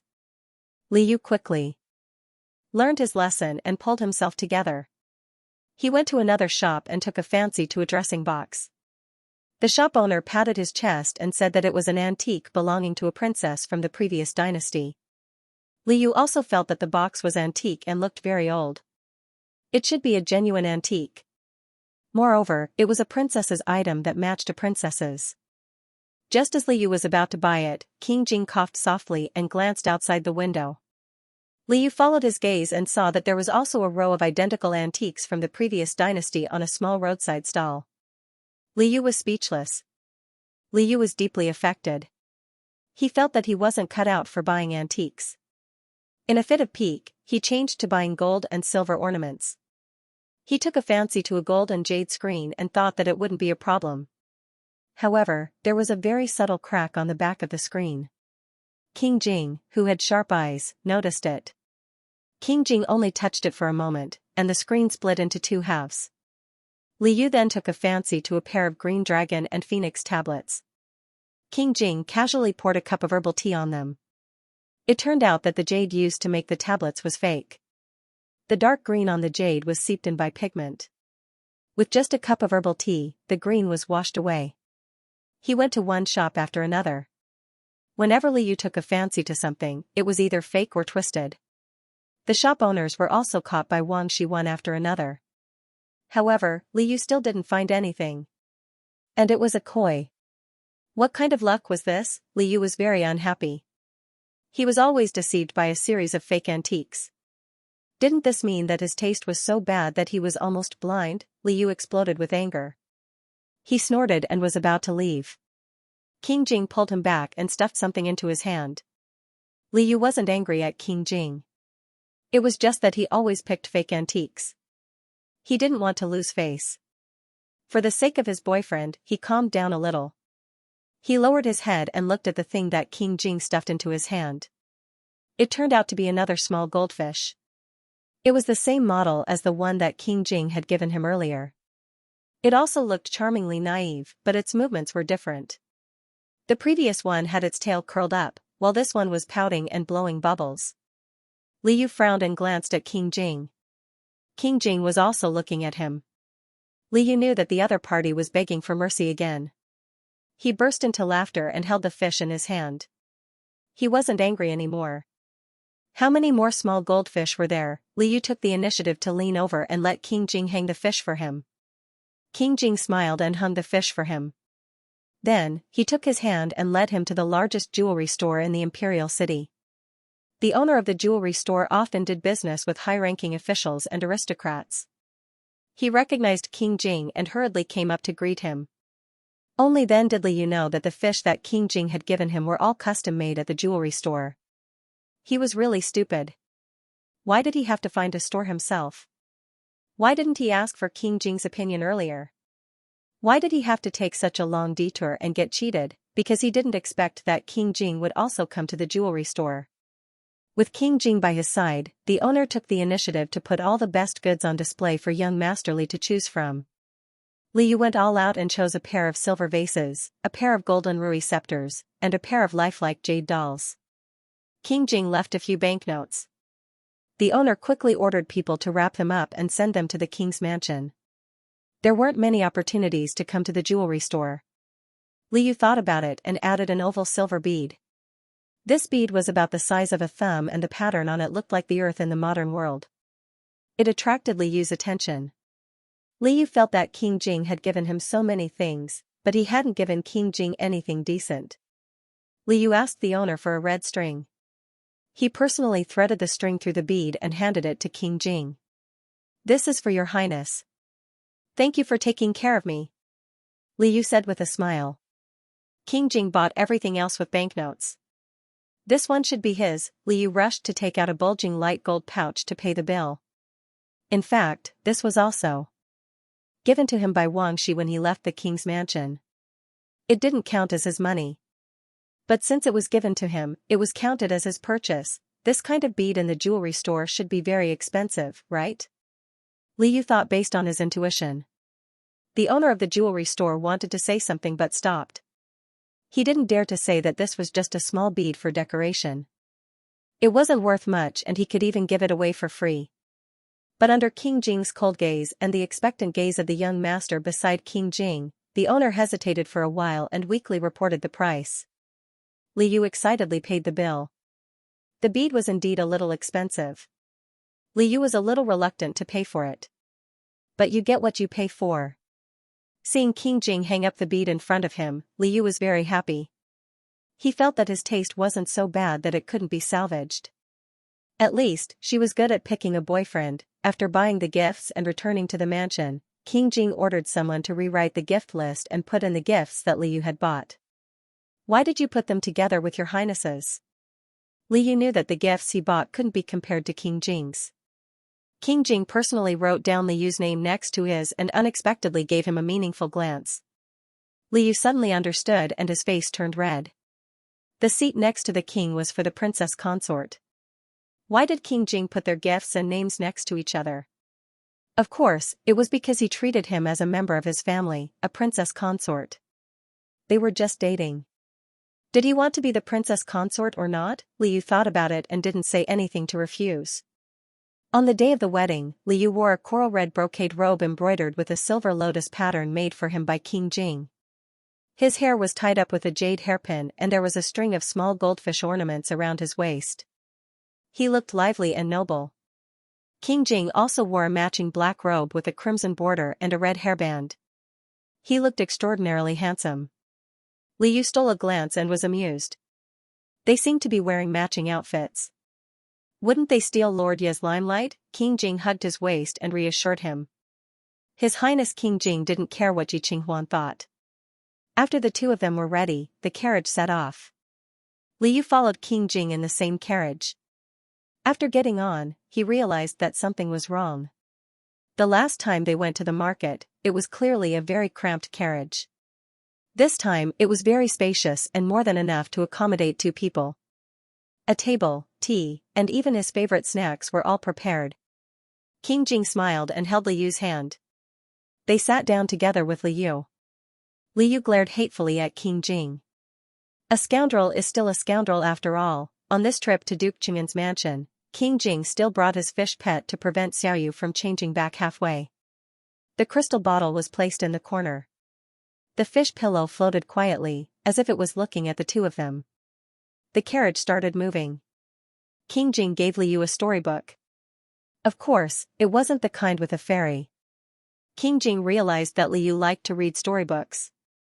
This time, the carriage was very big. Li Yu lay down comfortably and leaned against his knee. He flipped through the storybook and talked to him. King Jing picked up a peach blossom cake and tore it into several pieces. He put one piece into the crystal bottle to feed the fish and fed the rest to the carp spirit that was waiting to be fed. They soon arrived at Duke Chang'an's mansion. On this day, Duke Chang'an's mansion was bustling with noise. It was decorated with lanterns and colored banners. The wedding of Lord Yi and Princess Jinjue was attended by not only the Jinju royal family and Duke Chang'an's mansion's relatives and friends. There were also many court officials who came to congratulate them. Steward Luo brought the emperor's imperial edict and bestowed a lot of gifts. The gifts were so numerous that he couldn't finish reading them in half an hour. Jinju royal family also loved this daughter of his very much. The wedding procession stretched for more than 10 miles. Li Yu followed King Jing and was personally welcomed by the bridegroom, Lord Yi. King Jing nodded slightly at Duke Chang'an, who was sitting on the main seat. The current Duke Chang'an was Empress Shelwi's brother. He was King Jing's uncle and nephew. When the two met, there were many things that needed to be said. Madame Duke Chang'an and King Jing's aunt were also receiving guests. When she saw King Jing and the young man beside him, she smiled. Not long after, a maid came and handed Li Yu a pair of jade butterflies. She smiled and said, "Madam thanks your highness and young Master Li for coming to attend the wedding. She also wishes you two a long and happy marriage." Li Yu? Li Yu took the butterflies. From afar, he saw Madame Duke Chang'an looking at him with a smile. Li Yu was puzzled. Wasn't Yi Qinghuan getting married today? Why did she tell him and King Jing? Could it be? Li Yu suddenly realized something. Could it be that King Jing was also bringing him to meet the parents of Duke Chang'an's mansion? Li Yu covered his face. How could it be so sudden? The fish wasn't prepared at all. Yi Qinghuan was wearing a bright red wedding dress with a big smile on his face. Princess Jinjue was wearing a veil with a picture of mandarin ducks playing in the water. She was holding a jade bottle and a rui. Although her face couldn't be seen, when she bowed, he could catch a glimpse of her bright red lips. Li Yu watched the young couple bow to each other and felt very emotional. This young couple was able to break out of the original book and be together because of him. He hoped that they would live happily ever after and live a peaceful and happy life. This was like an excellent omen. There was another couple that was also different from the original book. Li Yu couldn't help but glance at King Jing and found that he was also looking at him. Under their sleeves, they touched each other's hands. Li Yu silently made a wish in his heart. The wedding went smoothly under the auspices of Duke Chang'an. Not long after, an elderly servant came to invite them, saying that an old friend wanted to meet with King Jing. King Jing glanced at the person and knew who it was. He held Li Yu's hand tightly. Li Yu understood. Did King Jing want him to come with him? Li Yu followed King Jing. King Jing held his hand with one hand and didn't forget to hold the crystal bottle with the other. Li Yu knew that it was impossible, but he still couldn't help but feel jealous. Did King Jing like fish more, or did he like him more? If it was other people, he definitely wouldn't be worried. But if it was fish, after all, King Jing had made the entire mansion into an oversized fish tank for fish and made many exceptions for fish. And his human form, young Master Li, was originally arranged to take care of fish. Even the ornaments that King Jing gave young Master Li were all fish. Thinking about it this way, it was extremely scary. Maybe it wasn't because there was a fish in his name, but because he really wasn't as good as a fish. No, he had to test him. If King Jing dared to like fish more, he wouldn't let him off. For a moment, Liu seemed to be possessed by the god of jealousy. He completely forgot that the opponent in his imagination was also himself. King Jing was completely unaware that Xiaoyu was up to no good. He held Liu's hand and followed the servants into the back garden of Duke Qing'an's residence. In the depths of the forest, a white-haired old man was boiling wine in front of a small red clay stove. King Jing pursed his lips and strode forward with Liu. "He's here?" When the old man saw the two of them, he didn't seem surprised at all. He generously pointed at the two chairs in front of him and said with a smile, "Take a seat." King Jing bowed his head respectfully and led Liu to their seats. Liu was still trying to figure out the old man's identity when he suddenly smelled the aroma of green plum wine. It was said that the green plum wine of Duke Qing'an mansion was personally brewed by the old Duke Qing'an. Then who was this person who could sit in front of King Jing and boil wine? It was Yi Qinghuan's grandfather, King Jing's maternal grandfather, Duke Qing'an. "How are you?" Liu felt a burst of excitement and hurriedly stood up to bow. In the book, this old man was the backbone of Duke Qing'an's residence. However, because of his poor health, he didn't make an official appearance. Yi Qinghuan passed away not long after the incident. Now that Yi Qinghuan and the princess were married, the old Duke Qing'an must be fine. However, he didn't expect that he would be able to see this old man with his own eyes. This was the genuine King Jing's guardian, Yi. Qian smiled and glanced at the youth in front of him, then looked at King Jing. "What a good child." Yi Qian smiled slightly and motioned for Liu to sit down. He believed that he was very good at reading people. He could tell the character of a youth of this age with just one look.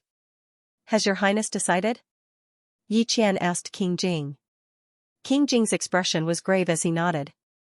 Yi Qian didn't ask him for the reason. Instead, he smiled and said, "Then I have decided too. Since your highness has ordered, I will do my best." King Jing looked at him for a moment, calm and grateful. King Jing lowered his head to pour wine for Yi Qian and also filled his own cup. The two of them drank as if they had reached an important agreement.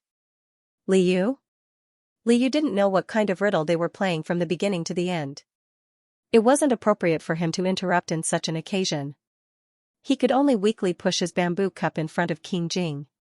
"You didn't want anything too complicated. He just wanted to try the plum wine, right?" Yi Qian and King Jing were both stunned by his action. Yi Qian held back his laughter and only cared about watching the show. King Jing glanced at Liu and also turned to fill Liu's cup. However, just as Liu happily raised the cup to smell it and was about to lick it, King Jing snatched the bamboo cup from his hand and drank it in one gulp. "Liu! Your Highness, you're drinking my wine!" Liu protested softly. The cup that was poured for him was naturally his. King Jing smiled and shook his head. It would be terrible if the carp spirit got drunk outside. Just a whiff of the wine would be enough. Liu grumbled to express his anger to King Jing while Yi Qian leisurely drank by himself. A calm and composed youth and a lively and enthusiastic youth. This pair made him happy. He had met Yi Qinghuan and Princess Jingjue before. Like these two, they were both good children. When he saw the pair of jade butterflies that Liu was holding, the smile in Yi Qian's eyes deepened. He also took out the jade pendant that he received when he got married. It didn't seem that difficult to meet the parents. Liu held the jade pendant and the jade butterflies as he thought to himself. In fact, he was a little worried that King Jing's relatives would object. After all, King Jing was gay with him. None of these relatives were worried that King Jing would also go astray in the future. Needless to say, Yi Qinghuan and the princess were acquainted with him. Old Duke Qing'an and his wife seemed to like him very much and gave him gifts. Old Duke Qing'an even secretly told Liu when King Jing wasn't paying attention that he would specially send him a few jars of good wine next time. He was very considerate of him. "Liu, oh, what's with this huge sense of responsibility?" He suddenly felt that since he had met the parents and they treated him well, he had to treat King Jing even better. Xiaoyu's inexplicably serious expression made King Jing want to pinch Xiaoyu's cheeks. Of course, the people of Duke Qing'an's mansion wouldn't object to the two of them. King Jing himself had long passed the age of marriage and children. He didn't have anyone close to him. Now that he finally found someone he liked, they would probably be grinning from ear to ear and couldn't wait to help King Jing settle down. However, King Jing's marriage still had to be decided by the emperor. Bringing Xiaoyu to meet the relatives of Duke Qing'an's mansion was the attitude he should show. King Jing, who had never been envious of others, was more or less envious of Yi Qinghuan's marriage. King Jing didn't even need to think about it. Of course, he wanted to marry Xiaoyu.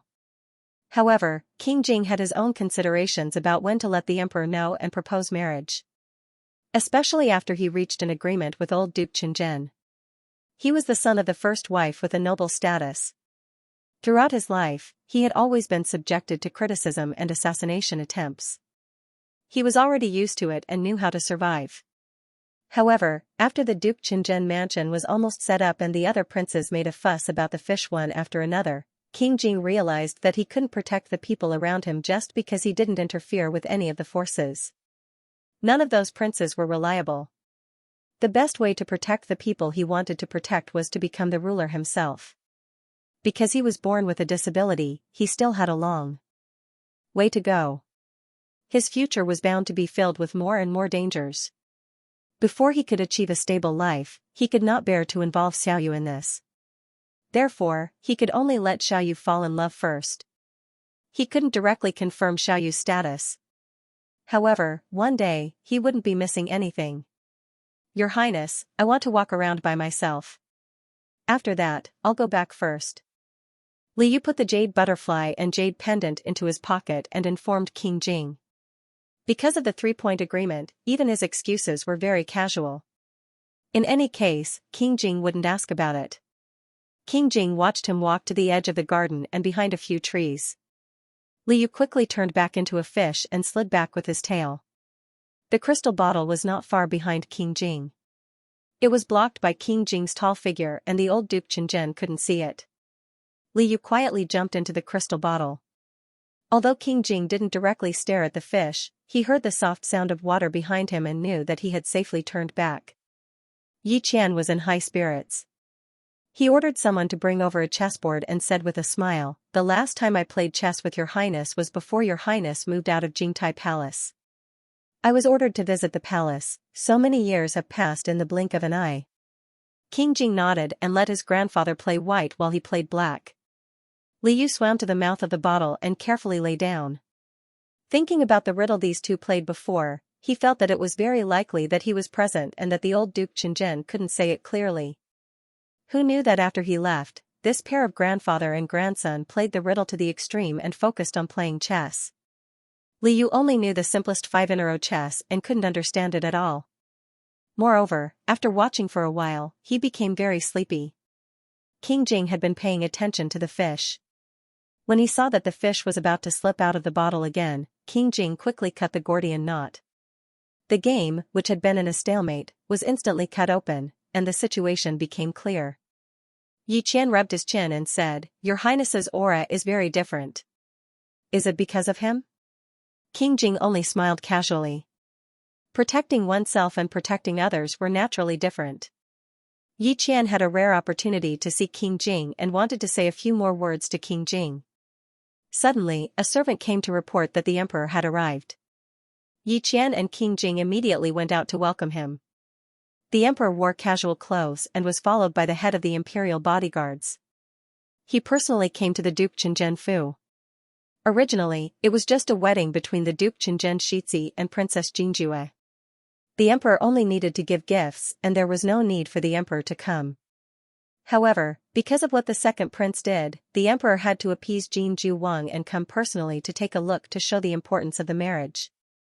The courtiers and the Duke Qingzhen couple all knelt down and bowed to the emperor.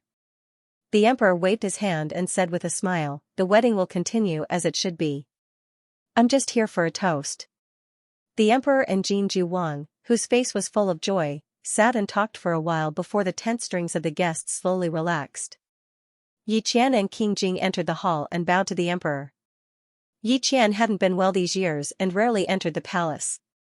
When the emperor saw Yi Qian and King Jing, he couldn't help but think of the past with Empress Xiaohui. Since Yi Qian agreed to help King Jing, he had to make full use of King Jing's advantage. He took the initiative and said, "We still have the room where the late empress lived. Does the emperor want to take a look?"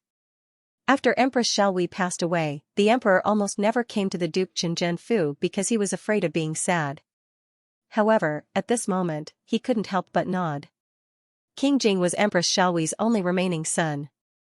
Therefore, the emperor called King Jing to come with him. King Jing still carried the crystal bottle with him. The emperor took a look and said in surprise, "How long has it been? Your fish has changed like this?" The emperor then remembered that King Jing had given him a report about the changes in the fish. However, the last time the emperor saw the fish, it was still black with a hint of gold. Now, the color of the fish had changed. No wonder the emperor didn't react at first sight. It seems that Liao Kong was right. This really is the offspring of a koi. The emperor sighed. The emperor walked closer and looked at the fish in the crystal bottle. Li Yu was afraid that the emperor would find out and didn't even dare to spit out bubbles. He elegantly played the role of an emotionless koi. Fortunately, his fish wasn't the main character today. The emperor quickly followed old Duke Qinzhen to the room where Empress Xiaohui lived. The place Yi Qian was talking about was the boudoir where Empress Xiaohui lived when she was young. The emperor brought King Jing in and saw that the room was filled with decorations similar to Changchun Palace. The emperor's vision became a bit blurry. He sat down and talked to King Jing about a few small things about Empress Xiaohui. Li Yu hid in the crystal bottle and was in a low position. What he saw was different from other people. The emperor saw mostly familiar decorations, but Li Yu saw a picture of a maid hanging on the wall. Because it was Empress Xiaohui's boudoir, Li Yu guessed that it might have been written by Empress Xiaohui herself. King Jing also knew how to draw. Did he inherit his mother's talent? It wasn't impossible. After Li Yu finished studying the painting, his gaze naturally fell on an inconspicuous wardrobe under the painting. An old cloth doll was revealed in the corner of the wardrobe. At first, Li Yu only felt that it was familiar. But after thinking about the black and yellow cloth doll for a while, Li Yu was stunned. Wasn't this the cloth tiger he saw in the secret reward from the system? Although he couldn't be sure if it was the same one, it was very similar. Moreover, the cloth tiger in the secret reward was still an unfinished product, but the cloth tiger in this room was clearly a finished doll. Could this secret be related to Empress Xiaohui? But the room in the secret reward wasn't this one. Moreover, Li Yu was very sure that it should be a palace in the palace. Could it be Empress Xiaohui's Changchun Palace? Li Yu hadn't been to Changchun Palace and couldn't confirm it. He could only look at the cloth tiger anxiously. Suddenly, he had an idea. He pointed his fish mouth in the direction of the cloth tiger and kept knocking on the wall of the crystal bottle. King Jing noticed the fish's irritation and walked over. He also saw the cloth tiger in the wardrobe. King Jing thought for a while and took out the cloth tiger. The emperor smiled and said, "Your empress mother likes these very much. She even made them for you in the past. There were many in Changchun Palace. Do you still remember?" King Jing nodded slightly. The emperor's words were like fireworks, instantly exploding in Li Yu's mind. In order to get some clues, Li Yu leaned close to the crystal wall to listen carefully. However, the emperor only mentioned this one sentence before he continued to talk about Empress Xiaohui's many other preferences. Li Yu understood that because of Empress Xiaohui, the emperor had always felt pity for his son, King Jing. Recently, he had even started to let King Jing do some errands and had the intention of putting King Jing in an important position. The secret couldn't be completely revealed. Perhaps it wasn't time yet. Now that King Jing could be alone with the emperor, it was the best time to make a good impression. Therefore, Li Yu didn't make any more noise and listened quietly with King Jing. The emperor spoke for a long time and recovered from the past. He smiled and said, "Tianqi, do you think I'm too long-winded?" Although the emperor's lips were curved, his eyes were very disappointed. As the emperor's father, he rarely showed such a sad expression in front of his son. King Jing shook his head and hesitantly reached out his hand to cover the back of the emperor's hand. This was also very rare. King Jing showed concern for the emperor from the bottom of his heart. This action alone made the emperor feel very comfortable. Tianqi, you're very good. I know. Xingjing told me about the errands from the Ministry of Works. Your performance was very good. The emperor patted King Jing's shoulder and was about to say something when the imperial bodyguard captain came to report, Your Majesty, His Highness the Sixth Prince has come to congratulate you. The emperor glanced at King Jing standing beside him. Duke Qinzhen Mansion was King Jing's maternal family. The marriage between the heir of Duke Qinzhen Mansion and Princess Jingjue was something that King Jing should attend. However, what did this marriage have to do with the sixth prince? The sixth prince was neither a relative nor an important official. Why would he come to congratulate them? Taking a step back, if the sixth prince really came to congratulate them, why didn't he arrive early like the other guests and come when the wedding was almost over? The emperor didn't want to disturb too many people, so he came at the last minute. Why did Mu Tianxiao come later than him? He was afraid that his congratulations were fake and that he wanted to show off in front of the emperor. The emperor saw through the sixth prince and said indifferently, Since he's here, Duke Qinzhen will take care of him. Let him go. The emperor was not in the mood to see the sixth prince and meet him. The emperor chatted with Yi Qian for a while more and planned to return to the palace. The sixth prince sent word that he wanted to personally escort the emperor back to the palace. The emperor agreed this time. The emperor brought King Jing along. When Mu Tianxiao saw that it was King Jing's entourage, he was slightly stunned. Li Yu had always been carried around by King Jing. Seeing the sixth prince suffer a loss, he wagged his tail happily. What do you want? I won't give you the throne. Li Yu's eyes were sharp. He saw a graceful woman wearing a pleated pomegranate skirt standing beside the sixth prince. This woman wore a conical hat, and a long veil fell to cover her face. Through the veil, one could still see her watery eyes and a pair of jade-like hands exposed outside her long sleeves. Although one couldn't see her true appearance, it was enough to arouse the curiosity of the guests. They wantonly imagined what kind of stunning beauty would be under the veil. Li Yu didn't know who this woman was, but the sixth prince had a record of urging the third prince to give people to him. It was clearly the wedding of the heir apparent of Duke Qinzhen, but he brought a stunning woman. Moreover, he didn't come early or late, but only after the emperor arrived. This was clearly aimed at the emperor. Perhaps the sixth prince wanted to offer this woman to the emperor. Li Yu recalled that in the original novel, when the battle for the throne had reached its climax, the sixth prince offered an unknown beauty concubine to the emperor. The concubine whispered a lot of pillow talk to the emperor and said a lot of good things about the sixth prince. However, King Jing didn't have this advantage. Now that the plot was in chaos, could it be that the sixth prince had jumped to this point? I have to think of a way to mess it up. Fish were the best at this kind of thing. While Li Yu was thinking of countermeasures, he heard Mu Tianxiao say, Imperial father, the journey back to the palace will be very tiring. This son happened to bring a maid who was good at massaging. I am willing to serve Imperial father. Li Yu was speechless. It seemed that Mu Tianxiao still wanted face. In public, he didn't directly say that this beauty was for his father and asked the emperor to accept it. He only said that she was a maid who was good at massaging and that it would be up to the emperor whether he accepted her or not. He was much smarter than the foolish third prince. Li Yu followed King Jing and stood on the emperor's side. Under the emperor's eyes, he had some misgivings and couldn't rush out of the crystal bottle. He could only think about turning over a little. King Jing would definitely plead with the emperor to summon people to see him. Once the emperor had more people with him, he wouldn't have time to care about the beauty brought by the sixth prince. After Li Yu thought about it, he put it into action. Who knew that after his body turned into a koi fish, he was no longer the same as before? Recently, he had been nourished too well, so turning over a little was more difficult than paddling back and forth. Li Yu held his breath and tilted the fish slightly. Before he could turn it over, the emperor said in surprise, Tianqi, why is your fish a little crooked? King Jing was speechless. In fact, King Jing had already noticed the fish as soon as it moved. However, Xiaoyu didn't drink alcohol and didn't have any contact with anyone, so there shouldn't be anything wrong with it. King Jing suspected that Xiaoyu was doing it on purpose. It was just like when they were in the room where Empress Xiaoyu used to live. Xiaoyu kept bumping into the crystal wall as if trying to get his attention.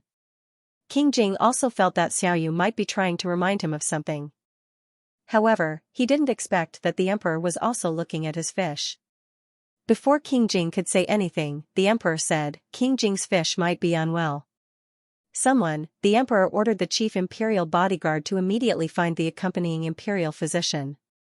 Li Yu was speechless.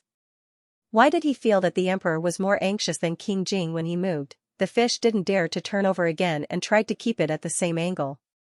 This was even more difficult than being belly up. The two accompanying imperial physicians hurried over. Regardless of whether they knew how to treat a fish, they had to know in front of the emperor. The imperial physicians shook their heads and examined the fish for a long time, then discussed in private for a while. After the sixth prince asked for instructions, his smile didn't fade. Although he was better than the third prince, he also experienced the same coldness and awkwardness that the third prince had experienced. The imperial physician finally said that the fish might have eaten too much and was fine. Li Yu cooperated and carefully laid the fish flat. The fish's fins paddled the water very slowly and its cheeks puffed up. It really looked like it was bloated to confirm the imperial physician's words. The emperor said, since the fish is fine, I should return to the palace. King Jing can send me off. What sixth prince? What maid who was good at massaging? The emperor's expression wasn't very good. He only mentioned the King Jing and didn't mention anything else. Li Yu felt that the emperor was angry, but who was he angry at? He was a little uneasy. When no one was looking, King Jing put his finger into the bottle and gently touched the fish's spine, which was quite comforting. Well, Li Yu thought, King Jing is right by my side. What's there to worry about? The emperor sat on the dragon carriage and returned to the palace. King Jing rode behind him to send him off. Before entering the palace, the emperor deliberately stopped and looked at King Jing's crystal bottle. He sighed with emotion, Xianxia, thanks to your fish today. Li Yu, who had been eavesdropping, thought, what does he mean? Why did the emperor thank the fish? Could it be that the emperor was really angry, but not at someone else? Instead, he was angry at the sixth prince. Why was that? Thinking that the sixth prince had come out to do something, and that was to offer a beauty. Thinking of the time and place of the sixth prince's offering, Li Yu suddenly had a flash of inspiration. If the sixth prince was just flattering the emperor might not be angry. If it was a normal day, the emperor might accept it. However, the sixth prince should not have come to Empress Xiaoyi's maternal home, Duke Fu, to give her away. Even more so, he shouldn't have given her away right after the emperor and King Jing had met. Wasn't this a slap to the emperor's face? The sixth prince's birth mother wasn't favored. He had long wanted to offer a beauty, but he was afraid that if he directly sent the beauty to the palace, the emperor might not be willing to accept it. Therefore, he wanted to take advantage of the emperor's incognito clothes to let the emperor see half of the beauty. Once the emperor was interested, it would be easier to do things. However, he didn't expect the emperor to come to the wedding banquet and think of the late empress. Otherwise, the sixth prince wouldn't have rushed to offer her at this time. The emperor's heart must be dead, but he couldn't refuse the sixth prince. After all, the sixth prince wasn't offering her openly. The emperor also needed an excuse to cover up the sixth prince's matter. The only people around the emperor who could make a fuss were King Jing's fish.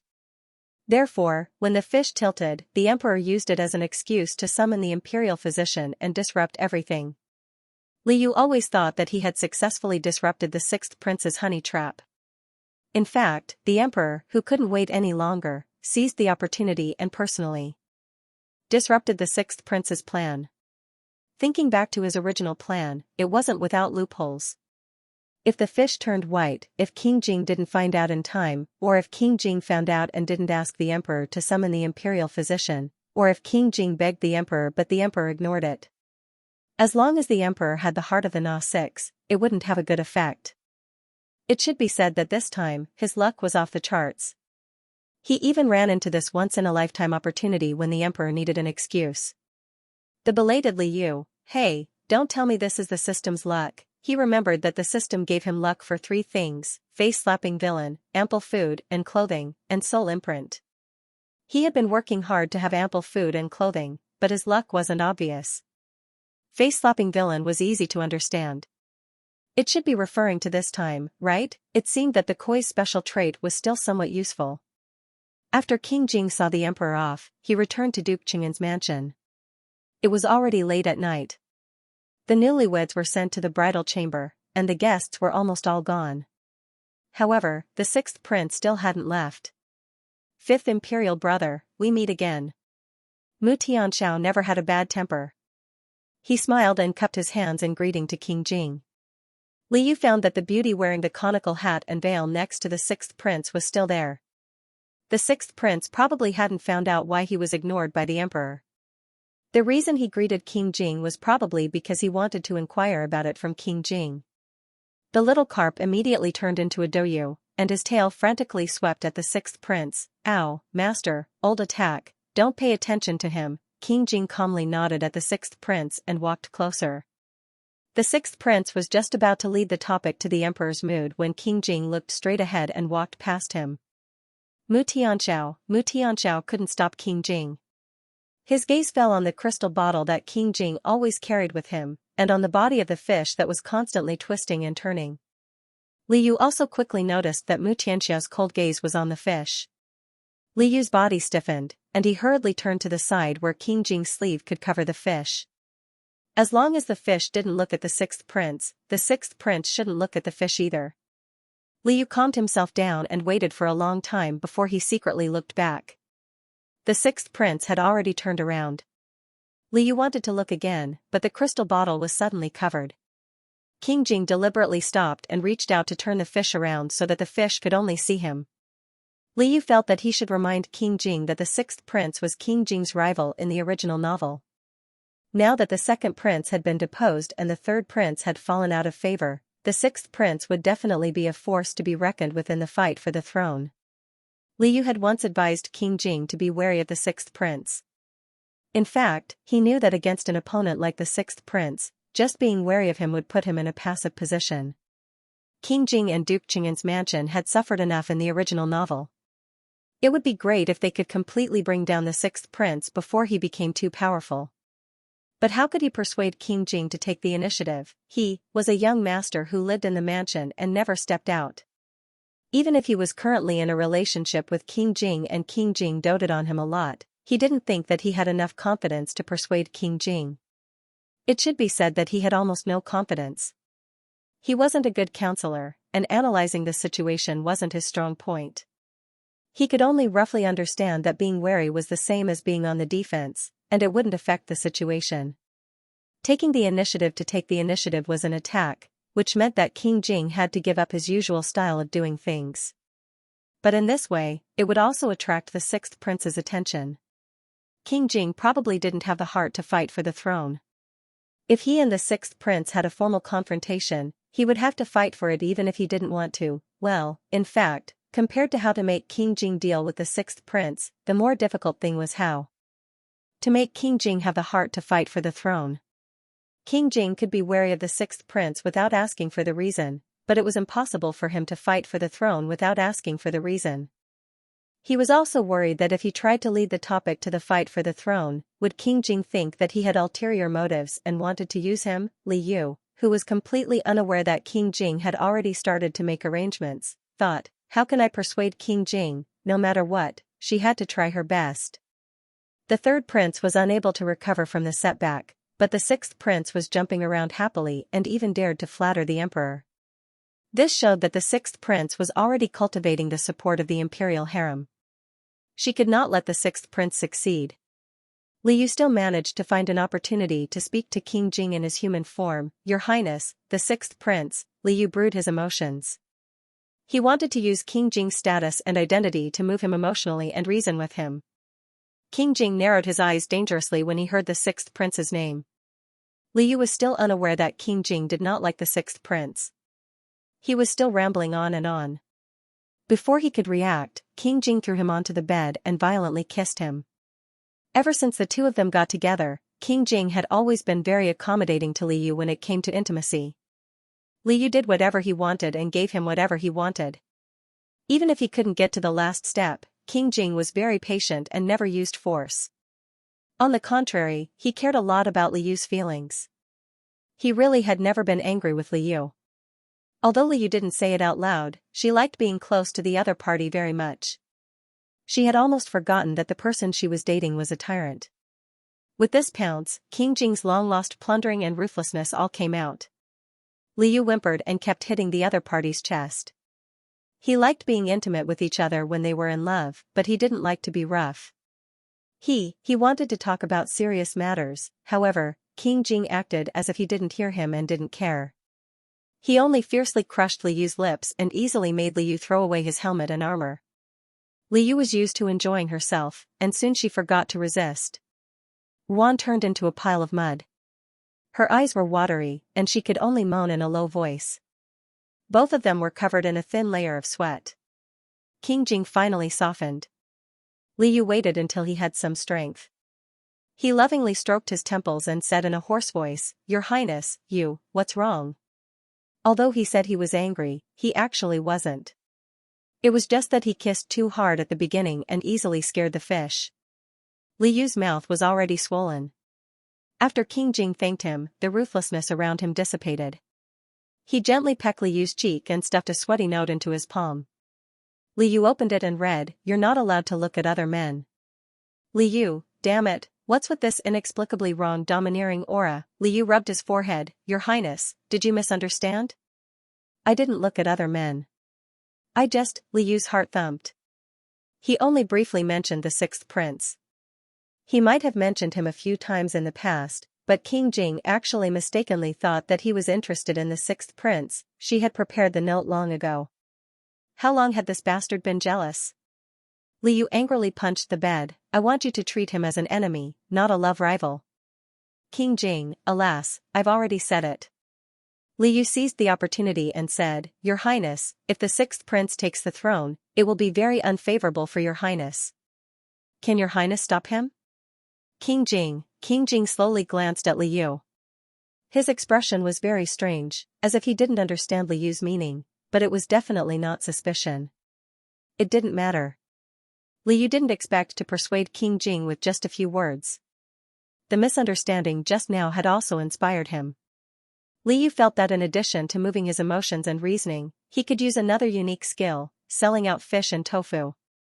He was especially sincere and tireless in selling out the sixth prince several times. He was so tired that he almost fainted. Only then did King Jing curl his lips and reluctantly agree not to let the sixth prince take the throne. The other two princes were obviously not going to make it. If the sixth prince was removed, only King Jing was left. To round it up, he agreed to fight for the throne. It wasn't a fight for the throne. His Highness himself was the heir. Fish, who had sacrificed a lot for this, thought, it's too difficult for the tyrant to do what he should do. Why does the hero halo have to be placed on Fish? But if Fish didn't show up, who else would think about the tyrant's future? Liu finally solved a big problem that had been hovering in his mind. At the same time, he also had to solve a few small problems. One of the small problems was that because he and King Jing often fooled around in the dark, the time that he could estimate accurately in the past was no longer accurate. Although there was a countdown reminder from the system's reminder was too short and rushed. There were several times when he almost exposed himself in front of King Jing and almost rolled out of bed to escape. King Jing's situation was not much better. Liu wanted something like a clock that could formally and effectively remind him. In ancient times, there were no clocks. Most of the time was measured by sundials or hourglasses, which weren't very accurate and convenient. Liu thought of an hourglass and specifically asked Wang Shi. Wang Shi listened to Liu's gestures for a while and suddenly understood. "Young Master Li, do you want an hourglass? This old servant knows where to find one. I can get one for you." "That means there is an hourglass." Liu thanked him profusely and stuffed a few boxes of peach blossom cakes into Wang Shi's hands. Then, he turned around and thought of the second small problem. Last time, when Liu went to buy wedding gifts for Yi Qinghuan and the princess, he had already given all the gifts. However, the scene of him always running into fake goods was still vivid in his mind. The sixth prince was obviously very lucky, but why did he always buy fake things? Which was the main reason? Bad taste or bad luck? Liu didn't want to admit to either of these. He asked Wang Shi sneakily, "Eunuch Wang, let me ask around. Are there many people who buy fake antiques near King Jing's mansion? Could it be because there were many people selling fake antiques? In that case, it was quite normal for him to run into one or two. Wang Shi also went with him that day. He was the one who led the imperial bodyguards to catch the shop owner selling fake antiques. After thinking for a while, he understood Li Yu's intention. He laughed until he was out of breath. Originally, there weren't many, but young master's luck, cough, cough, it's too good. Didn't you run into them? The magistrate's office can't wait to thank young master. This was the truth. The effect of young Master Li wandering around the streets was much better than the magistrate's office sending people to personally go. Since there are people who sell fake antiques, it's normal to buy the wrong antiques. Li Yu's face stiffened. He tried to regain some of his face. I saw that the stones in the fish tank seemed to be real. Wang Shi burst out laughing. Young master, don't tease this old servant. Every stone in His Highness fish tank is real. They were all picked from the warehouse and polished. What? Li Yu was shocked. The whole tank is real? The red and blue stones that he liked to throw in his free time, and the pile of purple stones that he casually kicked over, were all real? They're all real. Wang Shi nodded seriously, and they're the best gemstones. It's not an exaggeration to say that they're priceless. Li Yu, who played with the priceless gemstones every day without knowing it, Li Yu originally thought that the silver stone bed and golden silk seaweed quilt that King Jing made for the fish were extravagant enough. Who knew that he swam on a pile of real gemstones every day? Because these gemstones were not very shiny, the fish did not notice them at all. They thought that they were ordinary colored stones. It seemed that it was not luck that he always bought fake antiques, but his taste was really bad. Li Yu weakly leaned against the wall. Eunuch Wang, I want to be alone. Eunuch Wang was ordered by King Jing to give young Master Li whatever he wanted. But if young Master Li mentioned someone else, in the past, young Master Li always talked about the little fatty. King Jing asked Wang Shi to investigate thoroughly. Wang Shi felt that the name was familiar, but he still could not find out who the little fatty was. Now there was one more person. Jing. Wang Shi was alarmed and hurriedly asked on behalf of his master, King Jing, young master, please make it clear. Who is Jing? Why do you miss him? Li Yu, it was difficult to communicate with ancient people. Wang Shi asked Li Yu to wait for 2 days, and then he brought back a silver hourglass for Li Yu. Li Yu specially tested the hourglass according to the time limit of his transformation. It basically took 2 hours for all the sand in the hourglass to fall out, so it was just right for him to use it. From then on, Li Yu also put the hourglass into his portable space. Whenever he transformed into his human form, he would take it out so that he would not always be on tenterhooks. He did not know that after he went to be alone, Wang Shi reported to King Jing that he wanted the hourglass. King Jing would not be perfunctory about what Xiaoyu wanted. Although the hourglass was not expensive, it was mostly used as a decoration in the current dynasty. It was not punctual. However, the hourglass that Li Yu received was different. King Jing had specially asked the skilled craftsman in the palace to make it.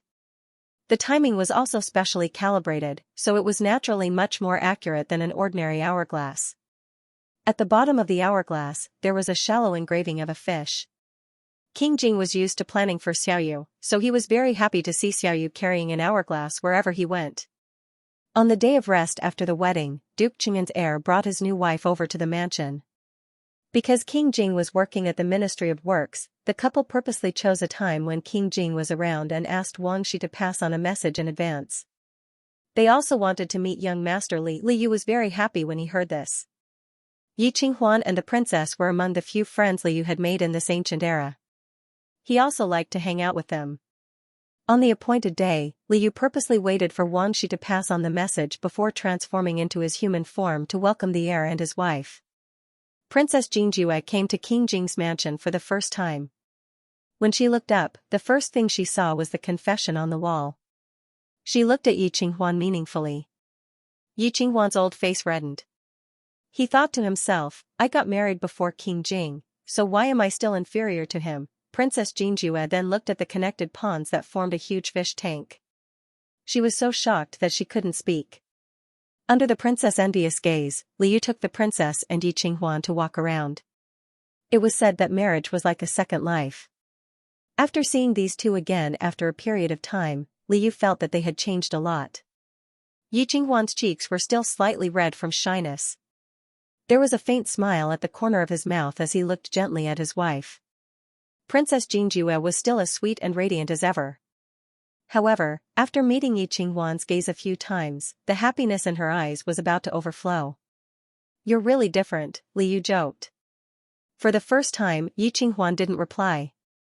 Princess Jingjue blinked and also joked, "Young Master Li is also different." Liu stole a glance at King Jing, who was beside him. "How could I be so obvious?" Yi Qinghuan also brought Xiongfeng over. Together with the princess, he held Xiongfeng's chain. Xiongfeng hadn't seen Liu for a long time, so the moment he came up to Liu, he wildly wagged his tail. Liu still remembered that Xiongfeng also liked to eat fish food, so she took out a box of fish food from her sleeve and fed a few to Xiongfeng. As Liu fed her, she suddenly remembered all the things she had said about the second master. Yi Qinghuan married Princess Jingjue, so wasn't the Princess Xiongfeng's second master? "Xiongfeng, are you used to it?" Liu scratched Xiongfeng's chin, then touched Xiongfeng's belly. Xiongfeng's entire body was fat and smooth. It seemed that Xiongfeng and the fish were getting along well with their second master, and their lives were very comfortable. The difference was that Xiongfeng's second master, the princess, had a good personality and liked to raise pets. The fish, on the other hand, had become its second master. If all the pets in the world shared one stone of happiness, the fish would definitely have 8. "Oh right, young Master Li, I also brought fish today." After exchanging greetings, Princess Jingjue smiled and clapped her hands. She ordered the maids behind her to carefully bring up a hibiscus stone fish tank. This fish tank was made of pink and elegant hibiscus stone. There were all kinds of koi fish in the tank, and they swayed their beautiful fish tails as they swam back and forth. "Not bad."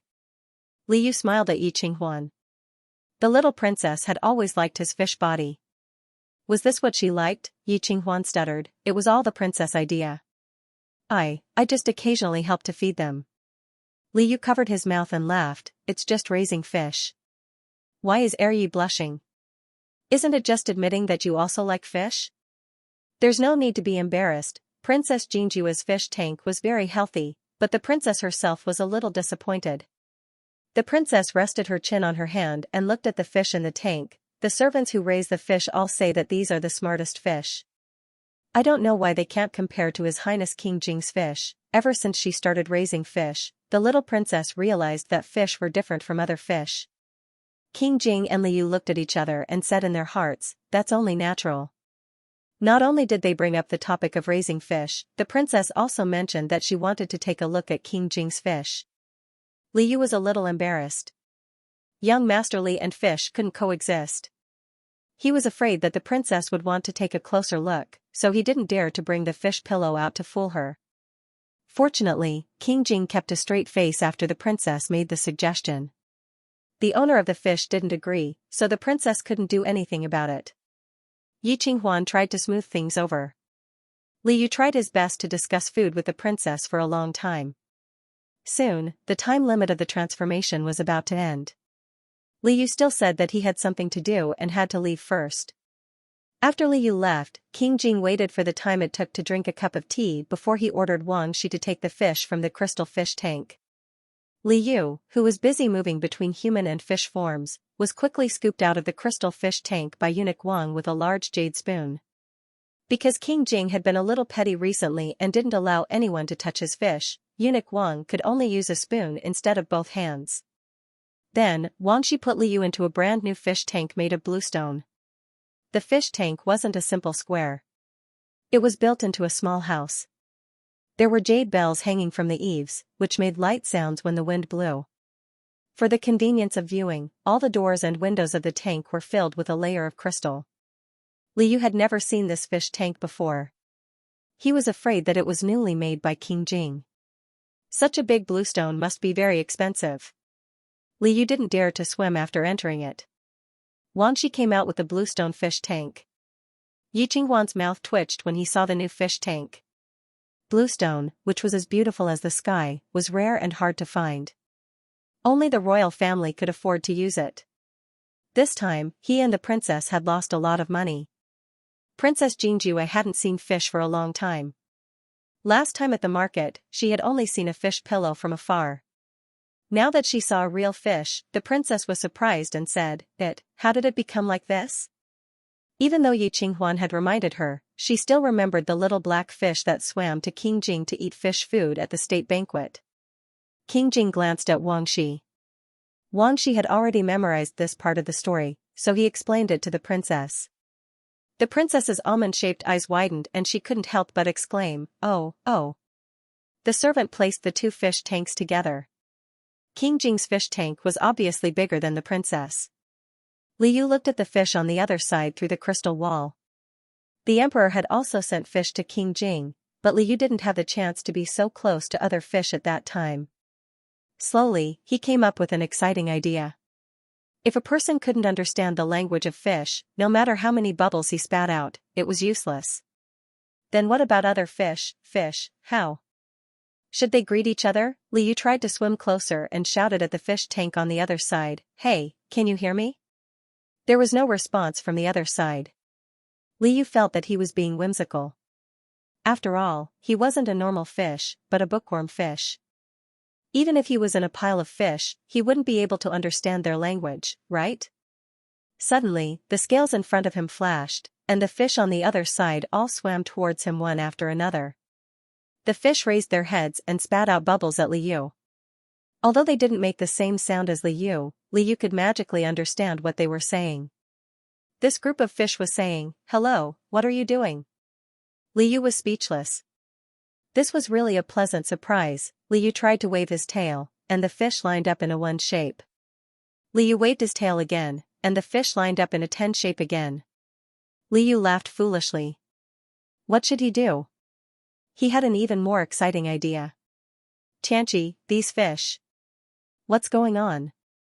Yi Qinghuan exclaimed. He saw the fish that he and the princess raised run over to King Jing's fish tank and spat out bubbles together.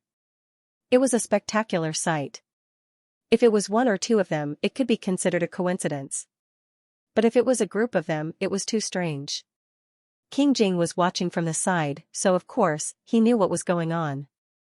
Xiaoyu's true body was a carp spirit, so she should be communicating with the other fish. But he couldn't hear what she was saying. King Jing looked at the group of fish, and the irritation and unwillingness in his heart kept surging. He personally walked forward and picked up his fish tank. The group of fish that suddenly lost their target was speechless. King Jing gave Yi Qinghuan a warning look. "You didn't see anything." Yi Qinghuan was speechless. Yi Qinghuan was stunned and found an excuse for himself. He suddenly realized something and said, "Tianqi, your fish are actually female?" Other than female fish attracting male fish, Yi couldn't think of any other possibility. Liu and King Jing were speechless. Liu's new idea was related to the group of fish. He remembered that it was almost the emperor's birthday. In the original novel, the 6th prince began to shine during this emperor's birthday.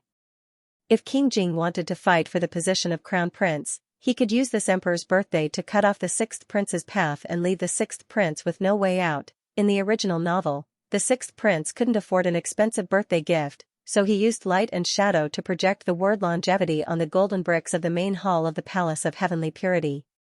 This ingenious idea made the emperor very happy. Of course, the 6th prince deliberately said that he couldn't afford it. The 6th prince had already thought of this way to win the emperor's sympathy and make him happy. Liu wouldn't encourage King Jing to destroy the 6th prince's birthday gift. He would only think of a better one to compete with the 6th prince.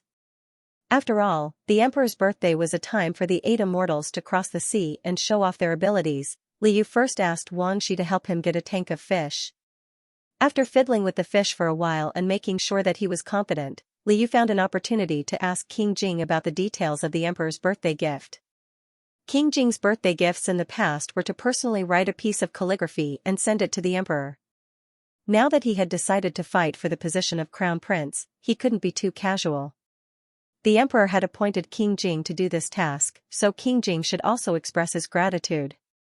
Therefore, in addition to personally writing the calligraphy, he also found an artist that the emperor liked very much and asked him to draw a painting of a crane and a peach for the emperor. This artist was usually eccentric and never drew for others. It was very difficult for him to accept King Jing's request.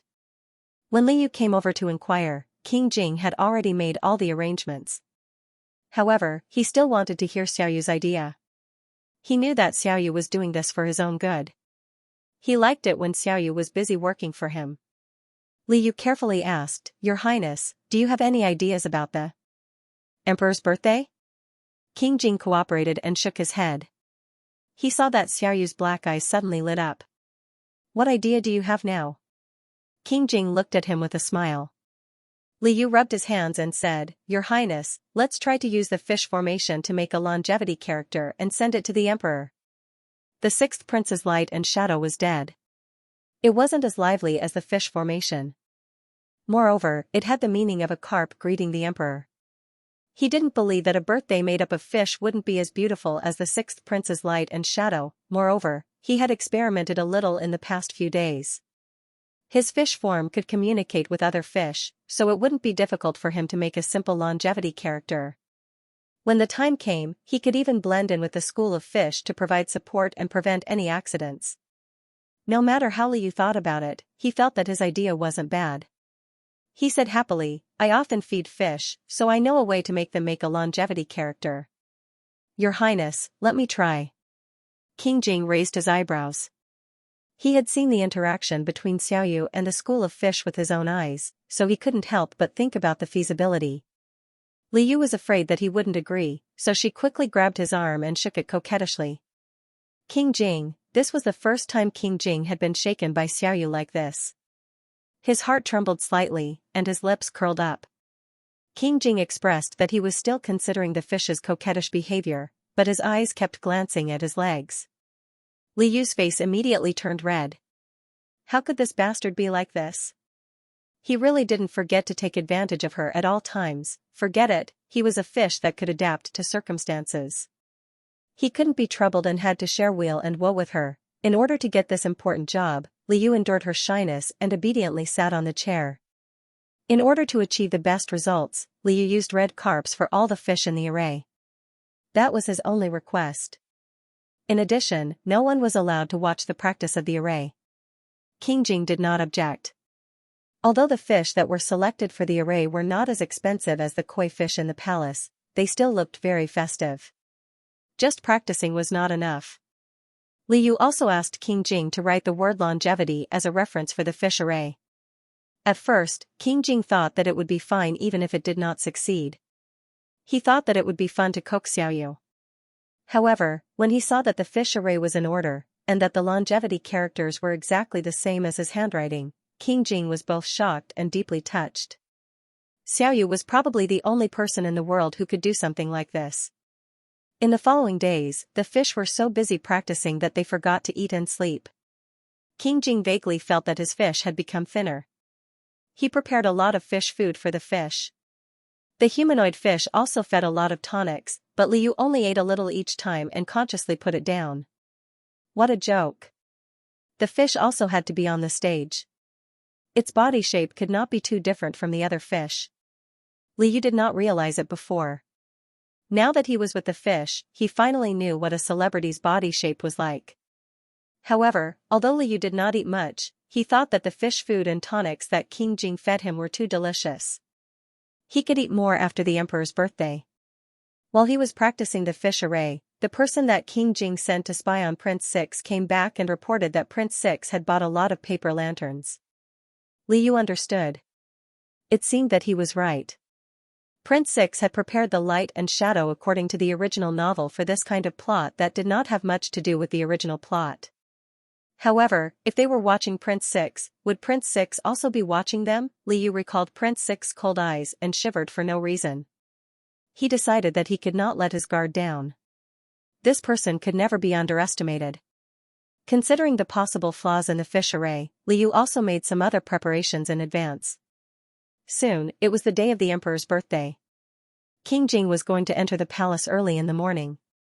Liu was afraid that if he transformed into his human form now, He wouldn't be able to do so when he entered the palace if something unexpected happened. Therefore, he had discussed with King Jing the day before yesterday and had young Master Li take a day off. King Jing took the crystal bottle and the small fish into the palace first, while Wang Shi led the guards to transport the other fish into the palace. Because they were afraid that others would notice, these fish were all placed in large fish tanks covered with cloth. To the outside world, it was said that these were King Jing's congratulatory gifts to the emperor. That day, the emperor held a banquet in the Hall of Preservation and Harmony to receive the congratulations of the hundreds of officials. The congratulatory gifts from the various provinces and counties had already arrived one after another in the palace a month ago. There were also many commoners who came to the imperial city to celebrate the birthday and to observe the ceremony. The emperor ordered that colorful canopies be set up along the way to receive them. Throughout the Hall of Preservation and Harmony, Liu followed King Jing and broadened his horizons. If there was only one word to describe the emperor's birthday, it would be extravagant. Just the number of gifts presented by the princes, dukes, and ministers was so large that even several rooms in the Hall of Preservation and Harmony couldn't be piled up. The value of the gifts was so high that any one of them could become an ordinary person's family heirloom. The emperor was very happy and drank a few cups of wine with several important ministers and ministers of the 6 ministries. It was the prince's turn to present their gifts. According to age, Marquian, the second prince, was at the front of the line. The emperor allowed him to enter the palace on a special day to celebrate the birthday. However, Mu Tianzhao failed to live up to expectations. His mind was still muddled and he didn't recognize the emperor when he saw him. The emperor couldn't help but feel sad when he thought of the elegant second prince from the past. Soon, this sadness was diluted by the other princes. The third prince, Mu Tianming, was also allowed to enter the palace. The emperor saw that Mu Tianming was much more humble and nodded his head. The third prince presented a gift that he had carefully selected. It was a Buddhist bone relic that he had spent tens of thousands of gold coins to purchase. The emperor was touched and felt that the third prince was filial. However, the relic must have a place to be enshrined. Because it was a joyous occasion, the emperor did not show any dissatisfaction. He only thought deeper. Before, the third prince had been under house arrest. Usually, he could only read and copy books. How could he have obtained something as valuable as the Saraira? The emperor left a question in his heart. The third prince repeatedly said that he would repent after he realized his mistake, but the emperor wanted to investigate the third prince's background. Liu also saw the relic that the third prince gave in the crystal bottle. It was pitch black and he couldn't tell what shape it was. Regardless of whether the third prince bought the real thing or not, most relics were actually refined from the bones of monks. Liu was instinctively afraid of this kind of thing. King Jing sensed Liu's nervousness and covered him with his sleeve. Liu looked through the gap in the sleeve and felt much more at ease. The 2 young princes, the 7th prince and the 8th prince, each copied scriptures for the emperor and were led by their mother to kowtow to the emperor. The emperor liked to see the young faces of his younger sons. He had an illusion that he wasn't old and that he was still young. When it was the 6th prince's turn, Mu Tianzhao first bowed his head and apologized. He said that he was poor and couldn't prepare a decent gift. He could only use the light and shadow in the hall to present a gift to the emperor. He said this to keep the emperor in suspense and also aroused the emperor's pity. The emperor was also curious about what the 6th prince wanted to do, so he ordered the 6th prince to do his best. Liu screamed in his heart, "He's coming, he's coming." Then, he stuck to the crystal wall with a whoosh. At the 6th prince's request, half of the candles in the Bauha Hall were extinguished and a few more lamps that the 6th prince sent were hung up. The emperor looked up for a while and felt that these lamps were very ordinary. However, the 6th prince asked him to look at the floor. He saw that there were many shadows of different shades on the golden bricks of the Bauha Hall. After careful observation, they were actually the characters for longevity. The emperor was pleasantly surprised. "Tianzhao, how did you do it?" Mu Tianzhao curved his lips and explained to the emperor in detail. It turned out that after the 6th prince bought the paper lamps, he pasted many pre-cut characters for longevity on the inside of the paper lamps. After lighting the lamps inside, he hung them up high and the light could project the characters on the floor. Mu Tianxiao modestly said, "It's just a small trick. I've made Imperial Father laugh." The emperor clapped his hands and laughed. "I know it's not easy for you. You're very considerate." When the sixth prince presented the gift, the third prince was on the side. Mu Tianming was very confident in the saraira he sent and hoped that he could rely on it to make a beautiful comeback. However, he saw the emperor's attitude towards him and the sixth prince. So in the emperor's eyes, the saraira he bought with thousands of gold coins was actually not as good as the sixth prince blindly messing around with a few lamps. The third prince's heart was filled with panic. At the same time, he was puzzled. Didn't the sixth prince always take the initiative to help him? Why did he steal his limelight on such an important day? The third prince glanced at the sixth prince suspiciously. The sixth prince softly said, "Third imperial brother, don't be angry. You're still under house arrest. I'm also thinking that if I can speak in front of Imperial Father, I can help Imperial Brother get away." The third prince was slightly stunned. The sixth prince's words seemed to make sense, but was it really so? After the sixth prince retreated, Steward Luo came forward and whispered a few words to the emperor. King Jing's eunuch Wang had begged him in advance and asked him to announce the King Jing's gift at the end. Luo Ruweixing did not have to do much to get a favor, so why not? Therefore, when the emperor praised the sixth prince's gift repeatedly, Luo Ruweixing mentioned King Jing at the right time. The emperor smiled and looked at King Jing with slight surprise. "Xianxia, I heard that you've also prepared an unusual gift this time?" King Jing usually wrote his own calligraphy. If even King Jing had a surprise, it would be unprecedented. King Jing stepped forward and presented the calligraphy he had written, as well as a scroll of painting to him. The emperor smiled knowingly when he saw King Jing's calligraphy. Some people had done this for many years, and it could also be considered a form of persistence. When he opened the scroll, the emperor was instantly filled with joy. "So you've actually asked for Tang Yin's birthday painting?" Tang Yin was the artist's name. This artist was praised as the painting deity among the people. The emperor also admired him very much and had once wanted to recruit him. However, Tang Yin's personality was eccentric. He did not like money or officials, and he rarely painted for others. Unexpectedly, he made an exception for the emperor's birthday. The sixth prince would personally say that it was not easy for him. King Jing only presented his painting and did not mention a word about how he persuaded Tang Yin. However, when Tang Yin's painting was displayed, one could tell how much effort he had put into it. After the emperor appreciated the painting, he satisfactorily ordered Luo Ruweixing to take it and hang it in the Palace of Heavenly Purity. The emperor wanted to look at this painting more often. The sixth prince's words on the ground were much more vulgar in comparison, so the emperor did not pay attention to them anymore. After King Jing presented the painting, he still stood motionless. The emperor asked curiously, "Do you have something else to give?" King Jing gently nodded and gestured for the emperor to go ahead. The emperor was in a good mood and was willing to listen to King Jing. He moved in the direction King Jing pointed. King Jing led the way in front and led the emperor to the side of the imperial liquid pond. Luo Ruweixing supported the emperor and looked into the pond together. They saw patches of red dancing in the pond.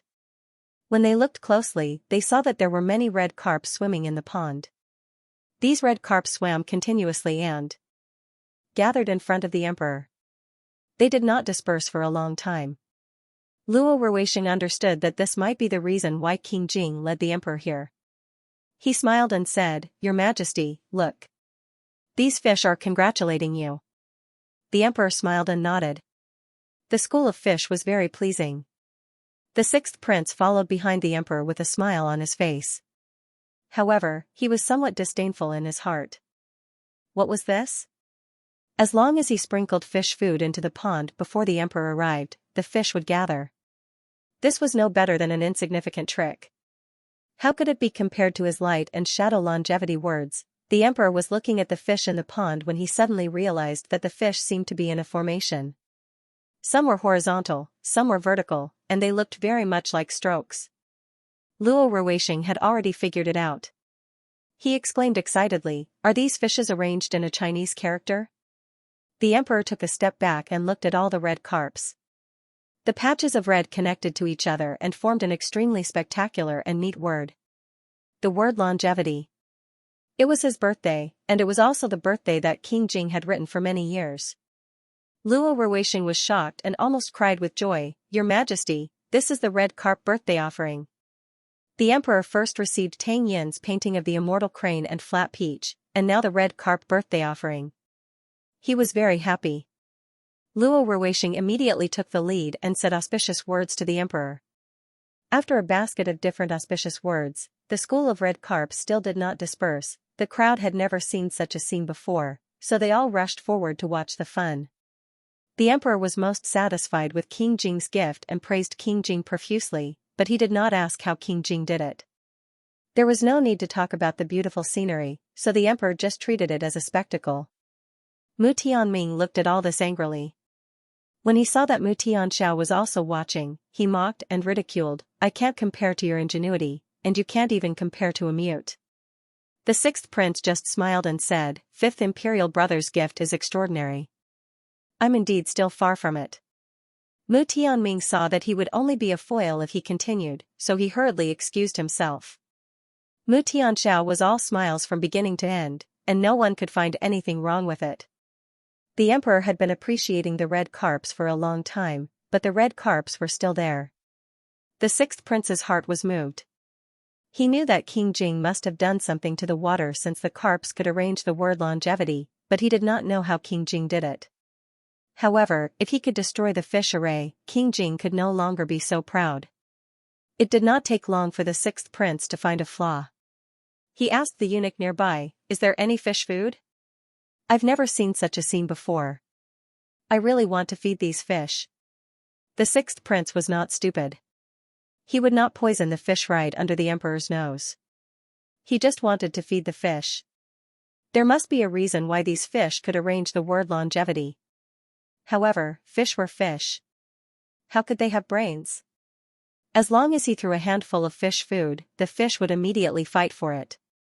In such a situation, most of the onlookers would want to feed the fish. The sixth prince's action was not abrupt. Even the emperor heard it and said, "Yes, even I want to reward them." King Jing's heart was in his throat for a moment. However, he remembered Xiaoyu's warnings and repeated assurances that he could not ruin Xiaoyu's plan. King Jing forced himself to calm down and stared at the fish. The sixth prince smiled proudly. He took the fish food from the eunuch and threw a large handful of it. The red carps rushed over to fight for the food, and the huge longevity word disappeared in an instant. The emperor realized something and felt a little regretful. However, just as the red carps were dispersing, he saw a silver koi fish with gold on its bottom slowly swim up from the original position of the longevity word. This koi fish had a lotus in its mouth. Its golden fins cut open the blue waves of the imperial liquid pool. It swam to the emperor's feet and elegantly turned a circle. The emperor had never been more surprised in his life than at this moment. "Tianchi, these are the fish you raised?" The emperor quickly recognized King Jing's fish pet. King Jing nodded and looked dotingly at the fish that still wanted to do the seaweed dance in the water. The sixth prince was up to no good. Fortunately, Xiaoyu was prepared. The emperor was very satisfied with King Jing. During the birthday banquet, he thought of many things and frequently looked at King Jing. After the birthday banquet, the emperor summoned King Jing to talk to him alone. Liu had just returned to the crystal bottle from the supreme liquid pool and had no time to catch up. He could only wait outside the palace of heavenly purity with Wang Shi. While they were waiting, Wang Shi took out a lot of red fish food and peach blossom biscuits to feed Xiaoyu. King Jing's birthday gift was an unprecedented success. Eunuch Wang felt that Xiaoyu's master was the one who really needed to be rewarded. Liu didn't eat any of the fish food thrown into the water by the sixth prince. The proud fish didn't even look at it. It swam hard in front of the emperor and didn't feel tired at all. Now that Wang Shi had agreed to feed the fish, Liu felt hungry.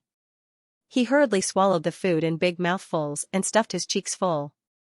"Master Fish, please eat slowly," Wang Shi said with a smile. Liu was wolfing down the food when he suddenly heard footsteps. Liu was delighted. He looked over with the fish food in his mouth and immediately realized that the footsteps came from outside the palace. It shouldn't be King Jing. Liu soon saw Mu Tianxiao's gentle and amiable face. It's actually the sixth prince. Liu was a little disappointed. Why hasn't this guy left yet? He probably came here to wait for the emperor to summon him. He didn't expect to see Wang Shi with the fish. Mu Tianxiao also saw the fish. The sixth prince wanted to take a closer look at the fish for a long time, so he immediately approached. Your Highness, please wait. Wang Shi frowned and tried to persuade him. Can't I, as the younger brother, take a look at the fish raised by the fifth prince? The sixth prince smiled faintly. What was he going to do? Liu was so nervous that he even forgot to eat the fish food in his mouth. He secretly gathered a lot of strength at the tip of his tail. If the sixth prince dared to do anything to him, he would dare to slap him. Your Highness. Wang Shi held the crystal bottle tightly in his arms and warned again, this is His Highness's fish. Without His Highness's permission, you are not allowed to approach it. Mu Tianxia's expression turned cold. What, even you are looking down on me? Wang Shi said in a tone that was neither servile nor overbearing, your servant is not looking down on your Highness the sixth prince. Although I am a servant, I also know that taking without asking is stealing. Your Highness the sixth prince, why did you insist on coming to see the fish while my Highness was not around? After Wang Shi finished speaking, Liu almost flapped his fins, if only his fins could reach them. Sob, sob, sob, eunuch Wang actually insulted the sixth prince for the sake of the fish. The fish was too touched, Wang Shi didn't give him face, so Mu Tianxiao was very embarrassed. He reckoned that if he quarreled with King Jing's personal eunuch in front of Qianqing Palace, it would be difficult to explain. Mu Tianxiao quickly eased his expression and took the initiative to say, don't be nervous. I just want to take a look. If you don't let me see it, then forget it. Mu Tianxiao entered the palace, but was soon politely invited out by the eunuch guarding the palace. Mu Tianxiao glanced at Wang Shi and turned to leave. It seemed that the sixth prince's request for an audience was unsuccessful. The emperor didn't want to see the sixth prince. Finally, he left. Liu relaxed a little. Luo Ruisheng sent King Jing out of the palace. Wang Shi hurriedly led Liu to greet him. Your Highness, you finally came out. Wang Shi beamed and handed over the crystal bottle in his hand. King Jing always wanted to see the fish immediately. King Jing personally took the crystal bottle and stroked the fish's smooth back. Liu immediately rubbed against him happily. The emperor and King Jing had talked for so long. If the emperor was happy, he would directly confer the title of crown prince to King Jing. The third prince, the sixth prince, these dregs would all have to stand aside. Liu was almost amused by his own thoughts. How could it be so easy to fight for the position of crown prince? He knew that he was indulging in fantasy, but he was just having fun in his mind. However, even if he couldn't directly confer the title of crown prince, there would still be a reward, right? Liu secretly glanced at King Jing's expression. King Jing didn't look sad or happy.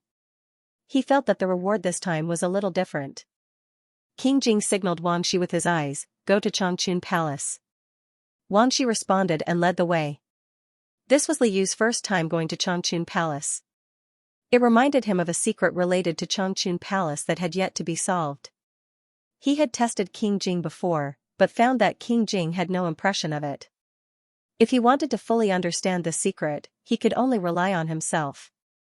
In fact, Liu had thought about whether or not to ask King Jing to take him to Changchun Palace, but it wasn't easy to find a reason. After all, Changchun Palace was the former empress' residence. It would be impolite for him to rashly ask King Jing to take him to Changchun Palace. Moreover, when entering the palace in human form, he had to pay attention to the time. If he asked King Jing to take him to Changchun Palace and King Jing agreed, it would be too unreasonable for him to disappear in the end. But if he changed into his fish form, he couldn't ask King Jing to do it. Liu originally planned to delay until Empress Xiaoyi's birthday. The original novel mentioned that King Jing would definitely go to Changchun Palace to pay his respects on that day. Liu wanted to wait until then. King Jing usually brought his fish with him. If he didn't, the fish would cling to King Jing. Eventually, they would be able to enter Changchun Palace smoothly. At that time, perhaps the secret would naturally be solved. Unexpectedly, it was still the emperor's birthday. Empress Xiaoyi's birthday had not yet arrived, but King Jing had somehow gone there. Because King Jing only proposed to go to Changchun Palace after talking with the emperor. Could it be that this was the emperor's order? Liu carefully observed King Jing's expression. King Jing should have received a reward, but why was he so serious? Soon, they arrived at Changchun Palace.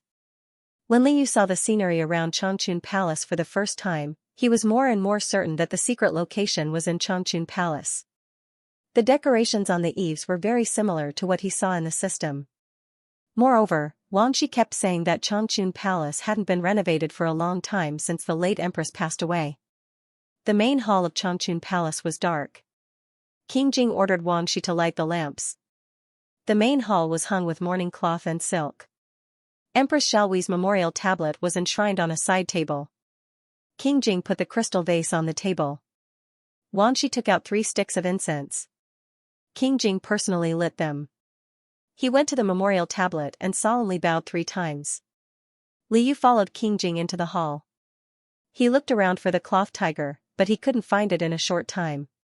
Liu had to give up for the time being because of the inconvenience of his fish body. King Jing was worshipping Empress Xiaohui. Liu stared blankly at his figure. He couldn't help but remember that King Jing had taken him to meet the elders of Duke Chang'an's mansion. Now, he brought him to Changchun Palace. Empress Xiaohui was King Jing's biological mother. Liu reacted and hurriedly followed King Jing. He waved his fish body in the direction of the memorial tablet. Because it happened so suddenly, the fish wasn't prepared.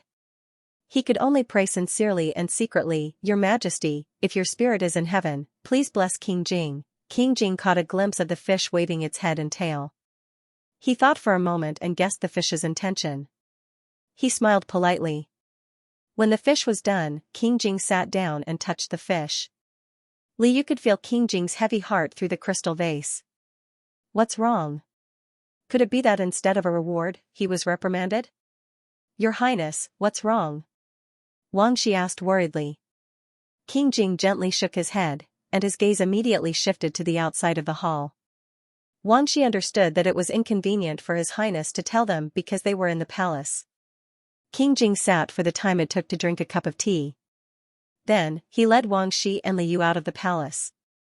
It wasn't until they returned to the palace that Wang Shi and Liu learned that not only did the emperor not reward King Jing with a birthday gift, but he also wanted King Jing to live in the western border for a period of time.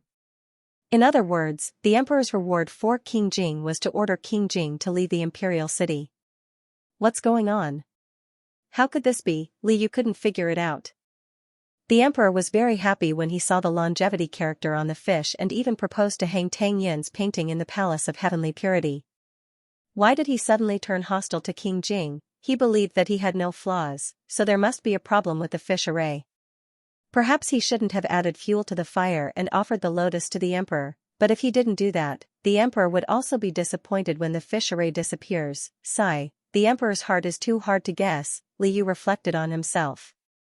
Wang Shi also felt that it was unfair for King Jing. After a few words, King Jing signaled Wang Shi to leave with his eyes. Eunuch Wang left. The more Liu thought about it, the more he felt that it was his fault. He couldn't eat the fish food and peach blossom cake that Wang Shi fed him anymore. He couldn't help but recall all the details of the birthday banquet. He still couldn't figure it out. While he was wallowing in self-pity, Liu caught a glimpse of King Jing sitting in front of the window with a small lamp on. The twilight made the young man's handsome face blurry. It was already late. King Jing had been running around tirelessly the whole day, but he didn't go to rest. Perhaps he was just like him, unable to think things through and sleep. He couldn't go on like this. Liu shook his head and quickly turned into his human form in a place where King Jing couldn't see. He walked to the window and called out apologetically, "Your Highness." King Jing looked up and saw him. There was a smile in his eyes and he waved at him. Liu suddenly realized that King Jing didn't rest not because he was unable to think things through, but because he was waiting for him. "Your Highness, I'm sorry. I tried my best. I also don't know how this happened," Liu stammered as he explained. He felt very wronged. Didn't the online literature say that in order to become the crown prince, one had to please the emperor? Why did the fish's pleasing implicate the emperor? Did the emperor think that King Jing had started to please him with ulterior motives? Why couldn't the fish share its luck in some strange places with King Jing? King Jing saw that he had misunderstood and shook his head repeatedly. He held Li Yu's hand and patted it. Then he pointed at the painting on the wall. Li Yu guessed for a while before he roughly understood what King Jing meant. King Jing said that it had nothing to do with him and that King Jing had given the painting to him. Li Yu sniffled and said uncertainly, "Your Highness, you really don't blame me?" King Jing shook his head again and held Li Yu's hand tightly. King Jing kissed Li Yu's lips and lifted him onto his lap. "Li Yu?" Li Yu was shocked. King Jing was still thinking about tofu at a time like this. Could it be that he was afraid that he wouldn't be able to come back in the future, so he wanted to eat like crazy? Was he suddenly going to Changchun Palace because he was afraid that it would be inconvenient for him to pay his respects in the future? Li Yu's heart ached. Anyway, he didn't have any other fish, but he had plenty of tofu. So what if he made King Jing happy? Li Yu gritted his teeth and put his arms around King Jing's neck. King Jing was slightly taken aback by Li Yu's sudden initiative. He thought of something and smiled. He straightened Li Yu's body, which was leaning toward him. He held Li Yu's hand and spread out the brush and paper with him. Li Yu's face flushed red. It turned out that sitting like this wasn't to take advantage of tofu, but to write. King Jing led him and wrote, "You've worked hard. You're fine, don't worry. Imperial Father isn't angry with me." "Really?"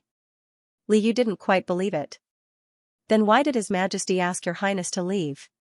The original book mentioned that the western frontier was barren and not a rich place. The emperor couldn't have asked King Jing to travel there, right? "Father did not strip me of my title," King Jing wrote, hinting at the meaning behind his words. Li Yu chewed on this sentence over and over again. His eyes lit up. Didn't remove his title? What did that mean? The emperor hated the second prince and didn't even give him the title of prince. He only gave the second prince the title of Marquis. The other princes, except for King Jing, still hadn't been given titles. King Jing's title was actually the emperor's way of comforting King Jing out of guilt. If the emperor was really angry and banished King Jing out of the imperial city in a fit of anger, then King Jing's title wouldn't be kept. Could it be that His Majesty ordered Your Highness to go to the western frontier not to punish you, but to— Li Yu was about to blurt out something when King Jing quickly put a finger to his lips and made a shushing motion. The emperor didn't say anything clearly. He only told them to go to the western frontier and that there would be a specific decree when they arrived. King Jing himself was also puzzled. Later on, he vaguely guessed the emperor's intentions from the fact that the emperor still asked Luo Ruisheng to send him. He always felt that he had an inkling of the emperor's intentions, but he definitely couldn't say it out loud. The emperor ordered him to go to the western frontier, so he could only follow. Li Yu cooperated and covered his mouth, but his heart was suddenly boiling.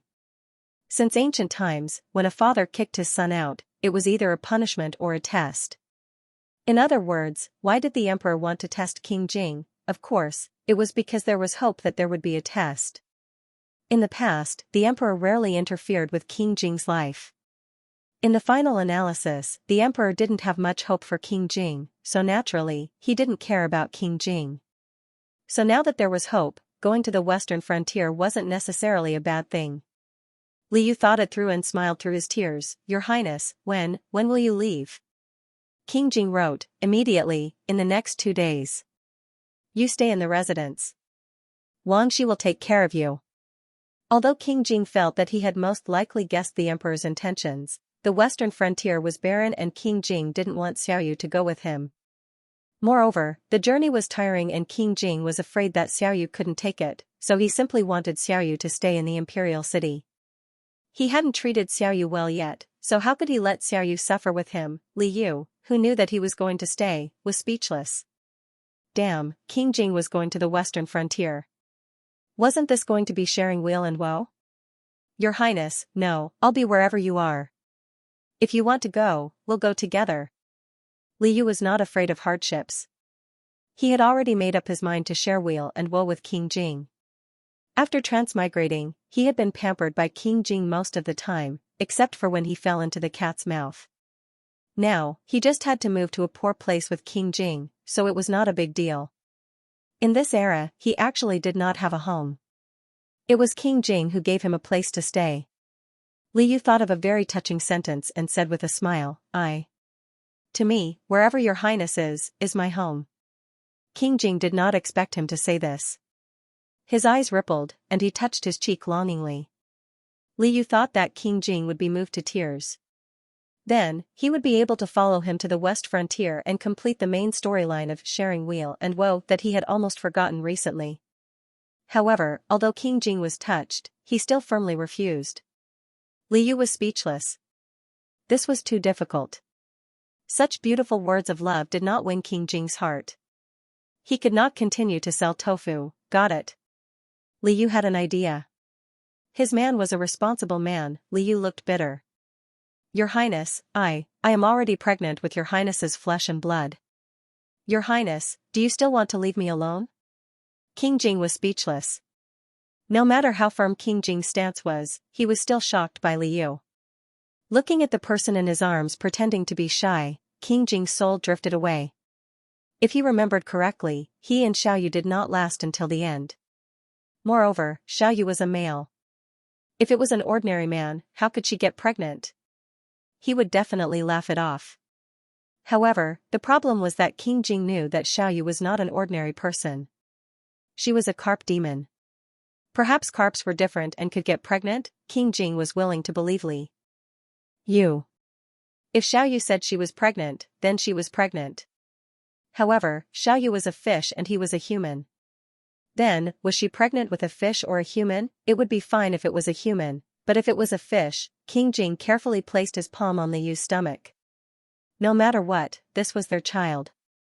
He would not deny it. Liu was just teasing King Jing. Although the two of them didn't go all the way to the end, they still did everything except for the end. It could be said that they were intimate and didn't want King Jing to leave him alone. Unexpectedly, King Jing took his joke seriously and even rubbed his stomach. Liu didn't know whether to laugh or cry. Who would believe such nonsense? But the great King Jing did. Now that the misunderstanding had escalated, if King Jing became serious, he might even name the little fish. Liu hurriedly admitted his mistake. Your Highness, I'm sorry. I lied. I'm not pregnant. I was just teasing you. There was only fish food and peach blossom biscuits in the fish's stomach, but no baby. King Jing looked up blankly. So you're not pregnant? Liu was hurt by his gaze. He hugged him tightly and said bitterly, Your Highness, I'm a man. How could I have? I'm sorry. I shouldn't have joked about such things.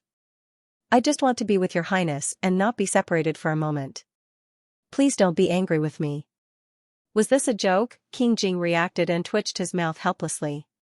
If he didn't let the fish follow him, would the fish pretend to be pregnant? He really didn't know what to do with fish. King Jing didn't get angry that his anticipation was in vain. He rubbed Liu's head. Forget it. The situation in the imperial city was complicated. If he left Xiaoyu alone, it would be difficult for him to take care of her. Moreover, Xiaoyu didn't mind going with him. Why should he mind? King Jing finally didn't refuse, but he didn't nod his head directly either. However, Liu knew that his pestering had succeeded. The system, which didn't have much of a presence in recent days, refreshed its notifications. The main task Sharing Joys and Sorrows is in progress. Please be careful along the way. It seemed that going to the west was the right direction. The main task would probably be completed there. Liu was reminded of the system's description of the male lead's halo.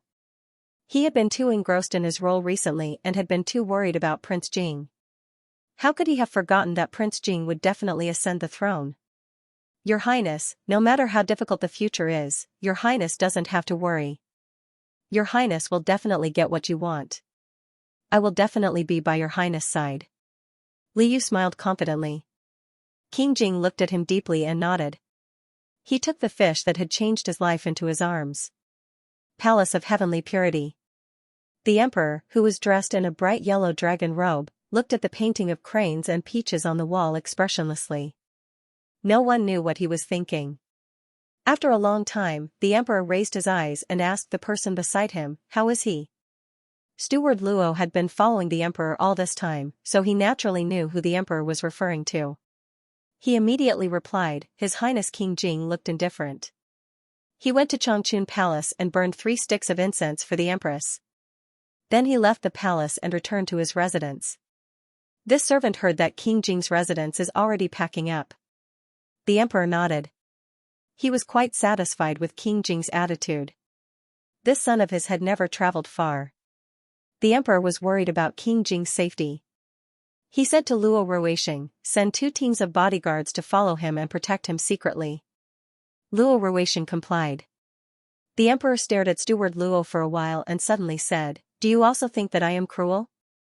King Jing gave me a gift that I liked the most. Why did I send him to the west? Luo Ruisheng thought so, but he didn't dare to admit it. He hurriedly said, this servant doesn't dare to question your majesty's decision. Your majesty must have your reasons. This servant only needs to follow your majesty's orders. It better be so.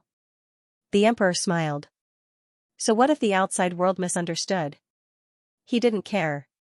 King Jing's gift was the most favored gift of the emperor. Because of this gift, the emperor also caught a glimpse of King Jing's ambition. After all, King Jing had only given the emperor his handwritten calligraphy for many years. He was always cold and indifferent to the emperor. This seemed to be an unwritten agreement between the emperor and King Jing. But suddenly, one day, King Jing also knew to express his goodwill to the emperor. What did this mean? The emperor didn't think much of it. The emperor himself had been like this before. How could he not know that King Jing probably had the idea of fighting for the position of crown prince? The emperor hadn't appointed a crown prince for a long time. It wasn't strange for an adult prince to have this idea. The emperor was still magnanimous. If the second prince and the third prince didn't do anything wrong, he was willing to give them a chance. But this time it was King Jing. The emperor was surprised, but also somewhat sad and bitter. In terms of status, no one could be more legitimate than King Jing. But because of his muteness, King Jing lost his qualifications early. He had always thought that King Jing and he had accepted their fates. But now, it seemed that King Jing didn't want to. Didn't this brat know that the emperor wouldn't appoint a mute? Even so, he still wanted to fight. In the past, the emperor would have thought that this was a big joke. But when the emperor took a look at the banquet, he found that the second prince had gone crazy. The third prince was still in contact with the officials when he was grounded. Both of them had touched his bottom line. The only adult prince he could consider was the sixth prince. Although the emperor didn't intend to appoint a crown prince and would look at the seventh and eighth prince's qualifications in a few years, the younger princes were still too young. It was hard to say what would happen in the future. What if the sixth prince wasn't suitable? Would he really not consider King Jing at all? King Jing was mute, but compared to the fact that he had too few sons to choose from, it wasn't too important. As for an heir, although the imperial physician was very likely to pass it on to his grandchildren, it wasn't certain. King Jing still had a chance to give birth to a normal heir. The emperor thought to himself. He had 8 sons, and only one was mute. No matter how bad King Jing was, with 8 sons, there should at least be one normal one, right? In this way, King Jing wasn't unqualified.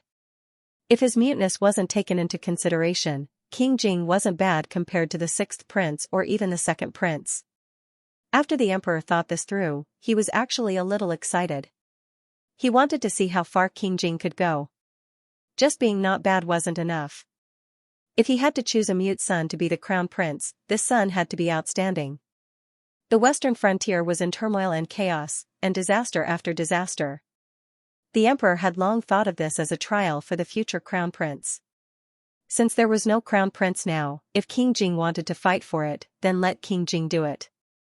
If he ran into a wall, then he would naturally give up this idea and live a stable life. But if King Jing could take down the western frontier, this tough bone, your majesty, his highness King Jing has already set out. Luo Ruisheng said softly. The emperor was deep in thought and didn't answer. Luo Ruisheng was afraid that his voice was too soft, so he said it again. The emperor suddenly came to his senses and ordered Luo Ruisheng to find the sixth prince. He also had a task for the sixth prince. If other princes could take down the western frontier, he would consider appointing a crown prince. If King Jing could do it, then he would do the same, in front of King Jing's mansion. King Jing had already agreed to take Liu with him. The guards and carriages had already been prepared. There were also a dozen crystal bottles and several carriages filled with fish tanks. He said that it would be very tiring. King Jing would starve anyone, but not his fish.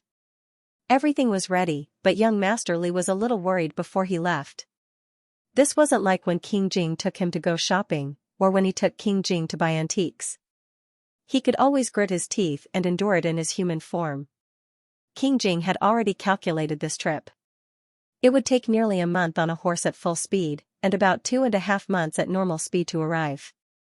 Most of the time, Liu would have to squeeze in the carriage and eat and live with King Jing. Squeezing in the carriage and eating and living with King Jing was no problem for him in his fish form. However, he couldn't change into his human form because he could only maintain his human form for 2 hours a day. If he didn't leave King Jing's side, how could he change into his fish form? Even if he could barely solve the problem of changing his form, would young Master Li have to leave without saying goodbye every day? The carriage was surrounded by guards. If young Master Li really left, he would definitely be seen by the guards. But in fact, young Master Li was just pretending. He wouldn't leave at all. Once this fact was discovered, Liu's disguise would be exposed. Therefore, the most correct way was to change into his human form as little as possible along the way and only stay with King Jing in his fish form. But Liu was an idiot. He was muddle-headed because he wanted to share weal and woe with King Jing. He didn't even think about it and begged King Jing to take him along in his human form. He really bragged too much and accidentally exposed the rhythm of his bragging. Liu was very worried.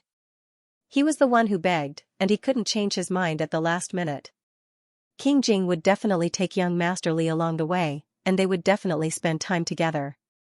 If he took advantage of young Master Li, then wouldn't young Master Li have no choice but to change his mind? Liu kept thinking about leaving, but he couldn't think of a way. Wangxi prepared the carriage and invited Liu to get on. Liu climbed onto the carriage with the crystal bottle in his arms with a lot on his mind and almost slipped. Fortunately, King Jing reacted quickly and caught him. Seeing that King Jing was about to get on the carriage, Liu felt as if he could hear the countdown to change his mind. He was very nervous. King Jing quickly got on the carriage and looked at Liu to make sure that he didn't feel uncomfortable. Liu couldn't hide his worries. King Jing saw King Jing's frightened look. He smiled gently and left. Liu? King Jing didn't get on the carriage again. Instead, he rode another horse and followed beside the carriage. Liu was puzzled. Could it be that King Jing didn't want to take the carriage again? He lifted a corner of the curtain and wanted to ask someone, but he found Wangxi's figure outside. Eunuch Wang, what's going on? Wangxi also wanted to go to the western border. Eunuch Wang also rode on a donkey and didn't plan to get on the carriage. Young master, please sit tight. Wangxi saw Liu poking his head out and hurriedly asked Liu to sit back down. He held back his laughter and said, His Highness has ordered that you are pregnant. His Highness is afraid that you will be bored along the way, so he has allocated this carriage for you to use alone. You can rest and take care of Master Yu. If you need anything, just call out. This old servant will follow outside. Although Wangxi said this, he was secretly happy. How could a man get pregnant? This must be the young master and His Highness's fun. Eunuch Wang also liked to play along. Liu glared at King Jing from afar. King Jing looked back at Liu with a smile. No matter how Liu looked at this smile, he felt that the big bastard was waiting for him here. However, King Jing was quite considerate to him. Was he afraid that he would be bored if there was another person in the carriage? With one person in the carriage, he didn't have to worry about being exposed. Liu spent a period of time hiding his identity and running around in chaos. King Jing sympathized with Liu because he had never traveled far before. If they passed by a small town along the way, he would stay at an inn for a few days, take Liu shopping, eat a few hot meals, and wait for Liu to have enough rest before continuing on their journey. Because it was a journey, they brought a lot of dry food with them. Eunuch Wang prepared a lot of side dishes and meat patties, and they finished them in a few days. Liu's human form was a little tired of eating dry food a few times, but he could turn back into a fish, and a fish could eat fish food all the time. King Jing would take him to eat meat from time to time, and he also ordered Wang Shi to buy snacks from the towns along the way for Li Yu. Li Yu, who was still carefully cared for, felt that he didn't suffer much. When they were in the middle of nowhere, they pitched tents on the spot several times. Li Yu would give up the comfortable carriage and sleep with King Jing in a thick blanket wrapped in thick fur. Li Yu, this fish, was a shameless little scoundrel once a certain tendon in his brain was twisted. He even pestered King Jing to be intimate, saying that it was a different kind of fun in the wilderness.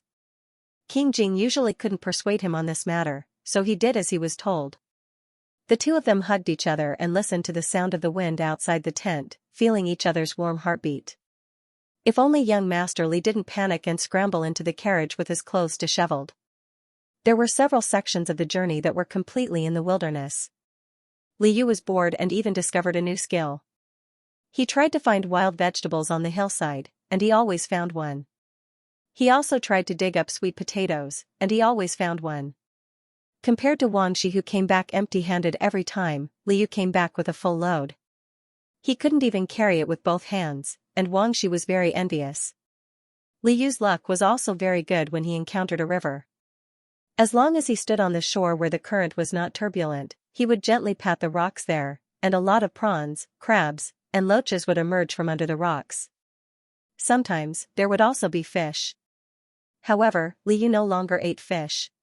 He would put the fish back into the water, and the rest of the prawns, crabs, and the like could be eaten after cooking the freshwater fish to preserve the original taste. While Wang Shi was amazed, she insisted on taking the pot and cooking it for Li Yu. She was determined not to let Li Yu do it. Li Yu felt strange. He had cooked in the Wang mansion before, and Wang Shi had never stopped him. Why couldn't he do it this time? The sharp-tongued eunuch Wang immediately stammered. Why not? In fact, it was because they were afraid that young Master Li's cooking skills would spoil the freshwater fish. However, Her Highness had ordered that no one was allowed to talk about young Master Li's cooking skills. Wang Shi was tight-lipped. Li Yu asked several times, but he didn't get any information. This was just a small matter, and Li Yu threw it to the back of his mind in a flash. For him, it was more practical to be able to find all kinds of ingredients than to be able to cook. Li Yu also realized that he was always very lucky when it came to finding food. Only then did Li Yu understand that the system's so-called good luck in terms of food and clothing was not referring to his outstanding culinary skills, but it was referring to his ability to find food, and perhaps, clothes in the future, to get what he wished for. Li Yu silently cursed the system for always putting the fish's good luck in evil ways, and then he rejoiced that the koi fish that could find food would not go hungry. After thinking about it carefully, he realized that it was true. Except for what he had done, he had never been hungry. 2 months later, they finally arrived at a small town in the western border, Fallen Maple Town. This was the temporary residence that the emperor had specially chosen for King Jing.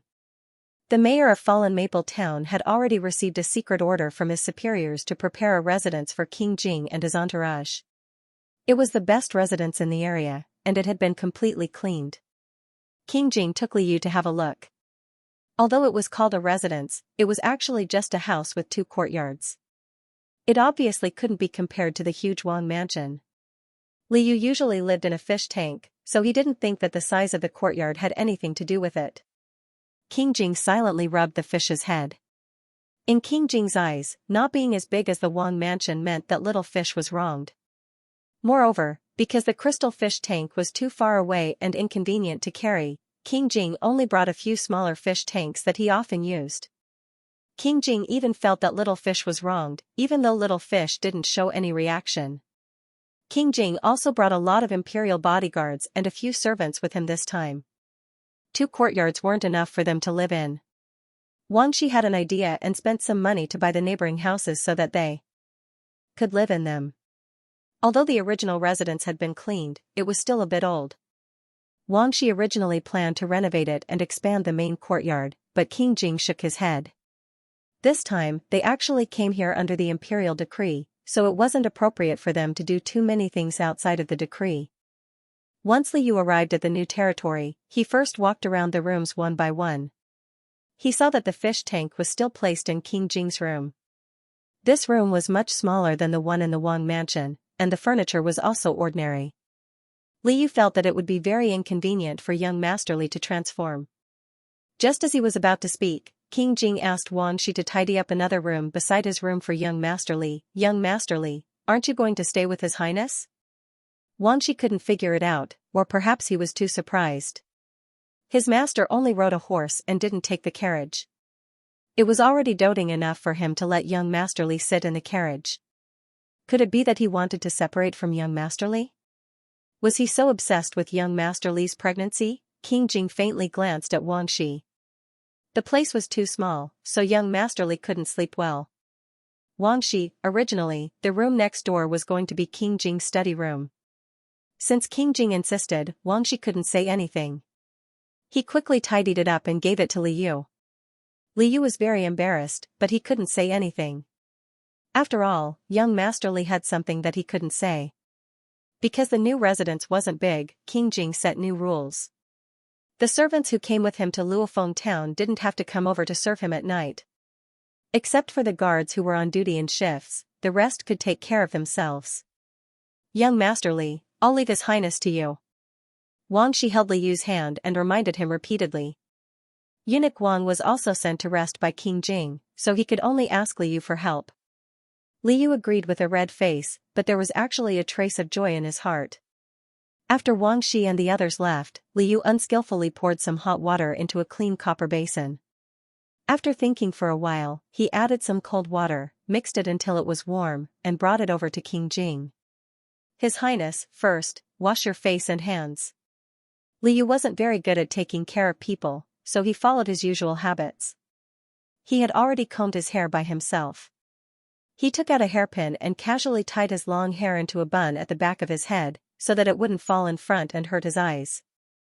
King Jing liked his casual appearance very much. He held Liu's hand, put it into the warm water, and gently rubbed his palm. Liu couldn't be more familiar with water. He cupped a handful of water and poured it on the back of King Jing's hand. King Jing smiled, and the two unconsciously played with the water for a while. Liu secretly cursed and forgot the time again. He secretly glanced at the silver hourglass he brought from the Wang mansion. This hourglass just happened to be able to calculate the time of his transformation. Liu quickly estimated that it was more than enough time for him to take a bath. Does His Highness want to take a bath? I can help His Highness wipe his back. Liu blurted out. After asking, he felt that he was being stupid. He had just washed his face and hands. How could he say that he was taking a bath? He was a fish, and soaking in water all day long, so he wouldn't be dirty. King Jing, on the other hand, was tired from traveling for 2 months. He only had the means to wipe his back when he stayed at an inn. He was worried that King Jing would feel uncomfortable. King Jing understood his concern and nodded with a smile. Afraid that Liu would be busy, King Jing took the initiative to walk to the bathtub. Wang Shi had left a lot of hot water. King Jing had seen Liu add water into the copper basin, so he was determined not to let Liu carry the kettle again. King Jing tested the temperature of the water while doing it himself. His Highness, let me wipe your back. Liu's eyes were bright. He put a cloth towel on his arm. King Jing narrowed his eyes and secretly glanced at the silver hourglass. There should still be enough time. King Jing suddenly reached out and pulled Liu, who was standing beside the bathtub, into the bathtub. His Highness, what are you doing? Liu suddenly fell head first into the hot water. He was scared out of his wits. King Jing smiled and pressed him against the edge of the bathtub. His Highness not only wanted to wipe his back, but also wanted to eat fish. Liu's cheeks were flushed from washing himself. The corners of his eyes were still wet. He sat on the chair and kicked his legs restlessly. King Jing helped him put on a snow-white silk undershirt and wiped his wet hair clean. Liu, who suddenly felt that it was the other way around, was speechless. Forget it, fish doesn't care about trifles. Liu threw the cloth towel away and stepped on King Jing's foot with a smile. He didn't wear any shoes or socks, and there were still some water stains on his feet. He rubbed his feet against King Jing's feet. Stepping on one foot wasn't enough, so he stepped on the other. King Jing was speechless. Liu knew that he was fanning the flames. The two of them had been dating for almost half a year, and their feelings for each other had deepened. He had followed King Jing from the prince's mansion to this dilapidated courtyard, but he still felt that it was quite sweet.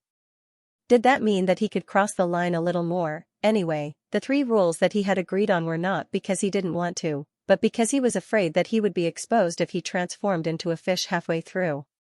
In fact, transforming into a fish wasn't completely impossible. He now had a very accurate timer, so he could accurately divide the bed activity into 2 halves. For example, he could arrange to transform into a fish at night, close to the wee hours of the morning. When the silver funnel was almost empty, he could use the excuse that he needed to go to the toilet and return to the other room. After transforming back into a fish, he just had to wait for a while until the wee hours of the next day. Simply put, he could make the 2 transformations infinitely close, and the night was a good time to exercise. Hard work paid off. The fish had even thought of such a clever idea, so he definitely had to try it. King Jing had almost become a monk in the past few months. Liu had secretly seduced him several times, but King Jing was too rigid when it came to keeping his promise. He didn't even enter the door. Liu was very suspicious that he might become a monk if this continued. Really, why did he fiddle with the 3 rules back then? Retribution has come. Sob, sob, sob, the fish really wanted to die. Liu's feet rubbed against King Jing's, which made him uncomfortable. He got up and took a step forward, trying to figure out the fish's intentions. Liu stepped on his feet and was in a daze. He lost his balance and was about to fall. King Jing quickly reached out to support him. Liu took the opportunity to throw himself on King Jing.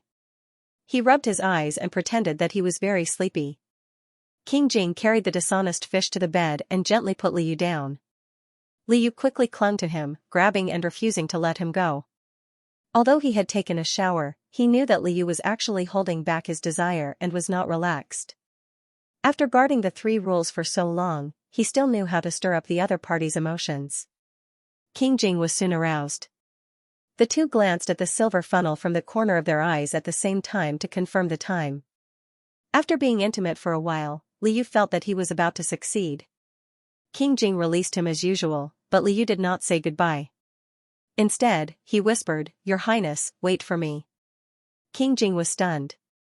Liu winked at him mischievously and gave him a look that he thought was charming. He was about to rush to the other room to prepare. At this moment, something unexpected happened. Suddenly, someone outside the room shouted, "Your Highness, be careful."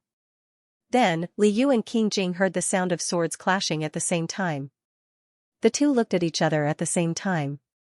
Who would have thought that an assassin would appear in a small town on the western border, thousands of miles away from the imperial city? Liu was not mentally prepared. In addition, his transformation time was almost up. He was stunned for a moment and did not know what to do. King Jing reacted much faster than him. He took a big stride forward and pulled Liu, who was about to run out of the door, back. He half pushed and half carried him to the back of a wardrobe. "You hide here and don't move," King Jing nodded at Liu. He waited until the noise outside the room became louder, then he pulled out his sword and rushed out. The western border was already in turmoil, but this house was originally unoccupied. As soon as he moved in, the assassins followed him. What a coincidence, King Jing naturally thought that they were coming for him. Even so, he had to go out. There were only a few rooms in the courtyard. If he did not go out now, he was afraid that the assassins would sneak in and Xiaoyu would be in danger. If he went out and fought with his back to the wall, at least Xiaoyu would be safe. King Jing turned around and went out, then immediately closed the door. He calmed down and saw that in the courtyard, the imperial bodyguards were fighting with a group of masked men in black. It was hard to tell who was better. King Jing kicked away an assassin who came to attack him and joined the battle. Sure enough, the men in black were already searching the house. When they saw King Jing appear, they stopped searching. More than half of the men in black focused on attacking King Jing. There was a lot of shouting outside. Liu was anxious in the room. How could he hide by himself? He ran to the window and pushed it open a crack. He saw that King Jing had already met up with the imperial bodyguards and was fighting with the men in black. Liu immediately felt relieved. For safety's sake, he looked around. Who would have thought that in the next moment, he would see someone drawing a bow in the distance? Liu knew that something was wrong. He did not know if Qingjing could escape. He was burning with anxiety. He casually looked around the room and his eyes lit up. There was a copper basin in the room for washing hands. Liu glanced at the silver funnel again and gritted his teeth. He still had some time. He just had to move faster and stop being so wishy-washy. Liu picked up the copper basin and used it as a shield in front of his body. He pushed open the door and ran out. "Your Highness, be careful of the archers," Liu shouted. As soon as he finished speaking, an arrow flew toward Qingjing. Liu shouted in fear. Qingjing calmly tilted his head and dodged the arrow. Liu jumped up and used the copper basin as a shield in front of Qingjing. Fear only lasted for a short moment. Liu's hand holding the copper basin trembled, but he quickly calmed down. He was also a man. He knew that Qingjing went out to protect him. He was not afraid of death. He had to protect Qingjing. Almost at the same time, Xianxia arrived with more imperial bodyguards. There were also other people coming from nearby. The men in black were gradually surrounded. Seeing that things were not going well, they began to flee. Qingjing took a bow from Xianxia and pulled the bowstring. He shot one of them without even aiming. It was the person who had shot the arrow. The men in black were quickly surrounded by the imperial bodyguards. They should not be in danger. Liu rushed over and hugged Qingjing tightly. He used to be afraid of blood. Now that Qingjing was covered in blood, he did not care. Not only did he not care, he even laughed heartily. For a moment, he had indeed thought about what would happen if Qingjing were to be hit by the arrow. Compared to the fear of the assassin, he was more afraid that he would lose him. He hoped that the two of them could live well and be together safely. Liu's state of mind changed. At the same time, the system notified him that sharing joys and sorrows was completed. Liu smiled proudly. He was about to praise himself when his smile suddenly froze on his face. Oh no, the transformation time limit is up. Liu did not have time to say anything more to Qingjing. He wanted to run back to the room. The moment he opened the door, Liu heard the hair-raising sound of a bowstring. "Young master, be careful," Xianxia shouted anxiously. However, he was far away and could not help at all. Liu's eyes widened. He did not even have time to look behind him. Seeing that the arrow was about to hit him, Qingjing jumped up and threw Liu into the room. The two of them fell to the ground and avoided the arrow. Liu was firmly protected by Qingjing. The corners of his eyes were a little wet. "Your Highness." Liu's mind went blank. He actually changed back into his human form right in front of Qingjing. How should he explain himself now? Should he slap Qingjing until he fainted and then tell him that this was all a dream? Don't even think about it. In terms of martial arts, he was no match for Qingjing, whether he was a fish or a human. His disguise wasn't something that could be worn back after falling off, it was shattered all over the floor. Liu even forgot to jump back into the fish tank and nervously fluttered around in the middle of the clothes on the floor. What would Qingjing do if he found out that young Master Li was a fish? Would he directly treat young Master Li as a carp spirit? He heard that in ancient times, demons were dealt with by burning them. He didn't want to become a grilled fish. Liu was so focused on screaming in his heart that he forgot that there was another person in the room besides him and Qingjing, the assassin who shot the arrow at Liu just now. He was injured and took advantage of the chaos to escape into the room. He was so shocked that he couldn't say a word when he saw the fish turn into a living fish with his own eyes. Qingjing quickly got up and kicked the door shut to keep out Xianxia and the others who were rushing over. Then he approached the assassin and knocked him out with a palm strike. After dealing with the assassin, Qingjing turned around and glanced at the carp spirit. The little fish was still fluttering around in a daze. It seemed to be confused. Qingjing sighed in his heart. He had tried his best, but Qingjing didn't know how to end the mess. He decided to ask the carp spirit's opinion first. Qingjing was also afraid that the fish would be dehydrated, so he had to quickly put the fish back into the water. Liu's mind was in a mess. He didn't have any other reaction when he saw Qingjing come and go. When King Jing appeared in front of the fish again, the fish finally came to its senses. Was King Jing going to catch him? Li Yu didn't dare to move at all. The room was small and he was definitely being watched. He could be found no matter where he hid. Moreover, he couldn't leave the water for too long. Even if he wanted to escape, he could only escape into the fish tank King Jing made for him. What should he do? The fish was about to become a dead fish. Li Yu stiffened and allowed King Jing to pick him up from the ground. Li Yu resisted the urge to slap him with her tail. Even at this time, the fish still couldn't bear to part with her boyfriend's face. Oh, no, her boyfriend might fly away. King Jing had found out that he was a fish. It was hard to say if he would still want him. Yesterday, he was still treating him like a pet.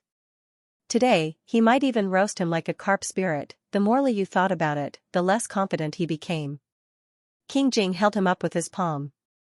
Li Yu didn't wrap his tail around him like he usually did. Instead, he stretched out his tail in despair. Anyway, he would be skewered and roasted later anyway. Li Yu's mind was full of twists and turns. As King Jing skewered him, put the fish body into the nearest crystal bottle, he became extremely surprised. Didn't King Jing want to kill the fish? Li Yu entered the water and quietly observed for a while. King Jing just looked at him seriously and didn't have any intention of catching him. Li Yu swam around carefully. King Jing didn't have any other reaction. Your Highness, how are your Highness and Mr. Li? Are they injured? Wang Shi shouted from outside. There was an assassin in the house. He didn't know whether Mr. Li was injured or not. Why did his master close the door? Li Yu was very sensitive to everyone's voice. When Wang Shi knocked on the door, Li Yu was frightened and sank to the bottom. Oh, is it too late to play dead now? King Jing helplessly glanced at the fish who was trying to play dead. He couldn't speak, so it was difficult for him to express anything. King Jing thought for a while, then put his finger into the crystal bottle and stroked little fish's head comfortingly. Li Yu, if Wang Shi didn't get any news, he would probably rush in. King Jing lifted the unconscious assassin, opened the door, and walked out. He immediately closed the door behind him, not letting anyone have a chance to see what was going on inside. King Jing's handsome face immediately darkened. He killed the assassin with a sword and threw him to the ground. Because Little Fish was afraid of seeing him kill someone, King Jing let the assassin who dared to hurt Little Fish live for a while. Little Fish's identity couldn't be revealed. Wang Shi quickly ordered the assassin's body to be moved away. He asked worriedly, Your Highness, where is Mr. Li? King Jing glanced back at the house. Wang Shi understood. That's good. That's good. Your Highness, do you want to call for a doctor? The scene was chaotic just now. Wang Shi was afraid that his master and Mr. Li would be injured. King Jing wanted to refuse, but when he thought about how Little Fish was frightened, he hesitated for a moment and made a gesture. Wang Shi nodded repeatedly. I understand. Let Mr. Li rest for a few more days. The doctor will be called for another day. Li Yu listened on from the other side of the wall. Every time Wang Shi mentioned him, his fish body would tremble. He wasn't there, so he didn't know how King Jing would tell Wang Shi. He could only guess from Wang Shi's replies. Li Yu listened for a while. Wang Shi didn't seem to know that he was a fish.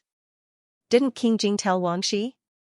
Since he saw him transform, why didn't he tell him, even if it was unbelievable that a human could transform into a fish? As long as King Jing pointed it out, Wang Shi would at least believe it. But why did King Jing? Li Yu's confused mind gradually cleared up. King Jing's expression when he left and his gentle action of patting his head didn't seem to be angry. Li Yu couldn't help but feel a little hope.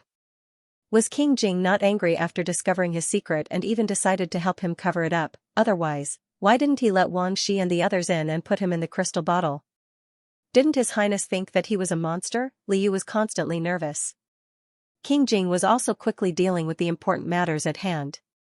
First, he had to determine whether the others saw anything strange when Li Yu turned into a fish. Fortunately, King Jing pushed Li Yu into the room. Except for the assassin who was killed, the others were far away and didn't see anything. There were no high-ranking officials in Luofeng town. Naturally, King Jing was the highest-ranking official. The living assassin didn't need to be taken elsewhere and was directly handed over to the imperial bodyguards for interrogation. Among the people Wang Shi brought over to help, there were two groups of imperial bodyguards. The leaders came over and saluted King Jing. It was said that they were protecting King Jing under the emperor's orders. King Jing rubbed the space between his eyebrows and asked Wang Shi to thank these people on his behalf. Then, Wang Shi helped him draft a memorial to the emperor. King Jing had decided to fight for the position of crown prince. Since such a big thing had happened, it was necessary to inform the emperor. King Jing chose the most important task and quickly finished it. Then, he went to find Xiaoyu. Before entering the room, he once again signaled the servants not to enter. Then, he quietly stepped over the threshold to see the fish in the fish tank. As soon as he entered the room, King Jing felt something strange. Xiaoyu didn't look depressed when he left. Instead, she took the initiative to swim up and waved her tail at him flatteringly. Did the carp spirit finally think it through? King Jing curled his lips and skillfully reached out to touch the fish's spine. Unexpectedly, Liu cautiously dodged and hid behind a water plant. Then, he stole a glance at King Jing. King Jing knew that Xiaoyu was testing him because he was worried. So, he didn't mind. He took out a note from his sleeve and unfolded it where Xiaoyu could see it. Liu saw the words written on the note, "Don't be afraid." Liu, King Jing had passed many notes to Xiaoyu. He had been injured for Xiaoyu and even saved her just now. Liu suddenly felt tears in his eyes. "I'm sorry, Your Highness. Perhaps I should have told you." The man and the fish faced each other. Liu had delayed his transformation to the evening for Doi. Now, it was past midnight. Liu knew that he could transform into a human again. He had tried so hard to think of a solution, but he had to confess. Previously, Liu was afraid that King Jing would hate him, so he didn't dare to transform again. Now, he was ready to go all out. The note had given him endless courage. Liu proactively poked the jade scale in front of King Jing. Under King Jing's gaze, he transformed into a human again. Liu hastily wrapped his clothes and said to King Jing, "Your Highness, I have something to tell you. It's about me, about why I turned into a fish."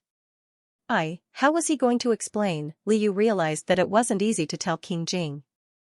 Did he have to tell him directly that he was originally a human, but had somehow transmigrated into a fish with a system, and that King Jing was a character in a web novel that he had read before? Even if King Jing could accept the fact that he was a living fish, he couldn't accept that he was just a character in a web novel. After all, his worldview had changed. If he told the truth, King Jing might think that he was talking nonsense. It was best not to tell him about the system and transmigrating into a web novel. Besides, how was he going to explain that he had turned into a fish? Liu didn't expect that his transformation would come so suddenly, and he didn't expect that he wouldn't even be able to explain himself after his transformation. He had to find a reason that King Jing could accept. Got it, Liu was quick-witted. King Jing had seen him transform into a fish with his own eyes, so he would definitely think that he was a demon.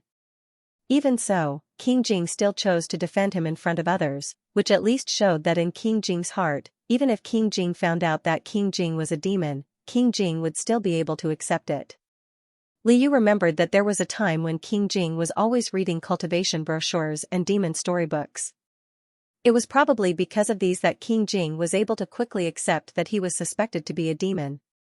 The reason why he reacted so quickly was also because King Jing wanted to protect him. King Jing himself wasn't a person who would jump up and down. If even King Jing panicked, Wang Shi and the others would have found out long ago. How could this person be so good? Liu suddenly realized this and wanted to cry again. He always felt that King Jing was already good enough to him, and he could be even better every time. Since King Jing could accept that he was a carp demon, he didn't have to worry about excuses anymore. He could just pretend to be a carp demon. Both the system fish and the cultivation fish could change between mermaids, so there shouldn't be too much difference, right? If he was a carp demon, wouldn't the system be the immortal who gave him advice, and the tasks he did were all kinds of cultivation? If this all matched, then why did he transmigrate into a web novel? Wasn't it to pass the tribulation? He could only transform for 2 hours a day because his cultivation level wasn't high enough. Liu was suddenly enlightened. He was so excited that he almost danced with joy. King Jing patted his hand and told him not to be anxious. Li Yu roughly thought about it before he finally said hesitantly, "Your Highness, I want to tell you that I'm actually a carp demon." King Jing nodded his head cooperatively. He already knew about the carp demon. Li Yu said a lot of things, then looked at King Jing worriedly. He was afraid that King Jing would find out that he was lying, but he was also afraid that King Jing would suddenly regret it and take offense that he was a fish. Fortunately, King Jing didn't show a trace of disgust. He even opened his arms to him as an answer after he made up a bunch of nonsense. This meant that he was willing to accept him, give him something to rely on, and continue to be his boyfriend. Li Yu felt a lump in his throat. He didn't even believe his own clumsy explanation, but this person still chose to believe him. "Your Highness, I won't harm you. Let's just be like before, okay?" Li Yu said with a choked voice. King Jing nodded. The two of them were just like before. Li Yu slowly approached him, cautiously touching him with his own body. He observed his expression from time to time. Seeing that he really didn't care, he was completely relieved. Li Yu couldn't believe that he had even gotten past the hurdle of falling off the horse. He whimpered and hugged King Jing's arm, unwilling to let go. Looking around, there wasn't much time left for the silver glass. According to the original plan, they couldn't do it even if they wanted to, but Li Yu didn't want to leave at all. He now had a boyfriend who didn't care even if he was a demon. "Your Highness, I'm a little sleepy. Let me sleep for a while." The domineering carp demon found a warm and comfortable position in King Jing's arms and dozed off peacefully. King Jing kissed his forehead, wrapped him in a blanket, and lay down with him in his arms. He waited until the silver sand was spat out, and the person sleeping in his arms turned back into a fish again. King Jing got up and put the fish into the fish tank. The crystal fish tank couldn't be brought over, but the silver stone bed and the golden silk seaweed quilt were still there. King Jing put the fish on the silver stone bed and wrapped the fish in a blanket. Li Yu slept for a whole day. This was the most carefree sleep he had ever had since he had transmigrated. When he woke up, he thought he was in a dream. Fortunately, the note and food that King Jing had placed beside the fish tank reminded him that King Jing had already known his identity and accepted him. King Jing had even prepared a lot of local snacks for him. Li Yu happily transformed into his human form to eat. Once he had nothing on his mind, he ate a lot. King Jing was working in the office next door. When he heard the sound of the fish getting up, he smiled and asked Xianxia to call for a doctor. King Jing had brought a few good doctors with him. They had followed Li Yu all the way from the imperial city to the western frontier. It was better to be safe than sorry. After Li Yu finished eating, he was asked to leave the room for a doctor to take his pulse.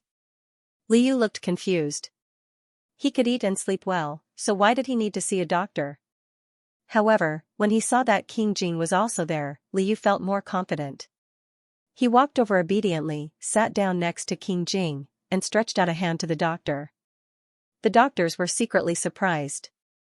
They were originally wondering what kind of background this Mr. Li had and were afraid that they would say something wrong and offend him. Looking at his posture, it was not wrong to think that he was King Jing's family member. After the doctor's diagnosis, they all said that Mr. Li was fine. King Jing even specially asked Xianxia to ask if he was frightened. Li Yu was scared at first, but now the thing that worried him the most had been resolved. Li Yu didn't even have a nightmare. However, his boyfriend was so worried about him that Li Yu grinned happily. Just as he was about to tell King Jing not to worry, King Jing touched his hand under his sleeve and gently squeezed it. Li Yu recognized this as a hint. Mr. Li, who had slept and drunk enough, paused and said against his will, "I can't sleep well, and I can't eat." The doctors gathered together and discussed. They felt that young Master Li might have really been frightened. After all, it was hard to tell if he was frightened. King Jing cast a leisurely glance at Xianxia. Xianxia understood. Since he was in shock, he mentioned it to the imperial bodyguards in passing in the memorial he sent back to the imperial palace. There was no need to mention young Master Li's name. His Highness doted on young Master Li like he was his favorite. If young Master Li was frightened, wouldn't it be the same as His Highness being frightened? Xianxia hinted several times, and the news that was sent to the imperial city finally became true. King Jing encountered a large number of killers when he first arrived in Maple Town. He was frightened and bedridden. When the emperor received the news, he was very anxious and sent more people to the western border.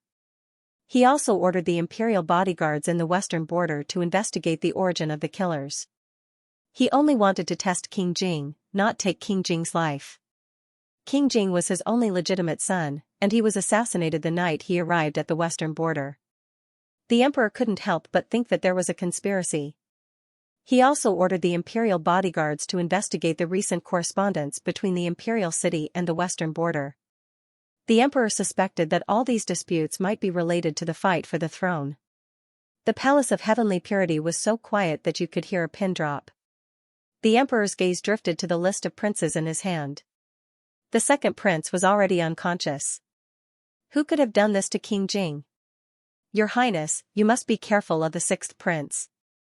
Liu took advantage of the carp spirit's influence and once again knocked on the small blackboard for King Jing. He had no choice but to knock on the blackboard. Since King Jing had never been to the western border in the novel, Liu couldn't determine who sent the killers. However, the sixth prince was the most suspicious because he was the boss. Liu was afraid that King Jing would underestimate this person. King Jing could finally ask, why? Although they were all princes, Xiaoyu basically didn't mention the second prince and the third prince. The reason that the sixth prince was obstructing them was too far-fetched. Liu had already thought of an excuse. The identity of the carp spirit was indeed useful. He cleverly linked the book's golden finger and the cultivation's ability to foresee the future. He said, I know a little bit of foresight magic. I know that the sixth prince will be your highness' greatest enemy in the future. Your highness has suffered losses several times. King Jing silently said to himself, I'm afraid that in the future, the sixth prince will have to be removed. He knew that the sixth prince was ambitious enough to make a move on his birthday gift. Now that he had left the imperial city, on the surface, the sixth prince would enter the emperor's sight. He would be valued by the emperor and have a promising future.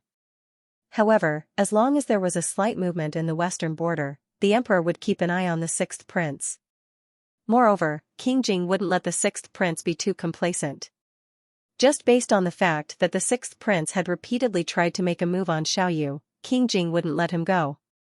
The debt of the birthday gift hadn't been settled yet. Liu saw that King Jing had indeed become serious. He smiled and said, but your highness, don't worry. He definitely won't be able to win against you. The reason why I reminded you is that I don't want you to take the wrong path. King Jing nodded. So the sixth prince was just a paper tiger. King Jing asked again, what kind of foresight magic do you have? Did Yi Qinghuan use the same magic last time? Liu said, naturally, Crown Prince Yi also has foresight magic. This magic, it's called a golden finger. King Jing pondered for a moment. Can your golden finger predict the future between you and me? Liu hurriedly shook his head. No, it can't.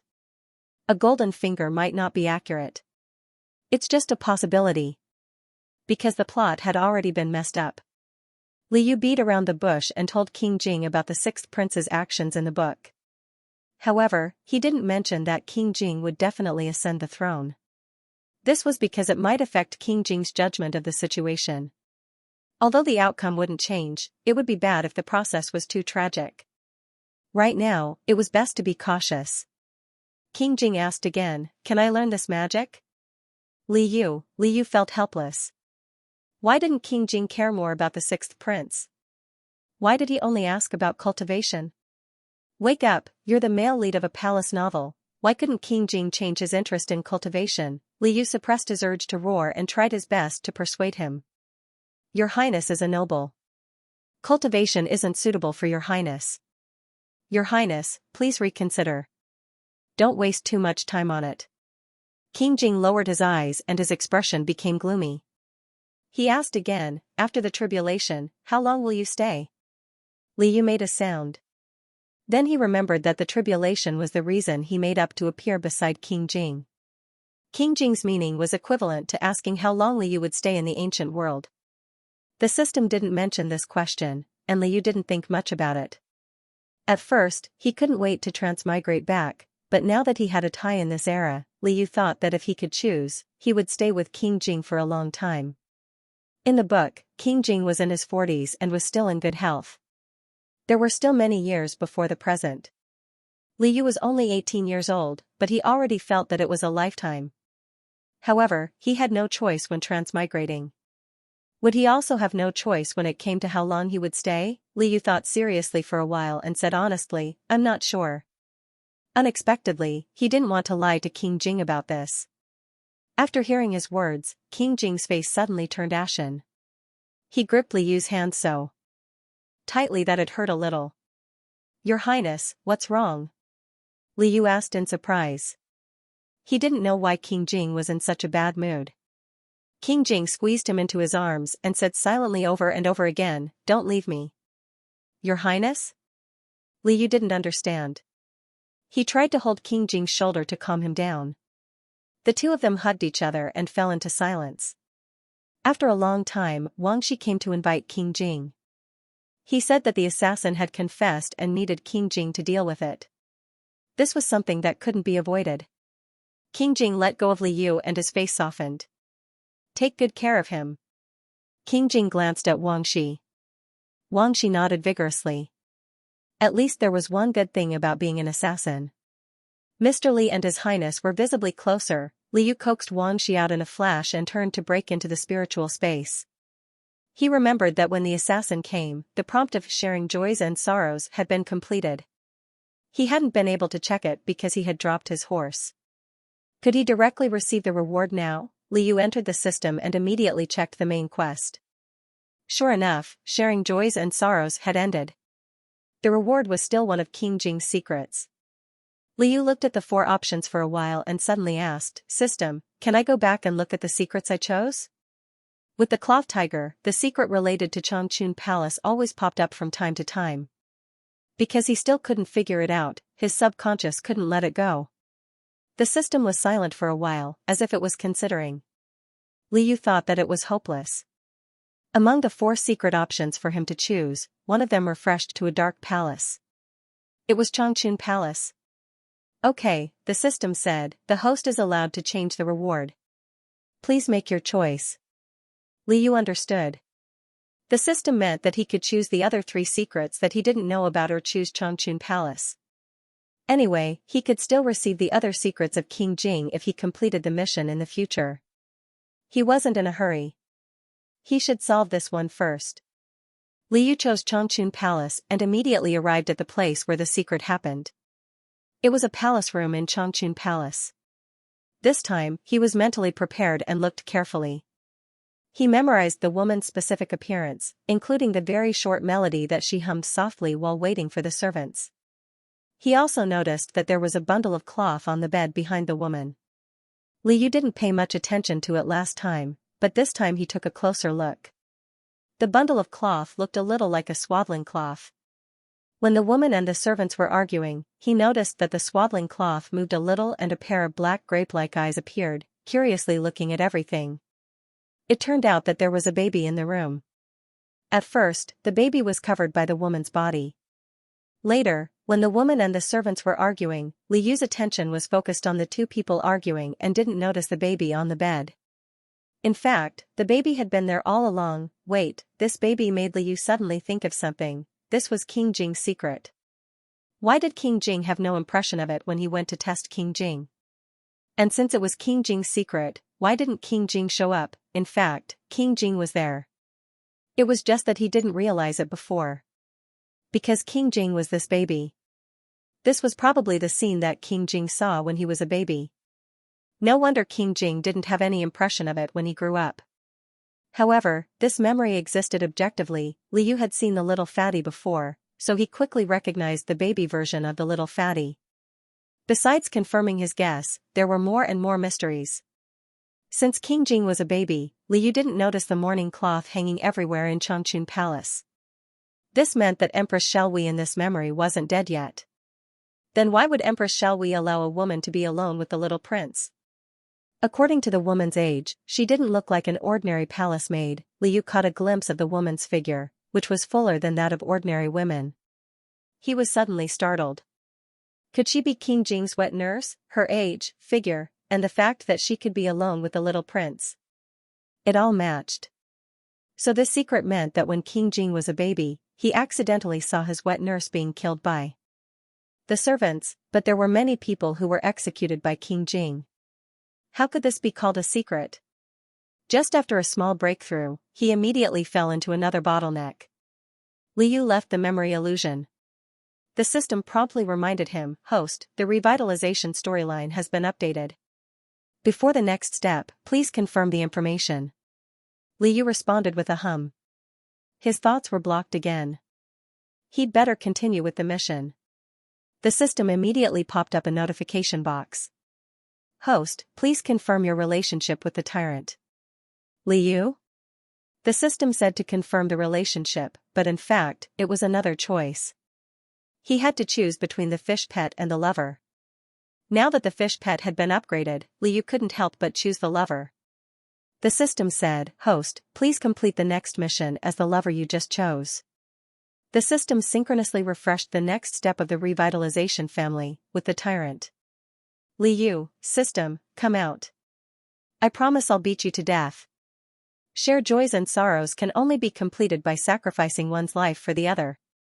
What about love? It would be troublesome if the feelings were too deep in the early stages. Liu smiled wretchedly. Didn't this mean that even the system wanted him to do DOI? Liu felt that this mission was the most to his liking. After putting everything in order, he began to secretly plan. The room had to be clean and tidy. He also ceremoniously changed the bed with a red bedding and placed a pair of jade pillows. Behind one of the pillows were several small boxes filled with ointment. These were provided by eunuch Wan out of friendship. Liu couldn't tell which one was useful, so he could only prepare a little of each type. The next step was to use the silver funnel flexibly. After determining the time to transform, he wrapped himself in the quilt and waited excitedly. He felt that his actions were obvious enough. If his boyfriend still didn't understand, then he would be a stupid piece of wood. Liu asked Wangxi to pass on a message for King Jing to come back as soon as possible. Although he was now at the western border, he felt that it was no different from being at King Jing's residence. This was probably because King Jing was there that he truly felt safe and secure.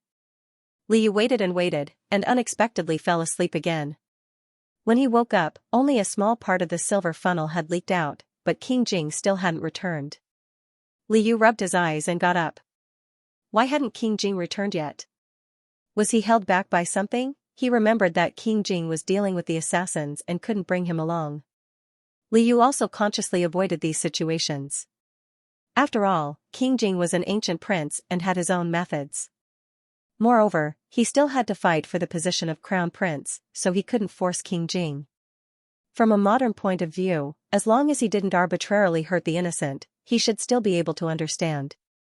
Liu sat and waited for a while. His worry for King Jing defeated all the useless thoughts in his mind. Liu decided to personally find King Jing. He was just about to put on his clothes when he caught a glimpse of a faint light from the window next door. Liu's heart skipped a beat. He finally knew where King Jing was. Liu wrapped himself in the quilt and pushed open the door of the room next door. A tall young man was facing a table full of secret reports, frowning and deep in thought. For a moment, Liu really wanted to drive away all the worries for him. "Your Highness, are you still busy?" Liu called out in a low voice. King Jing looked up and caught a glimpse of Liu standing at the door, wrapped in a big red blanket. She was shaking her head adorably. King Jing couldn't help but smile and waved at Liu. Liu hurried over and sat down beside King Jing. There were many drawings on the table. Liu had accompanied King Jing to work at the Ministry of Works before, so he could easily recognize that these were topographic maps. King Jing was obviously studying the terrain. As soon as he came over, King Jing hugged him together with the quilt. When he touched his hand that was exposed outside the quilt, his palm was slightly cold. King Jing glanced at him with slight reproach and put his hand into his arms to warm it up. Liu felt warm and comfortable. He pointed at one of the topographic maps and asked in a low voice, "Why is your Highness looking at these?" They had just arrived in town of Fallen Maple not long ago. Li Yu thought that King Jing was going to start building houses again. King Jing took a pen, circled a position on the map, and wrote, "One man can hold the pass against 10,000. Is your highness preparing to go to war?" Li Yu asked curiously. Town of Fallen Maple was located at the border, and it was chaotic. Li Yu had thought about the possibility of war on the way here. But wouldn't it be too reckless to use weapons so soon after arriving? Why would he want to fight? King Jing saw through his concerns and handed him a secret report. Li Yu asked uncertainly, "Can I?" King Jing nodded. Li Yu opened the secret report and read it. It turned out that it was the confessions of several captured assassins. The assassins confessed that they were originally following the orders of a local squire surnamed Wu. Squire Wu had bribed them with a large sum of money and sent them to assassinate King Jing. The truth of the assassination was somewhat unexpected. Li Yu had always thought that these assassins were sent by the sixth prince. Who would have thought that it was not the sixth prince, but a squire? Li Yu was puzzled. This squire and King Jing should have never met before. Moreover, this squire should be considered a rich man. Why would he want to assassinate King Jing? King Jing received Li Yu's questioning gaze and handed the other secret reports to Li Yu one after another. It turned out that King Jing himself also felt that a mere squire might not dare to hire assassins, so he ordered the imperial bodyguards to investigate Squire Wu's background. In just one day, the imperial bodyguards had thoroughly investigated Squire Wu's background. This was no secret in town of Fallen Maple. Squire Wu was able to be rich and powerful in the remote and desolate town of Fallen Maple because he was secretly colluding with the bandits in the western border. Before King Jing came to the western border, he had done some research on the western border. At present, there were two major hidden dangers in the western border. One of them was the bandits, which made the emperor very uneasy all year round. Because it was located at the border, the western border was in turmoil all year round. The bandits took advantage of the situation to appear and disturb the common people, repeatedly opposing the imperial court. The emperor had sent troops to suppress the bandits, but the results were minimal. The bandits colluded with the neighboring countries and occupied the advantageous terrain. The soldiers were unable to eliminate the bandits, which had become a sore point for the emperor. Among the bandits, town of Fallen Maple was the throat of the entire western border. The emperor had tried to appoint several officials, but all of them had only been in office for half a year before they either resigned or died an unnatural death. The current town mayor could not be found, so a local town mayor was chosen to temporarily replace him. The emperor sent King Jing here for two reasons. On one hand, it was to give King Jing a trial, and on the other hand, it was to harden his heart and make a move on the western border. Before King Jing left the imperial palace, the emperor had given him a secret edict. King Jing was only allowed to see it after he arrived at the western border. Since King Jing had already arrived, he had taken out the secret edict and read it. The emperor had ordered him to govern the western border and act according to the circumstances. With this edict, King Jing could do whatever he wanted. He first ordered the imperial bodyguards to arrest Squire Wu, who had been betrayed by the assassins. When Squire Wu was brought before King Jing, he denied his crimes in every possible way and refused to admit his crimes. In front of King Jing, he was arrogant. King Jing did not hold back and immediately tortured Squire Wu, beating him half to death. When the imperial bodyguards searched Squire Wu's house, they found that in addition to the gold and silver in the house, there were also countless rare treasures hidden in the cellar, as well as many swords and knives. It turned out that Squire Wu's identity was also fake. He was a bandit in disguise and had been lurking in town of Fallen Maple for several years. He acted as a spy for the bandits outside and secretly transported things. When King Jing came to town of Fallen Maple, the bandits did not take this mute prince from the imperial city seriously. They only thought that he was an official they had bullied or begged in the past. The bandit leader decided to show his power to King Jing, so he borrowed Squire Wu's hand to send an assassin. Since King Jing had found out Squire Wu's identity, he naturally wanted to immediately bring him to justice and suppress the arrogance of the bandits. However, this move would definitely anger the bandits. The bandits in the western border had run amok for a long time. King Jing had previously considered dealing with them. However, the men he brought with him this time were all elites, so there were not many of them. If he had the imperial bodyguards to help him, he would have a greater chance of winning. Although King Jing had read a lot of military books, because it was his first time going into battle, he still had to think of a comprehensive strategy after choosing an excellent position to face the bandits. However, the bandits had strong soldiers and strong horses, so it was not easy to think of a strategy. Liu was dazzled by the secret report and admired her boyfriend very much. The fish's brain was full of dirty thoughts. Look at her boyfriend, who only focused on his career and did not care about her. This was what it meant to consider the overall situation. It seemed that if the bandits were not dealt with, the fish would not be able to do anything. Your Highness, are you worried about the strategy? How about I give you an idea? Liu scratched his chin and pretended to smile deeply. He looked at the Emperor and old Duke Qinzhen and scratched their chins. He also wanted to scratch himself. However, other people had majestic beards on their chins. Liu was still a young man with a smooth chin. It would be inappropriate to scratch his chin. King Jing held back his laughter. His eyes seemed to be asking, "What's the idea?" King Jing's eyes were dark and bright. They were undoubtedly the most beautiful among his facial features. When he looked at others, they were cold as ice, but when he looked at him, they were full of affection. Being stared at by this pair of shining eyes, Liu's heart thumped. He felt that since he admitted that he was a carp spirit, King Jing's trust in him had become stronger and stronger. Liu calmed down and tried not to let his thoughts wander. He pointed at the topographic map and said, "Your Highness, look. Several families in Luofeng town have built cellars. These cellars can be expanded. When a fight breaks out, we can prepare some food and water. We can put the people in these cellars first. This can ensure their safety and prevent the bandits from noticing when we move the people out of town." Liu did not want the people to be hurt. He thought of the cellars as air raid shelters. King Jing nodded approvingly. After the people are well hidden, there will be no more worries. We can lure the bandits into the town. At that time, they will be in the light while we are in the dark.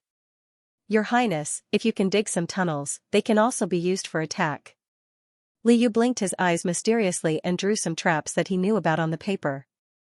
This fish did not read military books, but this fish knew about mine warfare and tunnel warfare. King Jing carefully pondered Liu's words and had a lot of ideas. When he was about to ask more questions, he suddenly found that young Master Li had changed back to his fish form and was wagging his tail at him. Clap, clap, clap. King Jing skillfully picked up the quilt and held the fish. He put the fish into the fish tank and put the quilt on the bed. After doing all this, King Jing suddenly found a pair of jade pillows on the bed. This must be Xiaoyu's masterpiece.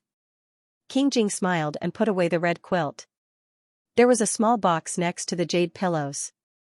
He reached out and dug around. There were a few other boxes. King Jing opened one of them and saw the white and smooth cream inside. King Jing suddenly realized what he had missed just now. When Wu Qingshan was caught, he was not worried at first. He thought that King Jing would use him as a bargaining chip to negotiate with the bandits. However, after King Jing found out that he was a bandit, he did not let him live. Instead, he hanged him under a big tree at the town entrance and confiscated all his ill-gotten gains. Since the bandits could show King Jing his power, King Jing could also slap the bandits in the face. The town mayor was very worried about this. King Jing was a prince who had come all the way from the imperial city. The town mayor did not expect King Jing to make any great achievements, but at least in Fallen Maple Town, he could not afford to make any mistakes. After learning that King Jing was assassinated, the mayor almost fainted from fear. However, King Jing ordered the bandits to be hanged. The mayor smiled bitterly. It would be difficult for him to not make any mistakes. Executing Wu Qingshan was tantamount to declaring war on the bandits. The soldiers had fought several times but failed. King Jing had only brought a few people.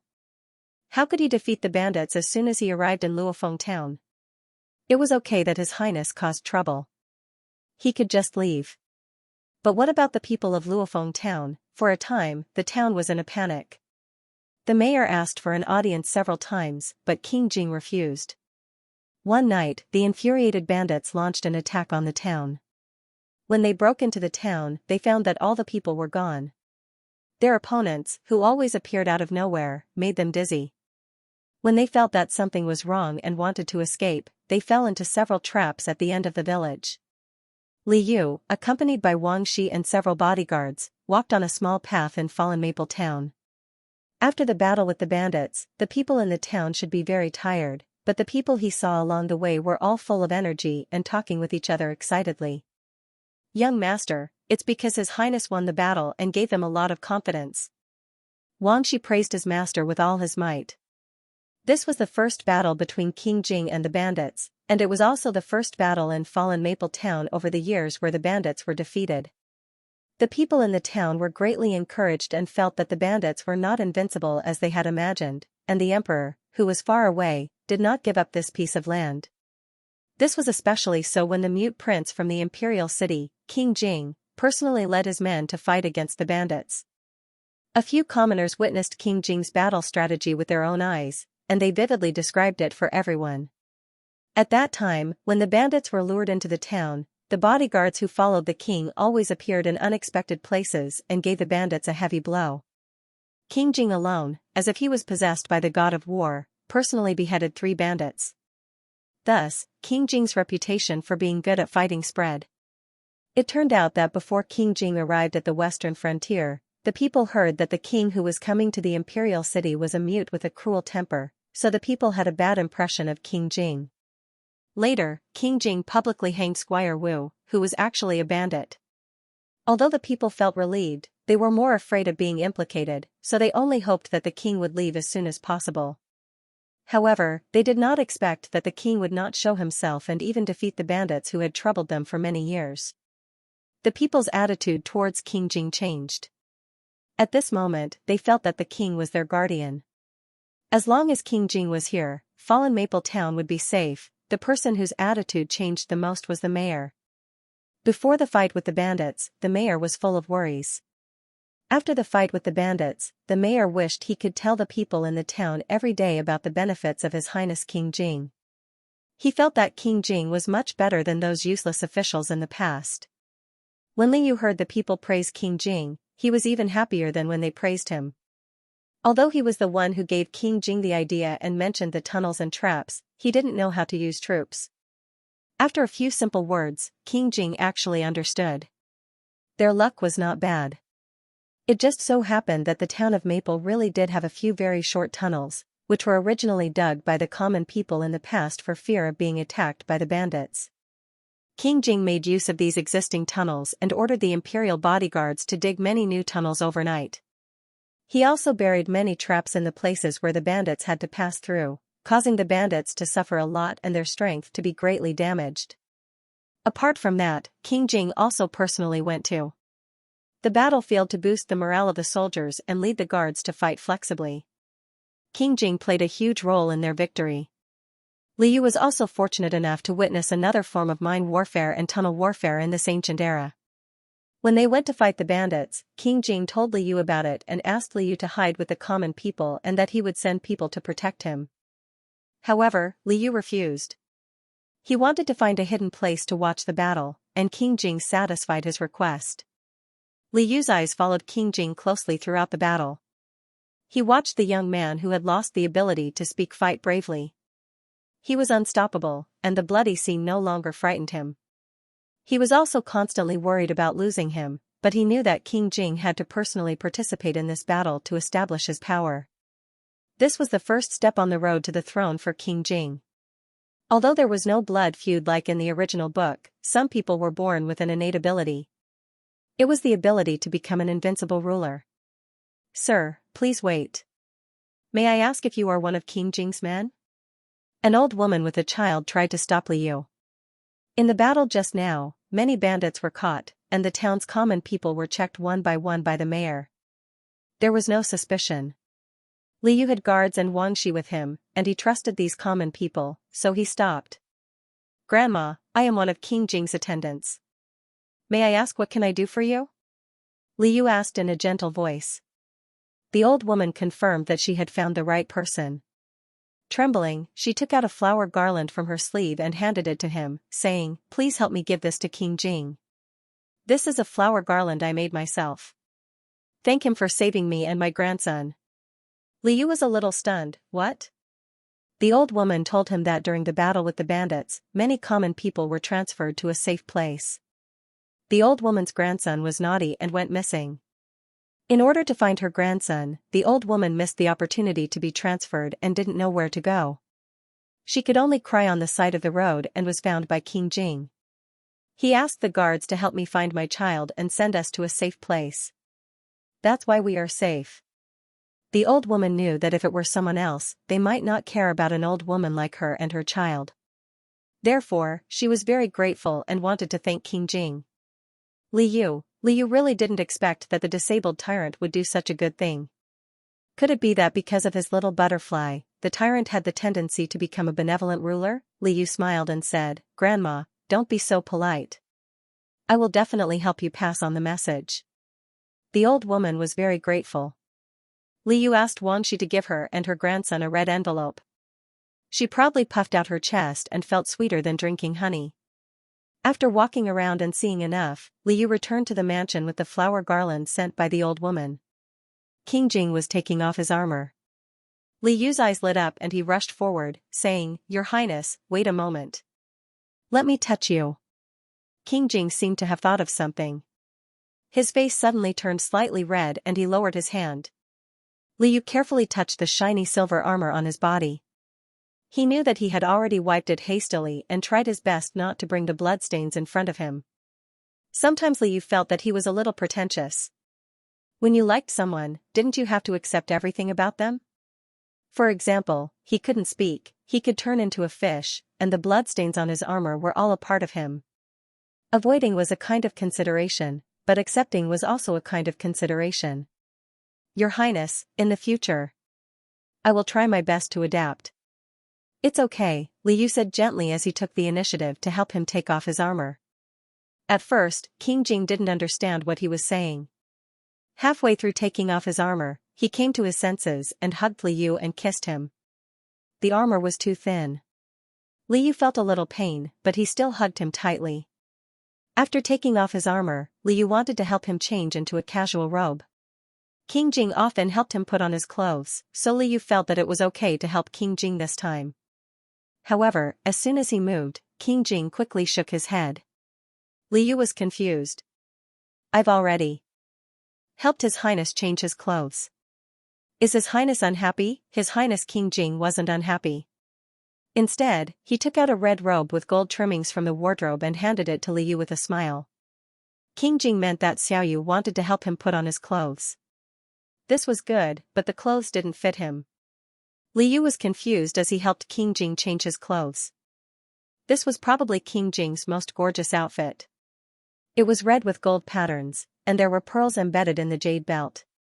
After putting it on and tying it with a red hairband, it looked almost like a wedding. Liu was secretly laughing when he saw King Jing take out a red hairband and a jade comb and handed it to him. Liu was speechless. Liu understood what he meant. He smiled and said, "My hairband is very ugly. Is it okay?" King Jing still nodded. Liu tried his best to tie a not-so-ugly hairband for him. Finally, after tidying up her boyfriend, Liu said excitedly, "I want to change too." Liu had a new set of clothes that King Jing had recently made for him in his storage space. King Jing's principle was that no matter where he was, his wife must have enough clothes. Before he left the imperial city, he had rushed to make a lot of clothes for Liu. In addition to the clothes that he had made before, he could change into a new set of clothes every day. Liu especially liked the new set of clothes that King Jing took out. It was rare that King Jing didn't embellish the new set of clothes with too many jewels. Instead, he wore a solemn red silk robe. The robe was embroidered with a pattern of fish playing with peonies. The peonies were woven with golden thread, and there were layers upon layers, from the hem of the robe to the waist. A lively carp was wrapped around his waist, sniffing at the peonies. The embroidery on this robe was outstanding. Every petal of the peonies was delicate and beautiful. The fish's body was silver with a hint of gold, and the fish's scales seemed to be shining. Liu used to have a silver robe that was very close to his fish body. This robe was even better. It seemed to be a perfect replica of his fish body, and even the size was exactly the same. Li Yu fell in love with it at first sight. Because King Jing was wearing a red robe, Li Yu also wanted to wear a couple's outfit. He had also worn it at Arya's wedding. After Li Yu changed into the new set of clothes, King Jing tacitly tied his hair up and tied a belt with a fish pattern around his waist. After dressing up, the two of them looked at each other and saw the amazement in each other's eyes. What should we do next? Li Yu accidentally stuttered. King Jing smiled and put his hands into his sleeves. Li Yu was screaming in his heart. It's coming, it's coming. This man is going to do a magic trick again. What is it this time? Is it a note with mushy words of love, or is it a little goldfish that wants his attention? It's neither. King Jing took out a stone from his sleeve and put it in Li Yu's palm. Li Yu looked at it carefully. This stone was in the shape of a fish, and it looked very familiar. Wasn't this the fish-shaped stone he had brought to King Jing's jade statue at the bottom of the huge fish pond in King Jing's residence? He remembered that when he was ill, he made a fuss and a daze, and the stone and jade statue disappeared without a trace. He thought that they had been swept to some corner at the bottom of the pond. It was a pity. However, Li Yu later had a boyfriend, so he didn't pay much attention to it. He didn't expect that the fish-shaped stone would be in King Jing's residence. How did your highness find it? Li Yu played with the stone in surprise. He hadn't played with it in human form yet. King Jing only wanted to give this stone to him. As for how he found it, King Jing didn't want to talk about it. Otherwise, it would take a long time just to explain. Li Yu fiddled with the patterns on the stone. Suddenly, he raised his bright eyes and asked, "Is that jade statue also in your highness's hands?" Jade statue, King Jing quickly realized what it was. He originally wanted to keep it secretly, but because Li Yu wanted it, he took it out and put it in Li Yu's palm. Li Yu had the jade statue in one hand and the fish-shaped stone in the other. He placed the two items together and smiled widely. King Jing silently looked at the fish for a while. After Li Yu put it away, he turned around and took out a wine jar from a sealed box. Li Yu, even through the lid, Li Yu could smell the aroma of plum wine. He didn't know that King Jing had brought this thing from the imperial city. He laughed out loud. "Did your highness move something from the imperial residence?" King Jing shook his head and opened the wine jar with a silver knife. This was an unopened jar of wine. As soon as it was opened, the rich aroma wafted out, making Li Yu salivate. King Jing changed his usual practice of not letting him touch wine and took out 2 jade cups. These 2 wine cups were a little strange. There was a fish carved on each cup, one on the left and one on the right. When they were put together, they formed a perfect circle. King Jing filled the 2 cups and handed one to Li Yu. Li Yu was just about to put the wine cup to his lips when he secretly glanced at King Jing. King Jing was also holding the wine cup, but he didn't move. Instead, he stretched out his arm. Li Yu suddenly understood and put his arm on King Jing's arm instead. The two of them intertwined their arms and drank the wine cup. This wine is so fragrant. Li Yu felt that it was even better than the first time he drank it. King Jing smiled. He decided that he would tell the fish about it later. Before he left the imperial city, he had stolen the wine from the old Duke Qingzhen. It was their wedding wine. Soon, he changed his clothes, drank the wine, and he almost forgot about the old granny's garland. Li Yu handed the garland he brought back to King Jing and briefly told him the old granny's story. "Was it really done by your highness?" Although he knew it couldn't be fake, Li Yu was still surprised. After all, other than saving the fish, King Jing had never done anything like this. King Jing nodded slightly awkwardly. It was true, but there was a little misunderstanding. King Jing didn't care how the people of the western frontier thought of King Jing. The reason why he saved the old woman was not because he pitied her. He was used to being alone since he was a child and rarely cared about others. Even now, his heart was still cold. It was just that Xiaoyu cared about the people and didn't want them to be hurt. He was just fulfilling Xiaoyu's wish. King Jing didn't want to explain, so the garland Li Yu handed to him was put back on Li Yu's head with a smile. Xiaoyu was the one who accepted this gratitude. Li Yu looked at the garland playfully. He smiled and picked a red flower from the garland and put it on King Jing's chest. He was wearing red, drinking wine, and hanging flowers. He was definitely the groom. Liu couldn't help but think of the main task princess and couldn't help but feel thirsty. Your Highness, are you tired? Liu asked with a red face. King Jing was afraid that he would miss out on this fish again, so he used the energy that could kill 10 more bandits and shook his head vigorously. Liu, I'm not tired. Why don't we talk for a while? King Jing, who felt that they were getting further and further away from the main topic, was speechless. It was a rare opportunity. King Jing took Xiaoyu's hand and pulled him closer. His lips moved closer. It was a kiss filled with the fragrance of wine and lingering emotions. Liu was immersed in the kiss. With a low cry, King Jing lifted him up by the waist. He seemed to have a premonition of what was going to happen, so he just symbolically struggled. King Jing brought him to the bed with the red mattress, which was made by Liu secretly a while ago. He glanced at the mattress, feeling shy and happy. King Jing personally tied up his hair and very patiently helped him to untie it. On this night where he was destined to lose something, Liu felt that he should conclude with some sweet words. He had thought of this thousands of times. It would be best if it was very interesting, so that King Jing couldn't stop and would never forget it. He remembered that King Jing liked to suck money and couldn't forget it. Liu was excited. He imitated the tone of the fairy in the novel and teased him, "My husband, we carp fairies also want to suck money." Liu had been a fish for a long time, and the feeling of not being able to breathe after leaving the water was not good. However, he liked the feeling of not being able to breathe at this moment. He cried and shouted, leaving scars on the other person's shoulder. The pain of breaking out of the cocoon and becoming a butterfly made him feel the other person's surging love, and he soon became addicted to it. The system beep sounded crazily in his mind, as if it was about to explode.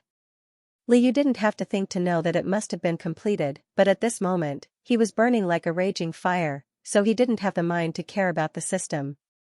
Anyway, he just needed to get the reward and the next step. When he was free, he would naturally care about it. Liu said in his mind, "Stop arguing, I'll accept it." Then, he couldn't hear the system beep anymore. Next, he wholeheartedly entangled himself with the other person in the exercise of love. The sand in the silver hourglass was about to reach the end. King Jing stopped and kissed his flushed cheeks. Is it time to leave? King Jing's restrained gaze was asking. Liu felt that he was like Cinderella in a fairy tale, sitting in a pumpkin car and having to change back to his original form every midnight. However, his prince, King Jing, was not unaware of the truth that he could turn into a fish. Even if he knew, he still loved him. Your Highness, I don't want to leave. The more Liu looked at the person in front of him, the more he liked him. He smiled and hugged him. His voice had become hoarse from excessive talking. Because I know. Your Highness will never abandon me. Liu smiled and hugged him again. King Jing was stunned for a moment, but then he understood what he meant. He was touched, but he also didn't know whether to laugh or cry. This fish didn't care about him at all. He had to grit his teeth and bear with it. King Jing took a few deep breaths, so as not to be led into a ditch by this fish. This was really a great test for him. It was almost time. King Jing let Liu lie down and rubbed Liu's head. The young man looked at him with his soft and bright eyes, and his slightly trembling eyelashes were still wet with tears of love. Your Highness, wait for me. Liu called out softly. She touched his fingertips reluctantly, as if it was a small promise. King Jing restrained his enthusiasm and waited quietly. Almost in the next moment, he saw the young man turn back into a fish. King Jing, who had seen it many times, hurriedly went to fetch the fish from the fish tank, but the fish stopped him. It jumped up high, jumped onto his shoulder, and intimately rubbed against his face. Then it slid down his arm and into his palm. King Jing was puzzled for a moment. He could not catch the fish with one hand, so he had to use both hands. Just as he held the fish, his palms felt cold, and in a flash, there was a handful of clear water. The fish was in the water looking up at him. King Jing understood that this must be the carp demon's magic to conjure water. King Jing continued to wait as promised until he heard the clappers outside the window. The fish in his hand happily bounced up from his hand as if it had a premonition. The fish flipped its body in the air and drew a beautiful arc. It turned back into a human and flew into his arms. King Jing caught him with a smile. Liu couldn't help chuckling and said seriously, "Your Highness, the carp demon's act of sucking gold is divided into two halves." Dang, dang, dang, the first half is over. The second half is just beginning. The young man's voice was hoarse with a hint of sweetness, which continued to stir the fire in his heart. "Your Highness, be careful. Don't be sucked dry by me." He wanted to suck him dry in just one night? How could it be so easy? King Jing smiled, no longer carefully suppressing the strong desire in his eyes. The two of them had to stop the raging fire just now, and without prior consultation, they added a bundle of firewood. Liu slept until late in the morning. When she woke up, she found herself lying on the silver stone bed wrapped in a golden silk seaweed quilt. She didn't sleep on her boyfriend's chest and wake up with a moan. It was a little regretful, but according to his condition of turning into a fish from time to time, it was already good enough that he could suck gold successfully. Liu was satisfied with the process of sucking gold. When he wanted to swim up from the bed as usual, he found that his body was as heavy as iron, and his fins seemed to be rusted. As for his fishtail hurt when he moved. When he was secretly looking forward to Doi, Liu also knew that he would definitely feel uncomfortable afterwards. He was very clear about the discomfort of the human body, but would the fish body also feel uncomfortable? When he was sick, the fish form would relieve the discomfort, but what about Doi? This time, the curious baby knew that the fish body wouldn't feel much better. The bottom of his caudal fin seemed to be pierced by a sharp and ruthless steel fork, and it was burning with pain. He finally understood why fish were called coattails. And he was probably the first fish that was still alive after being pierced by the steel fork. He remembered the last time he asked King Jing how long King Jing could last, and King Jing made a gesture of one. Liu thought that it would take a cup of tea, and at most, not more than a stick of incense. Now, it seemed that the big bastard's 1 hour was probably 2 hours. That's right, the steel fork had pierced the fish twice last night, in the first half and the second half. He lived in fear, surprise, of being pierced by the steel fork for 2 whole halves of the game. Ugh, although it was very satisfying, it was too difficult to fish after the event. Liu couldn't just lie there for a long time without moving. He wanted to turn over, but he couldn't, and he was a little hungry. Fortunately, his boyfriend, King Jing, didn't go too far away. Liu hadn't been hungry for long when King Jing, who was concerned about Xiaoyu, quickly walked over. Seeing that the fish had woken up, King Jing's heart was filled with infinite tenderness.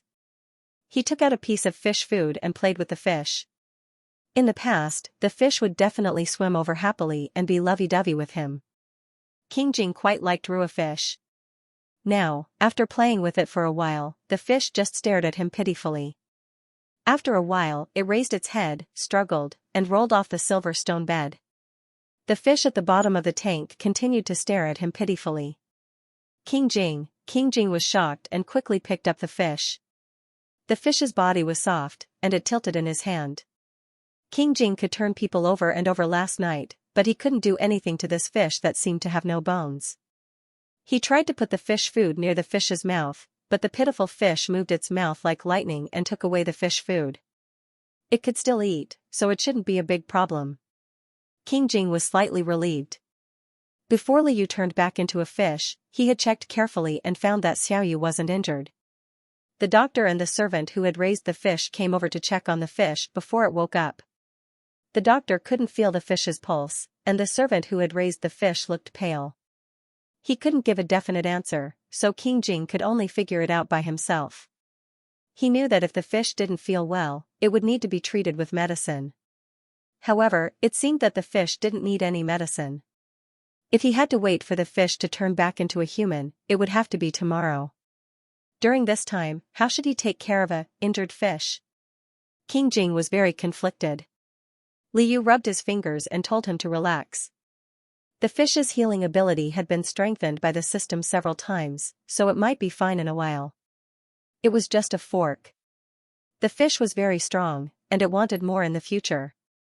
Liu ate a lot of fish food from King Jing's hand, and the fish felt much better. He rewarded King Jing with a fish mouth. Then, he remembered that he also had to receive the reward for the mission, so Liu entered the system. Last night, the system notifications came one after another like a stormy sea, and he was also in a stormy sea, so he didn't have time to take care of it. Now, he could finally take a look at the reward. Needless to say, he could get another King Jing's secret. Li Yu entered the system, and a row of notification windows greeted him, almost suffocating him. What's going on? Isn't it just the completion of the mission and the next step refreshed? Why are there so many notifications? Li Yu wasn't in the mood to look at the notifications carefully, so he looked at the main storyline first. Last night, the sky was full of fire, so the mission was successfully completed. The next step, procreation with the Tyrant, was in progress. Wait, procreation? Li Yu's intuition told him that something was wrong. Procreation meant to continue the bloodline, which meant to give birth to children, right? Li Yu's scalp went numb, and he felt a little shocked. He hurriedly looked at the detailed explanation. He might have misunderstood. Maybe it was just asking him to plant trees with King Jing. Fortunately, there was always no explanation for the mission, but this time, there was, although it was only one sentence. Give birth to the Tyrant's children. Li Yu, who was instantly shocked, thought, what the f***ck? It was better not to have this explanation. What did it mean by asking him to give birth to King Jing's children? He was a man, and even if he was a fish, he was a male fish. How could he give birth to children? The system wanted him to go against the heavens. No, it should be said that the system was cheating him, so why would it have such a heaven-defying mission? Li Yu was so frightened that his voice trembled. System, what's going on? Why do I have to give birth to children? The system said in a deep voice, Host, please check the notifications from last night. Li Yu didn't dare to look down on the notifications anymore, so he quickly clicked on them. These prompts that almost hit him in the face were actually reminders.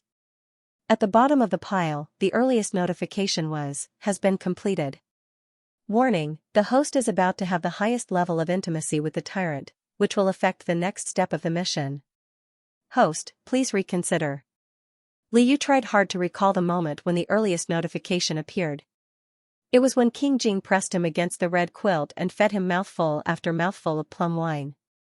So it was fine just like that, and he didn't have to do it for real, but he wanted to do it, so how could he stop at such a critical moment? Who would stop? At the bottom of the pile, the second last, the next step, give birth to children with the Tyrant, has been activated.